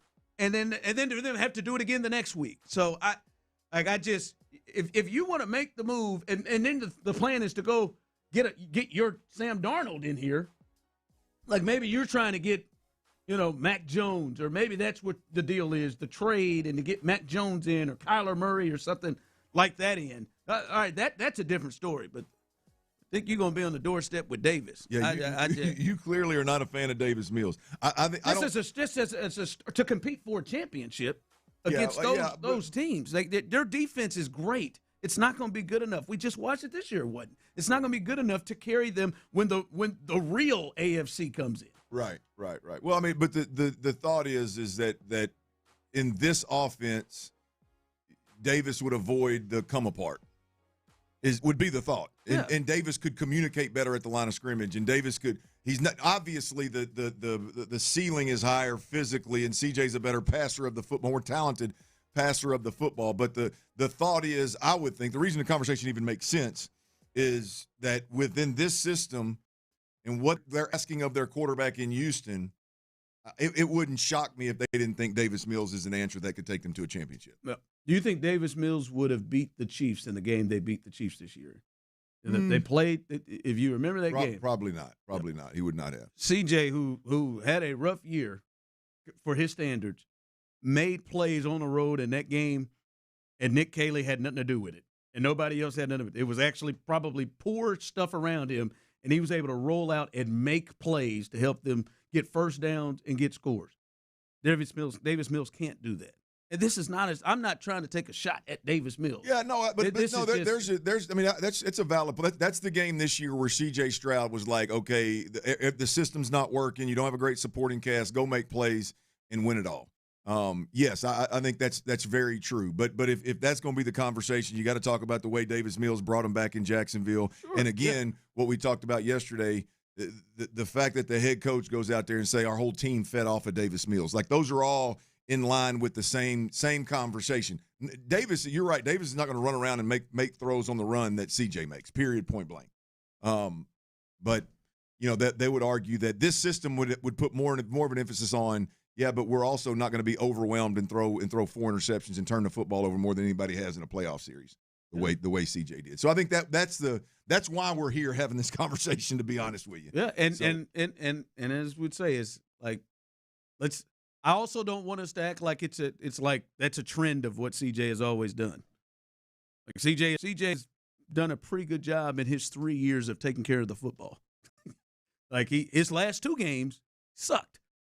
He had 19 touchdowns and 8 interceptions. Yeah. Right? He's 2 of the 3 years he's been under double-digit turnovers. So let's not make it like that's been the norm for it. But I mean, the plan of trying to put Davis, that was just disrespectful to Sam Darnold. That was disrespectful to Sam Darnold. Davis Mills ain't going against the Rams and Matt Stafford and doing what he did to them. No chance in hell.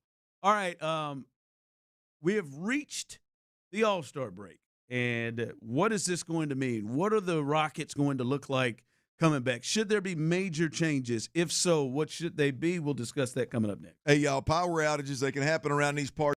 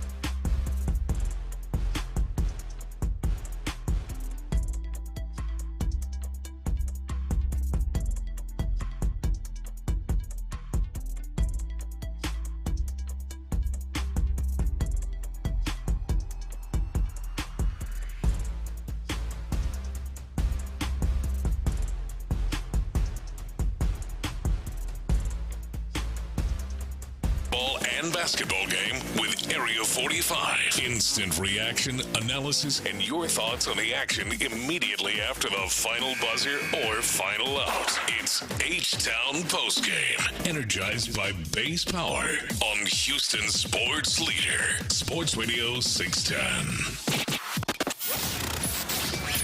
The Drive is powered by Mokaram Injury Lawyers. Heard in an accident? Call Mokaram Injury Lawyers at 281-222-2222. Sports Radio 610 presents The Drive with Stoerner and Hughley.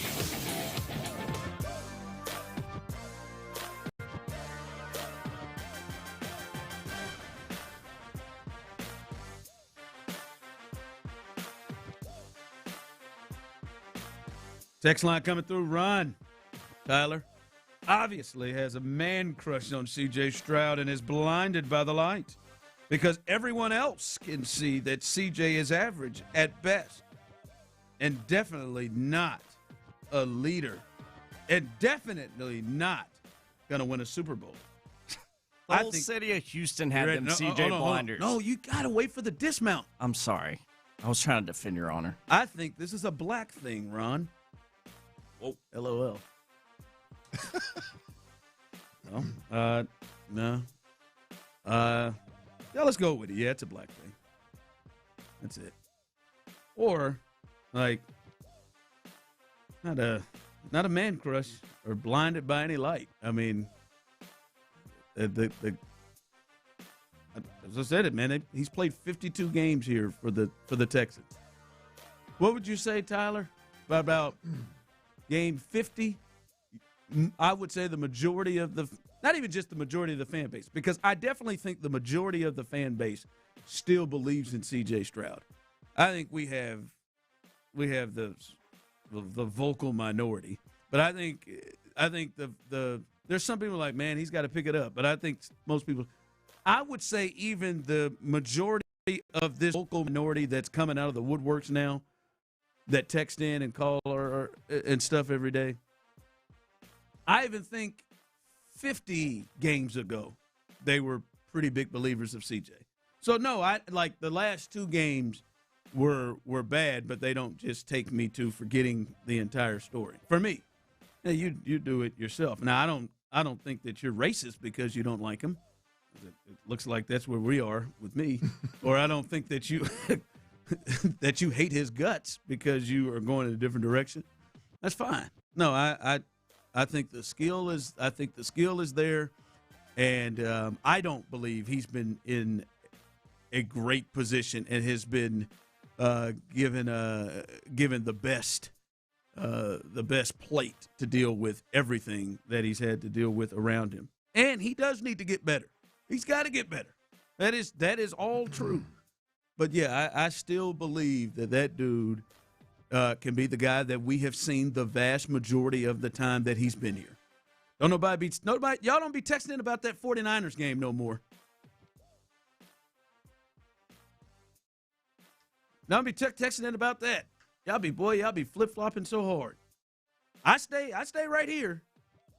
Hey man, he's got to be better. We said going to the Pittsburgh game, man, he's got to be better. The only way they're going to lose that game is if, Aaron goes out there and outplays him. Now, hey, I'm a little nervous. He's got to do this without Nico Collins. Like, Nico, whoa, he played without Nico the Niners. Remember that? I don't see y'all talking about that Niners game no more.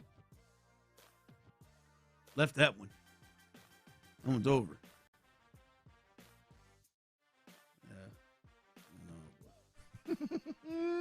That probably won't make a promo. Why not? I don't make promos, and I'm fine with that.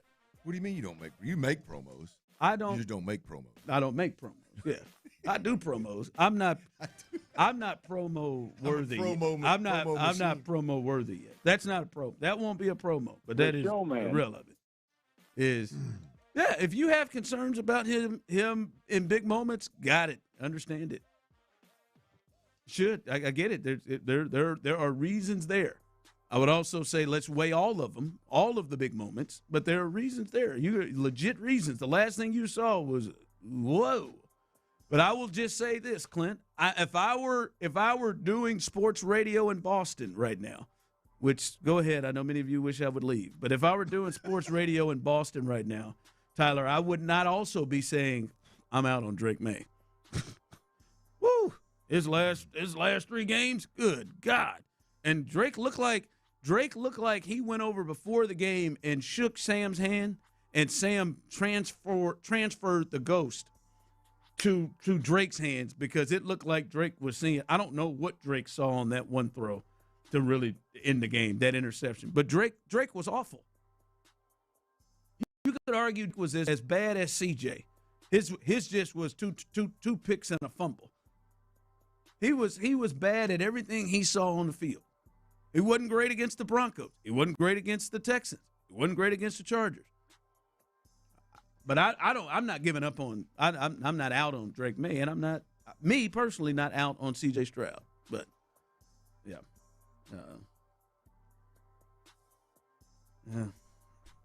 yeah. That's just that's the deal of it. All right, Clint. Tonight is the start of All-Star Weekend, and we'll talk about that, Shams, in a little bit. But to me, this is also should be time for Udoka, the coaching staff, Raphael Stone, for them to kind of get themselves together and figure out what they're going to do when they come back. This break, I think this should be self-reflection and understanding what are we going to do? Because to me, Clint, when we look at the Rockets, we understand how it ended against the Clippers. But this last month, really since the first of the year in January, they have not looked like the team they looked before or the team that we thought could contend for a title. They didn't really make they didn't make any trades, but they have got to do something. This can't be just all right, man, it's like Novocaine and man, we'll just play better. No, there to me needs to be a shakeup, some kind of a move to kind of give this group a spark to try to change something. And I think a lot of people look at this and Reed Shepherd in some form seems like the thing. We had from Brandon Scott on Wednesday, talked about it. We saw the end of the game that we discussed yesterday. But I don't know what it is. Reed Shepherd seems like the most thing that makes sense. But they have to come away with something that they adjust and something that is different than what they were doing the first part of the season. You're going to call me crazy. I know. I agree with the point something's got to shake. I agree with the point that, to me, it's a commitment to Reed Shepherd and the change stylistically that would require, right? I mean, I'm talking about starting Reed Shepherd. I'm talking about living with whatever Reed Shepherd, whatever his shortcomings are on the defensive end of the floor, whatever, the youth, the inexperience on both ends of the floor. Definitely in critical moments at the end of the game when it's a 3-point game and you got 2 seconds left. But the overall commitment to Reed Shepherd, and that's what you're going to live with. I just think you're forced into that, and here's why. Because, and this is a question for you, Ryan, and we've talked about it multiple times, but what do you do with Amen Thompson? Yeah. Because right, and this is not, you know how, like, I just can't figure out who Amen Thompson is right now, and so, but that's not that. Remove what we've discussed before about Amen Thompson, and just the reality of it is the commitment that I'm talking about to Reed Shepherd is going to send somebody to the bench in the starting lineup in critical moments. And I'm not suggesting it be Amen Thompson, right? But that's going to put the ball in the hands of Reed Shepherd more so than Amen Thompson. If it's Kevin Durant, so what? But Amen Thompson is going to be the one. So his role, right? And again, correct me if I'm wrong. You watch it more than I do, but his role is going to have to shift. Yeah, there will be. What is that? There will be some shift.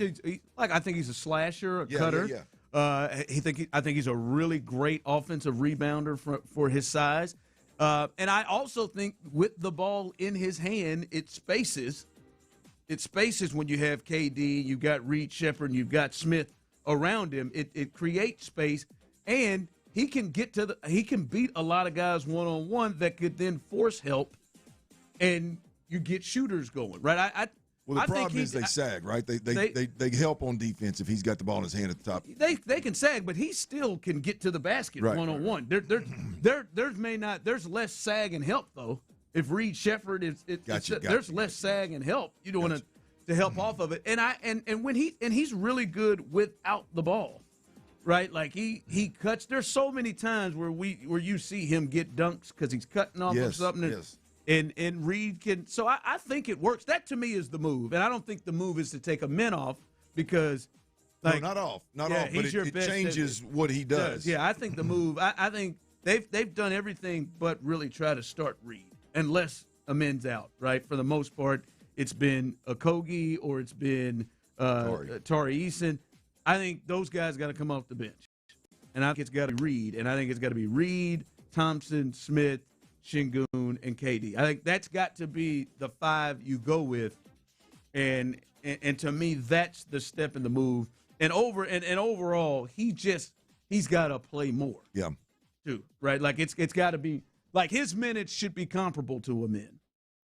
Yeah. I think that's got to be the change. But they have to change stuff. They can't just roll through and be like, all right, man, what we've been doing, we'll just play better. Are you confident he'd thrive in that situation? Yeah, I think so. Now, am I confident enough that this changes the team enough to think that they can beat the Nuggets and beat the Thunder and beat the Spurs? I don't know if I'm there. I'd like to see what this looks like for an extended period of time, but I do think it gives them a better chance than to have that. And he seems like he's ready to take the next step as well. All right, coming up, the Astros, they made some moves. We'll let you know about that. And Los Correa, he had some comments. He had some interesting comments about this little overcrowded infield situation. We'll let you hear that next. All right, y'all, look, how's that New Year's resolution going for you, huh? You got that hair loss issue, and you still throwing that hat on? You still just biting the bullet of a receding hairline?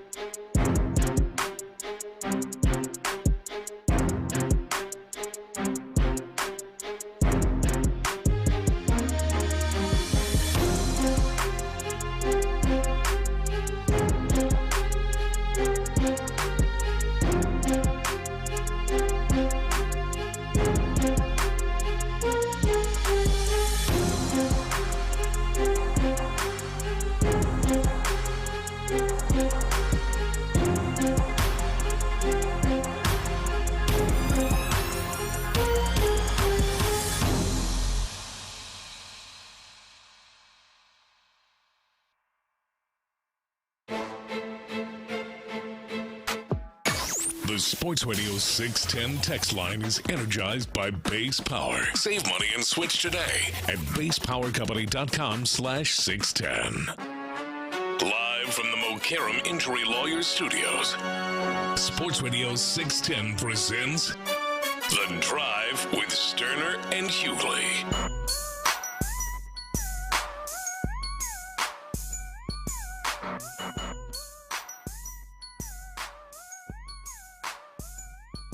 Yeah, I think I'm gonna get blasted tonight.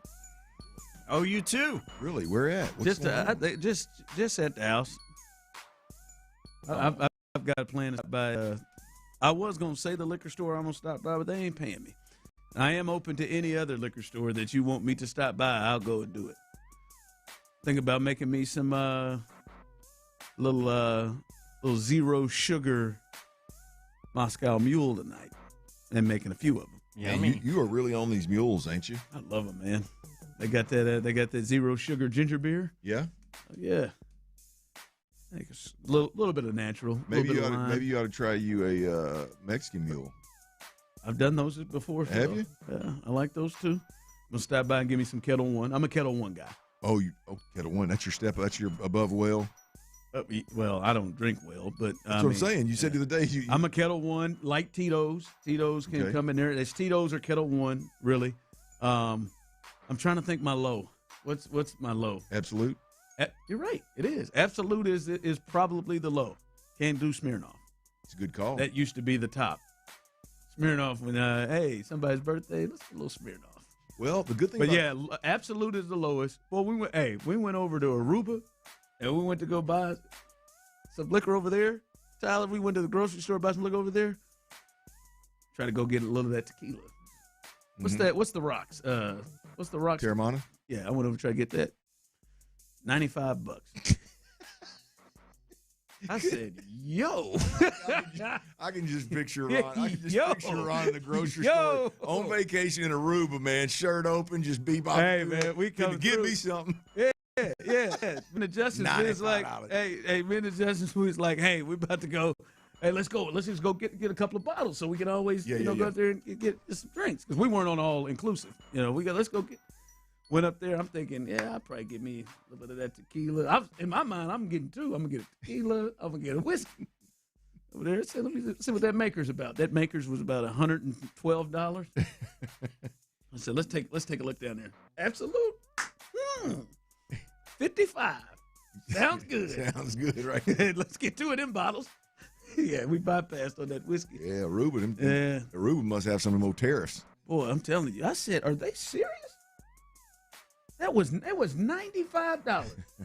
I told Justin, I said, man, I bought this for $32 last week. It's still sitting up in the cabinet. Damn. I'm gonna go ahead and tie one up. You got something you need to let loose a little bit? I just feel like it. Yeah, I hadn't gotten to a space where I've turned the corner in a while. When you get there, does like when you say that to your bride, is she like hell yeah, let's go, man, I can't wait, or is she like oh hell, let me go to sleep. Yeah, I'm gonna shut it down and read my book. Yep. Yeah, I'm gonna sit on my little chair, got my legs up. I don't know why I told you, Tyler. I got stuck watching The Devil Wears Prada the other night. I don't know why. Great movie. Just got stuck there. That's all. I can't wait for the second one to come. Dude, we should go see the sequel. You want to? My initial reaction is no. My initial reaction is I do not. But Theater right across the street, man. I think it's a great idea. I know Clint's not going, but I think it's a great idea. That is a chick like I can watch anytime. Oh, man, what is it? The Devil Wears Prada. I don't know if you caught that one in our old rom-com Fridays. Woo. That's gonna be a good one. I don't know. I got up there. You'd have been disappointed. It was about 102 in the morning. Yeah. And you decided to shut it down? I shut it down at that point. I know you worry about my sleeping. I worry about your sleep, no doubt. I would not encourage you to not help Courtney with your next child at night, but I do worry about your sleep. You could be in another room? Yeah, no, I mean, I don't want you to live in the house but detached for 6 months. No, but I do worry about your sleep. Oh, man. All right, if you missed it, we'll tell you about the moves the Astros made coming up at 5 o'clock fire. But Dana Brown said he ain't done potentially making moves or trades. And Los Correa, the leader of this group, right, came right on in. He's taking the lead. The leader of this crew talked about kind of the crowded infield situation that the Astros are dealing with. Here's Los about potentially what they could do moving forward. Yeah, I mean, a lot of the players are learning to play the outfield. We have a lot of people that, potentially use later on for trades and all that. I'm not a GM, but I know that only 4 infielders can play at a time. So you gotta make some moves and put some people in the outfield. You gotta have depth also in case somebody gets hurt, and you need the guys for in case somebody needs an off day. But it's a good problem to have when you have a lot of talented players. There's a lot of options, a lot of things you can do as a GM, and that's what Dana has right there in this room. He laid it out, didn't he? All the options. Yeah, I think he hit every possible scenario. Yeah, I think I just the whole time watching him though, it looked like he was making sure he laid out that he laid it. Wanted to make sure to let you know there is no option that it does not include me. Yeah, not a part base of this. Is not an option. Los and third base is not an option. Because I know, man, I do. It does feel like there's a part of me that looked at him when I watched him and how he said it, because he eventually laid out everything, as you said. So there was nothing you can come and make anything out of it. But there is a part that's just like, where it feels like, hey, man, what we going to do here, though? Like, we got a lot of dudes that need to be in the lineup every day. That it looks like maybe we ain't going to be able to have in the lineup every day the way we want to worry about things. Like, what are we going to do? How are we going to make this shake? But, yeah, he sure has a thought about it. It's clear that they know about it and they talk. I don't know if they talk about it, but it's clear it is a thing inside the club. Well, look, I mean, if you're a player, I mean, there's a lot of players that just live in their lane and they're worried about but playing shortstop and swinging the bat and developing and what comes up in and around their bubble, if you will. I think there's some players, and Carlos Correa is one of them, that sees everything from that 30,000-foot view and sees the whole picture. And I think, if you're one of those guys, you got to feel really good about, particularly if you're one of those guys in the infield. You got to feel really good about everything that he talked about. I mean, some of these guys, I don't know who. I'm assuming Altuve and maybe Paredes are working in the outfield some. But the guys that are working in the outfield, guys that are depth, guys that in case somebody gets hurt, guys that can load manage these guys, and potentially, obviously, a trade. I mean, it just. If you're one of those guys, not the guy that they're talking about moving, obviously, I'm not sure which one that is. I imagine Paredes probably isn't real happy with the scenario right now. But you got to feel good about the health of the infield and the ability to make some moves and the ability to have guys playing the outfield and all the things that Los mentioned. I can't help. I don't even give a damn what he's talking about. It's just so refreshing to me when a team that I root for has a guy like this that speaks to the media often. And just open book type stuff, like super comfortable, doesn't have a problem talking about, well, I'm no GM, but here's what we've got. There's got to shake. Yeah, man. I mean, he just to have a guy that clearly gives zero rips about what somebody's going to think about what he says. He's not overthinking the situation. He's just talking off the cuff. That is, again, for a team that I root for, I greatly appreciate it and respect it in general. But for the team that I'm rooting for, man, it is a beautiful thing to hear a guy like Carlos Correa be the mouthpiece, if you will, that communicates with all of us. It's refreshing to have that. And kind of what you said and what he said also, and maybe this is something we can talk about as the season and spring training gets everybody there and it approaches. I think it's safe to say that maybe Paredes is not a plan in the outfield. I'm surprised that hasn't been brought up. I'm surprised. Like, you remember Altuve, man? They made that was talked about all the way up into it. Yeah. And it would make sense, like, if, as you said last week, if you're going to try Altuve out there, why wouldn't you try Paredes out there to see if he could? If you believe Paredes can play, third, second, and first. Yeah. Like it'd be a wonder if you gave Altuve a shot out there, if that wouldn't be the fix to get out there. But we have not heard anything about that, which makes me wonder if that is even a thought. I mean, if you just do process of elimination, there's only two guys that Carlos could be talking about, Altuve and Paredes. I mean, and we've been told that Altuve is that that experiment's over. And now I don't know if that's the case, but the reality of it is Ron, if they somehow sat behind a closed door and got to the point where, hey, man, Altuve, he's really a problem. His defense is a problem at second base, man. We need to play him in left field, to the point where they actually went through with it. It's buddy's off limits. No, nobody should be. But I wonder if we'll hear more of that, because we've heard from Joe a couple of times. We've heard from Dana a couple of times, and that there has been no mention of that. Of Paredes playing in the outfield, which, like as we've said, if Paredes or Alvarez or somebody took the outfield spot, that would then make everything make sense, and you can get everybody's bat in the lineup the way they need. All right, 5 o'clock fire coming up, and maybe the reason why they won't play one of those guys in the outfield has to do with the move that the Astros made earlier today. We'll tell you who they acquired and who they traded. They did save almost $7 million, so we'll keep you updated on that. All-Star Weekend starts tonight. That means the celebrity game, and there is somebody that we all got our eyes on tonight. He better play his ass off. I'm thinking a mini triple-double, whatever a half triple-double, 5, 5, and 5 all the way across. We better see that tonight. And some great news at Ole Miss. Great news for their football program. We'll tell you about that coming up next. Oh, my! He's on fire! Payne and Pendergast.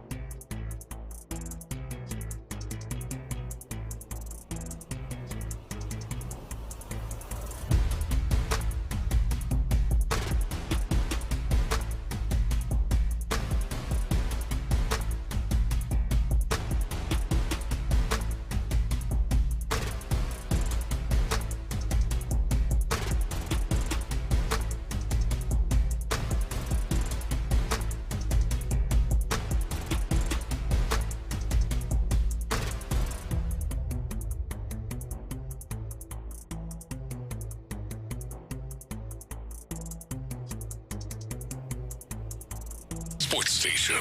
The Texans play here. Flip all these burgers. Sports Radio 610 presents The Drive with Stoerner and Hughley. It's the 5 o'clock fire. It is 5 o'clock. Congratulations. Hopefully you're off work. Luckily for you, Old Dirty Show T-Mill, a.k.a. Psycho T, have the latest. And the latest is the Astros. They have made a move, and they've made a move for an old friend. They have traded Jesus Sanchez. GM Dana Brown talked to the media earlier today, and they announced the trade. They trade him to the Toronto Blue Jays straight up for former Astro Joey Luperfido. He is back, and so they've basically swapped outfielders, but they've also gotten cheaper because Sanchez was owed $6.8 million, while Joey Luperfido makes the league minimum. And Toronto is paying for that full $6.8 million. They had an injury to one of their outfielders, Santander, and he is going to be debt for them. But they make that move, and Clint, when you look at it, numbers-wise, right, like Joey only had less than 50 at-bats last year with Toronto and hadn't really made a huge impact there. Sanchez with the Marlins has played a lot, then coming here, he had almost 500 at-bats. So there's maybe a difference there, but your thoughts there on this move, swapping these outfielders?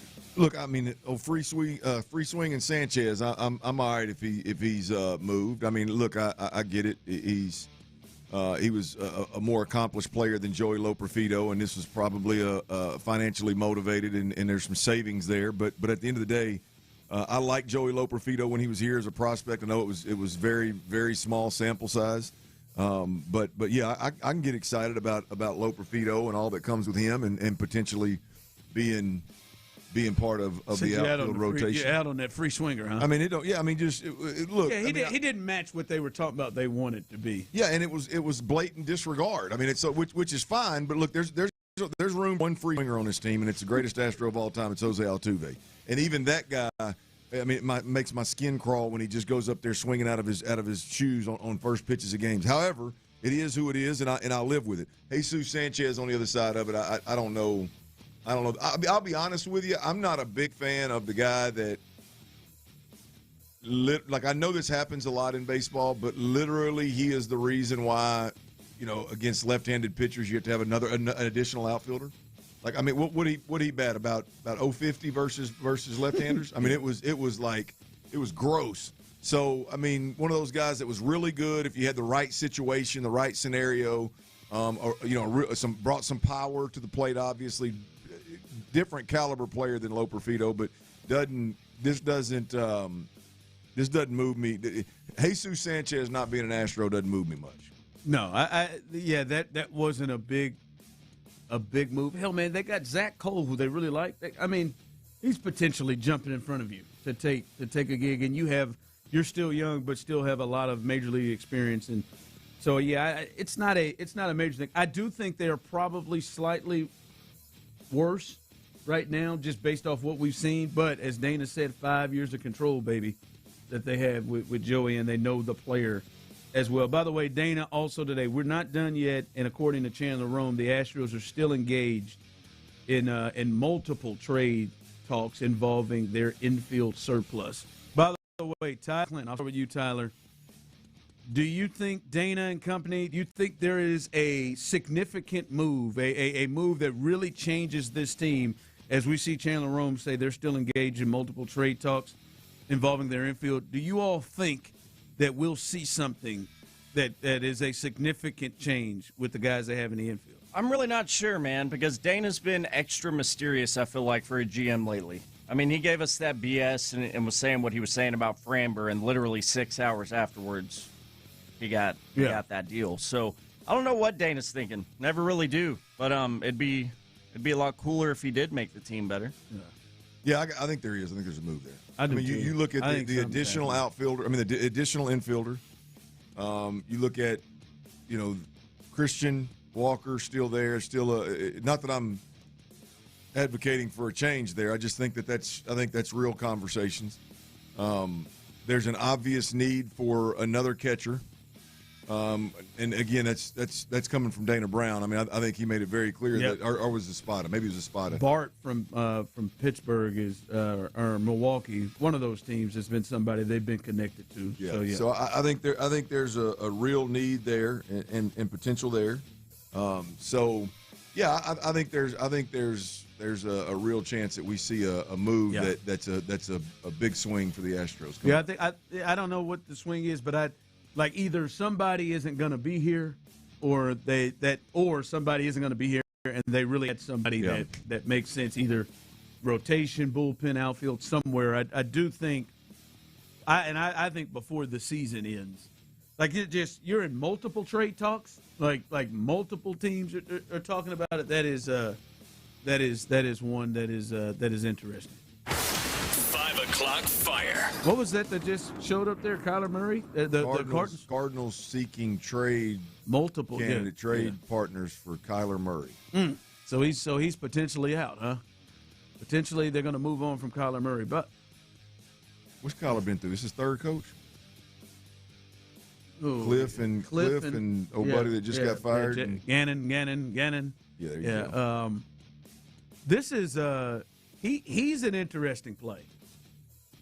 He is an interesting play of, if I'm a team that is, like when we talked about earlier of the, like, all right, we're going to get 2 first-round picks and trade CJ and then start.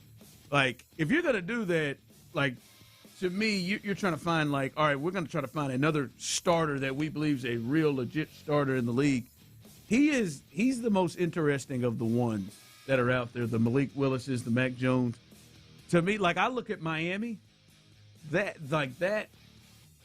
could be interesting. If Tyreek Hill comes back with Waddle and the running back situation they have, that would be interesting with him there. Now, I think some of the outside stuff kind of gets with you with Kyler, but he's an interesting piece depending on what team you go to. Minnesota, like any of it, he's an interesting thought. Yeah, I think you get him. The interesting thing here is if you get him paired with a play caller that legitimately can do things around him, I think it's got a chance to be real fascinating, real entertaining. If not, it could be a disaster. So I think it's going to be rough. The problem is he's leaving a team that's one of the quarterback needy teams. You know what I mean? Like anytime you hear about a quarterback potentially moving, man, it's Pittsburgh, it's Oakland, Vegas, it's Arizona, it's Miami potentially, the Jets, and Arizona being one of those kind of shrinks the field a bit. But I would like to see Kyler Murray in a healthy organization where you don't need him to be a leader. And I'm not saying he is or he isn't. I'm just saying go to a place where all you got to do is be the best quarterback you can be. It might not be Miami. I don't know if any of those teams that we're mentioning that are quarterback needy are the ones that usually quarterback needy teams ain't the ones that got the they ain't got a great supporting cast, but we'll see. I mean, the Minnesota could Minnesota could would be sexy. Yeah, Minnesota could be. You like the play caller that you feel like he could shape with. I like the skilled guys around him in Miami. I just don't know if they have. I don't know if it's the hey man, just go play quarterback, especially if Tyreek's there. Yeah, you gotta. I mean, we've seen they've just changed Tua. Well, when you talk about trade, like Tua may be a guy that if you're. You might be too, you may, well, I mean, you're talking about just straight up trade. I don't know what that looks like, but I mean, there's $90-something million of dead money if you cut Tua. Clearly, you can't cut him. Yeah. So, I mean, could you trade him and get a guy like Kyler Murray? Maybe you like him more. Who's that? Bobby Slowick out there? Bobby Slowick. Would be a hell of a deal. Bobby Slowick get Kyler Murray. Waddle, Hill, if Hill comes back. Go out there and do his thing. I mean, what is there, 4 or 5 legit like quarterback needy teams right now? Yeah, Raiders, Browns. If you put the Browns in that, knows what they're always quarterback needy. Deshaun's out there working out again. Sure Looks good now, moving. He looked like he was out of town with his wifey too. He's definitely traveling in that mink coat now. Yeah. 5 o'clock fire. Sweating bullets. All right, I tell you, man. I know he's making a boatload of money, but he's doing his damn to suspend it. 10 years from now? Maybe he's put that away. Maybe he's put some of it away. Oh, Let's see here, man. All right, NBA All-Star break. And it starts tonight, little celebrity game. I think the Rising Stars tonight as well. I'm really here for one thing. If Shams Charania can he? I mean, he's been posting videos. Clint Tyler, he's been doing he's got a stroke. Like he can go. Like he said, "No, I'm not going to embarrass myself. I can play." I'm worried is about what he said. I've watched. They've got there's some video, some pickup game surfing of him. Now he's just shooting standout shots, just threes out there, just for his penetration and kicks.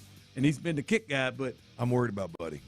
He's feeling really good. He's got great hair too, championship hair. The only thing that could make it worse, I mean, where my concern stemming is if he was a white guy named Thomas Smith or something. He's definitely not that. I mean, I think that's the only thing that could raise my concern level for it. My deal is just don't do too much, right?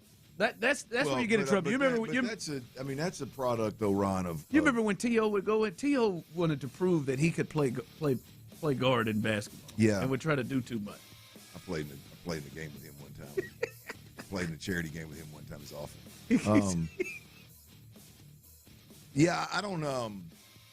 I'm worried about Shams. I'm gonna be honest with you. Like you being the NBA insider,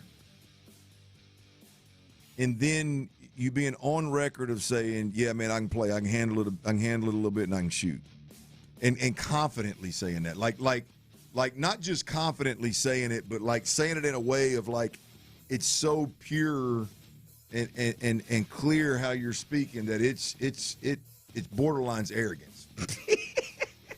and he's fixing it like you. I think he's gonna do well. I bet he steals the show. I don't have a feel right for whether my deal is if he doesn't.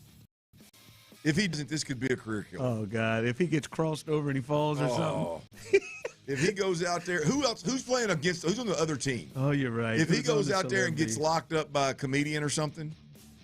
I mean, man, and now you know you can't be an NBA insider, talk about you can hoop, and then go out there on their stage and get embarrassed. It can't happen, man. Oh God, who's in this? Oh God. I mean, who is it on another team that locks him up? Is there one of the? Amara St. Brown is on. Can he get locked up by them? Absolutely, it can't be another pro athlete. Let me see. Give me somebody that doesn't move laterally much. Let me see who's on. The producer Mustard. Yes.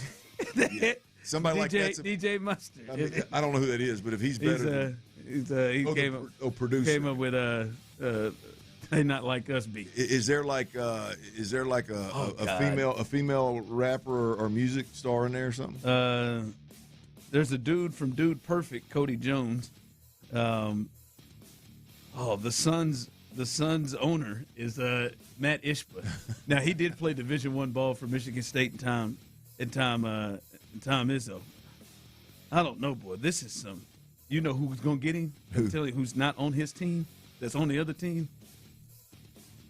Jason Williams, White Chocolate. How's he playing an NBA All-Star? I mean, a celebrity game. Well, I mean, each team has one. Like each team has, like Jeremy Lin's on his team. Damn it, Glorilla's on his team. I was hoping she would lock him up. If she came there and all of a sudden she showed it in Memphis, she was a superstar at the park. Oh yeah, I want Keenan Allen to lock his ass up. By the way, coming up in about 6 or 7 minutes, I have a story that is made for Tyler Milner. I cannot wait for his reaction to this. It is this obviously will be a great one. I cannot wait for this for Tyler. 5 o'clock fire. All right, Clint, we talked about this after Ole Miss was eliminated from the college football playoff. But Trinidad Shamlis, he was actually granted an injunction, and he is going to be, at this point now, granted an extra year of eligibility by the state court judge. So he will be able to come back and play for Ole Miss when originally he was not granted that. This is huge for old Pete. What's his name, Pete? It ain't Golden, is it? Pete Golden over there. I'm still trying to figure out why Pete Golden is not in any trouble for the whole thing with Clemson. But This will be huge for Trinidad Cham. Listen, I don't know. This may build for him on his football career next year where he gets drafted. I think a lot of people are high on him this year, but this puts Ole Miss in a huge spot right now, potentially, if they're able to keep him. Yeah, look, I mean, he is that is an absolute game changer. I mean, he was thought to be the next LSU quarterback, obviously, before he ended up, the whole deal with Lane leaving and ended up staying, and obviously they offered him a boatload of money, and it's interesting, man. The most fascinating part of this is not a year. I mean, that's happening across the landscape of college football, and I think it's going to continue to happen. But I think the arguments that won this hearing and when he was granted the extra year are fascinating. There was a year in which he was super thin, like he was 170 something pounds or something. Like he had lost a bunch of weight, and they attribute sleep issues. That's where the whole deal with the snoring and the whole deal with the pregnant wife. I don't know with the pregnant wife, but anyway, the they attributed a year where he didn't play well or where he didn't start to breathing issues, sleep issues, and that's why he lost weight, and so he deserved a medical red shirt for that. I mean, it's one of those like hey, and look, tip the cap to him, man. Go make that money, bro. I'm excited to see him. Yeah, until they put some guardrails on it, man, go make that money. But I'm it's ready to watch it. Like, I guess I cover the damn game, and I just never thought you're looking at these guys now, Ron, and when they play well, and they're not top 5 picks, obviously, and they want to come back. I mean, you literally look at the last 5 years of their life, and is there any health scare? Is there any situation where did you ever lose a bunch of weight? Did you ever have sleep problems? Did you ever have asthma? Anything? And clearly, it's going to be diarrhea issue for multiple weeks. Did you roost your tail for six plus days? Yes. Yeah, and that can get you an extra day. All right, hey folks, he's hot. T-Mill's best bets. 4 for 5 last night, baby. Easily in the green. 4 for 5. Let's make a little bit more money going out of the week. And the story, this was made for Tyler Milner. You won't believe this. We'll do this coming up next. All right.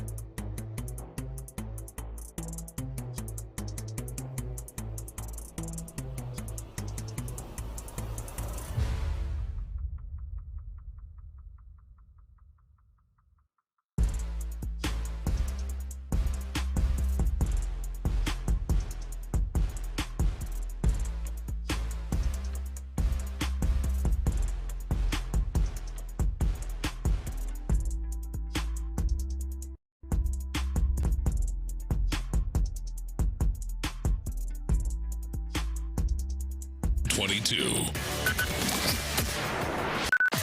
Sports Radio 610 presents The Drive with Stoerner and Hughley.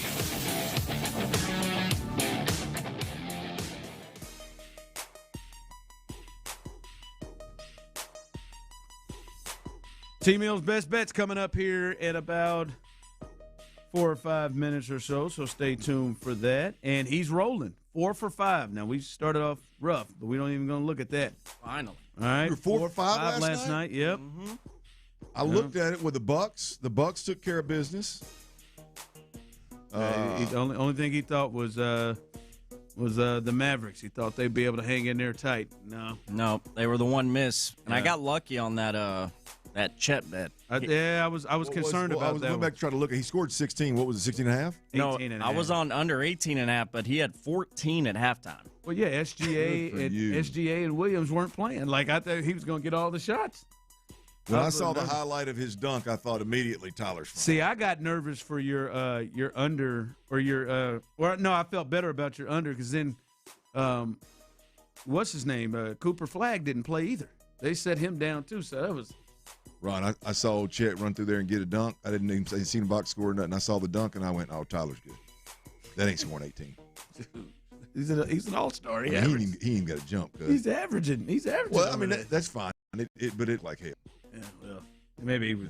He is a funny-looking human. He is. And he is an unusual-looking human. Yes, he is. I mean, he went in there. I don't even think he jumped. He just long ass just stretched out and kind of and hung on the rim. Yeah. I thought, man, come on, man, Tyler, that's got to be the under. He is a problem. But T-Mill's Best Bet, see if he can finish out the weekend green again, as he was 4 for 5 last night. All right, Tyler, before we get to T-Mill's Best Bets, this has just come across here for me. As we know, the Winter Olympics are happening over there. And Clinton, Tyler, after using 10,000 condoms in 72 hours, the Olympic Village faces shortages, and they're having to be forced to ship more condoms in. Yep. Because in 72 hours. Emergency latex situation. It's 70, Holy hell. It's 72 hours, Tyler. Tell me again how important sleep is for these athletes. They have rolled through 10,000 condoms. Holy hell. I knew Olympians got freaky, but damn. I didn't know people were still using them at that rate. Good for them, for starters. Good thing for protection. Well, I think condoms at the Olympics is kind of like Jell-O shots at the College World Series. I mean, I think they're just trying to break records. That is a damn good analogy right there. That's impressive. I mean, I think they're just trying to break records. Yeah, somebody on the Olympic Committee apparently underestimated the horniness of 3,000 young athletes in Milan. The Olympic Village reportedly ran out of the 10 condoms in just 3 days. There's more than 10,000? 10,000, excuse me, in just the 3 days. Damn. Bunch of active. That's borderline. How many is that? That's borderline. Like if your child, well, I mean, definitely your daughter. If your daughter is an Olympian, you've got to be shaking in your boots. There's some coaches over there that might lose it for the next. I would like to think this is the Winter Olympics, too. I would like to think that if my daughter was an Olympian, I could get excited about it. I mean, this makes me cringe. This has got – how many has Myles Garrett been using? He's down there with his lady. He's got his lady. He ain't using no They all clearly get very excited about it. Hey, not trying to get trapped here. No, he's trying to get trapped. Holy hell. 10K, man. I mean, I hope Myles is the one that's not using it. And like, I can get with both. You got the basketball, you got track and field. With an Olympian woman? Oh, my God. That's unfair. The genetics there. Oh, jeez. It's a good way to keep your cardio up, I guess. Who do you, like, what sports do you think are the Tyler. ones? It's not cardio. What sports what sports do you think are the ones that's using this 10K the most? Speed skating for sure. You think? Did you see that gal slip and her tail end hang out? Oh, yeah. Jake Paul's old lady? Nice G-string. Oh, yeah. He's raw dogging. Yeah, so he's not using them. Yeah, those. I mean, it's got to be track, right? This is the same problem in Summer Olympics. And the only the speed skating around. I mean, I'm sure they're partaking, but I mean, this has got to be a track deal, right? I mean, I believe that What other carryover is in winter and summer? Ooh, did you see that one sexy chick doing the luge? I bet the lugers are. I think the curlers. Well, the curlers are the ones that I'm looking at. Oh, you think? The curlers are the ones that I'm looking at. Those nasty bastards, and they're just standing there, they're like you think about some of the male teams looking at the ladies. There's nothing probably that gets them more juiced up than see them slide with that one leg and that ass hanging out, and they let it go. And he over there and said, pull them out. I got my two. Hey, why you're joking? I bet them curlers out there. I mean, you think about all those sports. Like if you're just to cut loose. Oh, I mean, did you see the camera angles on those luges? Yeah, dude, especially that one chick. I mean, the recoil. My God. Whew. What are you talking about? I'm talking. Text line coming through 10,000 condoms for 3,000 athletes. That's only 3.3 condoms per athlete. I mean, but I think they think they got a chance. Every one of them are using them, and every one of them are mashing. I think they thought they had a chance to maybe get through Wednesday. It's a 72 hours. It's the busiest day of them all, hump day. I mean, that has got to be dangerous. Do they test all them before they get to the Olympics? The condoms? No. Well, I mean, I'd like to. They better test them too, boy. You could end up. Well, I don't know. I'm cool with if the Americans don't test the Jimmy hats. I mean, just come home with the best that we have to offer, all pregnant and having babies. Yeah, at least they're being safe in the grand scheme, you know. I mean, but I think you got to look at it. Reporters, everybody. Everybody's maybe got a chance in this village. It's getting pulled in. I mean, what about the local Milanese women? Oh God, putting them away. Are they called Milanese? I don't know. Where's Mike Tirico? What is Milan? Where is Milan? That sounds right. What country is that? Italy. Is it in Italy? So it's Italian. Oh boy. Like when you walk by the Olympic Village, and do you just hear that's like you're moaning? Right. No question. Like sex ambience noises. Is she getting stretched? Pop that. Is that a massage therapist? Pop that. That's all it is right there. Stretching Kikuchi tonight. Whoa. God, how do you have that? Whoa. T-Mill's best bets. What you got tonight? We got our first slate of college hoops. How about that? Obviously, we're in the All-Star break, and we're professionals Let's here. see how many of they run through there. Yeah. We don't bet on All-Star games, though. That's for amateur. By the way, Summer Olympics, they usually have 300,000 condoms in the holy crap. in the Olympic Village. That is really amazing. Like, I'm good surpassing best bets because this story, was made for me. What's your best bet? 5 more best bets. We need another Green Day in a bad way. College hoops, first slate of the year. Dookie, great album. Dookie. Oh, Green Day. Yeah, they did good at the Super Bowl too. We need another Green Bay. They did. I don't know what's doing with his hair, but go ahead. You beat me to it. We were talking about. We're like, man, this guy. What's he doing? It looks like Carmella from The Sopranos. It's rough. First bet. Number 10, Michigan State. I'm taking the money line tonight as they face off with Wisconsin in Wisconsin. Yeah, that's an interesting one. Okay, you don't like that. Great. Next, same game. I'm on the over. Michigan State, Wisconsin, or 148 tonight. These last 3 bets, these are all taking place tomorrow. Northwestern plus 13.5. Give me the points in Northwestern. They're going to be in Nebraska taking on the number 7 team in the nation. That's not bad. They had Michigan on the ropes, number 2 team. That was one of the reasons I picked it. Earlier this week. Go ahead. Number 4, Duke, minus 12.5.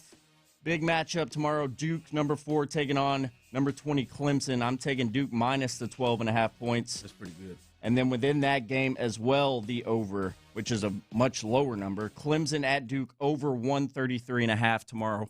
Those are your 5 best bets, and like I said, that Michigan State, Wisconsin, that's an interesting play. Usually, those are 2 really good defensive teams, but they score a lot better than normal. We'll see. That game's at Wisconsin. Mm-hmm. Wisconsin's got 2 of the best wins in the country, and they're all on the road.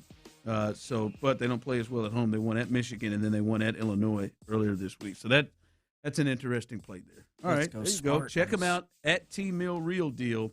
You can find all of his bets if you're still looking at me. You got time, right? This is the weekend. You got that one notice tonight. That Michigan State, not Nebraska, Michigan State, Wisconsin. That is tonight. But you can go check out at T-Mill Real Deal to find out what he has there and what you want to pick and get this money. All right, 4 for 5 yesterday, so he's maybe on a roll here, folks. That guy who faded you, he probably lost money last night. He probably made enough the first 4 days of best bets to make up for that, though.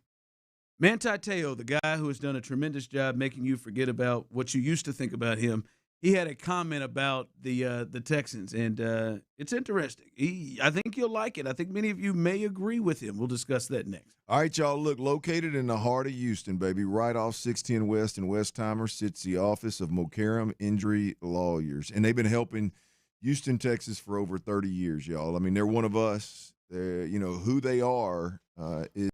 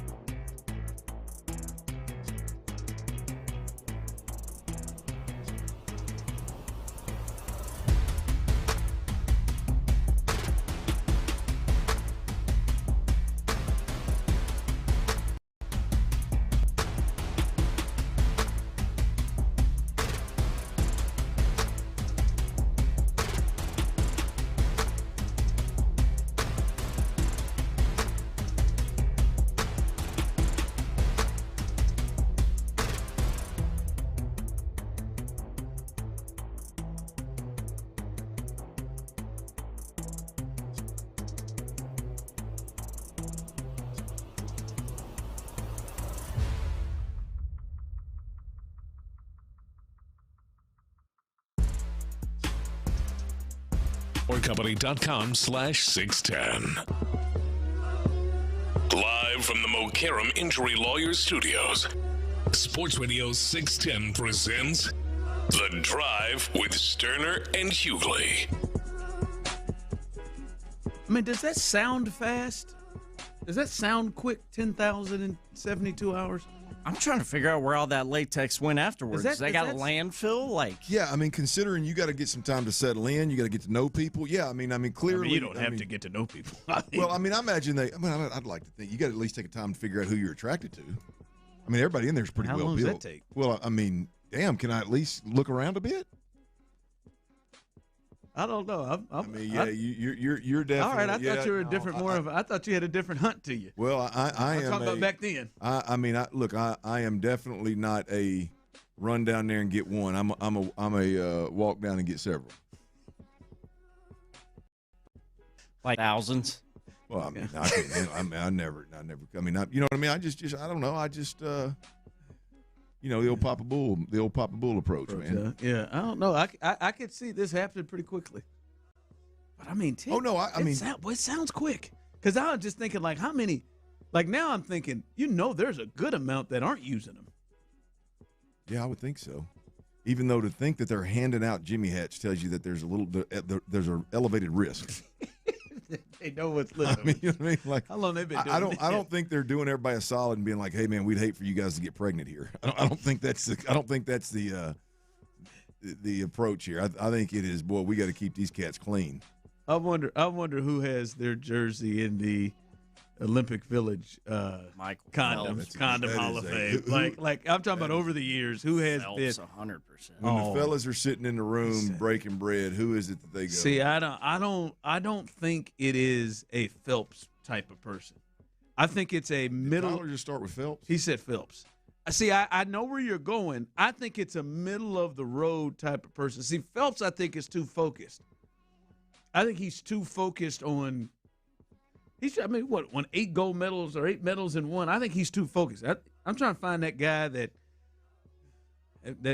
maybe has a chance to bronze. That's maybe the first leg on the relay team. Hey, Usain Bolt, he got a on the real relay. He's probably saving his legs. Yeah, breaking world records. Maybe a bench guy on the maybe Tyrese Halliburton. He had a girlfriend, but a guy like him that don't have as much focus. It's this thing, and it's just going in there and getting dubs. Getting dubs. Good for them. Wow. I still can't get over the camera angle of the luge. Yeah, I know you can't. Coming up behind us, Texans All Access. It's unbelievable, man. 6 to 7. Okay, City. A couple of people who also couldn't believe the camera on the luge. Mark Vandermeer, John Harris. They will hold it down coming up behind us, so stay tuned for that. Yeah, Andre too. You, Dre. I don't know if he's going to join them, but yeah, we'll see. But Texans All Access 6 to 7, and then following them, Area 45 live and local. Sean Bijani, Patrick Creighton, they will hold it down for you after the fellas get done with Texans All Access. So that is coming up. By the way, real quick, do we know former Rocket, first ballot Hall of Famer after 21 seasons, Chris Paul retires? Finally, man, I want him to hang it up. I thought he was going to try to just stay in there with LeBron. They came out the same time, but he played in college, so he's a little older. But Chris Paul finally shuts it down. He was with the Clippers most recently and had an issue there with Tyronn Lue and the rest of the fan. But former Rocket retires. He's done 21 seasons. He'll go into the Hall of Fame. I mean, look, not surprised. I hate the way it had to end for him, though. Yeah. I mean, getting ran up out of the Clippers organization, who is obviously they're done. Yeah, they've kind of let some things, but they were just done with him. That's before they even traded everything. Him and James. Yeah, well, and Chris Paul, like, as some would say, was an acquired taste. Mm-hmm. There's some guys who really can't stand his ass. Mm-hmm. DeAndre Jordan, I wonder, is he one of them? Houston's own. Blake Griffin probably like to find him in a dark alley, but still probably get his ass kicked. But I think he had to be that way to be who he is as small as he is, a point guard. He was one of the top 75 players just most recently, and he should be a first ballot Hall of Fame. But hanging him up. His early days with the Hornets when he was starting, and I was really starting to get into basketball and watching the NBA. Yeah, that he was one of my favorite hoopers to watch, man. That dude was electric. Remember him at Wake Forest, yeah. Shame his hamstring couldn't hold up here in Houston, you know. Boy, that's tough. Yep. I had to bring that up. I was staying away from it. But you had to bring it up. It hurts. All right, I want you to hear what Manti Te'o had to say. He's Manti Te'o, who you all know from Good Morning Football. That's where he stars. And he That's how we know him. Yep. Sorry, also a finalist for the Heisman Trophy as well when he was at Notre Dame. So the ways we know Manti Te'o. He talked about the Texans and where his confidence lays for them in this, where his confidence lies for them in this offseason, and how they could potentially be a Super Bowl contender. Here's Mr. Te'o.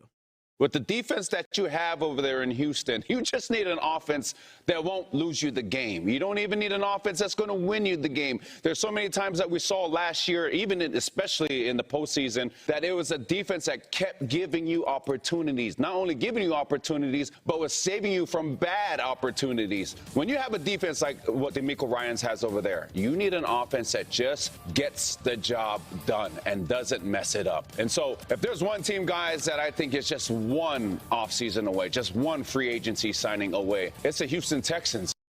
What you think about that? I agree wholeheartedly. Do you? I agree wholeheartedly. I think this right now, if you are Nick Caserio and DeMeco Ryans, I know you hate the way the season ended, but after 3 years, you got to be absolutely stoked about where you are as an organization. You are legitimately. Now, I've always been one that is, again, as I've always like to preface by saying, I like being aggressive. When a player pops that you know you won't, be aggressive and go get him. I'm always an aggressive guy, right? I spend endlessly. I'd be a terrible GM. But the reality of it is the Texans are sitting in a spot right now where you're on the doorstep, man. And you can sell to the people, hey, man, we're going to ride with C.J. Stroud, and C.J. Stroud can sell to the people, hey, man, I'm gonna buy into this system, and I'm gonna do my damnedest to execute this system at as good as I possibly can. With that said, you are one or two moves on the offense away from being a true Super Bowl contender and convincing everybody right away, like yeah, these guys here serious. If it's one move, it's got to be a hell of a move, like a real game changer. If it's one move, I think you're one move. Like if you're one move, let's call it Breece Hall, right? Yeah. If your one move is the best back on the market, and you're bringing in a guy that's going to touch the ball 20 times a game at least. I mean, that's a monster move. That is a huge impact to this offense because he adds running it and catching it. I mean, he's 3 downs. I mean, we've seen a back. We've seen what it looks like right here in person when you bring in a top tier, a tier one, maybe not tier one. Let's not put it in the Derrick Henry, but like a tier 2, a really, really good 3-down back. We've seen what that looks like. If that happens again in Houston, I think you can run it back with the same damn offensive line, and I think you are significantly better. Now, I'm with you. I think you're legitimately 2 moves away from being like, holy cow, these cats right here are dead serious. Yeah. But they're there, Ron. It's not about rebuilding. It's not about finding leadership. It's not about – like they are – now, I do believe they need alphas, but they are 1 or 2 dudes away from going, look out now. This could be the best team in football. Yeah, I think the dudes are obviously a big deal of who they are.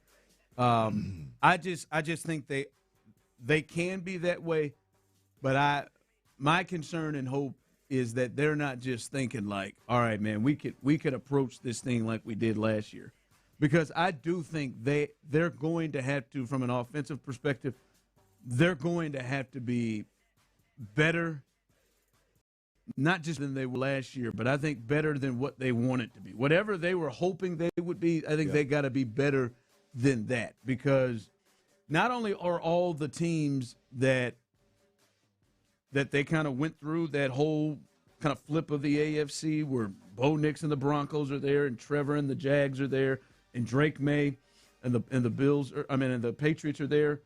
Like, not only is it that, or those teams going to grow more in the systems they are, the usual suspects, but then the usual suspects you think are potentially going to be back. as well. And I think you got to be better than even what you hoped to be offensively. And so that's also dependent on the moves that they make, is that they got to be better than they were trying to be. I would think last year. But yeah, they make the right couple moves. I think it's at least two. They make the right couple moves. That can change. Like if they somehow in that first round get somebody that can be a real game changer. Like Seattle, the guard they took, that Zabel kid, that ended up being a game changing move for them up front. And that is, if they can find that way in the draft or something like that, that can also count it. But yeah, we'll see what they do with it. Yeah, one player I don't know, but well, I know this. This is where I'm at. I know you got to be closer to the Stephon Diggs, Joe Mixon offseason than you are the Cam Robinson, the Robinson, Tomlinson, Andrews, Ingram. You got to closer to the other one. I mean, you can't just say, man, we're gonna bring these guys in that we really like and we feel comfortable about them and hope that a couple of them play their best football. I mean, you got to bring guys in that hey, man, play the football you played last year. Play the football that you played for 6 or 7 years. And if you get their best ever, great. But even if you get what you know you're buying, then you're in a really, really good spot. It's got to be closer to the Diggs, Mixon offseason than what we watched last year. So I just think you're there, make the moves, get a little bit aggressive, maybe even risky, and let's see what happens. Yep. All right, guys. Happy have yourselves a good Valentine's Day with your ladies tomorrow. Those of you as well on the Base Power text line. Have yourself a good time. It's Friday the 13th. You gonna watch you some movies tonight, Tyler? No, yeah, you gonna get you some movies in? I probably will end up still streaming some, but I'm actually about to go get drunk with a lot of friends. I'm about to go get drunk with myself. I'll really turn it up when the kids go to sleep.